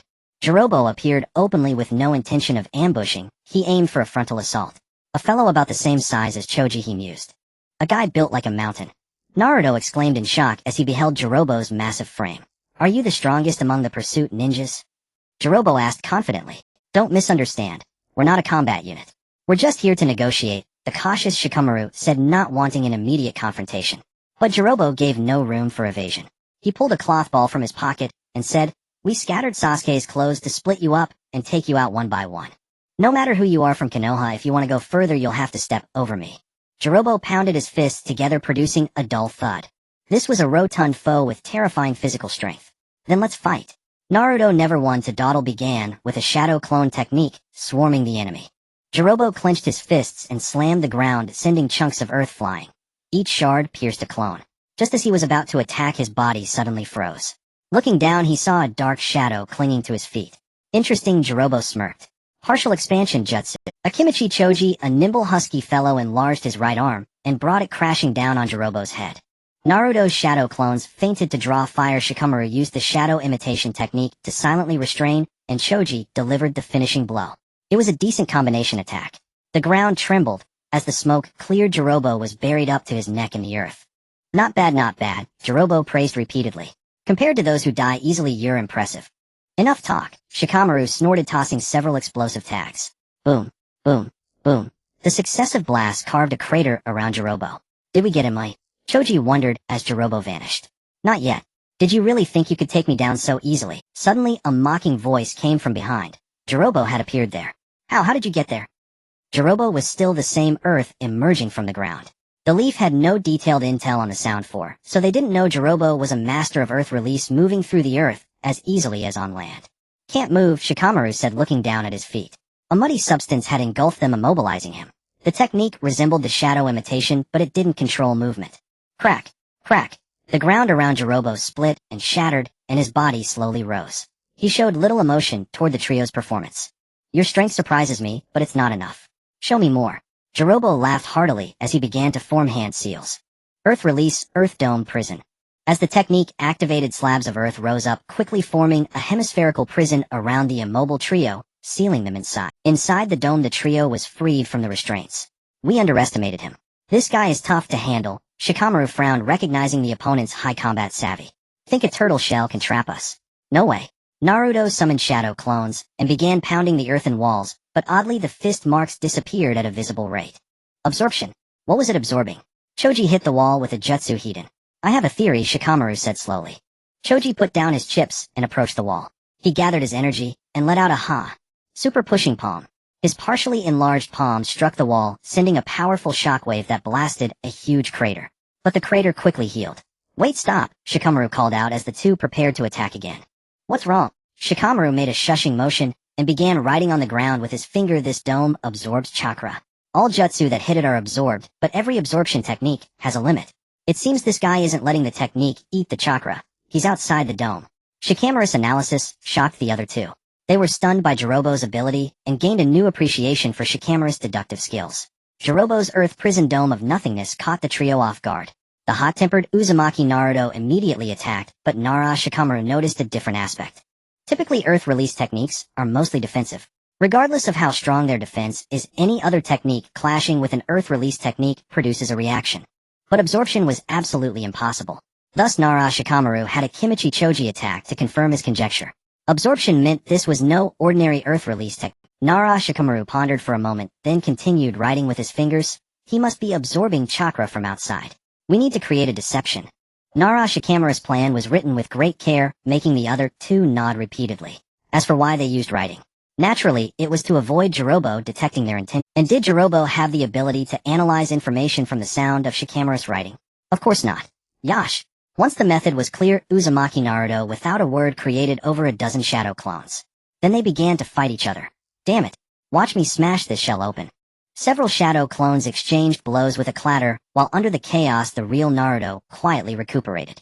As for the main attacker Akimichi Choji, he munched on potato. Outside the Earth prison dome of nothingness, Jirobo pressed both hands against the earthen wall, steadily drawing in. As Nara Shikamaru had guessed, Earth prison dome of nothingness trapped the enemy, while simultaneously converting all their attacks into chakra for its own use. Hearing the endless sounds of battle inside, Jirobo was overjoyed. Fight! Fight even harder! After a while, sensing the absorbed chakra weakening, he chuckled. Jirobo lowered his arms. In his mind, the three inside were already exhausted. Without chakra, they were fit to die. Earth release, earth flow spear. Jirobo raised one hand, gathering earth-natured chakra in his palm into a sharp spike, intending to pierce through the prison and finish them off in one strike. Inside the Earth prison dome, a sharp glint flashed in Nara Shikamaru's eyes. Now, move. At his command, Akimichi Choji stood up and began forming hand seals, his body swelling like a balloon. Human bullet tank. Choji's spherical form charged forward, smashing through the uncontrolled Earth prison dome as if it were paper. Boom. What a... Jirobo exclaimed in shock. Don't they have any chakra left? In the blink of an eye. Akimichi Choji's human bullet tank did not stop after breaking through the Earth prison dome. Instead, it soared into the air, using the momentum of the fall to crush down on Jirobo. Meanwhile, Uzumaki Naruto instantly activated his shadow clones, gathering wind-nature chakra. Rasengan. The battle situation shifted dramatically in an instant. But after a brief shock, Jirobo burst into laughter. A nice little trick. But do you think this can beat me? Level 2. Jirobo let out a low roar as the curse marks on his body transformed again, his skin turning vermilion and his frame swelling to enormous proportions. Earth release, earth return. He slammed the ground, and a stone slab erupted, instantly blocking his path and intercepting Uzumaki Naruto's Rasengan. The Rasengan's immense destructive power nearly shattered the rock, but it was insufficient against Jirobo's level 2 state. Shadow imitation technique. Nara Shikamaru's restraining move came immediately, but Jirobo thrust one hand into the ground, forming a massive chunk of earth into a ball and hurling. The shadow imitation technique was forced to halt a few meters from Jirobo, and Shikamaru had to dodge. Meanwhile, Akimichi Choji's human bullet tank had already appeared above Jirobo, crashing him into the earth. Boom, boom. The sheer force of impact sent Uzumaki Naruto stumbling backward. When the smoke cleared, only Akimichi Choji and his human bullet tank form remained, but before Naruto could rejoice, Choji was flung away, the transformation dispelling midair, and he slammed heavily onto the ground.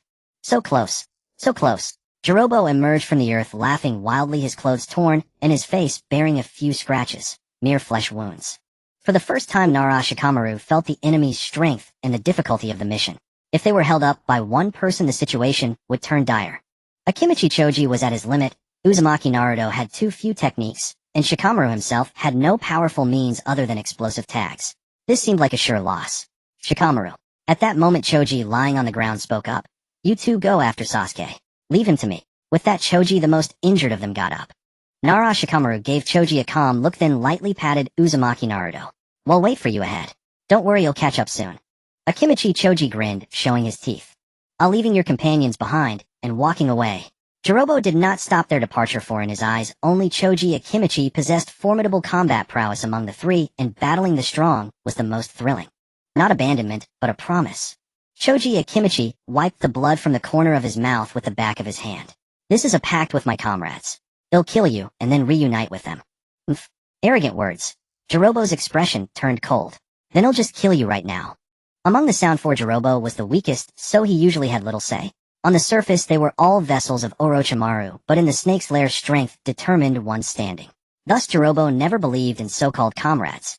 Any ally was defined by power. If you were weak, you deserved. Those words should be mine. Choji Akimichi reached out and pulled out a small box containing 3 pills. This was the secret medicine of the Akimichi clan. A battle staking everything. The pills came in 3 colors, each with different effects and side effects. The first was the green spinach pill, the second the yellow curry pill, and the third the red chili pill. The advantage of the first pill, it instantly unleashes up to 30 of the human bonus athletic potential. Strength can increase by more than 3 times one's limit. The drawback, the burst of short-term power comes with an equally short period of agonizing pain. The advantage of the second pill, it strengthens the body, nourishes blood and chi, and warms the vital gate. The drawback, after consumption, it often causes full-body weakness. The advantage of the third pill, it enhances one's strength by 100-fold, and when used, chakra takes the shape of a butterfly. The drawback, as power increases, the body suffers excessive strain, leading to death. Choji Akimichi opened the small box, took out the green spinach pill, and swallowed it. Then he produced a kunai wrapped with silk thread, and wound the thread around. Meet tank needle car. Choji's body swelled again, and as it grew the kunai were forced upright, turning him into a human hedgehog. No flashy probing. Real men go straight for the kill. With the multi-size technique enhancing the meat tank needle car, he charged forward without hesitation. Do you think the same move will work on me twice? Jirobo snorted, forming hand signs for Earth release, Earth return, once again erecting a barrier in front. Boom. Boom. But this time the meat tank needle car exceeded Jirobo's expectations. The serrated kunai spinning wildly generated enough force to tear the barrier apart. It struck directly at Jirobo. Startled Jirobo covered his palms with Earth attribute Chakra to defend. With a squelch his palms were pierced through, and he was sent flying backward, crashing into a massive boulder. The meat tank needle car finally came to a halt. Bleeding profusely, Jirobo lay on the rock, not a single spot on his body unscathed. Before he could catch his breath, Choji, now out of his tank form, nearly collapsed. The spinach pill boosted his abilities instantly, but the toll was equally severe. Cough cough. Jirobo spat blood, and said, "Looks like you're at your last gasp." Dragging his battered body, Jirobo picked up the kunai from the ground, ready to finish Choji. Last gasp. The winner is you. Choji slowly raised his head, his eyes blazing with unwavering killing intent. I have comrades I trust. How could I lose? How could I repay Shikamaru's faith? So the winner is me. Choji roared, shoving the yellow curry pill into his mouth. The pill dissolved instantly, its gentle medicinal power soothing his wounds and replenishing his chakra. Super multi-size technique. Within the limited time of the pill's effect, Choji directly used the clan's forbidden technique. The ground around him instantly sank and shattered. Choji's body grew to dozens of meters tall, making Jirobo look like an ant. Jirobo was utterly horrified. How could he possibly fight this? The kunai dropped to the ground. Jirobo turned to flee, but how could he escape? Choji threw a punch, carving a massive gouge through the force. The overwhelming force engulfed Jirobo. No. Under the power, Jirobo's body was obliterated into nothingness. Thus 2 of the sound 4 had fallen, and a greater crisis was already emerging from the snake's lair. After all this, Choji Akimichi collapsed backward. As the super multi-size technique dissipated, he lay helpless on the ground. Every part of his body felt like it was being torn apart. The yellow curry pill had instantly suppressed the pain and filled his chakra, but the cost was immense. Choji's eyelids grew heavier and heavier, yet a smile crept across his lips. Shikamaru. I did it.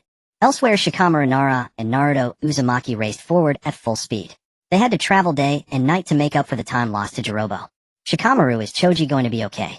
Naruto asked worriedly. He'll be fine. I believe in Choji. He's incredibly strong. As the pursuit mission progressed, they drew closer to the border of the Fire Country, and the atmosphere grew increasingly tense. Among the 4 groups, the fastest was the one comprising Liloaka and Hyuganiji.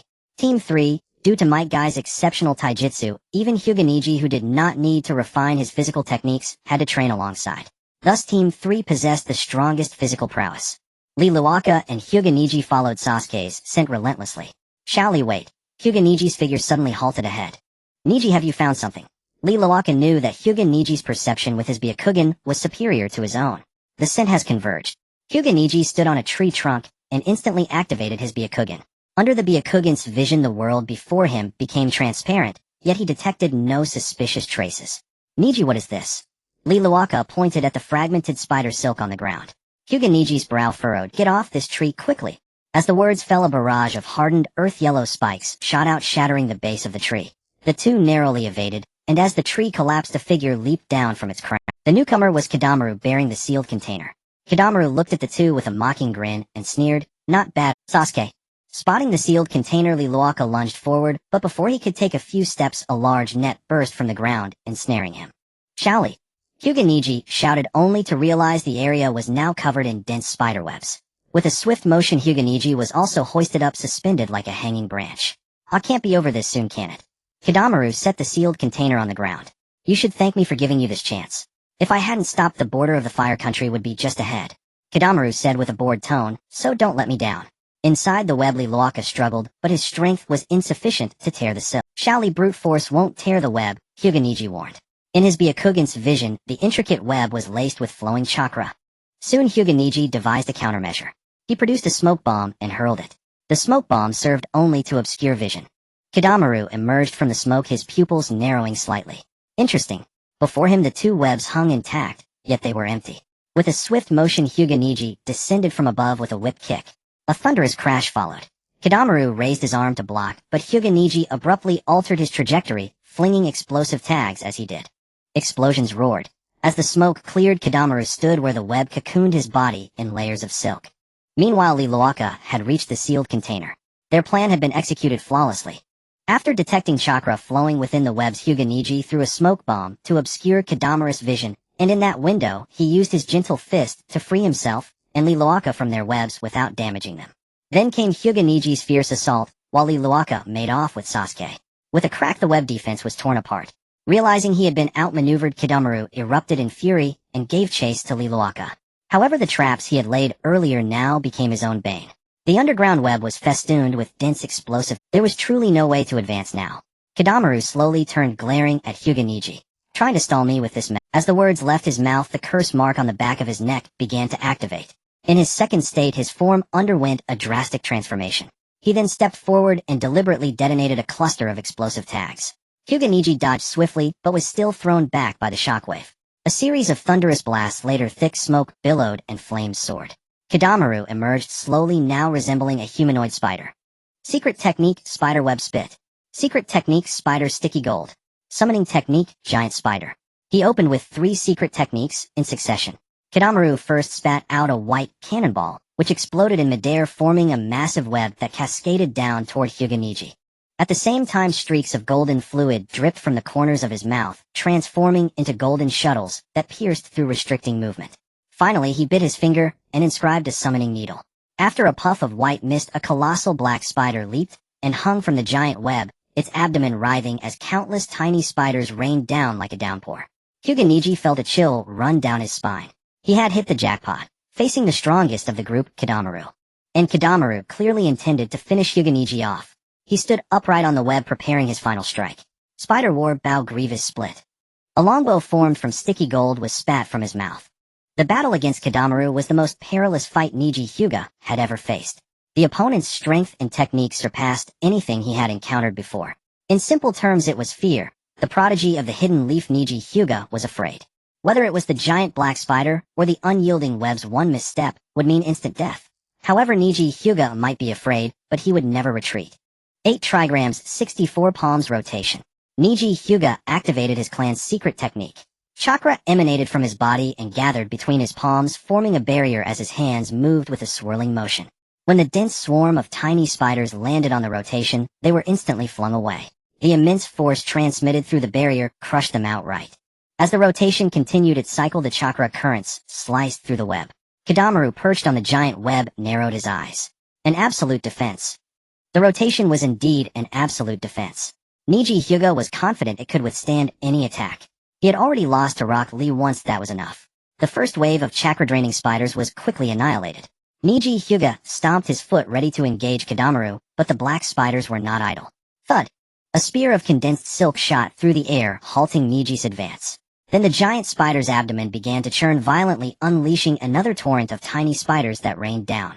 Turning his head, Niji noticed the silk threads behind him shimmering with an iridescent glow, hinting at their formidable strength. He frowned deeply. This was a serious predicament. If he turned to break through, it would take time to cut the giant web, leaving his back exposed to the enemy. The giant spider and the arrow in Kidamaru's hand would pierce him in an instant. From this perspective, it seemed like a dead end. Meanwhile, far away, Rock Lee was sprinting through the forest with the sealed barrel on his back, never considering the need for reinforcements. His mission was to retrieve Sasuke. As for Hyuga, Rock Lee believed he would never lose. Huh, where's this? Lee had been running non-stop, and it seemed he had emerged from the dense forest. He stood on a tree looking out at an endless grassland. A breeze swept by, rippling through the grass like waves of wheat. The wind brushed against Lee's face, snapping him back to reality. The route back to the village. He slapped his forehead. Damn, him directionally challenged. As Lee clutched his head in distress, a figure appeared on the plain ahead. The person walked slowly, yet in the blink of an eye his form seemed to glide closer. Rock Lee sensed a hostile aura, and the figure also noticed him. Failed. Kimimaro Kagaya murmured to himself, then pointed at Lee and asked, "Are you the strongest ninja from the Hidden Leaf? Did you defeat the others?" Though Lee didn't understand what he meant by others, the mention of Hidden Leaf confirmed the man was an enemy. "Why are you taking Sasuke?" Lee assumed a fighting stance, ready for battle. "He is the vessel Lord Orochimaru desires. Lord Orochimaru needs to enter his body to gain greater power." Kimimaro answered with startling honesty. Rock Lee was taken aback, but quickly grew angry. "Sasuke is my comrade. I won't let you harm him. Let's settle this with power." "Very well." Kimimaro replied, and a bone blade emerged from his palm. Wielding the bone sword, Kimimaro slashed, unleashing a blade of energy. At the same time, he appeared behind Lee and struck downward. Lee swiftly turned, clapped his hands together, and caught the blade in a barehanded block. Simultaneously, he swept a leg, sending Kimimaro into the air, then followed up with 2 knee strikes. When the sweep caught him, Kimimaro crossed his bone swords in defense. Lee's knee strikes hit the blades, but failed to inflict significant damage. The two distanced themselves. Kimimaro landed gracefully. Your taijutsu is impressive. Yours isn't bad either. Lee rubbed his sore knees. His taijutsu was at least masterful, yet he couldn't break through the bone blades. These are bone blades, a gift from my Kekkei Gunkai Shikatsumiyaku. It allows me to freely manipulate osteoblasts and osteoclasts, even controlling calcium concentration to shape bones.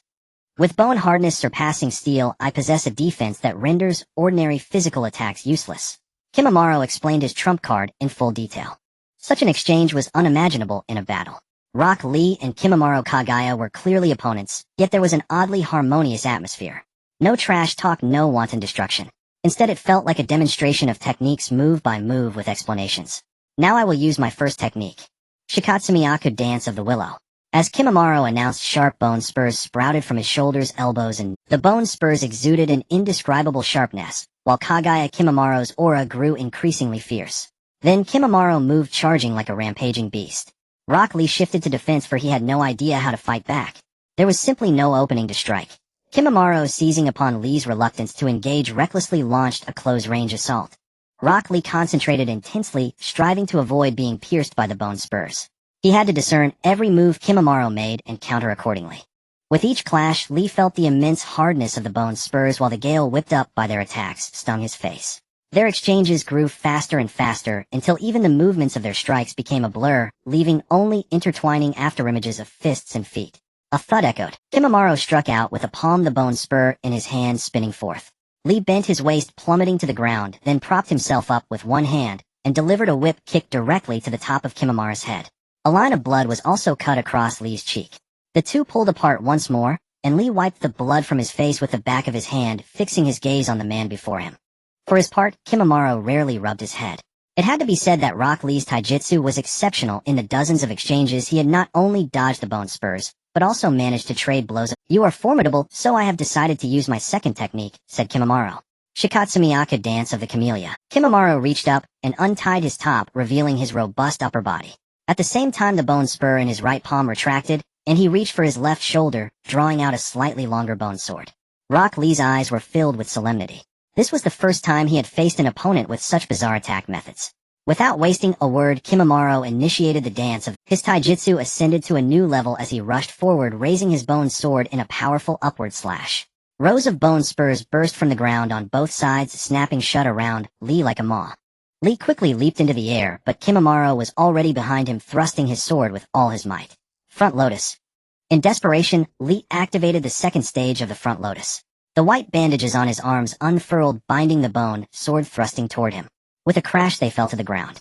Kimimaro looked down from above, yet his bone sword was immobilized. The tip of the sword was entangled in bandages, and Lee coughed up blood, but he had halted the attack. Expressionless, Kimimaro waved his left hand, and another bone spur grew from his palm, ready to end Lee's life at any moment. But at that moment, the large sealed barrel beside them shook violently. The seals on it peeled off one after another, and thick black smoke billowed out. With a bang, the sealed barrel shattered. Uchiha Sasuke stepped out from within, but he seemed somehow different from before. His physique had become much more robust, his skin turned a dark gray, and most notably his aura was exceptionally powerful.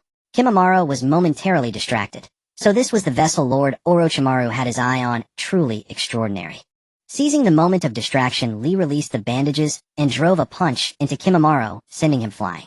Sasuke, come back to Konoha with me, Lee said. Kimimaro was too strong, but it was better to retreat. If necessary, he and Sasuke could join forces.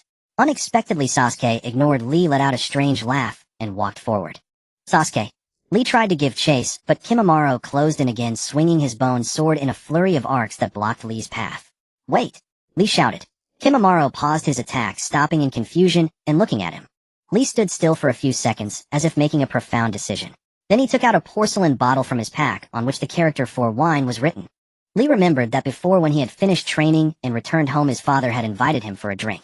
He had unknowingly drunk it, But the moment he did, Lee began to throw punches, wildly attacking anyone in sight. In the end, Mike Guy had arrived in time to defuse the crisis. Thus alcohol was a forbidden substance for Lee, yet also a weapon. Lee opened the cap, and a pungent smell of liquor assailed his nostrils. He gulped it down in one go, tossed the bottle aside, and quickly entered a state of intoxication. His face flushed crimson, and his steps became unsteady. Even Kimimaro was stunned by this move. Was he not mistaken? He had just drunk alcohol. What kind of ninja technique was used in conjunction with alcohol? The answer remained unknown, for Lee had already fallen flat on his face, fast asleep. Kimimaro approached, and thrust his bone sword downward. The sleeping Lee suddenly sprang up with even greater speed, driving both feet into Kimimaro's chest. Lee staggered, hiccuping repeatedly. Hic! While drunk in fist, Lee was evenly matched with Hoshigaki Kisame. Uchiha Sasuke had already arrived at the border of the Land of Fire. The border was a cliff where the faint sound of flowing water could be heard. Standing on the high ground, Uchiha Sasuke gazed indifferently into the distance. In that direction lay terrain completely different from this side, and stepping across, it would solidify his status as a rogue ninja of Konoha. Are you waiting for Naruto? A voice sounded from behind. Uchiha Sasuke turned around to see Aokawa Tenmei and Uzumaki Karen. Waiting for him, and also for you. Of course I prefer you, Uchiha Sasuke said coldly. I never expected you to actually chase after me. Your decision to defect after being defeated and seek Orochimaru's power is one thing. The others are carrying out a mission to bring you back. Aokawa Tenmei replied, bluntly, well aware of Sasuke's reasons for turning to Orochimaru. Yet no matter how many justifications Sasuke had, he should not have made others bear the risks for him. How could you possibly understand? Uchiha Sasuke sneered. You haven't borne the pain of a clan's annihilation, you wouldn't comprehend. Aokawa Tenmei raised an eyebrow. My parents died in the Ninetales rampage. Should I seek revenge against the Ninetales? Do you think I could even lay a hand on it? Uchiha Sasuke fell silent. He was never skilled in verbal sparring, and he understood the meaning behind Aokawa Tenmei's words. The tailed beasts were arguably the pinnacle of power in the world of Naruto. When the Ninetales appeared in Konoha, half the village was destroyed, countless ninja died, and even the fourth Hokage, Minato Namikaze, perished to seal it. You've come to stop me, haven't you? I'm not going back. Uchiha Sasuke drew a kunai, making his stance clear. You two have been branded with Orochimaru's curse mark. You know its power. To achieve my revenge, I must rely on this. So we are destined to be enemies. The nickname Second Pillar was not undeserved. Uchiha Sasuke's shinibu tendencies were overflowing. Perhaps because his own involvement in the Naruto world compared to the original story, Uchiha Sasuke was now driven solely by revenge, but with an additional twisted need. He wanted revenge, and also sought validation for his actions. I will kill Uchiha Itachi.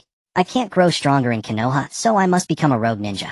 I have my reasons, so you need to understand and acknowledge them. It felt almost like emotional blackmail. The biggest catalyst for the Uchiha clan's downfall was Shimura Danzo, yet Uchiha Sasuke had placed the entire Konoha, all its young shinobi, on the opposite side. What if I said I'm just passing by? Aokawa Tenmei chuckled.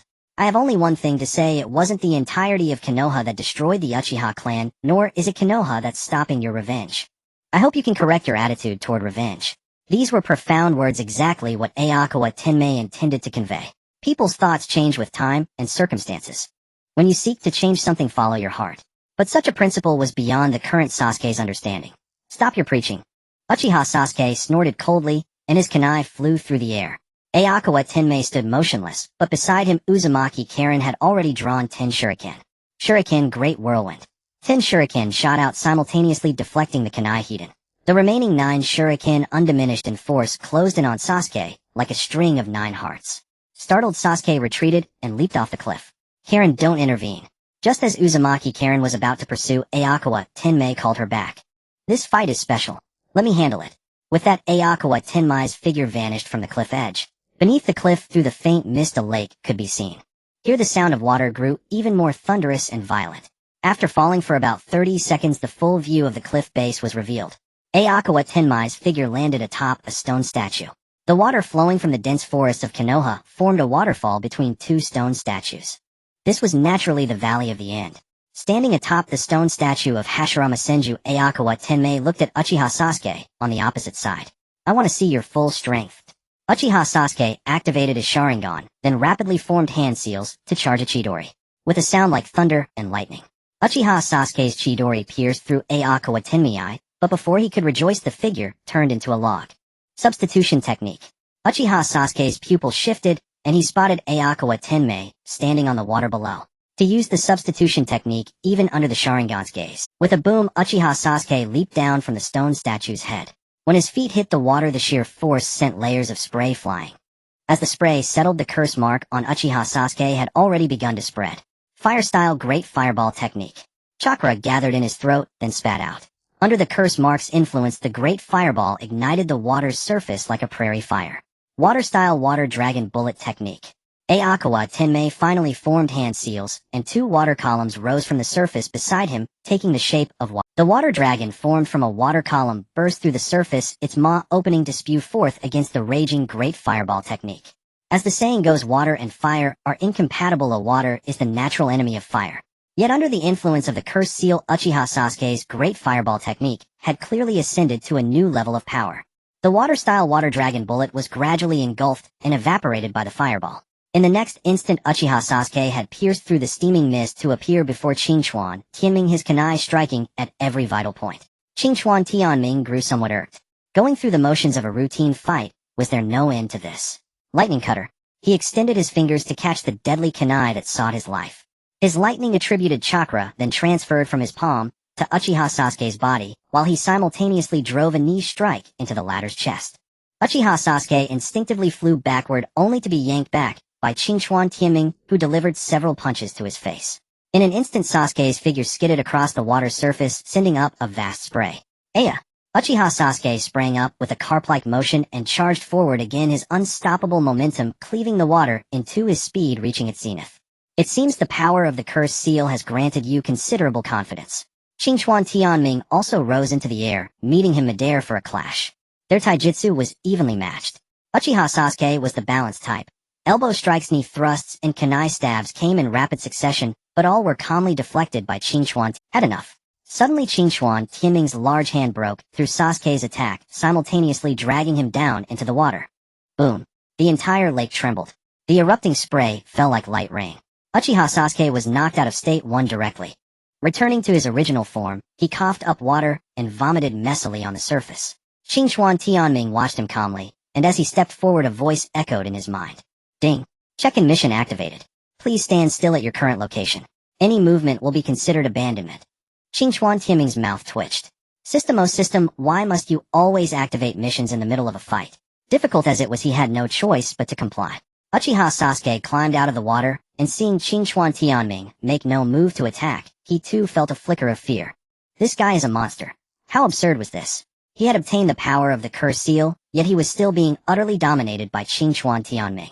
Yes, it was a blatant domination. If this were a life-or-death battle, he would surely have been torn apart by now. Why are you so Uchiha Sasuke asked a rather insightful question. I consider myself not lacking in talent, and I work hard.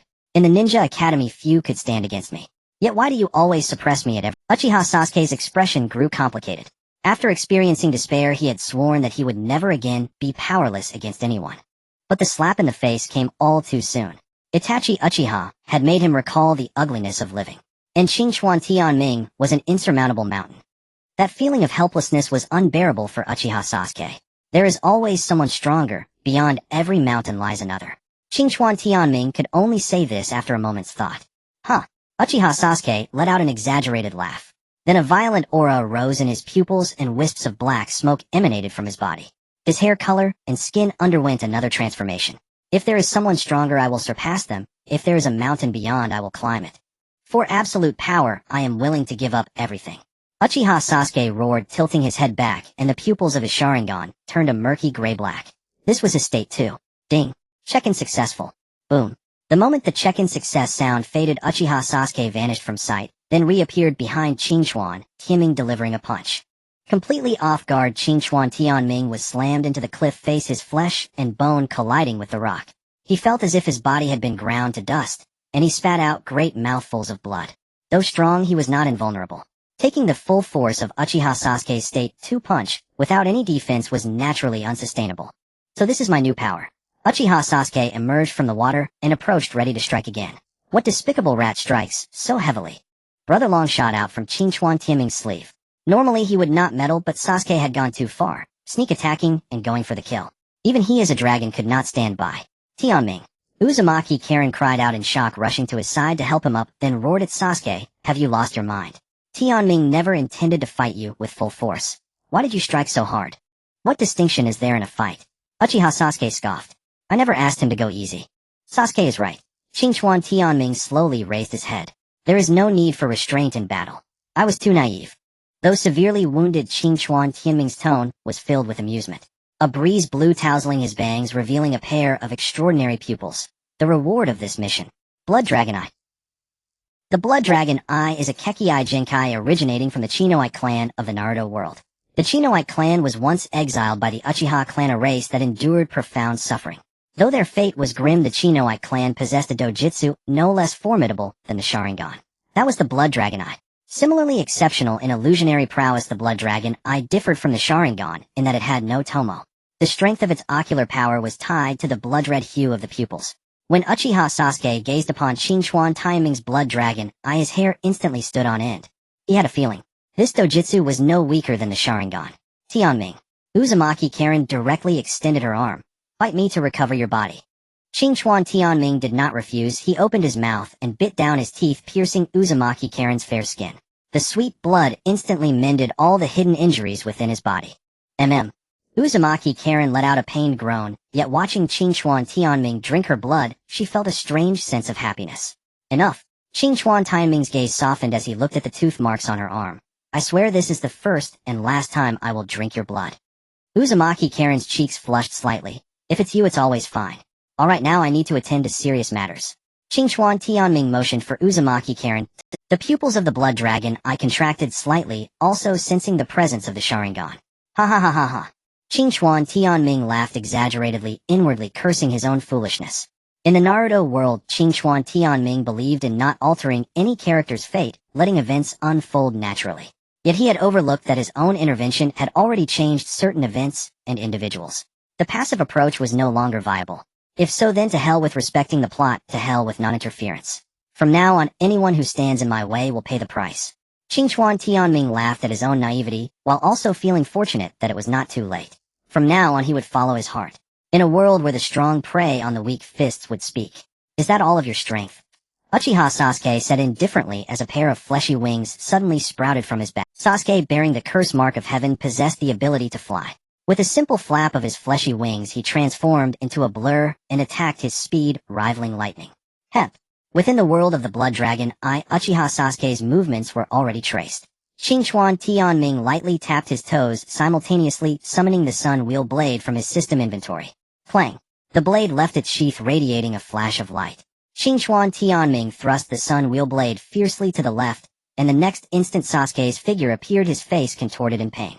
Because Qingchuan Tianming's blade had pierced through the fleshy wing. Bang!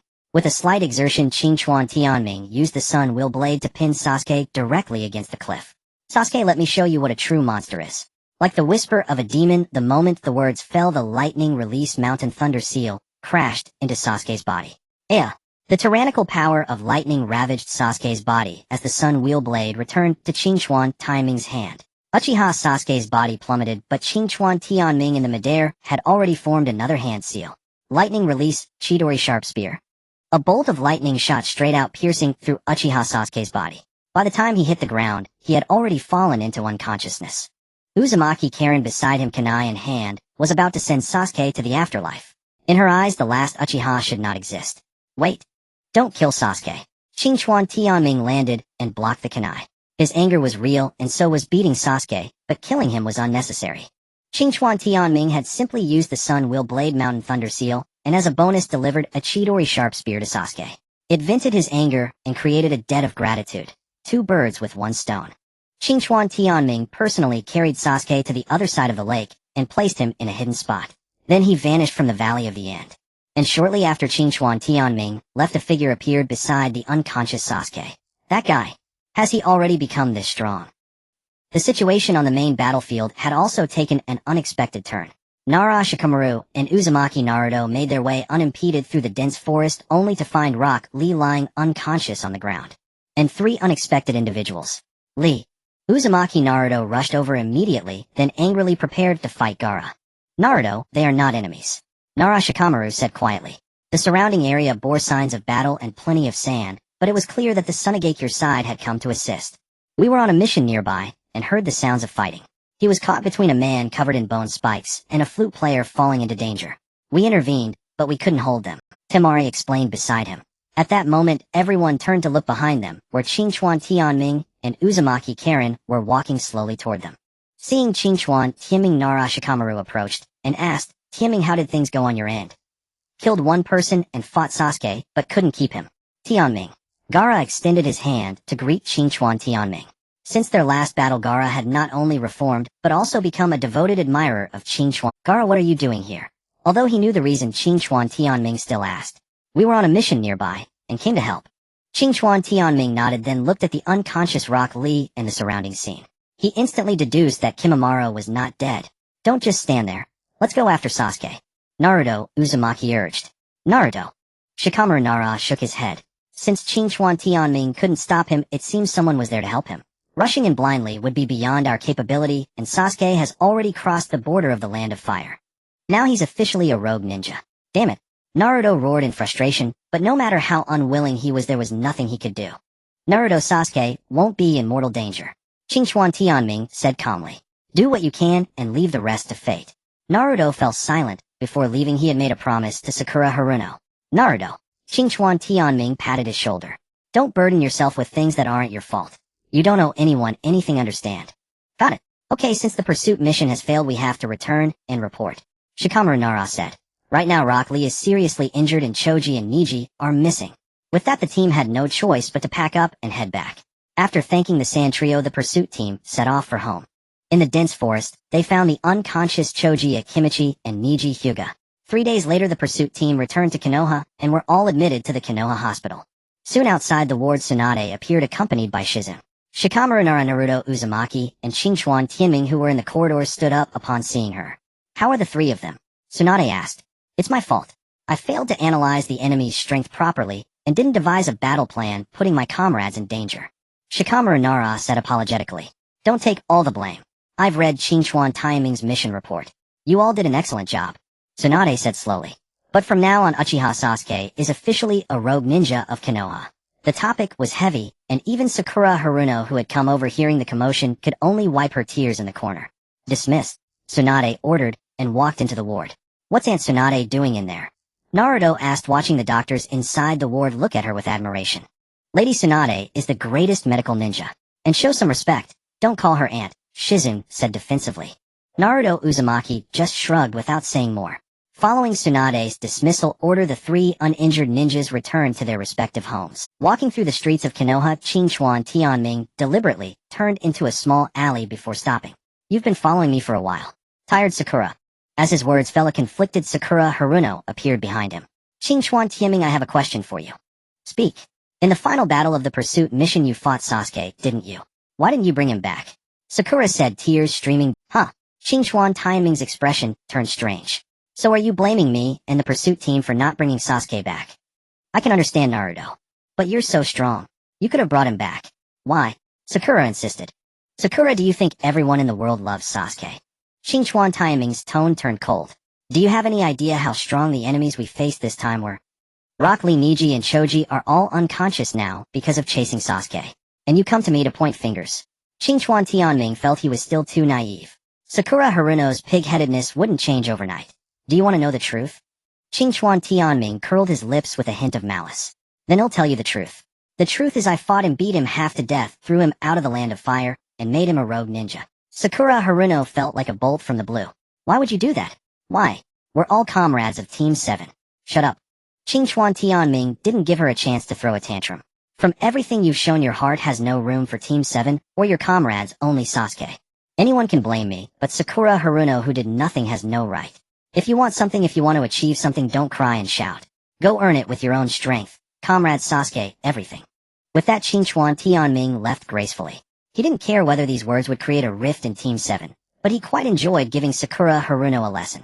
As for what would happen in the future, who cared? Qingchuan Tianming's righteous talk ninjutsu left Sakura Haruno emotionally shattered. Unable to accept it, she broke down crying in the alley. In a corner, Naruto Uzumaki watched the scene with a heavy heart, longing to comfort Sakura Haruno.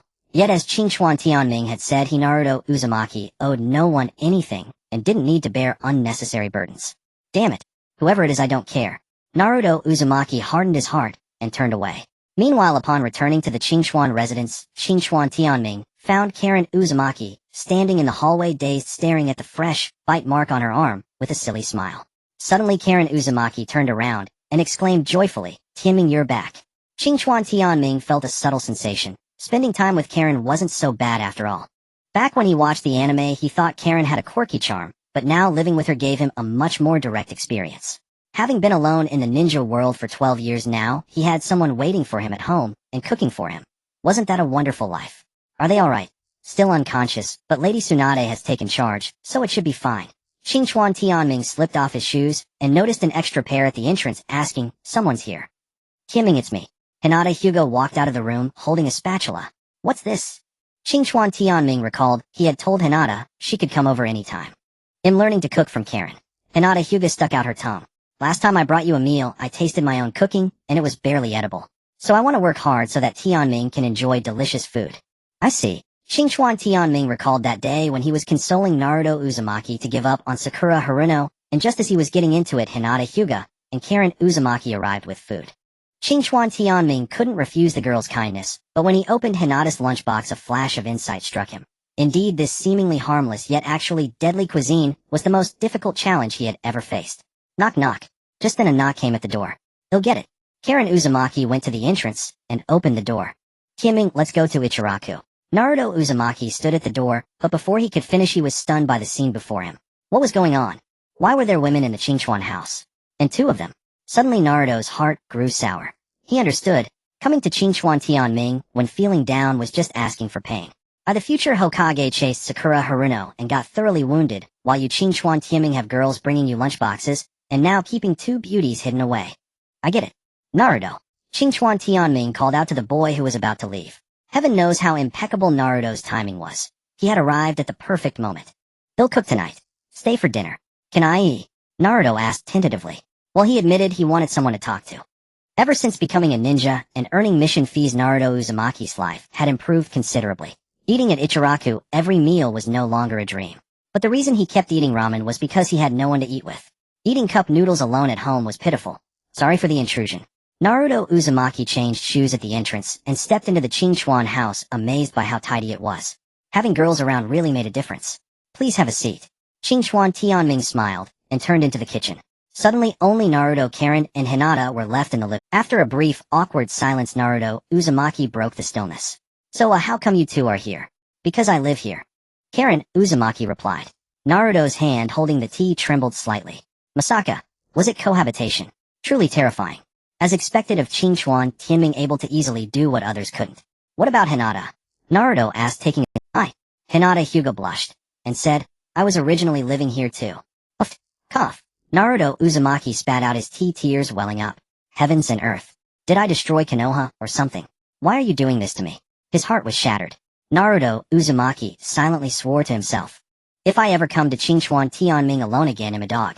The little episode in the living room soon passed, and before long an enticing aroma drifted. The three of them turned their gazes toward the kitchen. Inside, Qingchuan Tianming skillfully stirred and tossed the wok, then ladled the mapo tofu into a plate. Home cooking, hometown flavor. Although he had eaten Japanese food for 12 years, the taste of home ingrained in his bones was unforgettable. This was also the first time Qingchuan Tianming had put his secret practice into action. The effect was predictable. The three in the living room walked in mouth. "Tianming, what did you make? It smells amazing. I've made a dish that has no equal in the entire ninja world." Qingchuan Tianming generously displayed the dishes. Mapo tofu, scrambled eggs with tomatoes, stir-fried meat with pickled vegetables, and green vegetable tofu soup with dipping sauce.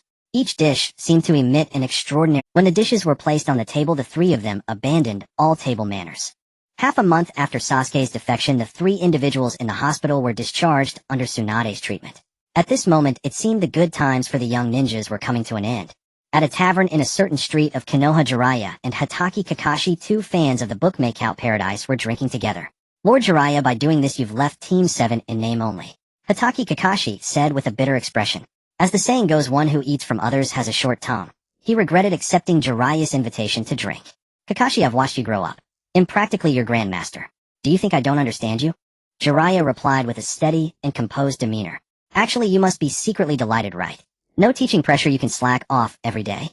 Hatake Kakashi broke into a sweat. "Lord Jiraiya, am I really that unreliable?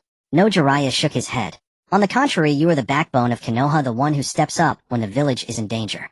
Hatake Kakashi smiled, but he had no reason to refuse. Naruto is the son of the 4th Hokage. It's a shortcut for him to be taught by you to improve his strength quickly. But I don't understand. Why are you taking Qingxuan Tianming along? Jiraiya, Hatake Kakashi, and Uzumaki Naruto. All three could be connected through the 4th Hokage Namake's Minato. As the Nine-Tails Jinchuriki, it was better to solidify the seal, and to teach Naruto to become stronger. It was only natural for him to follow Jiraiya, but Qingxuan Tianming. Qingxuan Tianming is extraordinary. Jiraiya rarely put down his cup. This child's uniqueness far surpasses everyone else, whether it's Naruto or the Uchiha. We know all about them, but only this orphan of the Qingxuan clan remains unfathomable. Unfathomable. That was the evaluation from Jiraiya, one of the legendary three. Hatake Kakashi fell silent. He understood what Jiraiya meant. From the moment the 3rd Hokage assigned Qingxuan Tianming to Team 7, the child's performance had been unprecedented. In history, there was only one person similar to him, the 4th Hokage Namake's Minato, a genius of the ninja world, outstanding and brilliant. The one who could dazzle an era and was recognized by the 5 great nations was Konoha's Yellow Flash. I understand. Hatake Kakashi said slowly. Then I'll leave those two to you, Lord Jiraiya. They'll just teach. Don't worry about that. That girl has talent in medical ninjutsu. Tsunade has already agreed to take her as a disciple. Jiraiya laughed. But Hatake Kakashi's face fell. Great. Team 7 really didn't exist anymore. One morning at the entrance of Konoha village. As if it were the first time going to the shortened street, Jiraiya wasn't late. After waiting for a short while Qingxuan Tianming and Uzumaki Karen appeared, Jiraiya thought he was seeing things. Tianming, who is this girl? Lord Jiraiya, let's talk in private. Qingxuan Tianming approached Jiraiya. This is the girl I saved in the Forest of Death during the Chunin exam. She is one of the few remaining members of the Uzumaki clan. Jiraiya's pupils constricted. The Uzumaki clan. As if confirming his speculation, Qingxuan Tianming said her bloodline is even purer than Naruto's. Jiraiya gasped. The Uzumaki clan had deep ties with Konoha, but after the destruction of the Land of Whirlpools, the surviving Uzumaki members had hidden them. To this day, many believe the Uzumaki clan was all but extinct. It was even more unthinkable to find a descendant of the Uzumaki clan, and a pure-blooded one at that. Jiraiya looked at Karen's red hair and unique aura, pondering for a moment. In that case, we'll bring her along. A while later, Uzumaki Naruto appeared at the street corner. But when he saw Karen, a pang of pain struck his heart. Wasn't it supposed to be a 3-person training trip? Why were there 4 now? And they seemed to get along so well. Stop daydreaming, we've been waiting for you. Jiraiya gave him a flick on the forehead, and then walked ahead. Thus the 3-year training journey began. At the same time, in the chaotic borderlands of the 5 great nations, Orochimaru's snake lair. Inside a natural cavern, wisps of heat rose. In the cave there was a pool of water, but it was blood red, and carried a faint metallic scent. In the center of the pool, Uchiha Sasuke was meditating with his eyes closed. Standing by the pool were 2 figures, Kagaya Kimimaro and Kabuto Yakushi. I can't wait for him to wake up, said Kagaya Kimimaro in a hoarse voice. Lord Orochimaru, you should prepare early. Kabuto Yakushi reminded him. Naturally, Orochimaru chuckled as he looked at his current body. Kimimaro is good in every way, but he's not perfect enough. The battle at the Valley of the End. The severely wounded Uchiha Sasuke was brought back to the snake lair. Sasuke, covered in injuries, was not suitable for a body transfer, but Orochimaru's original body could no longer hold out. At that moment, Kagaya Kimimaro stepped forward, offering his own body to Orochimaru. In the end, with no other options, Orochimaru granted Kimimaro's wish. This body should last a few more days. Then I'll savor Sasuke. Orochimaru licked his lips and turned to leave, with Kabuto Yakushi following closely behind. After they left, Uchiha Sasuke opened his eyes in the blood pool. Outside Konoha village, Naruto Uzumaki looked back repeatedly at the receding village, a pang of sadness in his heart. He had learned from Jiraiya that this training trip would last about 3 years, and they would not return during that time. Though Naruto was mischievous, he had feelings too, and he felt reluctant to leave Konoha. Naruto, you little brat, can't bear to leave. Jiraiya teased beside him. Who says I can't? Naruto retorted stubbornly. But pervy sage, where are we going this time? Is it like last time you go drinking, and I train alone? Ahem. Jiraiya coughed awkwardly, then slapped Naruto on the head. Nonsense. 3 years of training will be thousands of times harder than mastering the Rasengan. Be prepared. Nearby, Qingxuan Tianming was also listening intently. In the original Naruto story, the 3 years of Naruto's training were not detailed, so this period was a blank. Qingxuan Tianming was also curious about the training location and method Jiraiya had chosen. Tianming, you little brat, if I'm not mistaken, you're proficient in all nature transformations? Jiraiya asked. Probably. Qingxuan Tianming replied ambiguously. He possessed ultimate chakra, so theoretically he could use all techniques, but he had never tried. Jiraiya frowned. Though I am the teacher's disciple, I've disgraced the old man. My ninjutsu isn't very refined. Should I take you to meet an old friend? Let's go there then. Actually, Qingchuan Tianming wanted to say that there was no need to worry about him, but Jiraiya's serious expression made it hard to speak up. Thus the group of four headed toward the border. After 3 days of travel, they finally arrived at a rather familiar place. It was the port where they had fought Zabuza Momochi. After that mission, the shadows of Zabuza Momochi and Gato that had hung over the land of waves for years dissipated, and the forces within the country were also wiped out. Now the land of waves was reborn. Are we going to the land of waves? Naruto exclaimed, looking at the renovated port. That's right. I have a residence in the land of waves and some friends I met during my travels. This trip is both a visit and training, killing 2 birds with 1 stone. Jiraiya explained, and then took the 3 to buy tickets. The restored order in the land of waves had allowed it to establish diplomatic relations with other countries, and the ferry boats were now filled with people from the land of waves. These were mostly merchants who traveled among the 5 great nations carrying aquatic products from the land of waves. After boarding, the people on the boat occasionally glanced at the group. Unfazed by the curious stares, Jiraiya greeted them and went into the cabin. Meanwhile, Qingchuan Tianming and Karen stood on the deck looking ahead at the beautiful horizon where water met sky. Naruto was also looking around like a curious child, but after the ship set sail, a fatal flaw was revealed. The prince got seasick. I'm going below. To avoid performing a human fountain on the deck, Naruto had to go into the cabin.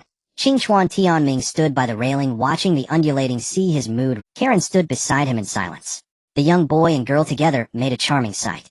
It'll take at least 3 more days to reach the land of waves. Let's go inside. After enjoying the breeze on the deck for a while, Qingchuan Tianming led Karen into the cabin. The usually stingy Jiraiya had splurged this time, buying 4 tickets for private He and Naruto shared one, while Qingchuan Tianming and Karen were in the next one. Kimming, doesn't this feel like a date? Karen said, blushing. What? Qingchuan Tianming pretended to be surprised. Nothing, you misheard. Karen quickly turned her head and fell silent. Actually, Qingchuan Tianming had heard, but he didn't know how to respond. He was only 12 years old. It wasn't appropriate to steer the conversation that way.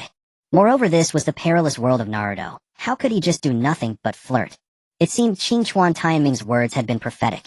Just as he had that thought, Brother Dragon poked his dragon head out of his robe and whispered, "Kid, there's killing intent approaching."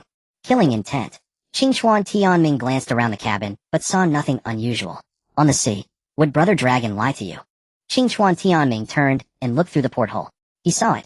Several small black dots on the choppy sea. Fortunately, it was a minor issue. He closed and opened his eyes, and his pupils transformed into blood dragon eyes. His vision became clear. Those black dots were ships with black cannon barrels, and their sails bore the universally recognized black skull flag. Qingchuan Tianming was stunned. Are these pirates? What is this one piece? Before he could finish his rant, the cannons on the pirate ships flashed, and several shells came flying. Without warning, the deck exploded. The ship shook violently. The people from the land of waves on board screamed. What's going on? Jiraiya yawned. Jiraiya sensei, we've run into pirates. Pirates? Jiraiya thought he had misheard. Indeed, the land of waves had the most abundant water resources in the ninja world. No other region had a sea to breed pirates. But pirates? That was far too rare. Yet before anyone could comprehend, the shells raining down from the sky sent the great ship reeling and trembling. Let's check the deck first. Jiraiya charged out ahead, knowing that the ship was filled with civilians who could not withstand the bombardment. Qingchuan Tianming ascended to the deck and noticed the ship was already listing. The lower cabin must have been breached, seawater flooding in. On the sea not far to the left, 4 or 5 pirate ships were closing in. Qingchuan Tianming observed them carefully with his blood dragon eyes, noticing a figure standing on the bow of the leading ship. The man stood with eyes closed, a sword cradled in his arms. Lord Ka Xiao, that ship is already ours for the taking, said a one-eyed fat man approaching him respectfully. The man called Ka Xiao slowly opened his eyes, a sharp gleam flashing in his pupils. Their despair is not enough yet. When my brother died, his despair was far deeper than this. Understood. The one-eyed fat man immediately turned and shouted to his men below. Continue the bombardment. The cannons of the 4 pirate ships aligned once more, then flashes of fire erupted. Again, Jiraiya cursed under his breath as he saw the black shells. If this continued, the ship would sink. In the middle of the ocean, ordinary people would have no chance of survival. Kimming, Naruto, you protect the people on board, Jiraiya said, then leaped onto the sea surface, walking on water. Water release, water wall. Jiraiya formed hand seals, but his technique was different. He gathered chakra in his throat and expelled it. A gust of wind swept across the sea, raising a small tsunami that swept the 5 black shells straight into the depths. This move left Ka Xiao on the pirate ship dumbfounded. One technique, and all the shells were neutralized. What kind of strength was this? Ka Xiao was not surprised by the appearance of a ninja, but he had never seen anyone who could sweep away 5 shells with a single move. Lord Ka Xiao, this man is somewhat sinister, the one-eyed fat man gasped. Could that old man have tricked us? He never mentioned there would be a ninja on the ship. Ka Xiao's eyes narrowed slightly. It no longer matters.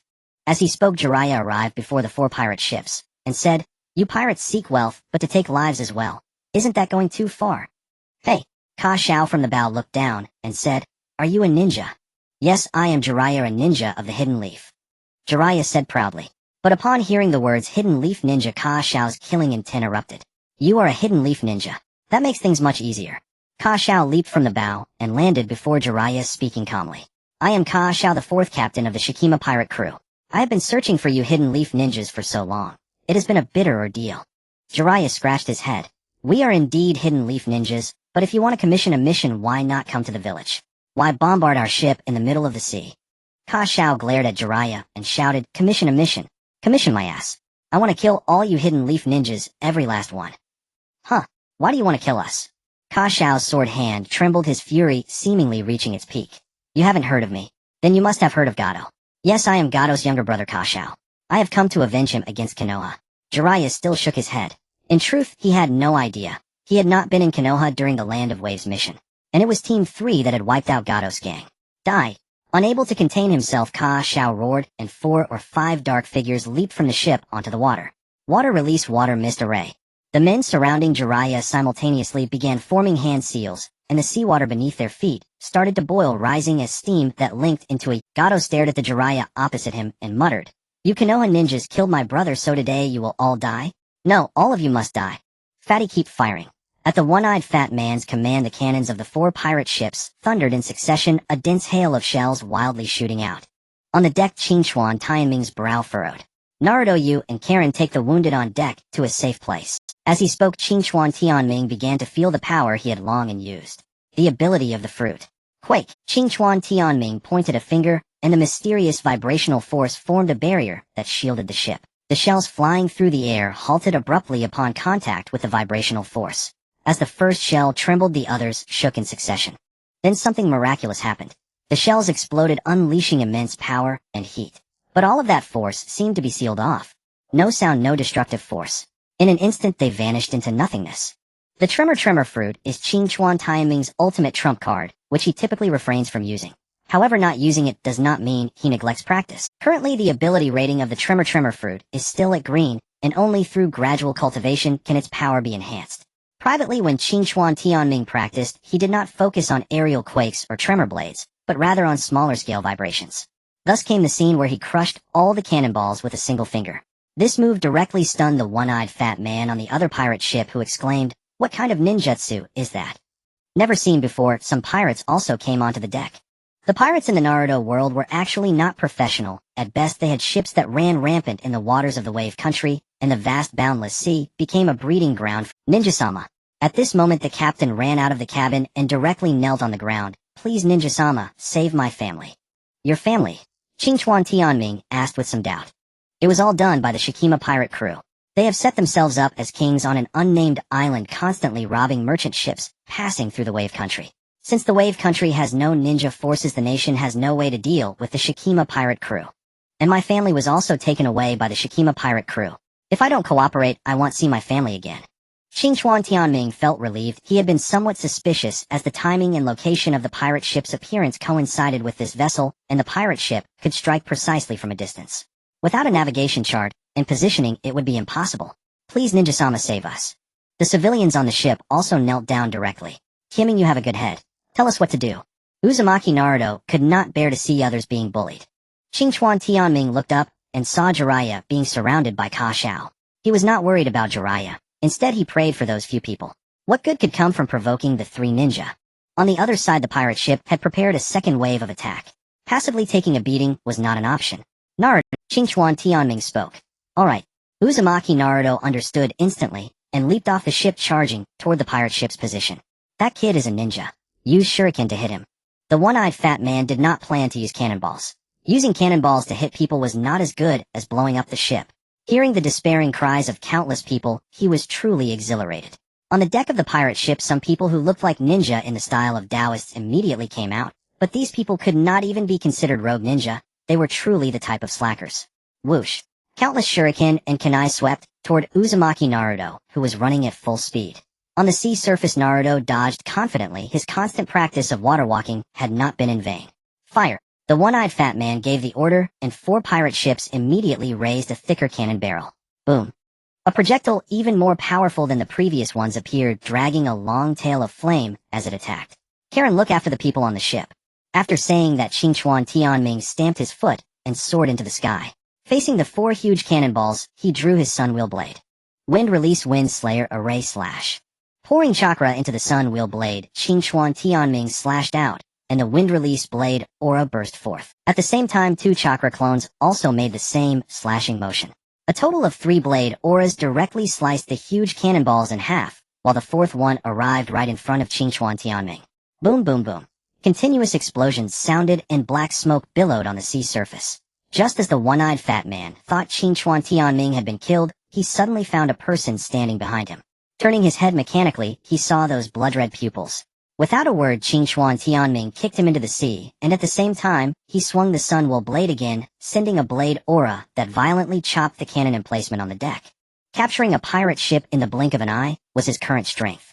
Meanwhile, Uzumaki Naruto on the sea surface was not willing to lose. Multiple shadow clone technique. Instantly, 300 Narutos appeared on the sea surface, simultaneously attacking the remaining 3 pirate ships. On the 3 pirate ships, shuriken and kunai rained down like a storm. But Naruto's original body did not flinch. He directly unleashed the charged Rasengan. Boom boom boom. One after another, the 3 pirate ships were similarly breached and sunk.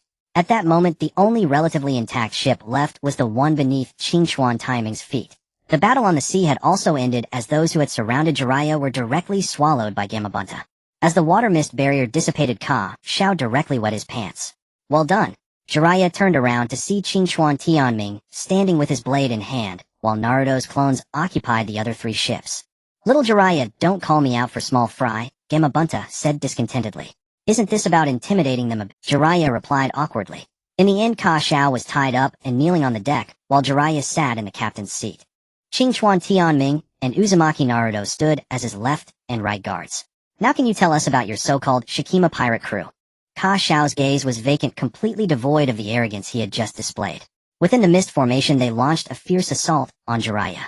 They used ninjutsu and assassination techniques in turn, but Jiraiya used a single water clone to deceive everyone. Just as they were about to unleash a forbidden technique, this man summoned a giant toad monster.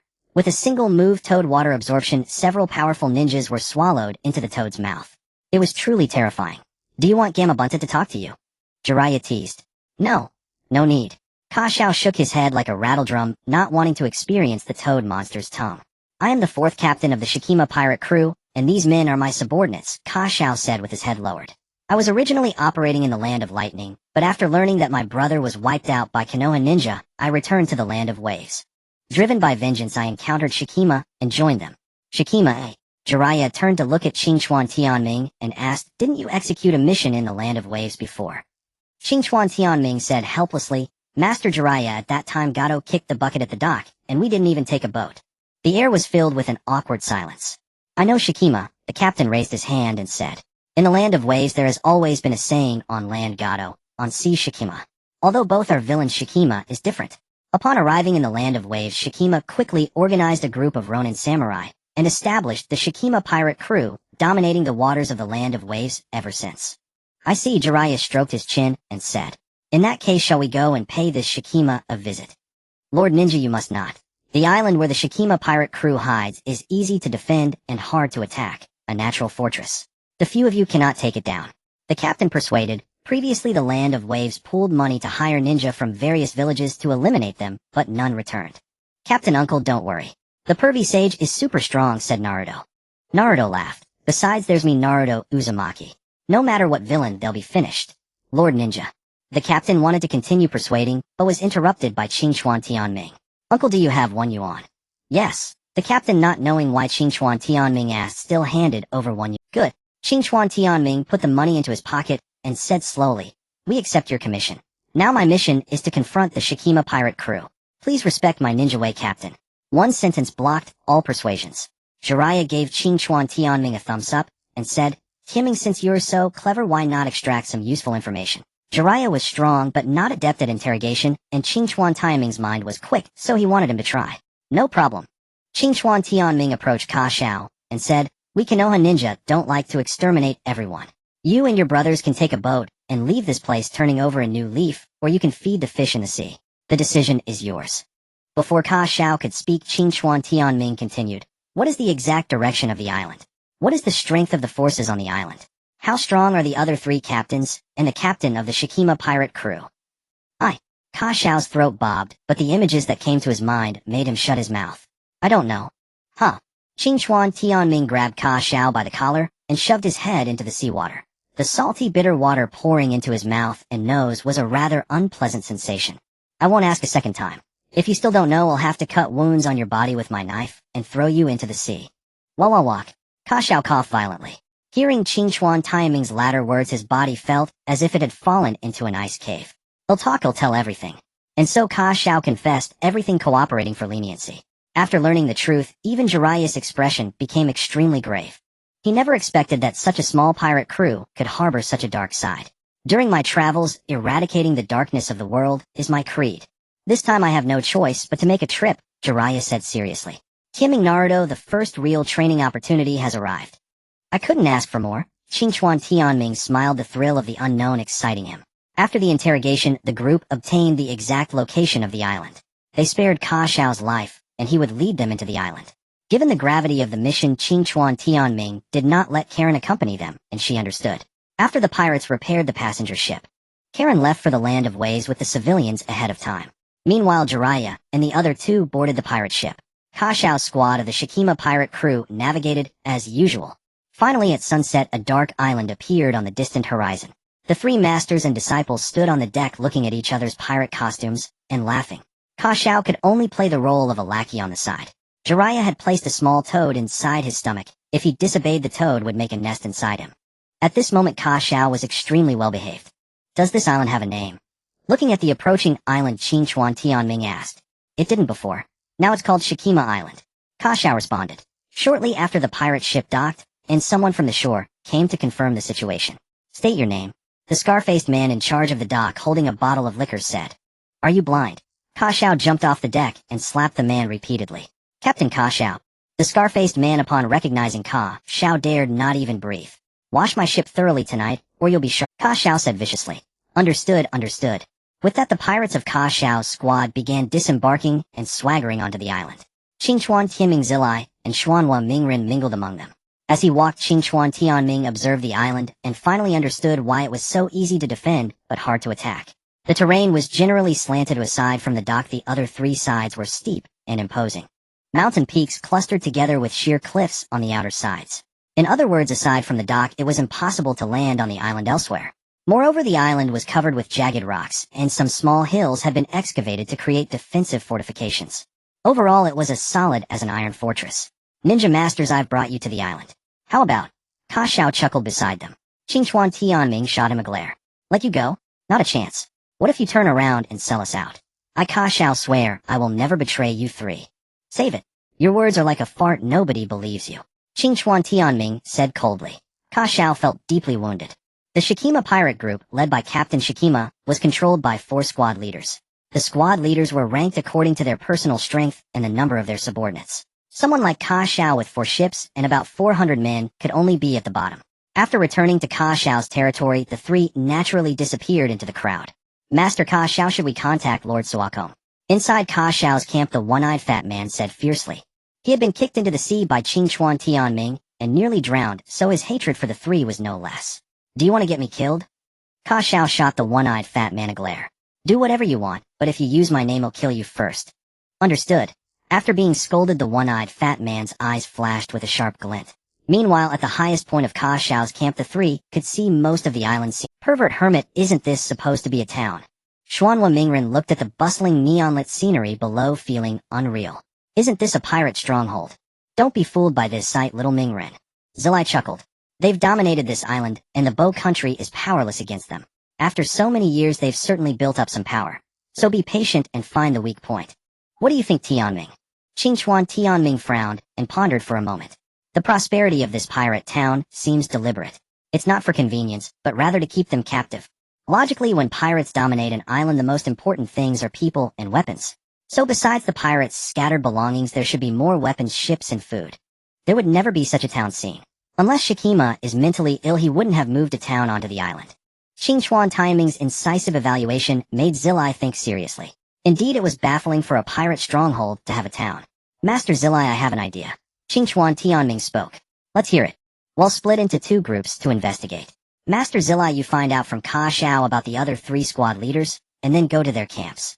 And I'll investigate the town. Not bad. Zilai praised immediately. Zilai's strength was enough to traverse the entire island, and taking Xuanhua Mingren along would also help him grow. Qingchuan Tianming was quick-witted, so acting alone was the best fit. They agreed instantly, and the 3 went their separate ways. Not long after they disappeared, the one-eyed fat man's figure emerged from behind the reef. But now his fleshy face was filled with a mix of anger and delight. Splitting up. Couldn't ask for more.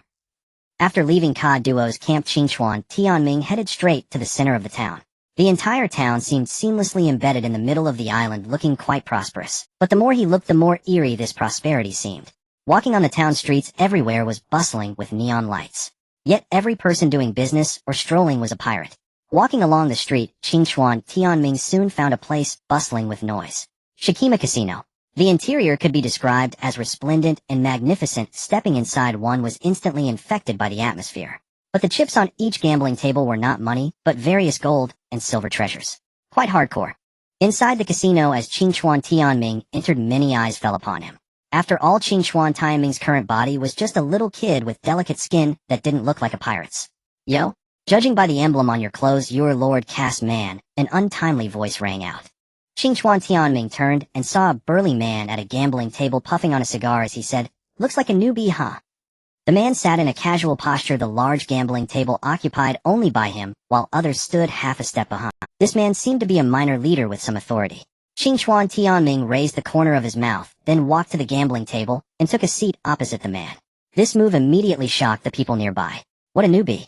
Didn't this guy know what seat he had just taken? Qingchuan Tianming naturally noticed the strange looks from others. What? Isn't a casino for fun? Can I? Sure. The man across the table smiled and clapped his hands, then blew a cloud of smoke as he said, "Of course you can play in a casino, but that seat has been empty for half a month. Oh, by the way, let me introduce myself. I'm Juseling. Half a month empty. Is the bet too high?" Qingchuan Tianming nodded. As soon as he said this, the people nearby gasped. Was this guy really not afraid of death? On the island, people who dared to gamble against Juseling probably weren't even born yet. Not only did this kid dare to sit in the seat seen as taboo by everyone, he also ignored Juseling. Yes, ignored. Juseling had introduced himself, but Qingchuan Tianming skipped over that part. The implication was clear. Juseling's eye twitched, and his smile became even more exaggerated. "It seems I've met a remarkable person today, haven't I? Tayataro explained the rules to this guest. Yes, Lord Juseling. A man with a sharp face and monkey-like features came forward and said slowly, "Esteemed guest, a casino is indeed for fun, but it also has different rules. The seat you're sitting in now is Juseling's gambling table. Look at the other tables around. They're all piled with gold and silver treasures. But ours is empty. Because Juseling's gambling table wagers lives." Qingchuan Tianming raised an eyebrow and said indifferently, "Interesting. How do you play?" Snap. Juseling smiled, snapped his fingers. Several pirates behind him immediately pulled open a red curtain behind Juseling. Behind the red curtain was a display of various organs. This shocking sight was something even Qingchuan Tianming hadn't expected.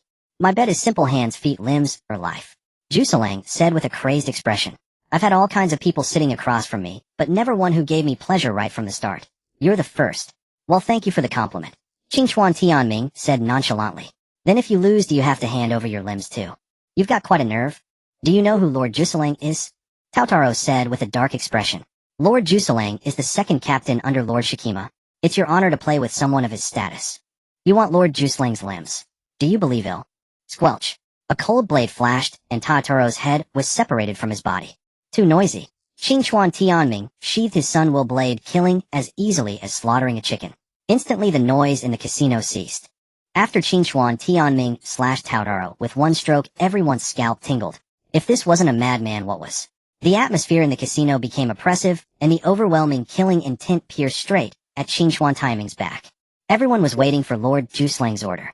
What are you doing? The floor is dirty. Don't you know how to clean it? Juselang said in a flat tone.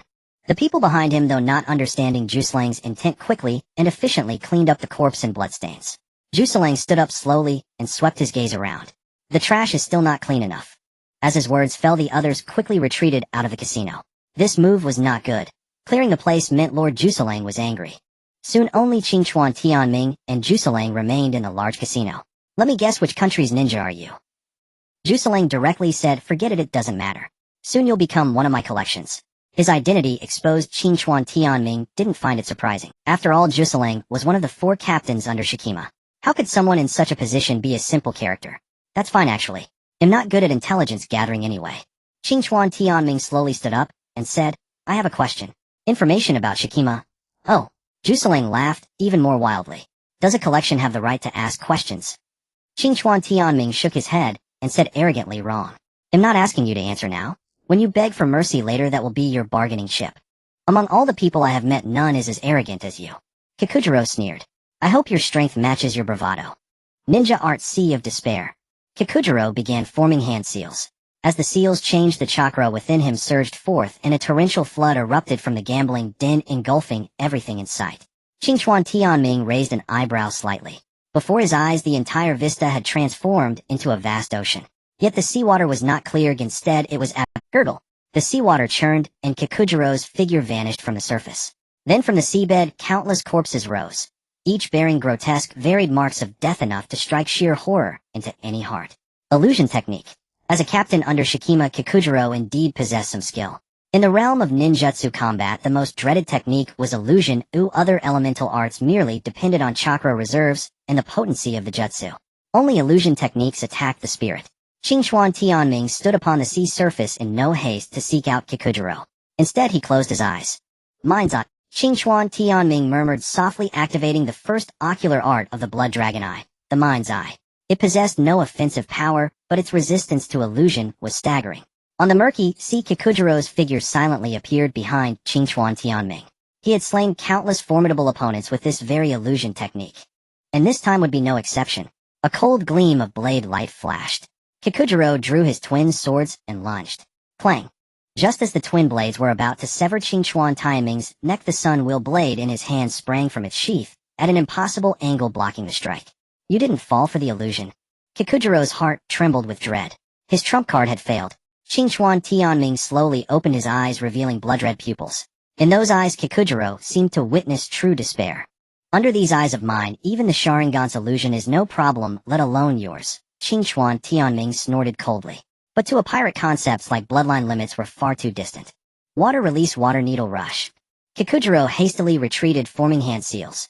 The water beneath him instantly churned, forming a barrage of sharp, spiraling needles that shrieked through the air. Summoning technique, Brother Long.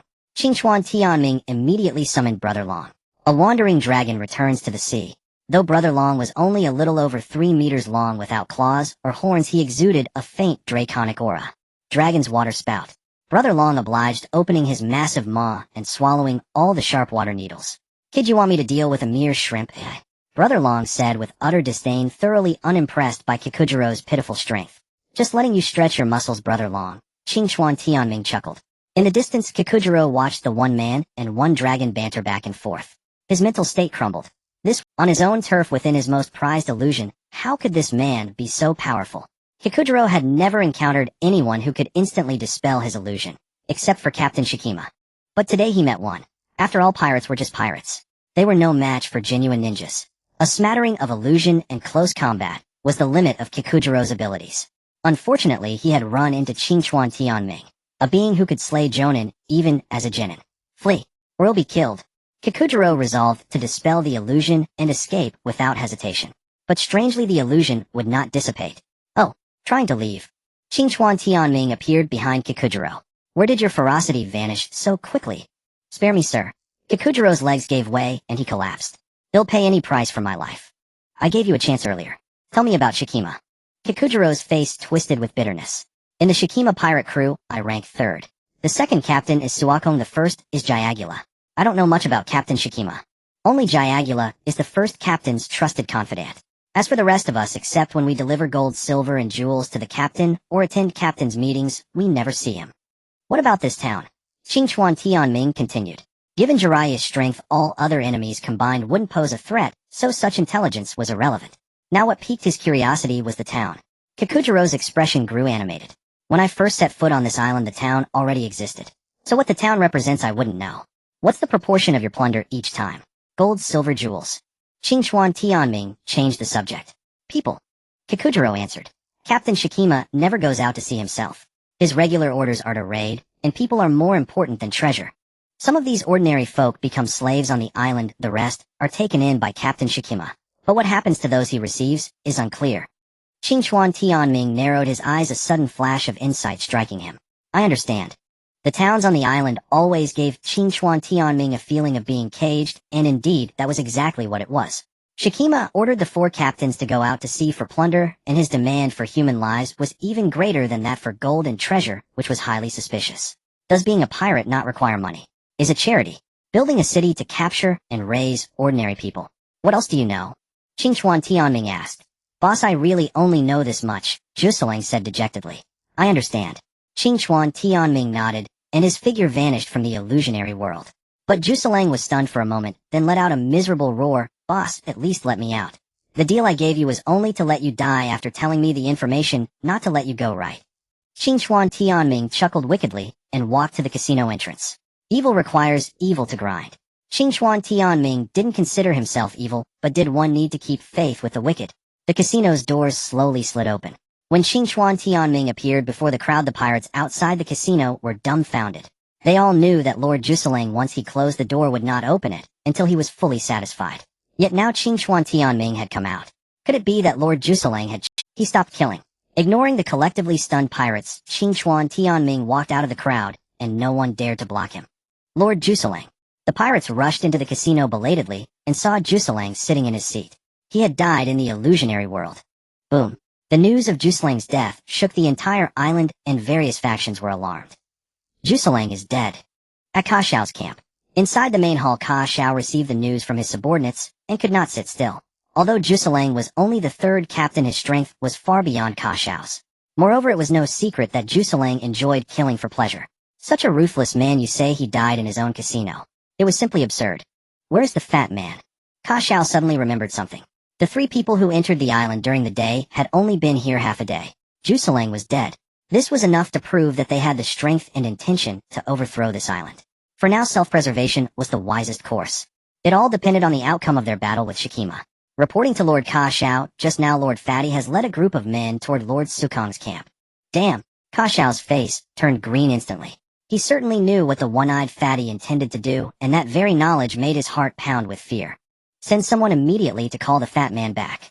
Forget it, I'll go myself. Ka Xiao stood up, gathered his men, and stormed out of the camp. The final madness of the night was about to descend. Meanwhile, inside the giant castle at the highest point of the island, the news of Juseling's death had also arrived.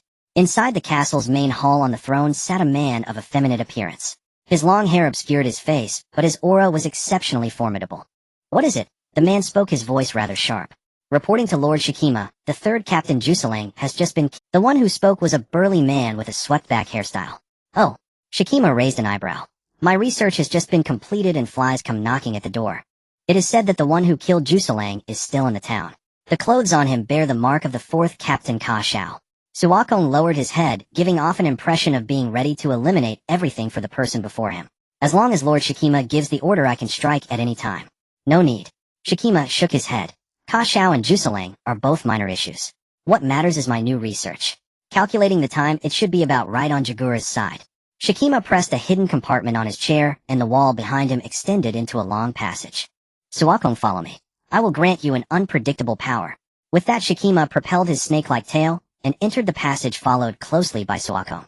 After the two left, the passage gradually returned to its original state. Meanwhile, above the hall's dome, on the concealed spot of a massive beam, 2 figures appeared. They were Jiraiya and Naruto Uzumaki, who had been stealthily making their way. Pervert hermit, is that guy a snake?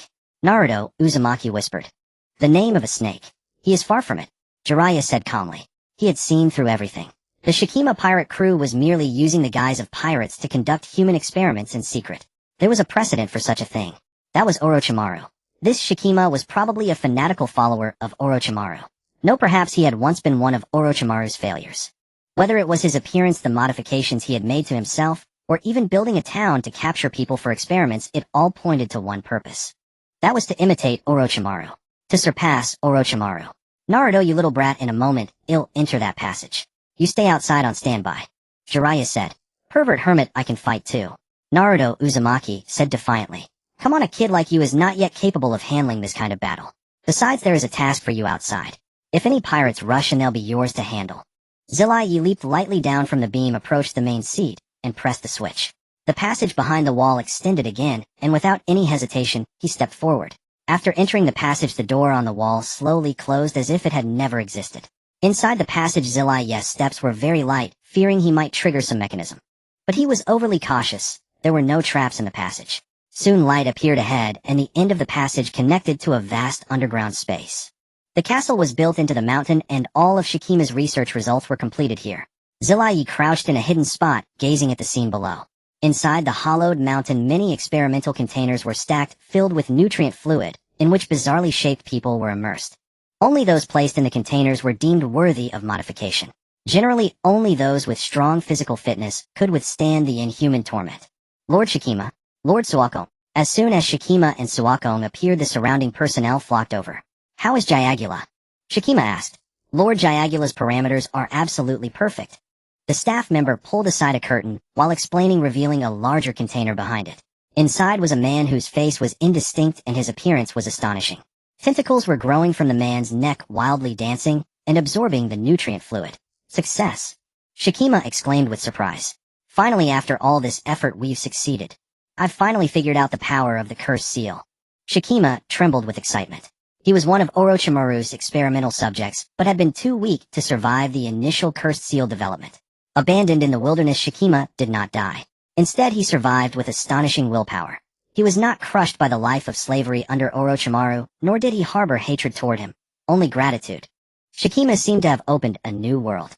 Thereafter, he established the pirate crew Hidden Pirates, robbing merchant ships from the country of Bo to fund his research. The town on the island was his creation.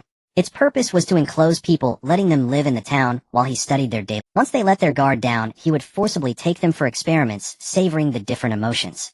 He enjoyed the thrill of destruction. Those who could be successfully modified became his subordinates. The failures were eliminated. Inside the giant container, the nutrient fluid was quickly absorbed completely, and Jayagula opened his eyes, filled with a murderous glare. With a boom, the tentacles behind Jayagula's neck swung lightly, shattering the giant container. Lord Shikima. Jayagula stepped out and bowed to Shikima. Jayagula, how do you feel? I thank Lord Shikima for granting me extraordinary power. I have always been your sharpest blade. Jayagula had always been Shikima's trusted confidant, and his simple words made his stance clear. Suwakong, what do you think? Shikima smiled. You have a chance to experience superior power. Want to try? Thank you, Lord Shikima, Suwakong said gruffly. Who would refuse such a chance? Among the four captains, Jayagula was the strongest.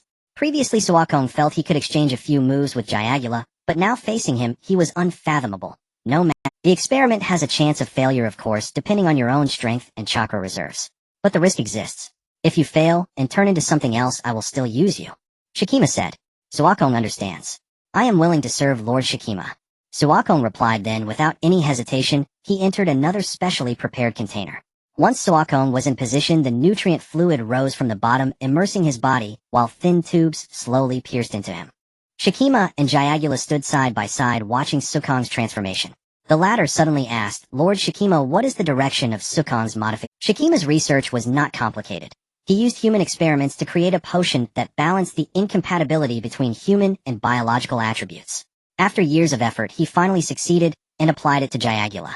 This was an inferior version of the cursed seal power, merging a deep-sea giant squid with Jayagula. Shikima shook his head. I don't intend to modify him. Jayagula raised an eyebrow, not understanding. Jayagula, the human heart, is the hardest to control. Once people gain power, they develop different intentions. Shikima smiled. The meaning of this pirate crew is to elevate you and me to a new height.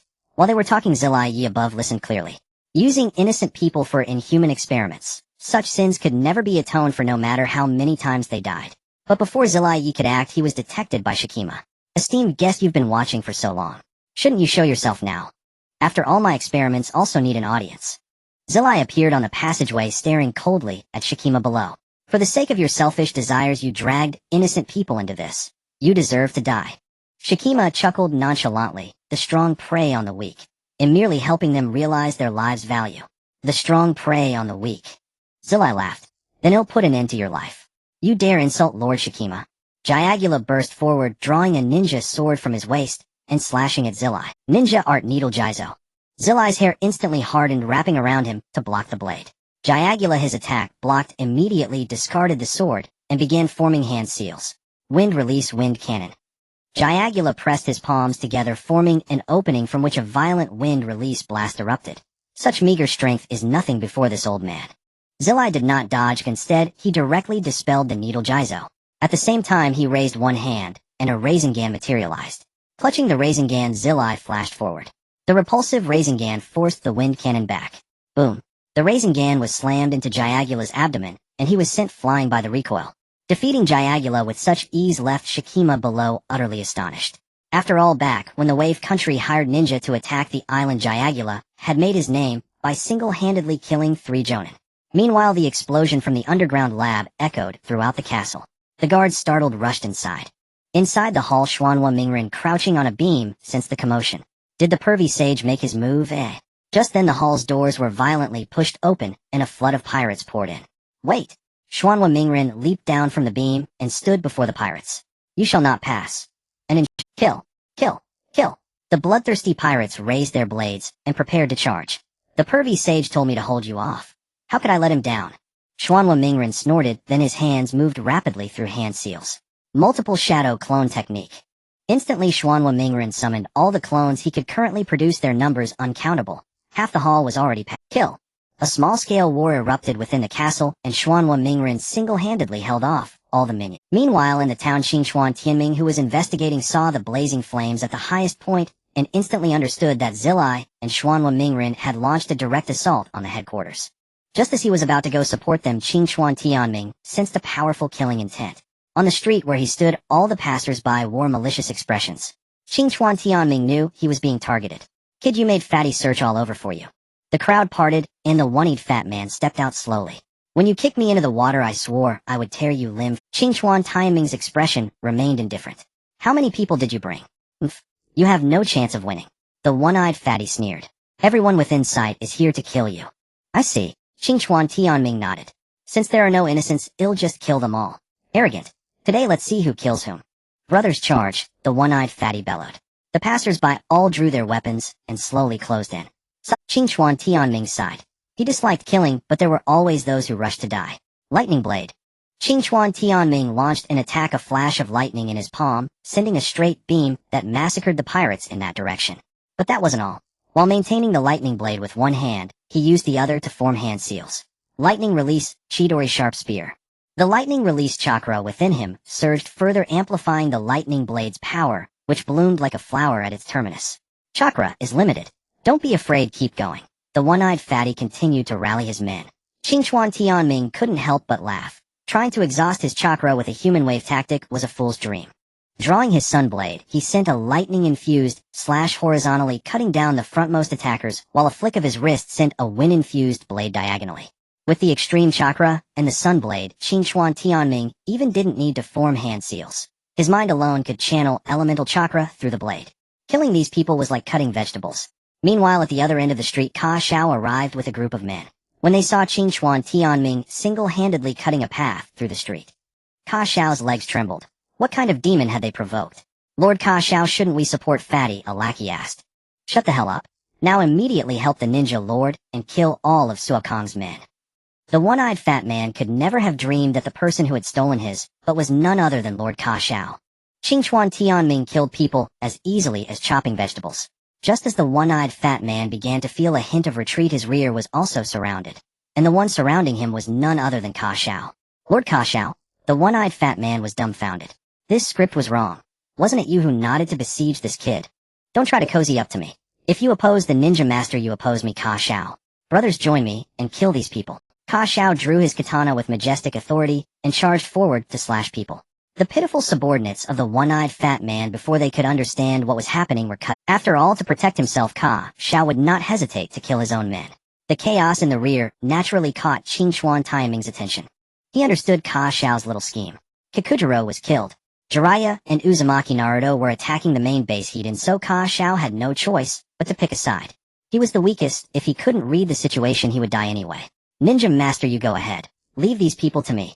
Kakashi exchanged a glance with Qingchuan Tianming and then shouted loudly. He was quite skilled at striking his own teammates. Then I'll leave it to you. Qingchuan Tianming left these words and vanished into the street. Looking up at the base in the distance ablaze with fire, Qingchuan Tianming had a sudden inspiration and summoned Dragon Brother. Kid got beaten up again. Dragon Brother came out acting very cocky. Dragon Brother, I want you to give me a ride. Qingchuan Tianming knew Dragon Brother's temperament and didn't argue much. Dragon Brother glanced at the sky and sighed. Although as a dragon it's impossible to be a mount, but who asked me to be your summoning beast? Come on up. Dragon Brother humbly lowered himself. Thank you, Dragon Brother. His body, over 4 meters long, could now easily carry one person. What Dragon Brother didn't know was that today's first experience as a mount was only the beginning. Qingchuan Tianming rode Dragon Brother into the sky, soaring straight toward the castle. Meanwhile, inside the castle, most of Naruto's shadow clones had been eliminated, and the pirates who wanted to storm in were firmly blocked at the entrance. Naruto's original body was nearly exhausted. He was not strong enough to fight a group alone, only able to slow their advance. Even Uzumaki Naruto with the Nine-Tails Chakra was struggling, and that state was not something he could activate at will. Brothers, this kid is done. Kill all his clones, and we can finish him. Suddenly a pirate chief shouted at the top of his... As clone after clone was destroyed, both Naruto's ability to summon new clones and their strength greatly diminished. I will never let you disturb the pervy sage, Naruto said with a firm gaze. Holding you back won't just help the pervy sage. It will also make things easier for Tianming. More and more pirates were gathering from the 4 squad leaders' camps toward the castle. It was impossible to kill them all. In the end, Naruto's legs were so weak he could barely stand. Just as he was about to forcibly squeeze out the Nine-Tails Chakra to block the pirates at all costs, Qingchuan Tianming arrived riding the dragon. Lightning release, thunder flash. Seeing the countless pirates swarming like ants and Naruto struggling inside the hall, he drew his Nichiren blade. A domineering lightning slash pierced through. The last time he used Thunder Flash, Qingchuan Tianming had directly decapitated the one-tail Shikaku. And this time, like a dragon plunging into the sea, lightning release chakra frantically gathered onto the Nichiren blade, and when it reached a critical threshold, he released it all in one boom, boom, boom. A series of airburst sounds rang out. The pirate army outside was torn open with a horrifying gap, and nearly a third of them were sent to the afterlife by a single slash. The lightning pierced the earth, leaving a pungent smell, the smell of roasted meat. The next instant, Qingchuan Tianming was already inside the hall, right between Naruto's clones and the pirate army. Silence. Dead silence. The sounds of shouting and killing, the clashing of blades, all stopped. After all, what had just happened shattered all the pirates' understanding. The army assembled from all camps couldn't take a hall defended by a single person. Yet the man who suddenly appeared had cut down a third of their forces with a single slash.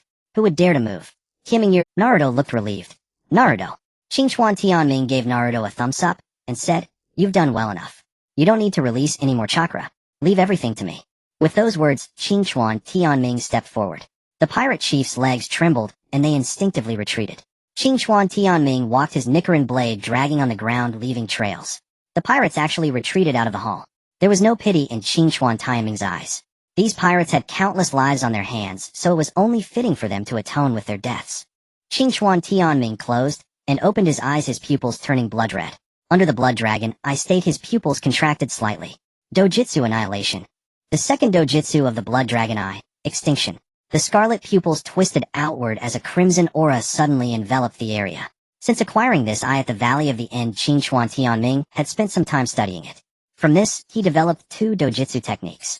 One was the mind's eye for detection, and the remaining one was extinction. The latter lived up to its name, serving as a form of area effect damage. The pirates outside instantly fell under the Jinjutsu, their gazes synchronized as they lowered their blades one after another. At that moment, blood trickled from the corner of Qingchuan Tianming's eye as his pupils rotated. All the pirates present also began to bleed from their 7 orifices. Human bombs. As the technique invaded each of their bodies, the chaotic chakra stirred violently. One by one, the pirates' bodies swelled, then burst with a bang. There were no screams, not even a violent explosion. The pirates outside the castle were annihilated without a trace. Qingchuan Tianming could barely stand and nearly fell.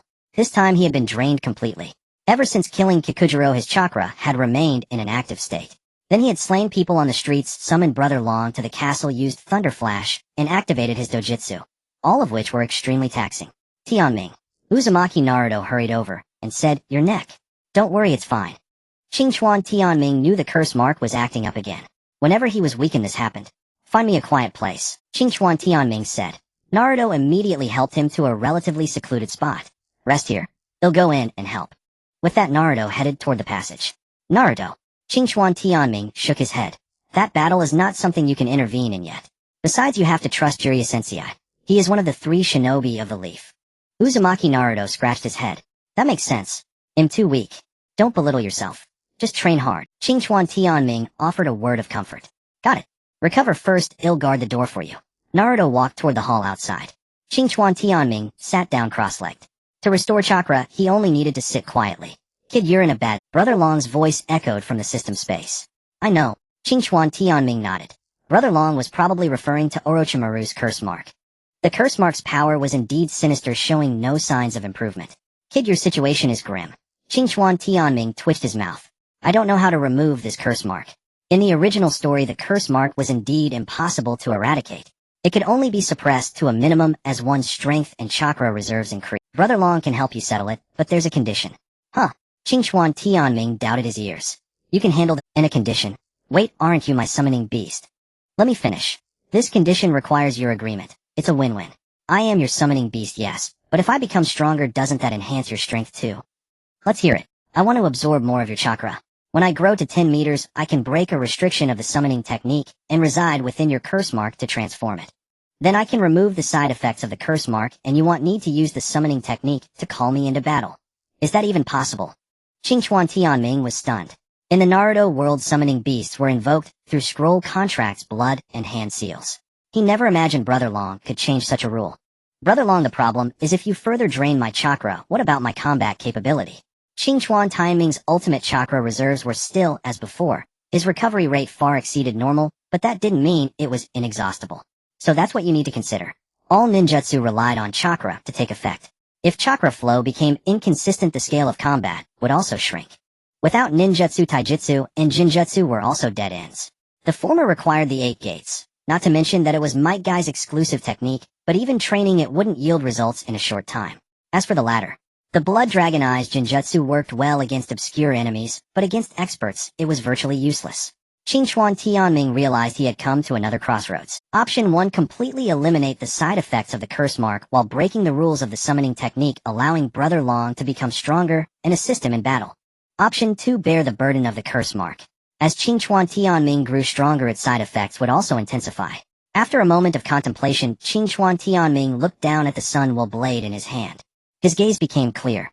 If his chakra was drastically reduced, he would focus on swordsmanship. The Sun Will blade should be superior to all ninja tools, and using it could allow him to develop various blade techniques. With moderate chakra, he could unleash powerful attacks through blade techniques. Brother Long, go ahead and absorb as much as you want. During the time Qingchuan Tianming was recovering, the battle in the underground research facility within the tunnel had reached its conclusion. The laboratory was a chaotic mess with countless researchers dead or injured, and all the instruments and experimental subjects had been utterly destroyed. Jiraiya stood atop the ruins, his gaze indifferent as he looked at the wreckage beyond. With a crack, a movement stirred beneath the debris, and a thick, powerful body burst forth. The massive form instantly spread in all directions, occupying nearly half of the underground laboratory space. At the dome, 2 ferocious serpent heads could be seen. The battle in the underground laboratory was highly dramatic. After the fight began, the empowered Gagula attacked Jiraiya, first only to be beaten into submission, and his clumsy, deep-sea giant squid proved useless. It was immobilized by a single-move swamp of the underworld, and was ultimately taken away by the toad mouth-binding technique. The utterly shocked Shikima then stepped in personally. His strength was far more ferocious than Gagula's. But as the fight wore on, something was off. Jiraiya had been dominating from the start, and the Suo Kong by inside the container had turned into a snake. Shikima devoured it, evolving into a 2-headed serpent, yet the tide of battle did not change. "Who the hell are you?" hissed the serpent head of Shikima, its tongue flickering coldly. He had never felt such helplessness in all his years. "I am Jiraiya. In my youth, I was known as one of the 3 Sannin," Jiraiya said calmly. "The 3 Sannin." Shikima seemed to have learned something astounding, his serpent eyes widening. "I never imagined you were Jiraiya of the 3 Sannin." Shikima did not recognize Jiraiya personally, but he was well versed in the title of the 3 Sannin. The moniker originated from the Second Great Ninja War during the battle between the Konoha forces and the leader of the Rain Village, Hanzo, of the Salamander. Jiraiya, Orochimaru, and Tsunade were no match for Hanzo, but they held out until the very end. Hanzo thus bestowed upon them the title of the Three Sannin of Konoha, and their survival against Hanzo made them renowned throughout the ninja world. For Shikima, Jiraiya was an equal to that man. I was once a failed vessel for Lord Orochimaru. After barely escaping with my life, I bore him no hatred. Instead, I imitated his methods. All my research today is based on what I myself experienced. I wanted to follow in Orochimaru's footsteps to become stronger, to have the power to stand against him. But it seems today there will be no chance. Still, it's fine. To die at the hands of someone like you is enough worth. Shikima muttered to himself, and then his massive two-headed serpent body began to split, gathering energy for a final strike. Even a madman like Orochimaru has his fanatical admirers. Jiraiya shook his head. A true ninja hones himself to earn the name of a strong one, not by following the path of Orochimaru or your kind. Summoning technique. Jiraiya formed hand seals and slammed his palms onto the ground. As the smoke rose, the mighty toad boss Gamabunta appeared with divine grandeur. Above ground, Qingchuan Tianming had mostly recovered. As he stood up, he saw Naruto Uzumaki pacing anxiously at the entrance. Naruto, don't worry. Those pirates can't make it up here, Qingchuan Tianming reassured him. Kashao had chosen his side, so he would naturally arrange his subordinates. I'm worried about the pervy sage. I wonder what's happening down there. Though they often bickered, Naruto truly cared about Jiraiya. Master Jiraiya will be fine. Just as Qingchuan Tianming finished speaking, the massive castle began to tremble violently. Then a tremendous force erupted from the tunnel, tearing the castle in two. The two quickly ran out, and the next moment the once magnificent castle collapsed in a thunderous roar. Then a huge shadow burst from the rubble. It was Toad Boss Gamabunta. Gamabunta held the pose of a forward slash with fresh blood still dripping from his giant short sword. Pervy sage. Naruto exclaimed joyfully. Where's the enemy? Naturally he's been dealt with. Jiraiya smiled warmly at the sight of his two disciples. And so within a single day of setting foot on the island, the three of them had overthrown the Shikima pirates. Until his death, Shikima never managed to unveil his research to the world. Now the Shikima pirates existed in name only. Aside from Kashao, there were no other strong fighters, and many of the pirates had been eliminated. The three master and disciples left the castle and headed straight for the beach, where they casually found a boat to leave the island. Master Jiraiya, leaving Kashao alive might cause trouble later. Qingchuan Tianming voiced his concern from the deck. Tianming, your concern is valid, but we cannot exterminate them all. Judging from a position of moral high ground is a matter for the nation, and ninjas do not survive by killing. To stop killing, Jiraiya said with a smile. That fellow's strength is limited. We'll report to the Wave Country and let them handle it. Jiraiya's approach was quite appropriate. Within the territory of the Wave Country, he did not have the authority to judge. The judgment would be handed over to the Wave Country. Just as Jiraiya and his three companions departed by boat, events unfolded as expected. The standout young Kakashi swiftly swept through the territories of other team leaders. When the cat's away, the mice will play. Little did Kakashi realize that his day of downfall would soon arrive, but that is a story for later. 3 days later, the boat docked at the port of the Land of Waves. As soon as he stepped off, Qingchuan Tianming spotted Karen waiting anxiously on the— Why are you here? Qingchuan Tianming asked. After I found an inn in the Land of Waves, I came here every day to wait. Pervy sage, how much did Tianming bribe you to let him bring a girl along? Naruto Uzumaki asked, sour, as if— Jiraiya laughed heartily. Little Naruto, there are reasons you don't know about. But if you could get a girl to follow me, I'd take her along too. Naruto Uzumaki was speechless. After the group settled into the inn from the pier, they went to a hot spring to wash away the fatigue of their journey. Jiraiya did not partake in the traditional pastime of peeping at women bathing, nor did he visit a tavern after leaving the hot spring. Jiraiya-sensei, what is the main content of our training in the Land of Waves? Qingchuan Tianming asked curiously. Let's hold off on training for now. I need to meet the royal family of the Land of Waves first, Jiraiya said, preparing to set out. Back in the room, Jiraiya began to get ready. And that Gato, a leopard never changes its spots. He want reform. We can only make the royal family take this seriously now. It would be even better if they could issue a mission request to the Land of Fire. Qingchuan Tianming had to admire Jiraiya's foresight. Tsunade had just taken office as Hokage, a woman in power inevitably attracting gossip, while Danzo Shimura stirred trouble in the shadows.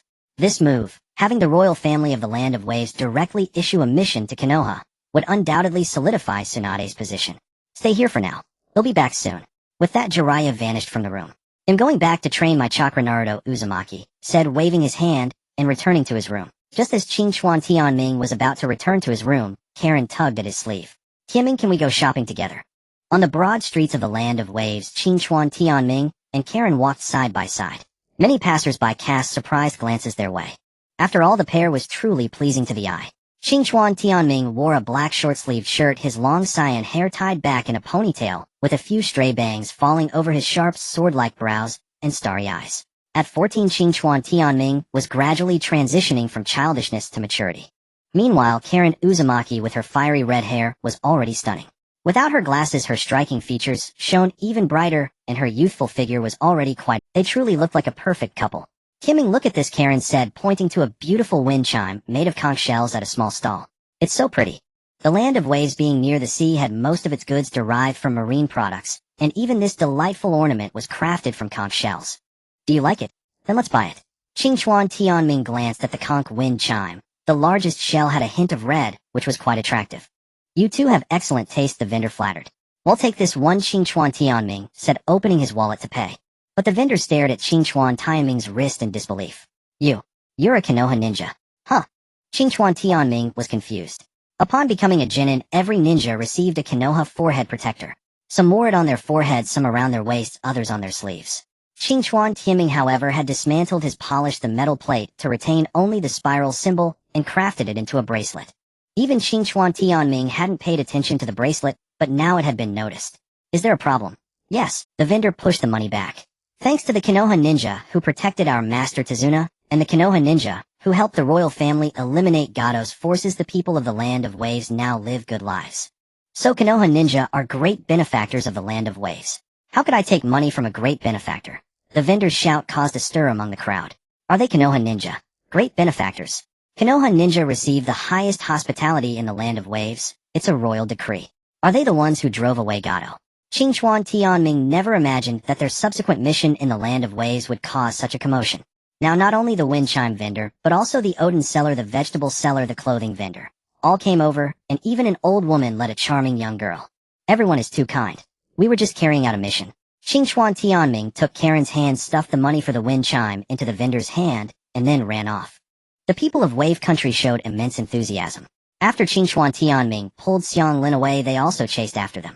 The street instantly turned into a marathon. However, Qingchuan Tianming was much faster, maintaining the lead with Xianglin. In the end, to completely shake off the enthusiastic crowd, he dashed straight toward a nearby shrine. Following the steps all the way to the shrine, before they could catch their breath, the clamor of the crowd rose from the foot of the mountain. Helpless, they had no choice but to keep moving. Behind the shrine was a forest. Shortly after entering the forest, they finally lost the pursuing crowd. Finally got rid of them. Qingchuan Tianming sighed. He didn't really enjoy being surrounded. Xianglin's face was flushed, and she smiled. So fun, it's like eloping. Qingchuan Tianming realized that Xianglin was becoming bolder and bolder, always saying such unrestrained words. Am I wrong? Xianglin stared straight at Qingchuan Tianming. I guess so. Qingchuan Tianming scratched his head. The atmosphere suddenly became subtle. Xianglin leaned in close to Qingchuan Tianming, looking as if she wanted to devour him. Xianglin, wait, we're still young. We can't do this. Qingchuan Tianming quickly said. Even the mighty Tianming bro got scared. Puffed. Xianglin covered her mouth and chuckled. I see, so when we grow up a bit, I'll be okay. Qingchuan Tianming was speechless. So he was cornered either way. But it didn't matter, he wasn't made of stone. How could he not have developed feelings after spending so much time with Xianglin? Even if worst came to worst, both of them were single now, so it wouldn't hurt to just date. And so somehow their relationship subtly. They walked side by side, and Xianglin boldly took Qingchuan Tianming's hand. At first he felt a bit awkward, but then he thought, damn it. What was a big man like me afraid of? Feeling the warmth from Qingchuan Tianming's hand, Xianglin's smile turned into a crescent moon. Being pulled along while running was quite different from an active response. And so they walked and stopped, soon arriving at a tranquil bamboo forest. Xianglin's expression changed slightly as she said, Tianming, this bamboo forest is a bit strange. Strange. Qingchuan Tianming looked around. The lush, tall bamboo forest seemed nothing but pleasing to the eye, with no apparent abnormality. The arrangement of these bamboos is very odd, and there's a faint connection of chakra around, Xianglin said slowly. It must have been carefully set up by someone. At that moment, a gentle breeze blew through the bamboo forest, and a thin mist rose. Within the mist, several masked ninjas wielding swords appeared. The masked ninjas' appearance did not emit strong chakra, instead it was overflowing with killing intent. Xianglin, be careful, this is an illusion. Qingchuan Tianming's pupils transformed into blood dragon eyes as he spoke calmly. If the masked ninjas were not real, their chakra couldn't be suppressed, and the mist rising in the bamboo forest was very eerie. Tianming, are you okay? Xianglin was a bit worried. Although she had strong perception, she wasn't skilled in illusions. No problem. In the state of blood dragon eyes, Qingchuan Tianming was immune to any illusion. What he worried about was Xiang Lin falling into one. Don't worry about me, my constitution is immune to illusions, Xiang Lin said with tacit understanding. That's good. Qingchuan Tianming nodded, and in a reverse motion drew his sun-wheel blade. At that moment a bamboo leaf fell splitting in half as it descended. Meanwhile the masked ninjas also drew their ninja swords and encircled them. Whoosh! The sword slashed. A fierce forward step slash was hurled at Qingchuan Tianming, different from the way others used swords. These masked ninjas' sword techniques carried sword intent. Ordinary ninjas' weapons were merely tools to assist in combat, and ninja swords were used for assassination. But what Qingchuan Tianming encountered was not only flawless sword technique, but also a chilling sword intent. Clang! Qingchuan Tianming blocked the forward step slash with his sun-wheel blade, and the opponent's sword intent transmitted through the blade. At that moment another figure appeared behind him, leaping high to strike at Qingchuan Tianming. Wind-style wind killing array. After knocking away the masked ninja in front, Qingchuan Tianming used the ninjutsu in reverse. 3 sword slashes shot out, cleaving the airborne masked ninja in two. At the same time, 2 chakra slashes vanished in midair, transforming into vine-like restraints that trapped the remaining 2 masked ninjas. However, a strange thing happened. The 2 masked ninjas actually broke free from the chakra restraints, escaping without destroying the chakra. The masked ninjas stepped forward a few paces, but instead of continuing to attack, they sheathed their swords and dissipated like mist. Impressive swordsmanship, young man, you have a promising future. At that moment, a slightly hunched figure appeared on a bamboo stalk behind them. It was an old man in green robes whose face was indistinguishable, though his figure was stooped. His presence was like a blade. Who are you? Qingchuan Tianming spoke. I am called Juha, the old man said slowly. What just happened was merely a small test for you. You passed just as Zilai said. You are quite impressive. Do you know Master Zilai? Qingchuan Tianming's mind raced. Could it be the old friend Zilai had mentioned visiting? More than just know him. The old man Juha said, Zilai and I have known each other for some time. We once drank and bathed together. Ahem, that's not important. Huh. Knowing that Juha was not an enemy, Qingchuan Tianming sheathed his katana and said in astonishment, Master Zilai is older, but he looks younger than you. What does a brat know? The old man Juha said displeasedly. You can go down the mountain now. Not only women care about age, Juha cared about it too. Qingchuan Tianming could only bow apologetically and say, then I'll take my leave for now. Having just left with Xianglin, the bamboo grove had vanished without a trace. This was no bamboo grove. It was clearly behind the shrine. When Qingchuan Tianming and Xianglin returned to the inn, Zilai had also come back from the palace. Master Zilai, how did it go? Asked Qingchuan Tianming. What else? The Bo country naturally takes it very seriously. The Lord even said outright that they want to hire my ninja to deal with the pirates. Zilai said confidently. How could he tell the truth? After entering the palace, his identity as a my ninja earned him the highest treatment. Zilai then applied for a mixed bath with a girl, the kind that only involves bathing. Tianming, you little rascal, where did you go? Zilai noticed the disheveled state of Qingchuan Tianming and asked.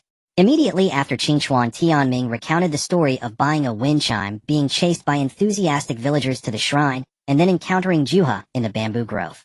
Oh, you're a lucky kid. Zilai laughed heartily. That Juha has a strange temper. I never expected you to earn it. Master Zilai, is that Juha really that powerful? I can sense he's strong, but from the aspect of chakra. Qingchuan Tianming voiced his doubt. Juha is incredibly strong, there's no denying it. If he weren't indifferent to fame and wealth, living in seclusion with his wife in the deep mountains, and ignoring worldly affairs, the Bo country might have more say among the 5 great nations. Qingchuan Tianming was stunned. A man who could make a country have more influence. How powerful must he be? Stop guessing. I'll take you to visit him tomorrow, Zilai said. Isn't his residence by the bamboo grove? Qingchuan Tianming said. Zilai smirked. Who told you that? Which mountain doesn't have a bamboo grove? Boom. This information was like a thunderbolt. Which mountain had no bamboo grove? So when they were on the mountain, was it all an illusion from the start? An illusion that even the blood dragon I couldn't see through. If Juha were an enemy, he might have already been done for.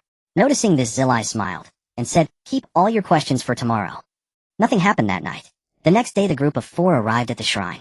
Xuanhua Mingren looked around like a curious child, while Qingchuan Tianming's face was clouded with gloom. The secret of the bamboo grove had troubled him all night. Thus they continued up the mountain. When the sun was high in the sky, they finally arrived at a cliff. Beneath the cliff was a lush green bamboo grove. Gazing into the distance, it felt like listening to the waves in a sea of bamboo. Before long, a small black dot appeared in the distance, and as it drew near, they saw it was Juha. Juha walked on the bamboo sea as if on flat ground, quickly arriving before the group. Zilai, I can't believe you're still alive. Ju's first words were a direct jab. As long as you're still alive, how could I dare to die? Zilai retorted. The style of these two friends was peculiar. No greetings, no reminiscing, just straight to asking about death. Are these the children you brought? Ju's gaze turned to the three. Master Juha, Qingchuan Tianming bowed politely. Pervy sage, is this guy really strong? He doesn't look like it, Xuanhua Mingren, always surprising with his words, said. Ju's face darkened, and he said, whether I'm strong or not, you can experience it. With that, Juha waved his sleeve, and Xuanhua Mingren slipped and fell into the bamboo sea. Kid, it'll take you half a day to reach the destination. Juha waved his sleeve again. The group felt a shift in space, and they found themselves before a bamboo hut. Qingchuan Tianming was completely dumbfounded. This was like some spatial skill from a fantasy novel. Kid, you seem to have a question. Juha said. Master Juha, I want to ask, is this an illusion? Qingchuan Tianming asked. No, Juha shook his head. You ask this because you have the blood dragon eye and think you can be immune to illusions. Juha smiled slightly and said, my bamboo sea is just the manifestation of my blade intent in the form of an illusion. He reached out, and a bamboo stalk flew from afar, turning into a black katana in his palm. The black katana hummed with a resonant blade song. At this point, Qingchuan Tianming needed no words. He was about to kneel and become a disciple, but was interrupted. A swordsman doesn't need these formalities. Juha shook his head. A swordsman uses his blade. One man, one sword. That is Juha. It's all about following your heart. I already accepted you yesterday. Ju's action of transforming bamboo into a sword completely enlightened Qingchuan Tianming. He understood why yesterday's illusion had deceived the blood dragon eye. It was because those bamboo groves were not fueled by chakra to cast illusions, but rather imbued with sword intent that enhanced chakra. The entire bamboo forest was saturated with Ju's sword intent eye. Listening to the rustling waves of bamboo was akin to hearing the melody of sword intent. Such a master could indeed become a figure capable of amplifying the voice of the land of waves. Meanwhile, Qingchuan Tianming was secretly amazed by Zilai's wide network of contacts. Having traveled for years in search of traces of the Akatsuki, he had also made many acquaintances. Oh, it seems you're quite satisfied with the lad, Tianming. Zilai chuckled and casually walked into the bamboo cottage's courtyard. The reason I accepted you is that you possess a fine blade. Juha began. You infuse chakra into the blade to wield it, which may make you a formidable ninja, but not a great swordsman. The art of Aido has many profound mysteries, but I have never followed conventions. I learned Aido from a master and later changed my name to Juha because I declared myself the strongest in Aido. I changed my name because I am the strongest. Every technique has its origin and evolution, but how audacious it is to rename oneself after the art itself. As the strongest in Aido, I do not require you to inherit the Aido tradition. Therefore, everything about the Aido blade has nothing to do with you. Juha spoke bluntly. I will only teach you 10 strikes, and we'll see how long it takes you to comprehend them. Learn for a lifetime, and I will be your teacher for that lifetime. Learn for a second, and it will be the same. It must be said Ju's words were direct, just like his person, his name, and his way. He no longer required Qingchuan Tianming to bear any unnecessary burdens, nor did he care about any formalities. He was merely a teacher of swordsmanship. That was all. I am humbled by your instruction. Qingchuan Tianming bowed to him sincerely. Now draw your blade, Juha. Qingchuan Tianming drew the sun wheel blade as instructed, and the moment it left the sheath, a domineering aura surged forth. What a fine blade. Juha praised. Now attack me with your strongest swordsmanship. Strongest? Qingchuan Tianming was puzzled. When testing the waters, does one usually use the strongest? Do not worry. On the basis of the blade, the amount of your chakra means nothing to me. Juha said calmly. Understood. Qingchuan Tianming tightened his grip on the hilt of the sun wheel blade and thrust forward. Wind release, wind killing array. The wind attribute blade aura led the assault, while the blade auras of 2 chakra clones converged toward Ju's location. To achieve such effect with a single strike, your talent and swordsmanship astonishes me, but it is far from enough. Juha completely ignored the incoming wind attribute blade aura. Suddenly he moved. The hand gripping his sword slashed in an instant. A towering sword intent effortlessly cleaved the wind attribute blade aura in 2 from the front, while the chakra blade that had burrowed into the ground also crumbled the moment it emerged. With this strike, Ju's sword never left its sheath. His hand was empty. He didn't even activate chakra. It was pure swordsmanship. Qingchuan Tianming sensed it. The empty-handed Juha was a true swordsman. He paid no heed to the power of the wind-killing array nor its trajectory. From beginning to end, he had delivered only 1 slash. The first strike is the Ayajutsu draw. Its essence lies not in the draw, but in the slash. You must have the resolve to win with a single strike. With that resolve, the first strike will be accomplished. After speaking, Juha tossed the black blade to Qingchuan Tianming, and the moment it touched his hand, it transformed into a bamboo stalk. When Qingchuan Tianming looked up, Juha had already turned and walked into the courtyard. At the same time, in a bamboo forest as blinding as a leaf before the eye, Xuanhua Mingren staggered forward, his body covered in various wounds. Stubborn old man, even worse-tempered than the pervy sage. Even so, Xuanhua Mingren couldn't shake off his habit of talking back. It was precisely because of his rude remarks that he had been slapped by Juha into the bamboo sea to walk. Not only was this bamboo sea endless, but ninjas also inexplicably appeared. Those fellows said nothing and attacked directly without warning. After repelling several waves of ninjas, Xuanhua Mingren finally realized it was an illusion, but he was nearly exhausted. Rustle, rustle, rustle. Before long, another dark figure appeared ahead. Is there no end to this? Xuanhua Mingren grimaced, and worse was yet to come. The shadow that emerged was none other than Yuzhibo Zhuozhu. Zhuozhu. Xuanhua Mingren shook his head. Zhuozhu cannot be here. Damn illusion. The Zhuozhu glanced at Xuanhua Mingren, then raised a hand and hurled a dense shower of shuriken. Mingren could only dodge and look for a chance to counter. You think you're the only one. Xuanhua Mingren's temper flared, and he grabbed a kunja, charging forward to engage the Zhuozhu in combat. The dark figure of Zhuozhu was highly skilled in combat, comparable to the real Zhuozhu at that time. Using such an illusion to test me. After Zhuozhu left, the one thing I have to do is bring him back to Konoha. No one can stop me, and you a fake stand no chance. Xuanhua Mingren let out a cold snort. As his kunja thrust toward Zhuozhu, his other hand immediately began forming a spiraling sphere. In a bamboo grove cottage, as Qingchuan Tianming entered, Jiraiya and Iato were seated on either side of a small bamboo table. The tea is here. The door of the bamboo hut opened, and Uzumaki Karen emerged carrying several teacups. Beside her was an elderly woman with a similarly stooped figure, yet despite her age, every movement exuded a strong presence. Dear, Iato reached out to take them. What do you know about tea? Just wait and drink, the old woman retorted sharply, leaving Iato speechless. The old woman placed the tea on the table, lifted a kettle, and poured boiling water over the tea set. Jiraiya, it's been a long time since you last visited, hasn't it? 5 years or so, but that's not important. What matters is that you Shippu are as beautiful as ever, Jiraiya praised. Hee, still your style, Jiraiya. You sure know how. Grandma Shippu laughed, then slowly poured tea into a cup. Young man, have a cup of hot tea. Thank you, Grandma. Qingchuan Tianming picked up a cup of tea, sensing a unique aroma, before even drinking. Excellent tea. Little child, do you understand tea? Grandma Shippu said. Qingchuan Tianming shook his head. No, but I know it tastes good. That's enough. Grandma Shippu glanced at him and nodded. A good child. Dear, don't get happy just because of a few compliments, Iato pouted. Can't the tea shut your mouth? Grandma Shippu retorted, as usual. So even the esteemed Iato, the master of swordsmanship, had his moments of suppression. Phew. As expected of Shippu's tea. Jiraiya took a sip and praised it highly. The tea isn't that magical, it's just that someone's drinking makes it fragrant. Grandma Shippu also poured herself a cup to moisten her throat. There should be one more person, right? That kid offended me earlier, so I made him walk here, Iato explained. Old fool, how dare you punish my disciple? Grandma Shippu's expression instantly turned fierce. Shippu, don't be impulsive. That Naruto brat really needs to be tempered. Jiraiya quickly stepped in to mediate. The child is still here, at least leave Iato some face. Leave some face? Shippu looked at Iato. Do you need me to leave you some face? Iato immediately shook his head and laughed. You're right, dear. They'll go find him right away. But just as Iato stood up, a sound came from the bamboo grove not far away. Everyone turned to see the battered Uzumaki Naruto lying on the ground. The next moment, Grandma Shippu had already rushed out of the courtyard and picked up Uzumaki Naruto. A good child. He actually managed to cross the bamboo sea. Dear, let me help. Iato followed Grandma Shippu into the house like a loyal lackey. Jiraiya sensei. Qingchuan Tianming spoke. I know you want to understand your situation, Jiraiya explained. This time you and Naruto's teacher will be them. You will train in swordsmanship with Iato, and Naruto will learn wind release from Shippu. Qingchuan Tianming was slightly stunned. In the original story, Uzumaki Naruto's wind release training wouldn't happen until 3 years later. He never expected it to be inexplicably advanced now. Who is Grandma Shippu? It seems Iato sensei is quite afraid of her. Shippu.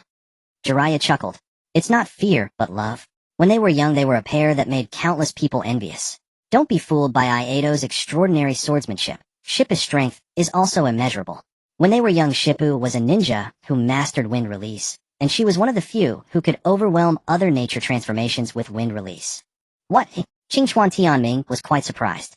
Nature transformations have mutual interactions. Can wind release truly overpower others? Yes, Jiraiya nodded. As long as one is strong enough, with a sufficiently profound understanding of wind release. Also, let me tell you a little secret.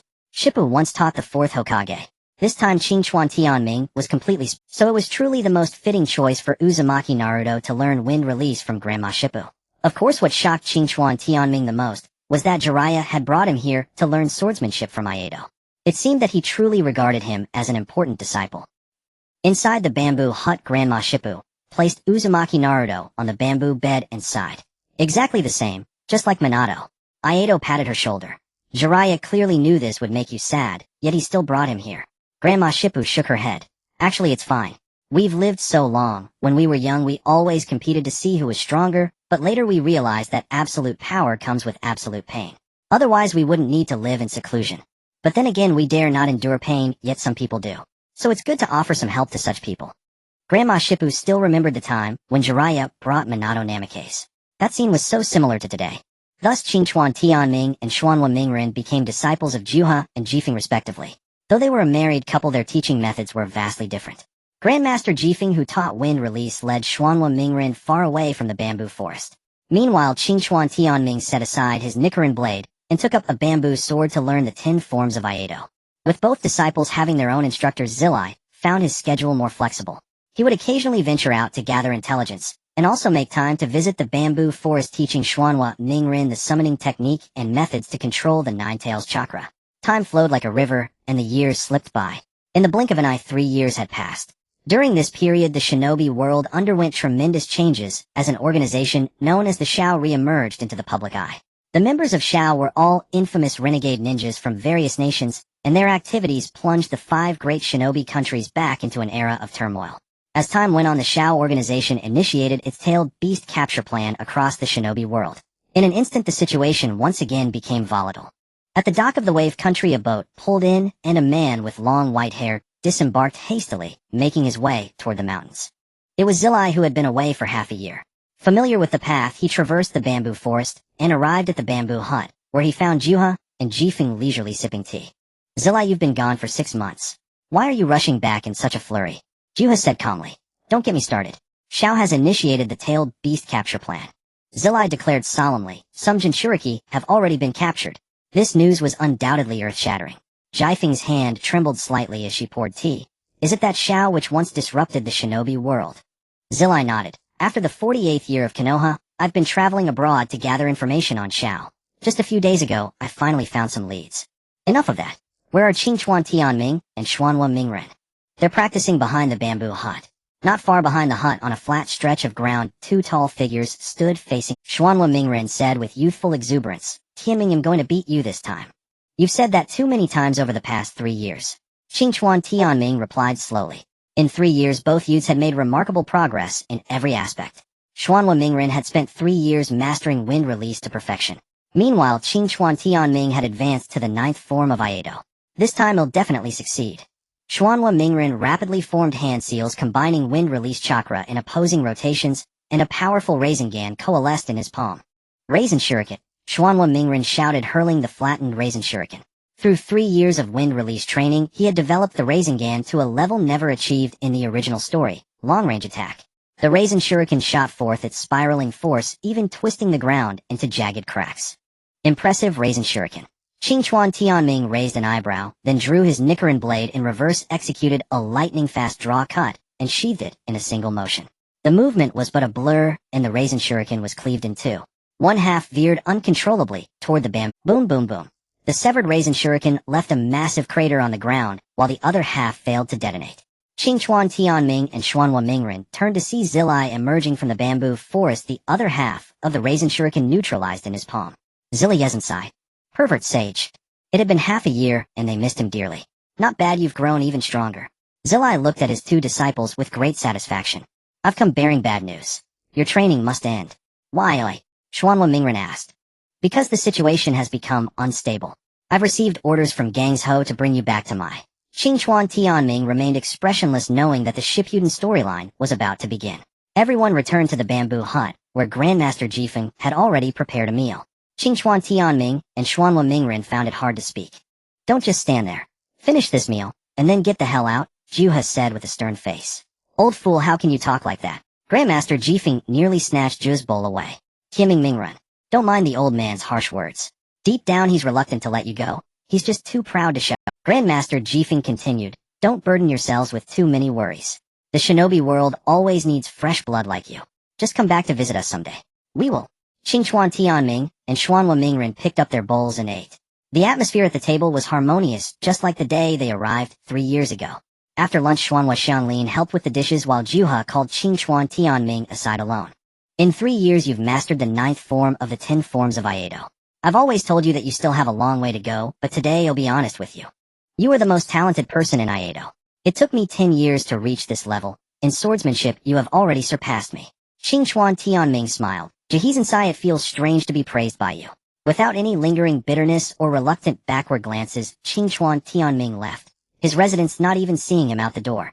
When the group of 4 arrived once more at the pier of the Land of Waves, Qingchuan Tianming could not help but feel a flood of nostalgia.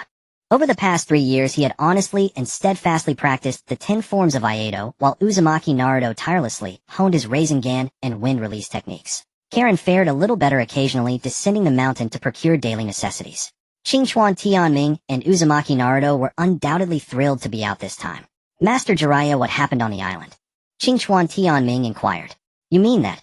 Kakashi naturally subjugated the remaining pirates, but the Land of Waves soon issued a mercenary request to Konoha, so Kakashi's force was suppressed before it could gain momentum.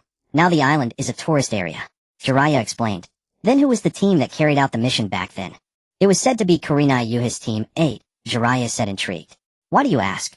Just curious, Qingchuan Tianming said with a laugh, though he was somewhat surprised that Team 3 had subdued the Sea Island. After all, among the 12 rookies of Konoha, Team 8 had the weakest configuration. Hinata Hyuga and Shino Aburame were merely support, with only Kiba Inuzuka taking the lead.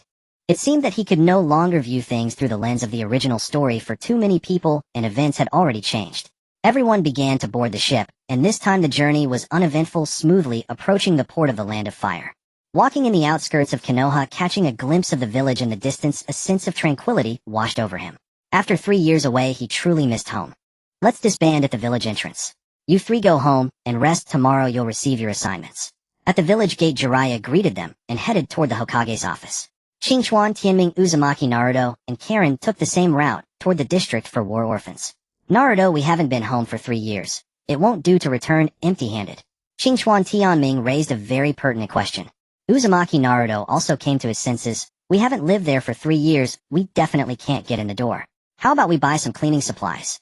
Sure. The 3 of them went to the streets of Konoha to purchase cleaning tools. The surrounding vendors couldn't help but stare at them, which was only natural. 3 years of rigorous training had brought some changes to the appearances of Qingchuan Tianming and Uzumaki Naruto. They had transformed from little brats into rather handsome young men.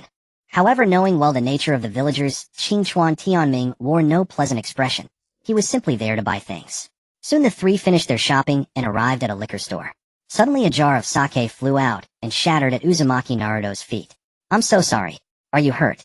A pink-haired girl rushed out of the shop, bowing in apology. Sakura. Uzumaki Naruto stared wide-eyed. Edge. Haruno Sakura looked up stunned. Uzumaki Naruto, Qingchuan Tianming. What are you doing here? When did you get back? We just finished our training and came to buy some things to clean the house. Uzumaki Naruto said cheerfully, now feeling quite at ease with Haruno Sakura. Oh, I see. I'm here to buy sake for my teacher. She's too busy but insists on having a drink, Haruno Sakura said.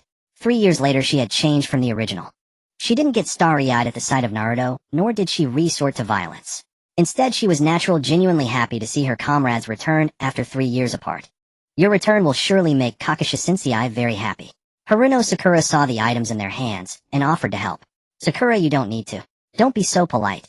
Haruno Sakura reached out and effortlessly lifted a heavy object from Uzumaki Naruto's load. Qingchuan Tianming was secretly amazed. Could this mean Sakura had already mastered the 100 healings technique?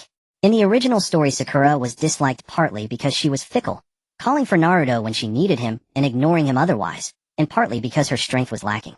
She had always been a side character who held the team back, but now she seemed to have grown more than a little. The 4 of them arrived at the orphan district and parted ways at a fork.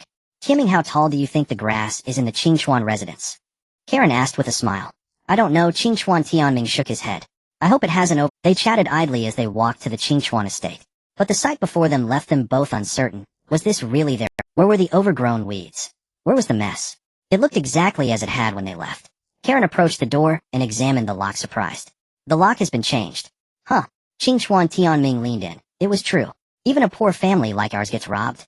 Just as he was scratching his head in confusion, the door of the Qingchuan residence creaked open. The person inside and the two outside stared at each other wide-eyed.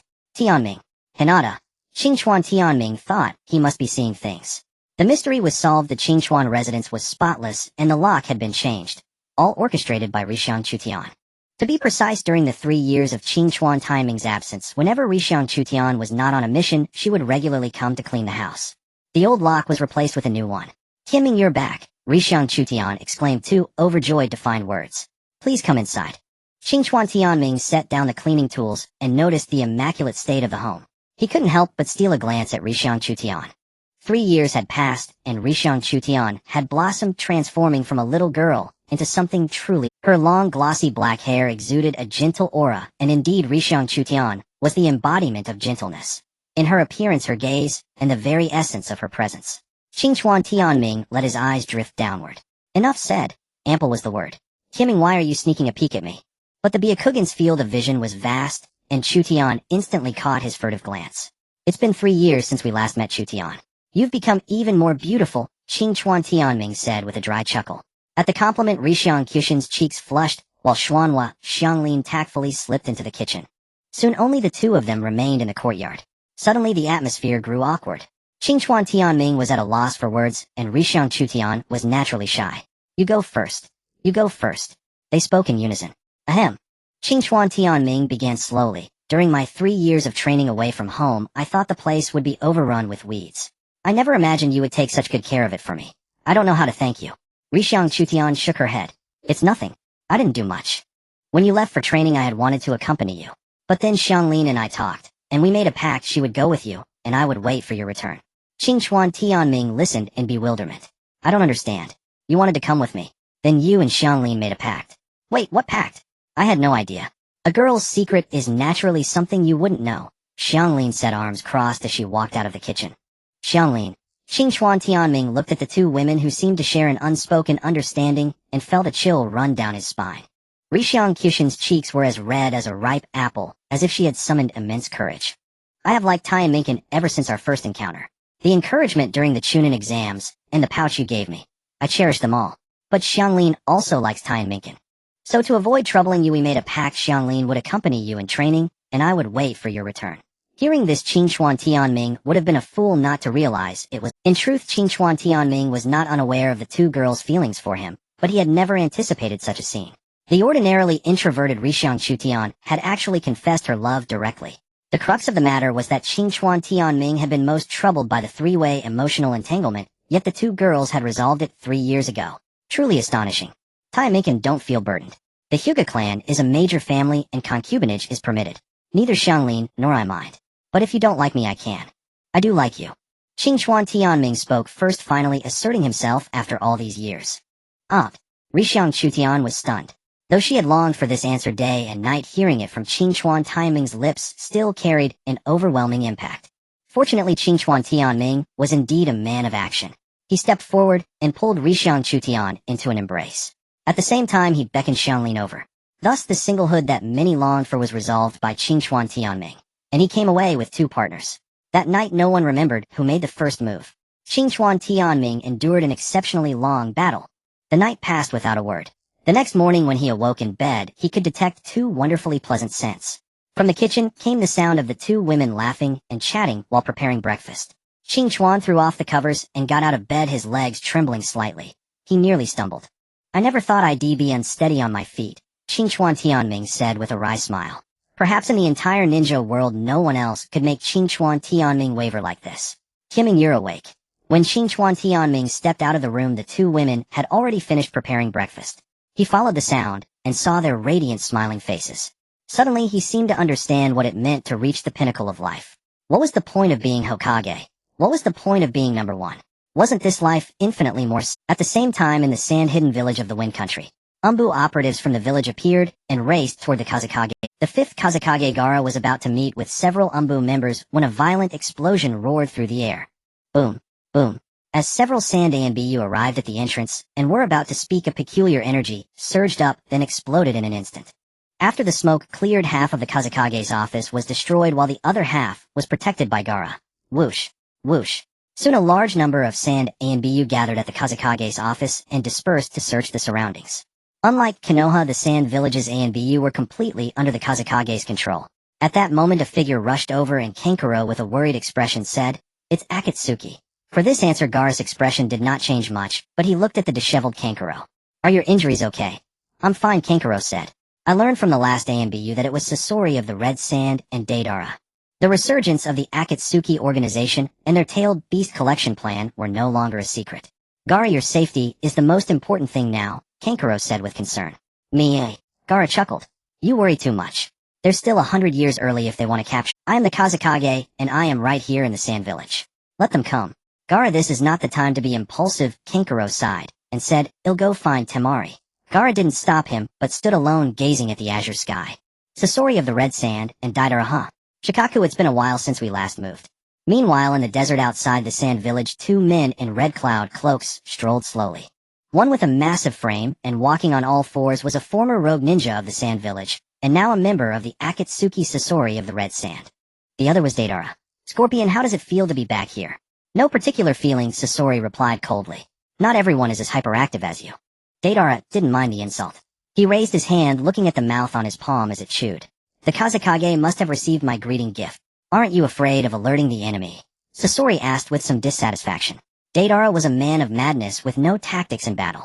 When encountering Sand ANBU ambushes, he would simply fight, even stuffing clay bombs into their bodies. "Art is an explosion. Isn't it interesting to blow up all obstacles?" Deidara's gaze fixed ahead, and he laughed. "Look, the fun is coming." On the sand dunes ahead numerous Sand ANBU appeared. In the desert terrain of the Wind Country, concealment techniques were not very important. After all, there was nowhere to hide except beneath the sand.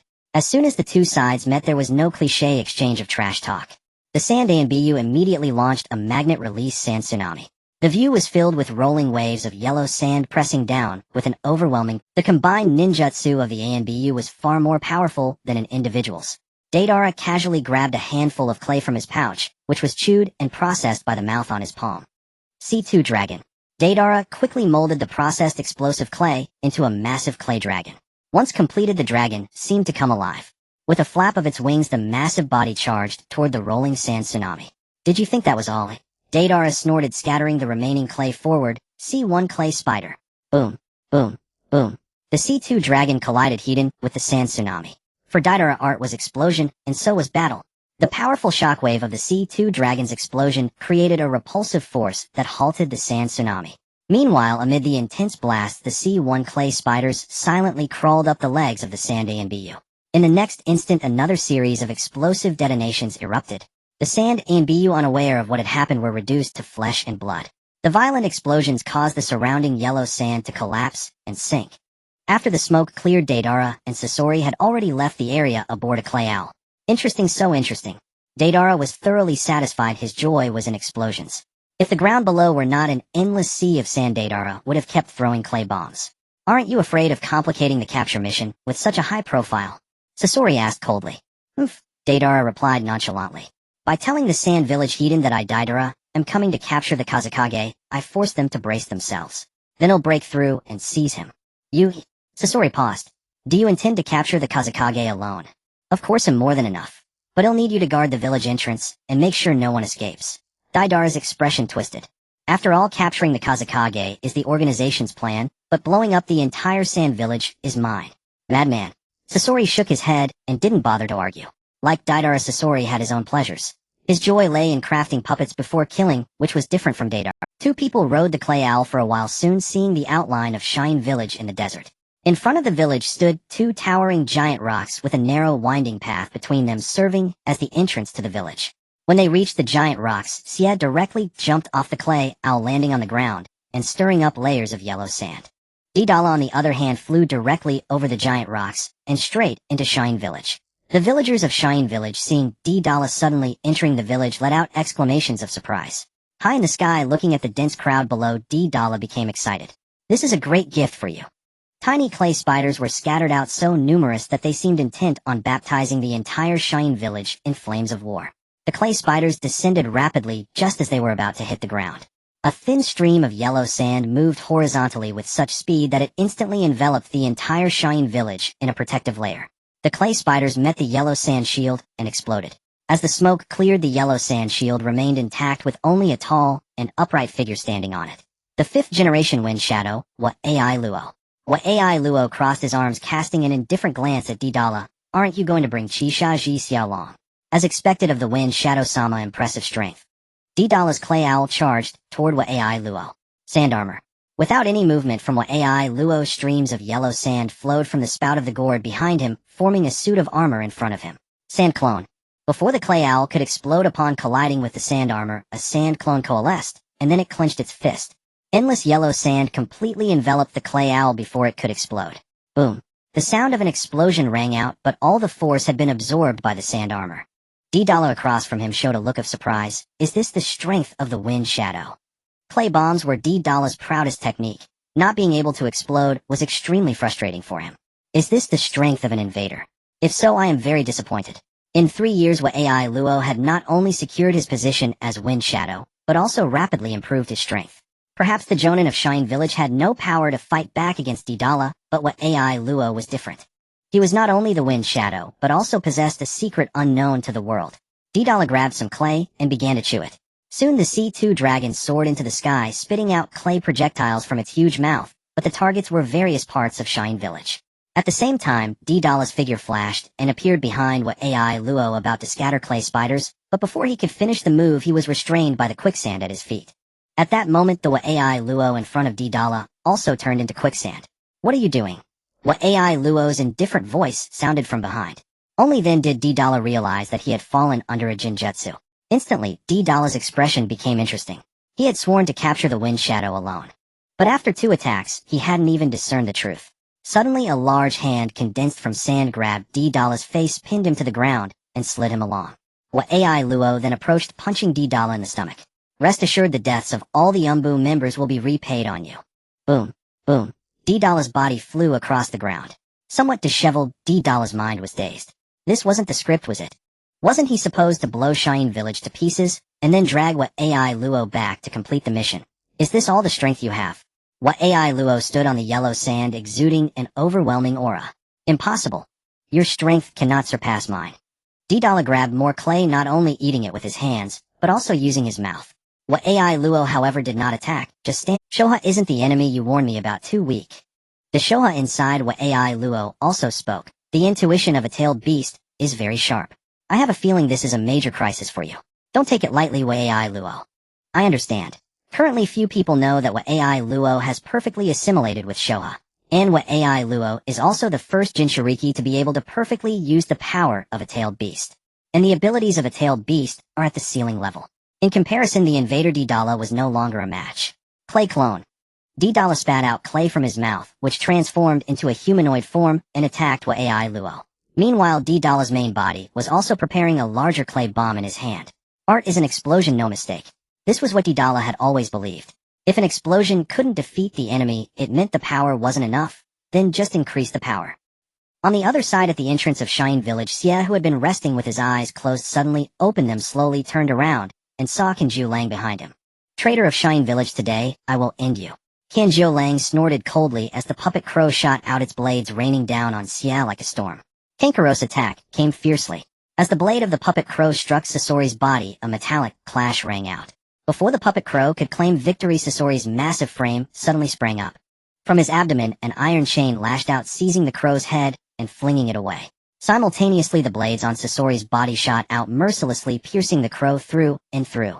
To have brought Crow to such a level in your hands is quite impressive.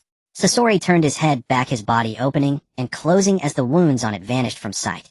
But this thing was merely a practice piece of mine. Imperfect creations have no reason to exist. As Sasori's words fell, the crow, skewered like a hedgehog by blades, exploded into countless fragments with a thunderous roar. Having once created it himself, Sasori knew every note of the crow, including its weaknesses. Even without puppets, I will defeat you. Kankuro bravely drew a kunai and charged forward, engaging Sasori in close combat. Among Chunin, Kankuro's taijutsu was exceptional, rivaling even that of Jonin. In close quarters, Kankuro spotted the switch on Sasori's back. The real Sasori was inside, with the outer shell merely a puppeteer with keen attention to detail, but what use is it? The blades protruding from Sasori's body parried all of Kankuro's attacks. Kankuro shifted his tactics relentlessly. Less talk, just shatter your shell. Then I'll take you down. His reason for confronting Sasori was simple. First, Sasori of the Red Sand was a rogue nin from Sunagakure. Second, he was a genius puppeteer. To counter him, only another puppeteer like himself would do. It seems your misunderstanding runs deep. Sasori paused, then surged with an intense chakra. Kankuro's expression shifted, and he hastily retreated. Boom.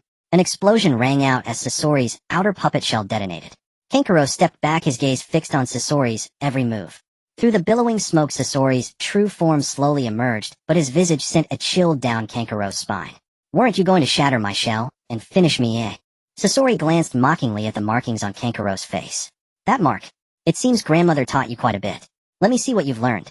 Kankuro took a deep breath and began to deploy his second puppet, Black Ant.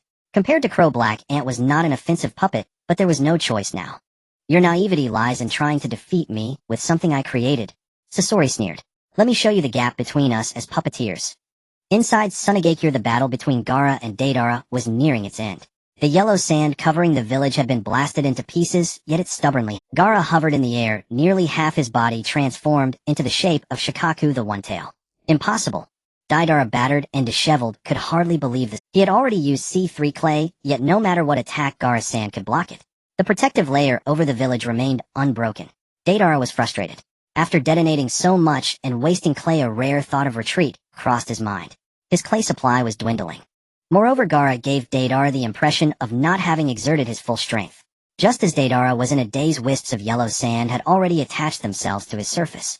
C3 Garuda? In desperation, Deidara tried to go all out, but suddenly realized the clay had lost its activity. A bad omen. Deidara's art of explosion relied on specially activated clay processed through the mouths on his palms to imbue it with explosive power. However, activated clay was troublesome to produce and not easy to carry. Usually Deidara carried just enough activated clay, but now it had lost its activity. Taking a closer look, he saw fine grains of sand on his clay. These sand particles had cut off the clay's activity. C3 Garuda could not be created. Sand binding coffin. Gaara clenched his fist, and the stray sand instantly compressed. It also absorbed the chakra within. Go atone underground. Gaara changed his hand seal, and a stream of sand suddenly gathered beneath Deidara, coalescing into the form of Shikaku. Only then did Deidara realize the truth. Gaara had already mastered the tailed beast's power. Intelligence was wrong. The sand clone of Shikaku opened its mouth wide and swallowed Deidara's body. Moments later, Deidara was buried under 2 kilometers of sand beneath the village. However, after dealing with Deidara, Gaara's gaze flickered toward the outskirts of the village. There, Sasori of the Red Sand was dragging a half-dead Kankuro into the village. Boom. Thousands of sand spikes shot up like the fangs of a beast aimed at Sasori. But Sasori calmly placed Kankuro in front of him. He can still be saved. Whether to save him or not depends on the Kazakh. The sand spikes ultimately did not strike Sia, all remaining poised to strike. I never expected you to have killed Deidara. Sia was also quite astonished as he sensed Deidara's aura vanish. He felt little for the fallen comrade. After all, his own body had been transformed into a puppet, making emotions like joy and sorrow too luxurious for him. What AI Luo watched, Kinjo laying half-dead, clenching his fists tightly. It seems the Kazakhajessima still values. Sia spoke. I am different from Deidara. I came only for you, not for the village. Sia. At that moment, Chien Dai Papa rushed out from the village below, shouting, What are you doing? Sia's gaze was as indifferent as water as he said, Grandmother, it seems your puppet arts haven't improved over the years. Why is Kinjo Lang still using the toys I created? Sia, since you have become a rogue ninja, you are an enemy of the entire Shine village. Today you will not take Kinjo Lang away. Chien Dai Popo waved her hand and dense puppets rose from all directions. Then the elite Jonin of Shine village surged forward, standing behind Wei Ai Luo. At the Kazakage's command, they would attack without hesitation. Yet facing almost the entire Shine village, Sia was not overly surprised. I have always been progressing at a speed you cannot comprehend, Sia said. Even if you all charge at once, you cannot take my life. But if you do, Kinjo Lang will be buried with me. Kinjo Lang was Sia's greatest trump card, for he was not only a member of Shine village, but also Wat Ai Luo's elder brother. Wat Ai Luo. Attack. Severely injured, Kinjo Lang slowly opened his eyes and said weakly, Don't worry about me. Strike now. Kill this traitor. Wat Ai Luo, did you hear that? Will you attack? Sia still wore a childlike smile, as if he alone could dominate the scene. I will go with you. Wat Ai Luo's answer surprised everyone. No. Wat Ai Luo, don't worry about me. Kinjo Lang exclaimed, You can kill me along with him. You must not do that. Wat Ai Luo was the Kage, the leader of Shine village.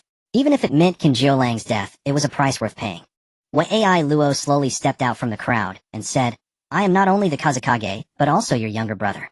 In the past I was ignorant, and did many wrong things. Now that I have a chance I must make amends. How touching. Xie laughed while curling his fingers. Behind him the fragments of Wuya and Hai were reassembled into an iron barrel through Chakra. Ai Luo walked up to Xie, slowly turned around, and faced all of Shayun village. You shall immediately select the next candidate for Kazekage. Do not cling too tight. With these words Ai Luo voluntarily approached the iron barrel. The barrel opened and closed, swallowing him inside. Meanwhile Xie discarded Kenju Lang like trash. After retrieving Ai Luo, Xie did not attack Shayun village further. A purple smoke rose in Xie of the red sand, and Ai Luo vanished from Shayun village. Kenju Lang. Qian Dai Popra extended her prosthetic arm to catch him. Damn it. We must rescue the Kazekage. The elite Jonin of Shayun responded in unison, ready to pursue. Wait. Qian Dai Papa's voice rang out. You are no match for Xie. Grandmother Qian Dai, but the Kazekage. I know. Qian Dai Papa slowly rose, and said, a karmic bond. I will bring the Kazekage home, even if I die. At that moment a path parted through the crowd. Shoju, carrying the 3-star fan on her back, and with a grim expression stepped forward. Just now Ai Luo said to select the next Kazekage. At this moment I am the only one qualified to temporarily manage the village. Shoju said coldly, no pointless pursuit is needed now. Grandmother need not go either. What we must do is inform Mu Yi. Ask Mu Yi for reinforcements. But 3 years ago we were deceived by Da Shiwan, indirectly causing Yuan Fei Rijan's death. The current 5th Hokage is Yuan Fei's disciple. Will they send reinforcements? Qian Dai Papa worried. How can we know without trying? Besides, this time I will personally go to Mu Yi. Meanwhile in Mu Yi village, the territory of Team 7. It was a familiar scene, but Uchiha Zuoju was missing. Chimu Kakashi crossed his arms and looked at his 3 disciples. These 3 years of your individual training were also 3 years of my idleness. Fortunately today Team 7 has finally assembled. It was truly a troubled Team 7. Uchiha Zuoju defected, Xuanhua Mingren, and Qingchuan Tianming followed Zilai Yi for training, Yi Chunai followed Gangshou. Kakashi, who had been sidelined, had been performing missions for 3 years, almost forgetting he was a teacher. It was truly difficult. Kakashi Sensei still loves to joke. Xuanhua Mingren laughed heartily. Kakashi Sensei, but why are we still gathering today? A squad is the small group formed after graduating from the Ninja Academy during the Jinin period. However, after the Chunin exam the squad transforms into a team and the teacher becomes the captain. Yet due to the peculiarity of Team 7, it seemed that only 3 of their batch were still Jinin. They were Qingchuan Tianming, Uzumaki Naruto, and Uchiha Sasuke. Because from now on Team 7 is a thing of the past. We are now Team Kakashi. Hatake Kakashi said slowly, I'm just a sentimental person. So today I called you all here to recapture that original. As he spoke, Hatake Kakashi pulled out the bells from his pocket. The 3 of them understood tacitly. Just as Qingchuan Tianming was about to warm up, Kakashi's gaze shifted to him. Qingchuan Tianming, you don't need to join the fight. Qingchuan Tianming. Because I have something more important for you to do. Hatake Kakashi chuckled. 3 years ago, before their departure, Jiraiya had mentioned Qingchuan Tianming while drinking with Hatake Kakashi. That kid is too extraordinary, unfathomable. Especially after returning, Jiraiya and Hatake Kakashi drank again. When Jiraiya recounted Qingchuan Tianming's 3 years of rigorous training and how he consistently outshone Uzumaki Naruto, Kakashi fell silent. Back when he first joined the team, Qingchuan Tianming had already created 100 shadow clones. Now Kakashi had no desire to face a repeat of that. Alright, what's the mission? Qingchuan Tianming smiled. Since Kakashi didn't want him to participate, he wouldn't force it. You need to go to the streets of Konoha for me. Hatake Kakashi pulled Qingchuan Tianming aside for a private conversation. After hearing it, Qingchuan Tianming was utterly dumbfounded.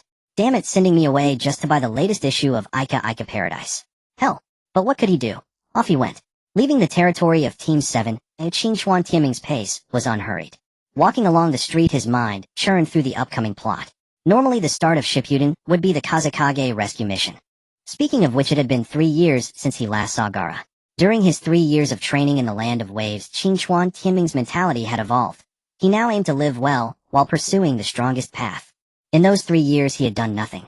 He had even declined some check-in missions, all to stay true to his heart. The system was merely a tool to help him reach the pinnacle of the ninja world. The choice was his. In 3 years he only practiced the 10 styles of Iaijutsu. Meanwhile his bond with Karen deepened, as did his friendship with Uzumaki Naruto and the mentorship of Jiraiya and the Iaijutsu couple. Perhaps later he might change the course of events. Qingchuan Tianming. Suddenly a cool voice came from behind. Turning around, he saw Temari surrounded by sand shinobi. Temari. Temari's original plan was to meet Tsunade, but she spoke up upon spotting Qingchuan Tianming on the street. Because Temari was one of the few who knew Qingchuan Tianming's strength, he had suppressed Gaara's tailed beast form and brought him back to the right path. Even after Gaara became Kazekage, he would often mention Qingchuan Tianming's name. Temari, what are you doing in Konoha? Qingchuan Tianming already knew the reason, but feigned surprise. Temari, with a worried expression, said the Akatsuki have initiated their tailed beast capture plan. Gaara has been taken. We've come to seek aid from Konoha. Qingchuan Tianming nodded. Can you tell me the specifics? Of course, let's talk as we walk. And so Qingchuan Tianming decisively turned away from the Ika Paradise bookstore and followed Temari to the Hokage's office.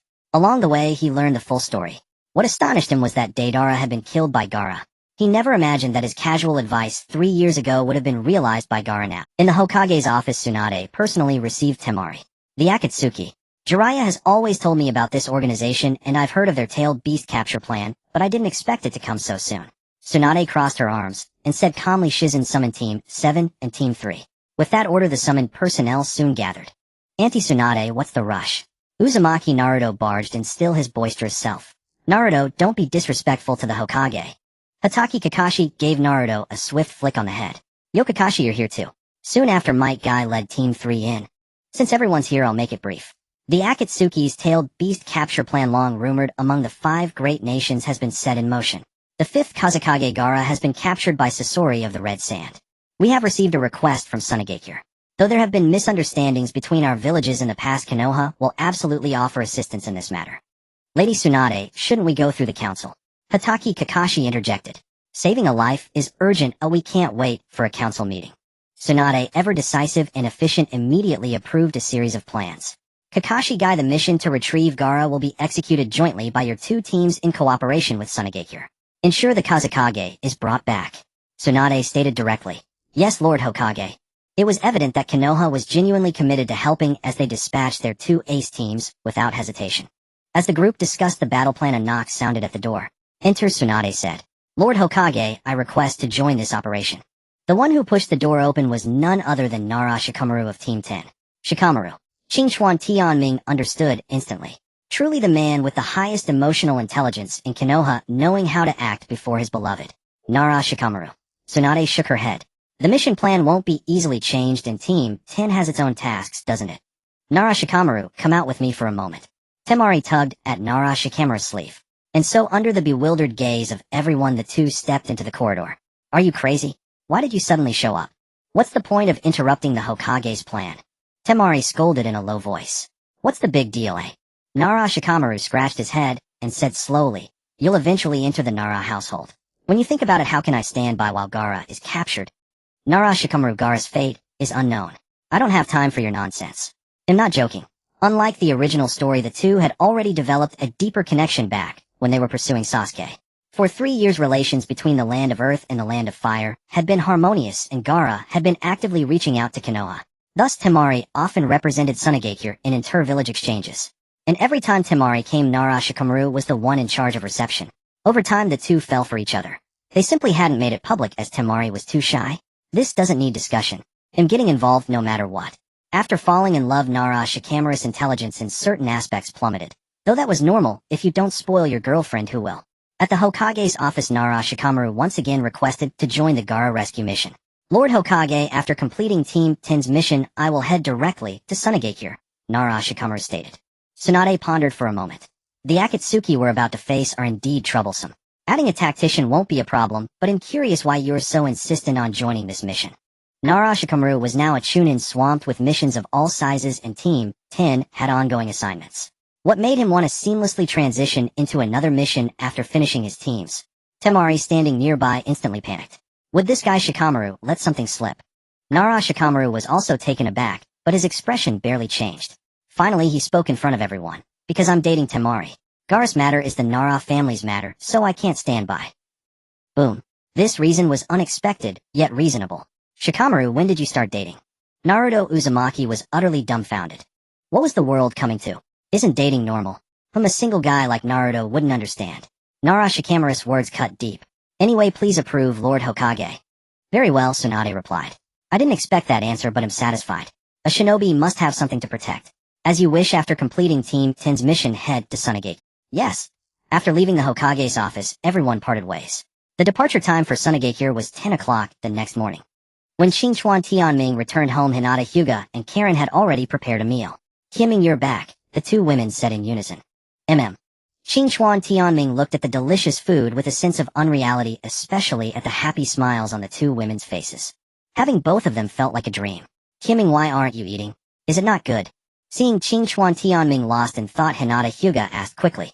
No, it's fine, Qingchuan Tianming said with a smile. But I have to go to Sunagakure tomorrow for a mission. He then briefly explained the situation with Gar's capture. Do you want us to come along? Karen asked directly. Qingchuan Tianming almost spat out his food. Karen, this isn't an ordinary mission. It's a joint operation of Team 7 and Team 3. He dared not imagine what it would be like to bring the two women along. Karen, a mission is no joke. Let's not cause trouble for Tianming. Hinata Hyuga said gently. Besides, Team 8 is going on a mission in a couple of days. Fine. Karen nodded, then dropped a bombshell. In that case, Hinata should stay over. This mission will take at least several days, so you'd better deposit your provisions now. Karen said, meaningfully licking her finger. Qingchuan Tianming paused his eating motion. No wonder today's dishes were all meant to replenish qi and blood. Early the next morning, at the entrance of my village, all members of Team 7 and Team 3 gathered. Since both teams were quite familiar with each other, there was no need for adjustment. Kakashi, it's finally time for us to fight side by side again, Might Guy remarked with a hint of nostalgia. Last time Team 3 was there to rescue your Team 7.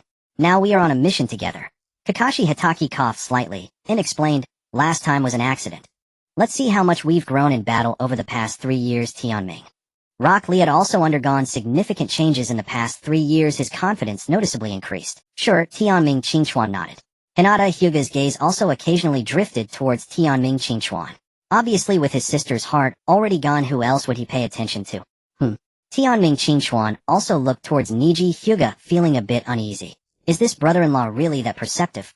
Although Hinata and Niji are not related by blood, their relationship is very harmonious. Is it natural for a brother-in-law to have such a sense? Tianming. Qingchuan could only force a smile that was awkward, yet now that everyone is here, I won't say much. This mission to save the Wind Shadow is quite serious, and we still need to negotiate with Sunagakure. Let's set off now.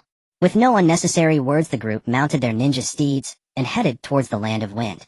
The distance between the Land of Wind and the Land of Fire is considerable, almost requiring them to traverse half of the terrain to enter the Land of Wind, and Sunagakure is located in the heart of the desert. Traveling long distances relying on ninjas to hurry would likely cause them to arrive at Sunagakure after the food had gone cold. Even riding the ninja steeds took quite a bit of time to reach the Land of Wind. At the desert rest station in the Land of Wind, the ninja steeds could no longer proceed. Thus they left the steeds at the station and switched to camels for transportation. In the endless yellow sands of the desert, apart from the golden expanse, all that remained was the unbearable heat and the wind that whipped against their faces. As they ascended a dune, the leading Temari suddenly halted, sensing a subtle change in the wind direction in the air. Her face turned grim as she said, "Not good, there's a desert tornado ahead. We've encountered trouble." Desert tornado? What is that? Naruto, Uzumaki asked. It's a natural disaster in the desert. Desert tornadoes can vary in size. If it's small, there's no problem. If it's large, we can only pray for ourselves. Naruto nodded in a somewhat understanding manner, then he scanned the distance and saw a gigantic tornado resembling a pillar of heaven. Is that it? Is there a way to avoid it? Kakashi Hitaki looked at the approaching tornado with a troubled expression. Konoha does not have tornadoes, and there is no plan to deal with such natural disasters. This tornado is quite rare, we cannot avoid it. Temari's words were calm as she stated, theoretically wind release techniques can counter this tornado, but at this level. Can ninjutsu truly counter natural forces? Theoretically it can be done. Without mentioning the Hokage Might Guy and Kakashi Hitaki would also have a way if they went all out. However, using all chakra to counter a tornado is not wise. As the tornado drew closer, the wind pressure intensified. Then their camels were sucked into the tornado. Everyone don't resist, let's use the wind to our advantage, Temari said. Sunagakure frequently faced tornadoes, so they were not as desperate about it. Thus, under Temari's lead, everyone gathered their chakra, channeling wind-released chakra to their feet. With a step, they all soared into the air. Instead of resisting, they utilized it. Riding the tornado, the group was tossed high into the air, but their positions became uncertain. A sudden gust in the eye of the storm abruptly separated Team 7 and Team 3. Unable to resist, everyone was swept away by the tornado to a far distance. Not knowing how long they flew, Tianming Qingchuan vaguely saw a village appear, and it was undoubtedly Sunagakure. Is this a blessing in disguise? Tianming Qingchuan floated in the air somewhat helpless. Thinking about Temari's actions was indeed clever, using the tornado's force to travel. However, this method is indeed the most energy-efficient, though its accuracy is questionable. Are you here? Just as Tianming Qingchuan was about to descend, a voice resonated in his mind. Shikaku. Tianming Qingchuan was a bit dazed, thinking, wait. Gaara was captured, so where did this voice come from? It's me. On the ground, a mound of sand rose up, instantly shaping into the form of Shikaku as the fierce wind carved it. However, this Shikaku was somewhat mini. Boom. Tianming Qingchuan fell directly from the sky, creating a large pit in the ground. Shikaku, how did you end up here? In front of him, Shikaku looked nothing like a tailed beast, standing only about the same height as Tianming Qingchuan. It's a long story, Shikaku said, as if seeing a trusted person. What you said 3 years ago was right. Because even though I haven't separated from Gaara, growing together with him didn't allow me to escape the fate of being captured.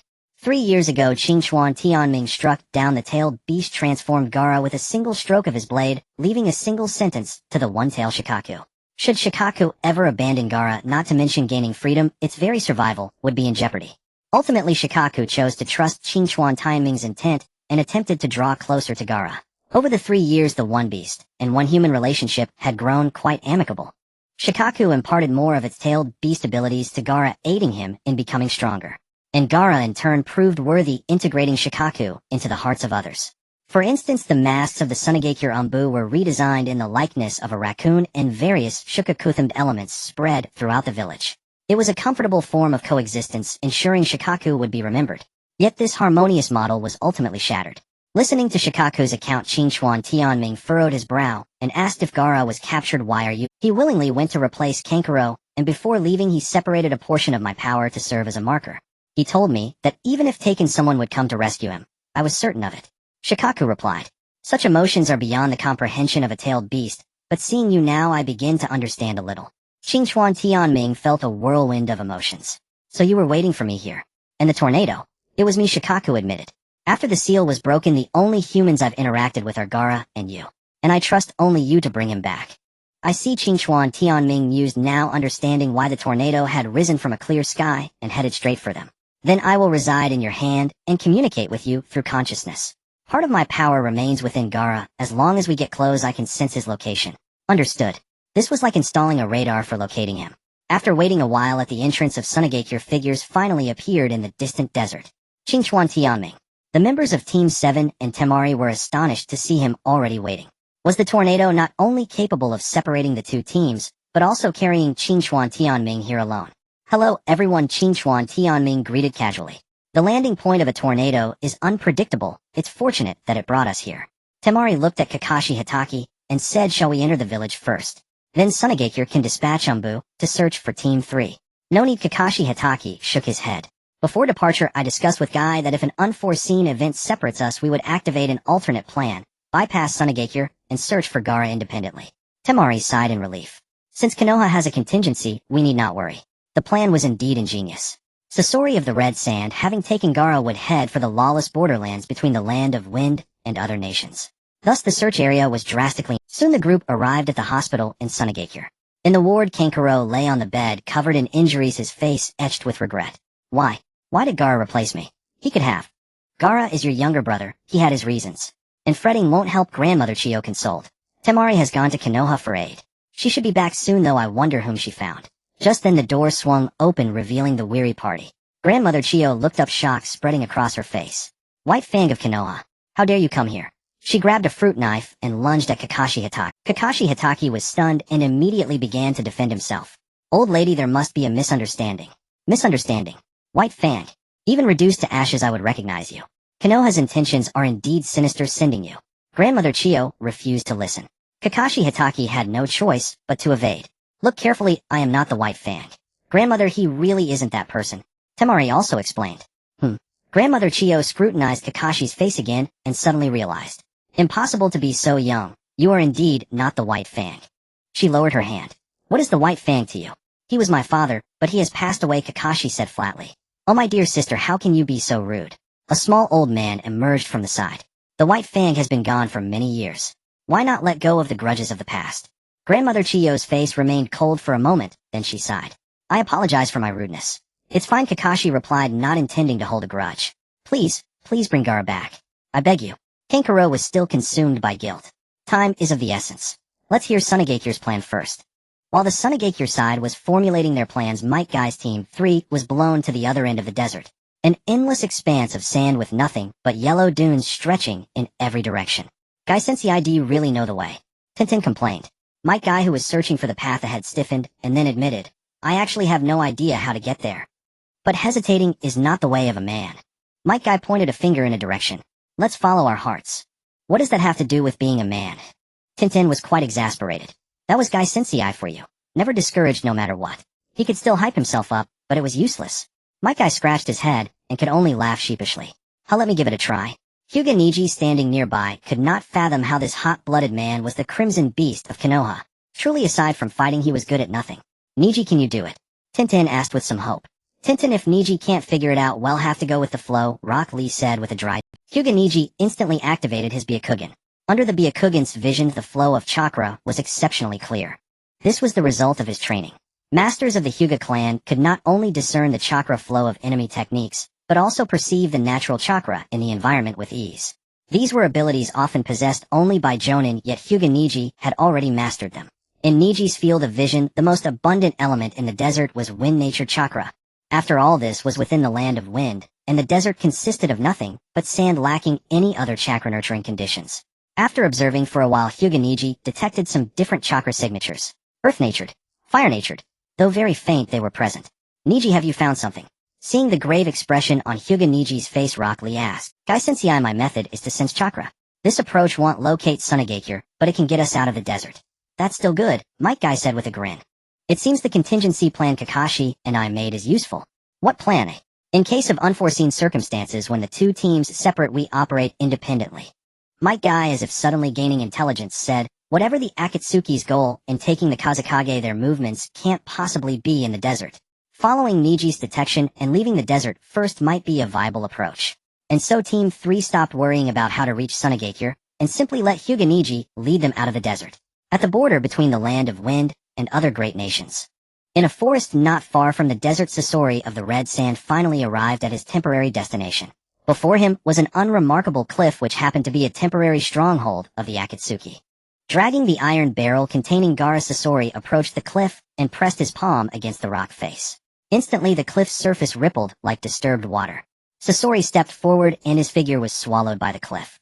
Inside lay a vast natural cavern with several towering stone pillars rising from the ground. A year later than expected, suddenly a voice echoed. On the stone platform ahead, the phantom image of a masked man appeared. The mask on the man's face was spiral-patterned, leaving only a crimson eye visible. There were some complications, but nothing major. Sasori set the iron barrel on the ground. The barrel automatically disassembled, releasing Gaara. Deidara didn't return with you, the masked man asked. He was the complication. He was taken down in Sunagakure, Sasori said expressionlessly. No way. That guy was that. Another phantom image appeared on a stone pillar, laughing exaggeratedly. It was Haiden. With Haiden's appearance, the other Akatsuki members also manifested one by one as clones. Enough of that. Now let's begin the extraction of the One Tail. Deidara's death stirred no emotion in those present. The Akatsuki embodied all human desires except compassion. The masked man on the main seat waved his sleeve and Gaara's body levitated. Just as they were about to proceed, the masked man let out a puzzled grunt. No, the proportion is wrong. The masked man said directly, the Shikaku inside the Kazekage is not complete. This statement struck like a thunderbolt, stunning everyone. Haiden burst out laughing again. Sasori, you and Deidara went to Sunagakure to capture the One Tail, lost a man, and brought back an incomplete one. You really caught nothing but emptiness. Shut up. Sasori glared at Haiden fiercely. If your real body were here, I'd tear you apart. Both of you stop. In the end, the masked man calmed the situation. He cast a meaningful glance at Gaara and said, deliberately splitting the One Tail to leave himself a sliver of hope, huh? Then I shall grant your wish. The masked man seemed to have made a new decision. Kisame, your real body is currently the closest to the land of wind. Take a trip there. You might even encounter the Nine Tails. The Shao organization openly declared that to uphold their ideology they needed to capture the tailed beasts and re-establish order.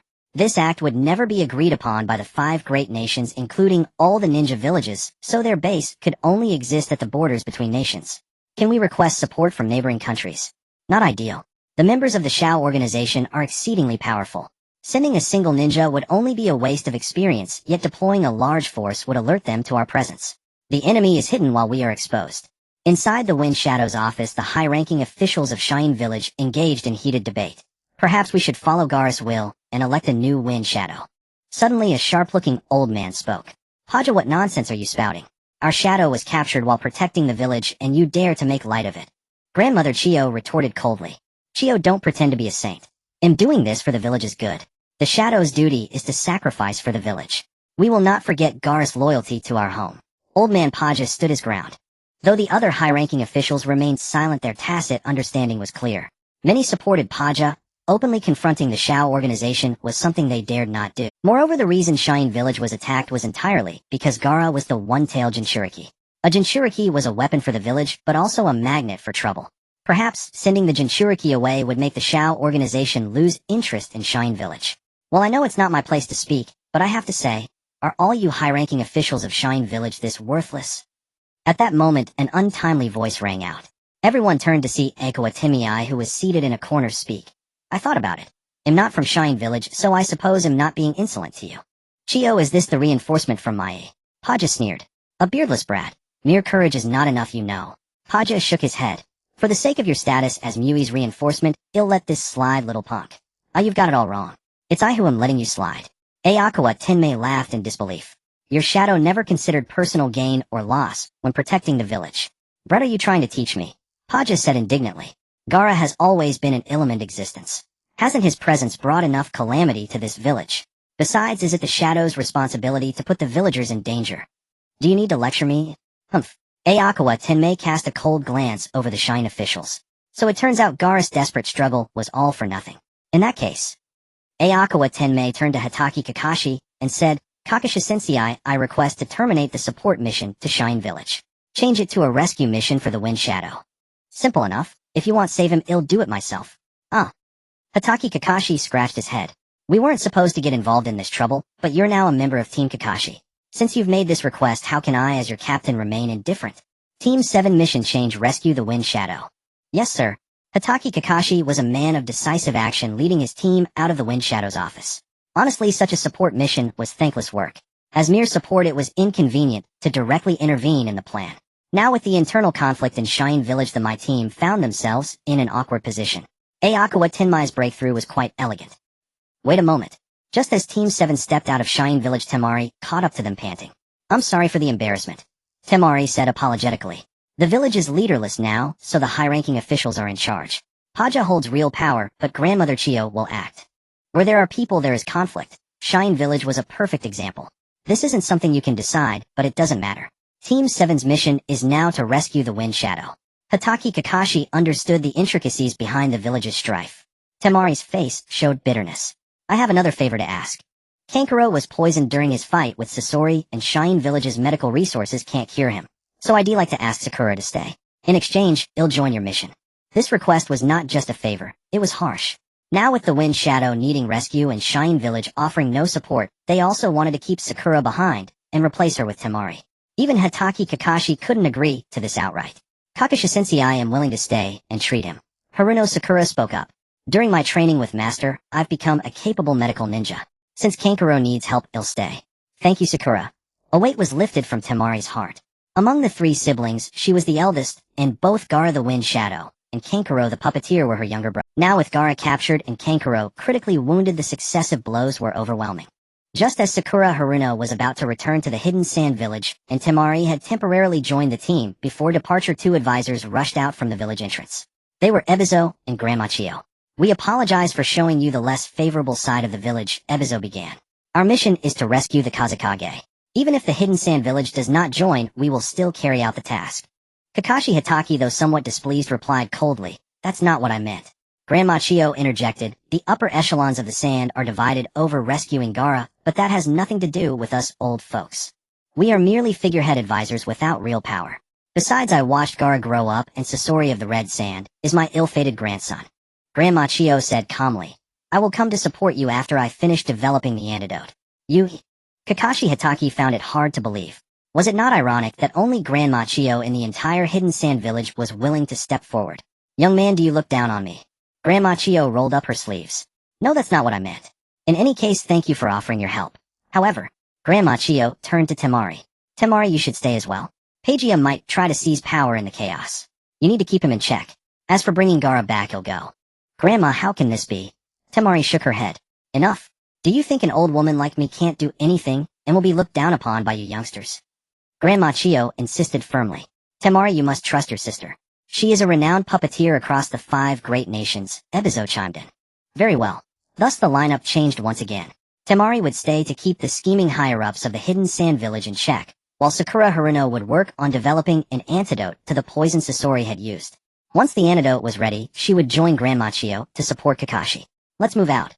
Despite the grim situation, they had no choice but to act. Qingchuan Tianming saw through it all, but said nothing. Meanwhile, at the other end of the desert, Might Guy's team finally traversed part of the desert and arrived at a rocky wasteland. The wasteland was barren with nothing but brown earth and dense hills around. Seeing land means we should be able to leave soon if Niji Hyuga analyzed. The direction was correct. However, at that moment, Might Guy turned his gaze. Seeing their teacher so serious, the 3 young ninjas also became alert. Suddenly, a powerful aura surged from ahead. A hot wind blew and a dark figure appeared in front. The newcomer wore a red cloud cloak and carried a bandage-wrapped samahata on his back. You little ants arrived so quickly. Kisame Hashigaki crossed his arms looking down on Might Guy's team. After being contacted by the masked man at the temporary base, he had set off without delay. But to ensure the smooth extraction of the one-tail, the one engaging them was merely a clone with only 30% of it. Since I ran into you, I'll have my revenge properly, Kisame Hashigaki said, coldly locking eyes on Might Guy. Guy Sensei, you know him. Rock Lee was bewildered. Even Niji Hyuga and Tenten were curious. Did Guy Sensei have such a story? Might Guy met Kisame's gaze, his expression very serious. After hemming and hawing for a while, he could only say, I think I know him. But I don't recall. In truth, it wasn't Guy's fault. He was a passionate maniac, usually spending his time teaching the 3 young ninjas, or occasionally drinking with Kakashi. Even when out on missions, enemies were always crushed with ease. The blue beast of Konoha only remembered those he considered strong. Clearly, Kisame Hashigaki was not among them. Kisame's face, already unpleasant, grew even darker. Konoha ninjas are as annoying as ever, Kisame snorted. No matter. Once I kill you, you'll remember me. With that, Kisame began forming hand seals. As the seals changed, chakra gathered in his throat, and he spat it out. Water release, giant wave. A torrent of water shot from Kisame's mouth, growing larger as it hit the wind, crashing down, and instantly flooding the entire wasteland. He himself rode the waves bearing. Team 3 prepare for battle. At Might Guy's command, the 4 of them scattered, dodging the water's impact. Kisame's target was clear. Eliminate the strongest first. Might Guy? Using the water he had expelled, Kisame quickly flashed behind Guy, drew Samahata, and slashed downward. Boom. Rock Lee burst through the water, delivering a leaf whirlwind kick to Kisame's wrist. At the same time, Niji Hyuga's palms distorted the air. 8 trigrams vacuum palm. As Niji struck with his palm, the vacuum palm hit Kisame from a distance, sending him flying. At that moment, Tenten flung a shower of shuriken. As they reached Kisame, they eerily stopped. The explosive tags on them initiated a second wave of attack. Boom, boom, boom. The explosion resounded as Hashigaki Kisame firmly took the combined assault of the 3rd squad. Over the span of 3 years, the young ninjas had all made progress. Meanwhile, Might Guy seized the opportunity to grasp the dislodged samahata in his hand. Yet as samahata made contact, a sudden sharp pain shot through Might Guy's palm. The hilt had sprouted barbs that pierced his skin. The instant it slipped from his grasp, it returned to Hashigaki Kisame's hand like a shark diving back into water. Interesting. Hashigaki Kisame swung samahata and praised. If there's no strength, it would be too boring. Might Guy frowned. This greatsword, such water techniques. So you are. Oh, have you figured it out, Might Guy? Hashigaki Kisame said with some excitement. I feel like I've seen you somewhere before. It must be said Big Guy's taunting skill was top-notch. Hashigaki Kisame couldn't understand how this guy could utter such hurtful words. Ninjutsu shark binding technique. Samahata plunged into the water and stirred. The waters beneath Hashigaki Kisame began to twist, the rippling waves transforming into massive sharks that lunged with gaping jaws. Might Guy stomped his foot, bursting out of the water, and retrieved nunchaku from his pack. He'll strike. He whirled the nunchaku with fierce vigor, shattering the oncoming sharks with each blow. The strongest against the strongest. Hashigaki Kisame also drew samahata, charging forward in large strides to clash with Might Guy. Meanwhile, the 3 young ninjas attacked the 3 sharks. The battle between Hashigaki Kisame and Might Guy was grand and unrestrained. A contest of physical prowess and strength. Samahata was domineering its strikes, carrying the force of 1,000 jun. Might Guy countered with skillful leverage. Rumble. The waters beneath them were twisted into various shapes by the sheer force of their clash. Hashigaki Kisame took advantage, hovering in midair, his peripheral vision fixed on the 3 young ninjas locked in combat with the sharks. He swiftly formed hand seals. The sharks that had been tangling with the three young ninjas and were being destroyed transformed instantly into water clones upon disintegration. Water prison technique. With the change of seals, the water clones simultaneously released water prison technique, directly binding the three young ninjas. Below, Samahata expanded abruptly, knocking my... Samahata returned to Hoshigaki Kisame's palm, and he said, "It seems that having students has made you much more cautious than before." Might Guy turned his head, startled to see his three disciples trapped in the water prison. The water prison technique completely seals chakra and can drown a person. "Come on, show me your true skills. Maybe you can save them." Hoshigaki Kisame beckoned with his finger. The first time he advanced on Konoha with Uchiha Itachi, he had been on the verge of victory, but then took a solid kick from Might Guy. He had remembered that kick for 3 years. When he received the order from the masked man to intercept the reinforcements rescuing the one-tailed Jinchuriki, and encountered Might Guy again, Hoshigaki Kisame was thrilled. He had thought he could finally have a big fight. Yet this bullcut guy didn't even remember him.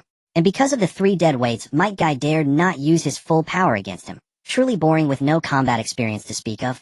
Yes, dead weights. That's what the young ninjas of Konoha were to Hoshigaki Kisame now. Might Guy looked at his suffering disciples and understood. He put away his nunchaku. "Oh, are you going to use a different weapon?" Hoshigaki Kisame asked curiously. "That's right." Might Guy lifted his head, his expression transformed. A surge of fervent intensity erupted, causing ripples to spread across the water beneath him.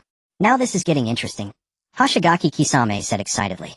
He closed in on Might Guy, instantly swinging Samahata in a horizontal arc that struck Might Guy heavily. As Might Guy plunged into the water, Hoshigaki Kisame formed seals again and pressed his hand onto the surface. Water release, 5 feeding sharks. From his 5 fingers, intense chakra gushed forth, materializing into sharks that charged toward Might Guy underwater. Might Guy had already reached the bottom. His clothes were torn, revealing his perfectly sculpted upper body. The blow from Samahata had shattered his green jumpsuit, yet he remained unharmed. Such was the strength of his physical body. Beneath the water, Might Guy watched the menacing chakra sharks. Suddenly, a thunderous roar echoed from within his body. 8 gates release, formation gate of opening. With Might Guy's explosive shout, the chakra within his body was squeezed out at an extreme speed. A staggering force surged upward, and a different kind of pressure, distinct from chakra, propagated underwater. In an instant it crushed the chakra sharks that had drawn near. As the gate of opening activated, chakra and strength merged, forming layers of green flames. Not real fire, but the manifestation of the 8 gates release formation. He'll use this move. Might Guy crouched slightly and leaped, distorting all resistance. On the surface, Hoshigaki Kisame stared at the green glow beneath the water, his heart filled with dread. He had sensed it, but he simply couldn't dodge. The next moment, Might Guy burst out of the water and kicked Hoshigaki Kisame's chin. Morning Peacock. A tremendous force sent Hoshigaki Kisame hurtling through the air, and then he found himself suspended in midair. Might Guy, enveloped in a faint green flame, had already drawn level with him. Guy thrust out a fist, and though the blow had not yet landed, a torrent of blazing fist shadows like falling meteors crashed into Hoshigaki Kisame. With each punch, Guy threw his arm, and the shadowy fists multiplied into 1,000 manifestations. The entire sky was dyed a deep crimson, and Guy's eyes white had only one thought: fight. The straight punches of the Morning Peacock were merely the beginning. With a twist of his gaze, Guy unleashed a myriad of leg shadows that struck Hoshigaki Kisame like rockets. Hoshigaki Kisame had no chance to counter. When the Morning Peacock erupted within him, he plummeted downward. The scorching heat and overwhelming power utterly dismantled his bodily functions. ZZZT. As Kisame plunged into the water, it was like a small fish falling into boiling oil.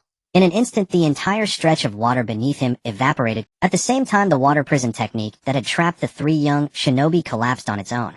Master Guy. Rock Lee rushed forward to steady the faltering Might Guy. "I'm fine," Guy assured his disciple, though the exertion of unleashing the Morning Peacock had drained him considerably. The enemy. Hyuga Negi activated his Byakugan and spotted the corpse of Hoshigaki Kisame below. The man was charred black, lying in a concave crater. "That was just a clone," Guy said. "What?" Hyuga Negi could hardly believe that such a formidable opponent was merely a rep. Having fought Kisame, he knew the man's true power. This technique is called the image transformation technique. It creates a clone using the user's chakra and will. It's a forbidden art, Guy continued. I didn't expect him to possess it, but it's all over now. With Guy's intervention, naturally the danger was past. "Master Guy, are you all right?" Hyuga Negi asked with concern. "Negi, are you worried about me?" Guy laughed heartily. "A minor issue. A man of youth fears nothing." At first, Hyuga Negi had regarded Guy as nothing more, a clown, a hot-blooded fool who never stopped talking about youth. That was why he had always kept a certain distance. He did not fully endorse Guy's teaching methods, believing that endless physical training could never lead to true greatness. But after witnessing the transformation of Rock Lee during the Chunin exams, and the single morning peacock that obliterated Hoshigaki, Kisame, Hyuga finally understood the depth of his master's strength. At the same moment Kisame was defeated within the Akatsuki's temporary stronghold, Hoshigaki Kisame, who had been sitting cross-legged on a stone pillar, suddenly vomited blood and collapsed. This abrupt disruption threw the extraction ritual of the One Tail into chaos. What happened? The masked man on the high platform asked. I was taken out. Kisame gasped. My clone was destroyed. Oh, it seems we've attracted some formidable figures. Haiden standing nearby spoke with excitement. Why not let me go out and have some fun with him? No, the masked man replied, shaking his head. Every step of the tailed beast capture plan is prearranged. We cannot afford any flaws. We've already wasted too much time on the One Tail. With that, the masked man leaped down from the platform and landed before as he murmured a strange incantation and his hands formed seals. The soul of the One Tail within Gaara was slowly extracted. Though the One Tail's soul resisted violently, it could only rage impotently in the masked man's hands. It would have taken more time to extract it properly, the masked man said, regretting the forced extraction. But we can't afford any more delays. Sasori, clean up the mess you left behind yourself, the masked man ordered. As you wish, Sasori replied coldly. Don't worry, you'll send someone to assist you. No need, Sasori refused directly. The task of bringing back the Jinchuriki is already done. I can go all out. It's not that I doubt your abilities, the masked man said calmly. But the newcomers also need a chance to prove themselves. Appear Kimimaro. As he spoke, a hunched figure stepped forward. The other organization members were startled. They had never heard of any newcomer, nor had they even sensed the person's presence. As their gazes met, Kimimaro licked his lips, a snake-like tongue flickering, and rasped. Everyone, long time no see. You are Orochimaru. Haiden instantly recognized the cold, venomous aura. That sinister feeling, no mistake. Whatever you wish to call me, Orochimaru said, unconcerned by the exposure. But this revelation was hard for the others to accept. How could Orochimaru, a traitor to the Akatsuki, simply swap bodies and rejoin the organization? Though puzzled, no one voiced their questions. Orochimaru's reappearance inevitably made the others speculate. Yet the masked man said nothing further, and the rest were too indifferent to question it. Sasori cast a glance at Orochimaru's new body, a sharp glint flashing in his eyes. No matter whom we encounter, we must not interfere. With that, Sasori's figure vanished from the temporary stronghold. Orochimaru also turned and left without a word. Stepping out of the temporary stronghold, he gazed at the desert not far away, his eyes brimming with anticipation. What kind of surprise will you bring me, Qingchuan Tianming? Orochimaru let out a cold laugh. Cough, cough. He coughed violently, blood spurting from his mouth. This body of Kimimaro had finally reached its final stage. Orochimaru wiped the blood from the corner of his mouth with the back of his hand. 3 years ago, Yakushi Kabuto had brought the battered Uchiha Sasuke back to the snake lair, waiting for the perfect Sasuke. Orochimaru had to temporarily settle for Kimimaro's long-cherished wish, to serve as his vessel. In the blink of 3 years, Sasuke became more perfect, while Kimimaro's body gradually revealed its unsuitability. He had originally planned to replace Sasuke, and was already making preparations, but the Akatsuki organization initiated the world-shocking tailed beast capture plan. The news of capturing the one-tailed Jinchuriki and the Konoha's Starry Night reinforcements spread like wildfire. Orochimaru saw a name again, Qingchuan Tianming. This was the perfect vessel he had discovered during his attack on Konoha, especially after their encounter left a cursed seal. Orochimaru realized that all his previous vessels were nothing but trash. Qingchuan Tianming was absolutely perfect, even surpassing Sasuke. For a moment, Orochimaru's state of mind wavered. Sasuke's body was undeniably excellent, allowing him to use it for a long time, and he would have the opportunity to study the mysteries of the Sharingan he had always dreamed of. Yet he felt something was missing. There was a gap between Uchiha Sasuke and Qingchuan Tianming. However subtle the difference, it would gradually magnify in the eyes of Orochimaru, who was fixated on relative perfection. Soon the Akatsuki's temporary stronghold was abandoned, leaving only the corpse of Gaara. Sasori of the Red Sand and Orochimaru had never gotten along, so neither of their actions required prior notification. Inside the abandoned stronghold, Sasori of the Red Sand set up a barrier with his hand. He looked up at Gaara lying on the ground, his eyes void of life. I wonder if Granny will come. Meanwhile, in the final desert region of the land of Wind, Team 7 and Team 3 finally rendezvoused. At the same time, Sakura Haruno and Granny Chiyo joined the fray. That's the border area over there. I have a feeling it's correct. Granny Chiyo pointed to a cluster of mountains. The group immediately set off. Gaara is ahead. The voice of Shikaku the One-Tail echoed in Qingchuan Tianming's mind. This is terrible. What's wrong? Qingchuan Tianming asked. Half of my soul has already been extracted. Gaara's physical body is dead. Shikaku said, his voice tinged with dejection. Qingchuan Tianming said nothing. In the original timeline, Gaara had also died. Granny Chiyo had brought him back with her own life. But in this situation, even though Qingchuan Tianming knew something, he couldn't jump to conclusions. Before long, the group found the Akatsuki's temporary stronghold. It was a cliff bordering a shallow pond. As they arrived, Naruto Uzumaki stepped forward without hesitation. Is it inside here? Come back, brat, Granny Chiyo called out. A barrier has been set up here. A barrier? Really? Naruto scratched his head in confusion. Of course, and it feels familiar, Granny Chiyo said, taking a deep breath. It seems my grandson has been waiting for us. With that, Granny Chiyo approached the cliff and pressed her hand against it. The cliff began to ripple like water. Everyone, this barrier is not only defensive, but also contains Jinjutsu. That child's methods are too sophisticated. I can only break the defense. As for the Jinjutsu, I'll leave it to you. As her voice fell, the cliff trembled, and the entire rock face sank, revealing the true face within. At the same time, Team 3 was transported elsewhere by the Jinjutsu. Lee, Naruto said urgently. Kakashi Sensei, Team 3. I can handle it, Kakashi Hatake said calmly, though he was also startled by the power of the Jinjutsu, which took effect instantly, without giving anyone a chance to react. But he truly believed in Might Guy. Inside the temporary stronghold, as the rock wall opened, Sasori, who had been resting with his eyes closed, slowly opened them. His gaze remained impassive at the sight before him. Gaara, Granny Chiyo said, her voice filled with heart-wrenching sorrow as she looked at Gaara lying on the ground. Qingchuan Tianming immediately moved to rush to Gaara's side, but two bone spikes suddenly emerged from the ground, dragging Gaara into the earth. Bone spikes. Kimimaro. Qingchuan Tianming's pupils shifted as he locked onto a dark presence in the shadows. Kakashi Sensei, I'll go bring Gaara back. Qingchuan Tianming dashed out of the cave, without hesitation pursuing into the dense forest. Quick, we must catch him. The spirit of Shikaku within his body urged. Meanwhile, in a forest clearing, the ground suddenly burst open. Orochimaru emerged, dragging Gaara out from the earth. Cough, cough. He spat out another mouthful of blood, but paid it no mind. Soon. Inside the cave, the group was momentarily startled by Gaara's abduction, but quickly regained their composure. Qingchuan Tianming has gone after him. Our target now is him. Hatake Kakashi's gaze locked onto Sasori. Sasori stared directly at Kyoba. You've grown old. I wonder if your limbs are still as nimble. Sasori, you've committed too many sins. I cannot forgive you. Kyoba replied coldly. Who cares about that? Sasori laughed heartily. I stayed behind just to wait for you, because I want to see how far I've surpassed you. Sasori extended a hand. Chakra threads danced from his fingertips, reassembling the scattered iron fragments on the ground into a massive iron ball that rolled toward the group. Leave it to me. Uzumaki, Naruto said without hesitation, immediately forming shadow clones. A swarm of Naruto's clones charged directly at the iron ball. Naive. Sasori smiled faintly. As the clones approached, the rapidly spinning iron ball sprouted spikes, and the centrifugal force tore the shadow clones apart. A transforming puppet.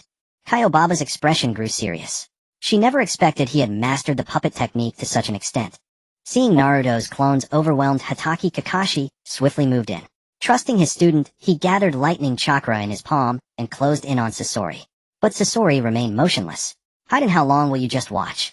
At his words, a figure emerged from the shadows in the corner, a man with slicked back hair grinning. It was Haiden. As soon as Haiden appeared, he swung his death scythe without a word. Hatake Kakashi had no choice but to abandon his attack on Sasori, leaping high into the lightning chakra in his hand was hurled toward Haiden instead.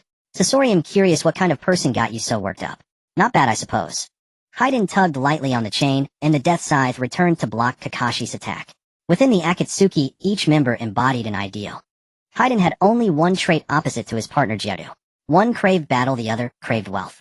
The plan to capture the One Tail was devised by the masked man, and this was part of it. But Deidara, who shared a similar temperament with him in the organization, had died in Sunagakure. This piqued Haiden's curiosity. Who could have killed Deidara? Naturally, he became curious about the pursuers from Suna. Haiden's appearance shattered all their plans.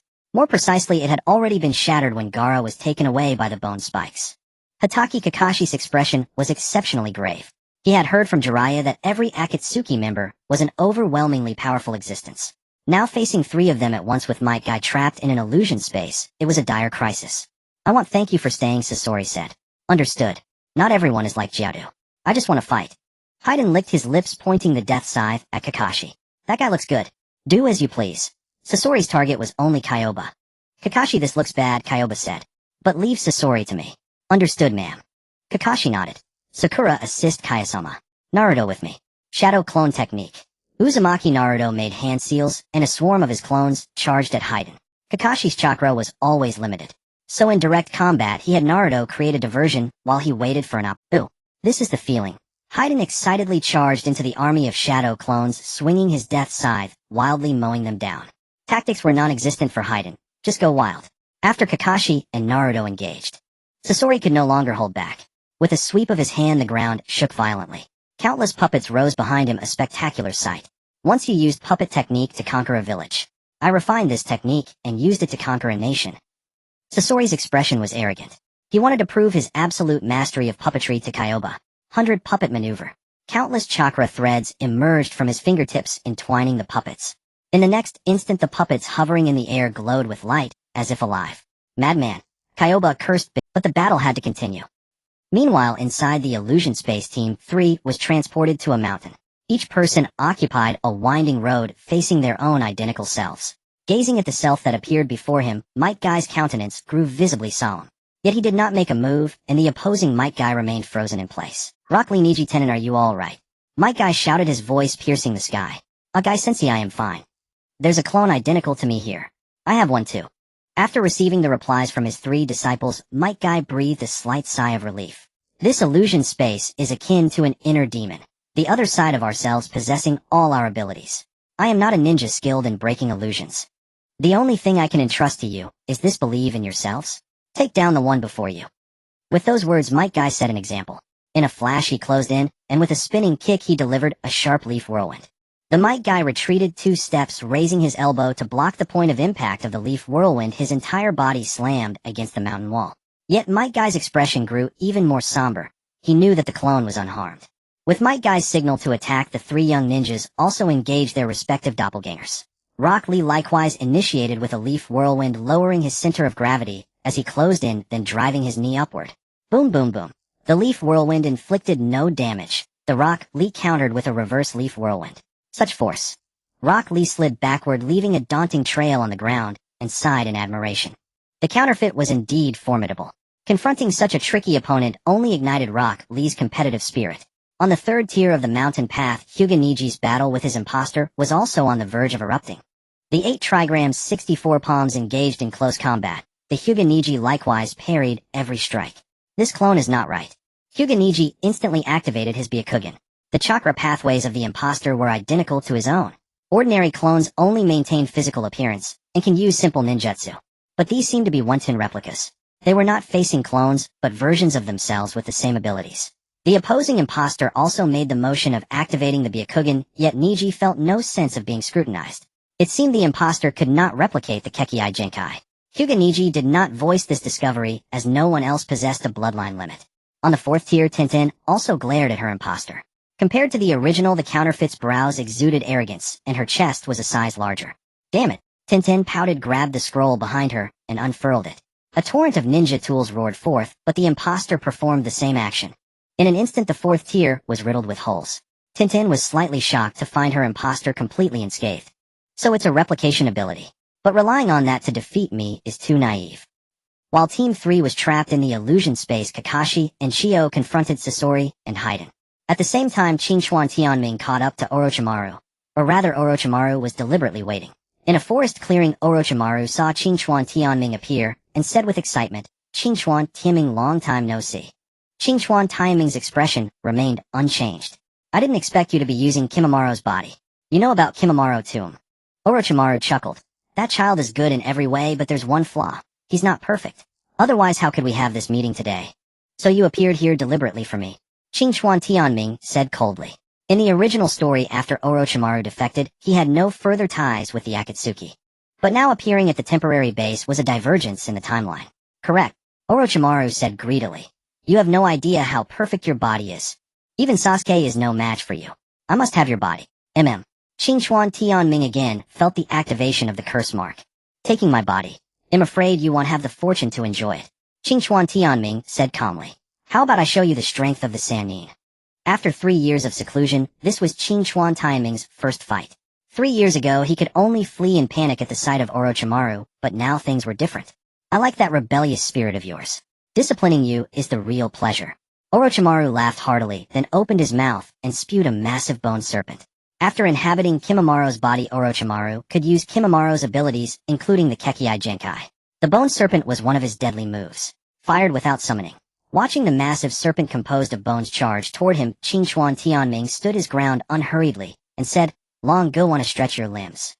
With that from the curse mark on Qingchuan Tianming's neck, a massive majestic dragon head materialized. As soon as Long Gu appeared without a word, a dragon roar shook the heavens. The sonic wave attack burst forth, shattering the bone serpent into pieces. What is this? Orochimaru couldn't believe. You assimilated the power of the curse mark. Orochimaru exclaimed in disbelief. He understood the curse mark better than anyone. Before defecting from the Akatsuki, he had been intensely interested in Itachi Uchiha Sharingan. Yet unable to defeat Itachi Uchiha, Orochimaru never explored the secrets of the Sharingan. After defecting from the Akatsuki, however, he shifted his approach. Since he could not obtain the Sharingan, he would directly study Kekkei Genkai. Orochimaru, who had repeatedly modified his own body in pursuit of mastering all jutsu, quickly immersed himself in new research. He personally scoured the 5 great nations for talented children and brought them back to the snake pit. After years of painstaking research, he finally achieved results. The curse mark. It could be said that no one in the world understood the curse mark better than Orochimaru. Staring at the dragon head emerging from Qingchuan Tianming's neck, Orochimaru found himself momentarily unable to comprehend. Qingchuan Tianming chuckled softly. Over 3 years of cultivation, Brother Long had been growing by devouring his chakra. Now Brother Long was over 20 meters long, and its strength was far beyond what it was 3 years ago. The curse mark left behind by Orochimaru had long been assimilated and improved by Brother Long. Now the curse mark seemed more like Brother Long's dwelling, transcending the limitations of summoning jutsu. Interesting. Orochimaru perked up and praised while bone spurs began to emerge all over his body.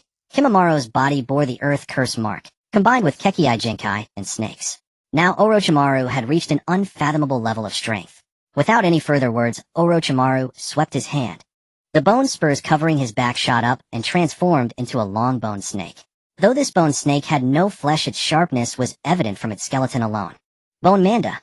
Orochimaru began forming hand seals, and the long bone snake charged forward. In an instant the earth shook. The surrounding forest was leveled and terrifying scars were left on the ground. The smoke cleared. A creature over 20 meters long resembling both a dragon and a snake burst through the smoke. Now Brother Long had not yet grown claws, but its head already exuded draconic might. Qingchuan Tianming stood atop the dragon's head looking down at Orochimaru. Before he moved, his blade was already drawn. A sharp cry. The bone snake, having missed its target, turned to attack, but was sent flying by a single tail sweep from Brother Long. Boom boom boom. On the ground a blade of light slashed forth. Qingchuan Tianming closed in on Orochimaru while delivering a raikiri. This swordsmanship.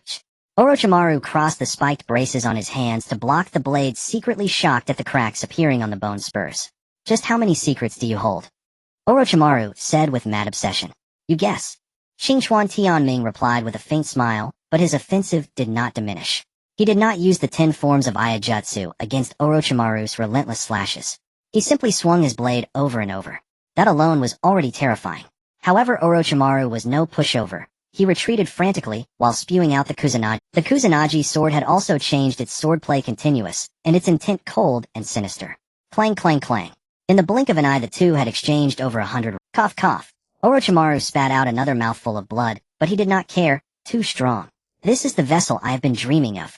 Orochimaru laughed crazily, letting the blade slashes land on his body. Soon his body was covered in bloody marks. You are worth it. I will give everything to obtain you. The ground where Orochimaru stood soon turned crimson, and his bone spurs also became blood red. In an instant an icy extreme, killing intent arose. Lightning released mountain lightning seal. Sensing Orochimaru's change, Qingchuan Tianming struck, first with a ninjutsu. A massive lightning mountain descended upon Orochimaru, crackling. In the lightning, Orochimaru wore an expressionless face. Even the lightning could not dispel his killing intent. Interesting. Qingchuan Tianming stepped forward and swung his Nichiren blade horizontally. Wind Slayer formation. 3 blade slashes howled through the air. Orochimaru caught the slashes with his bare hands, and the remaining chakra blade slashes were shattered directly. Rise. Orochimaru uttered a single word, and the ground instantly exploded. Dense bone spurs burst forth like tentacles. It was a strange phenomenon. The bone spurs, originally rock-hard, now began to twist rhythmically. The next moment thousands of bone spurs shot toward Qingchuan Tianming.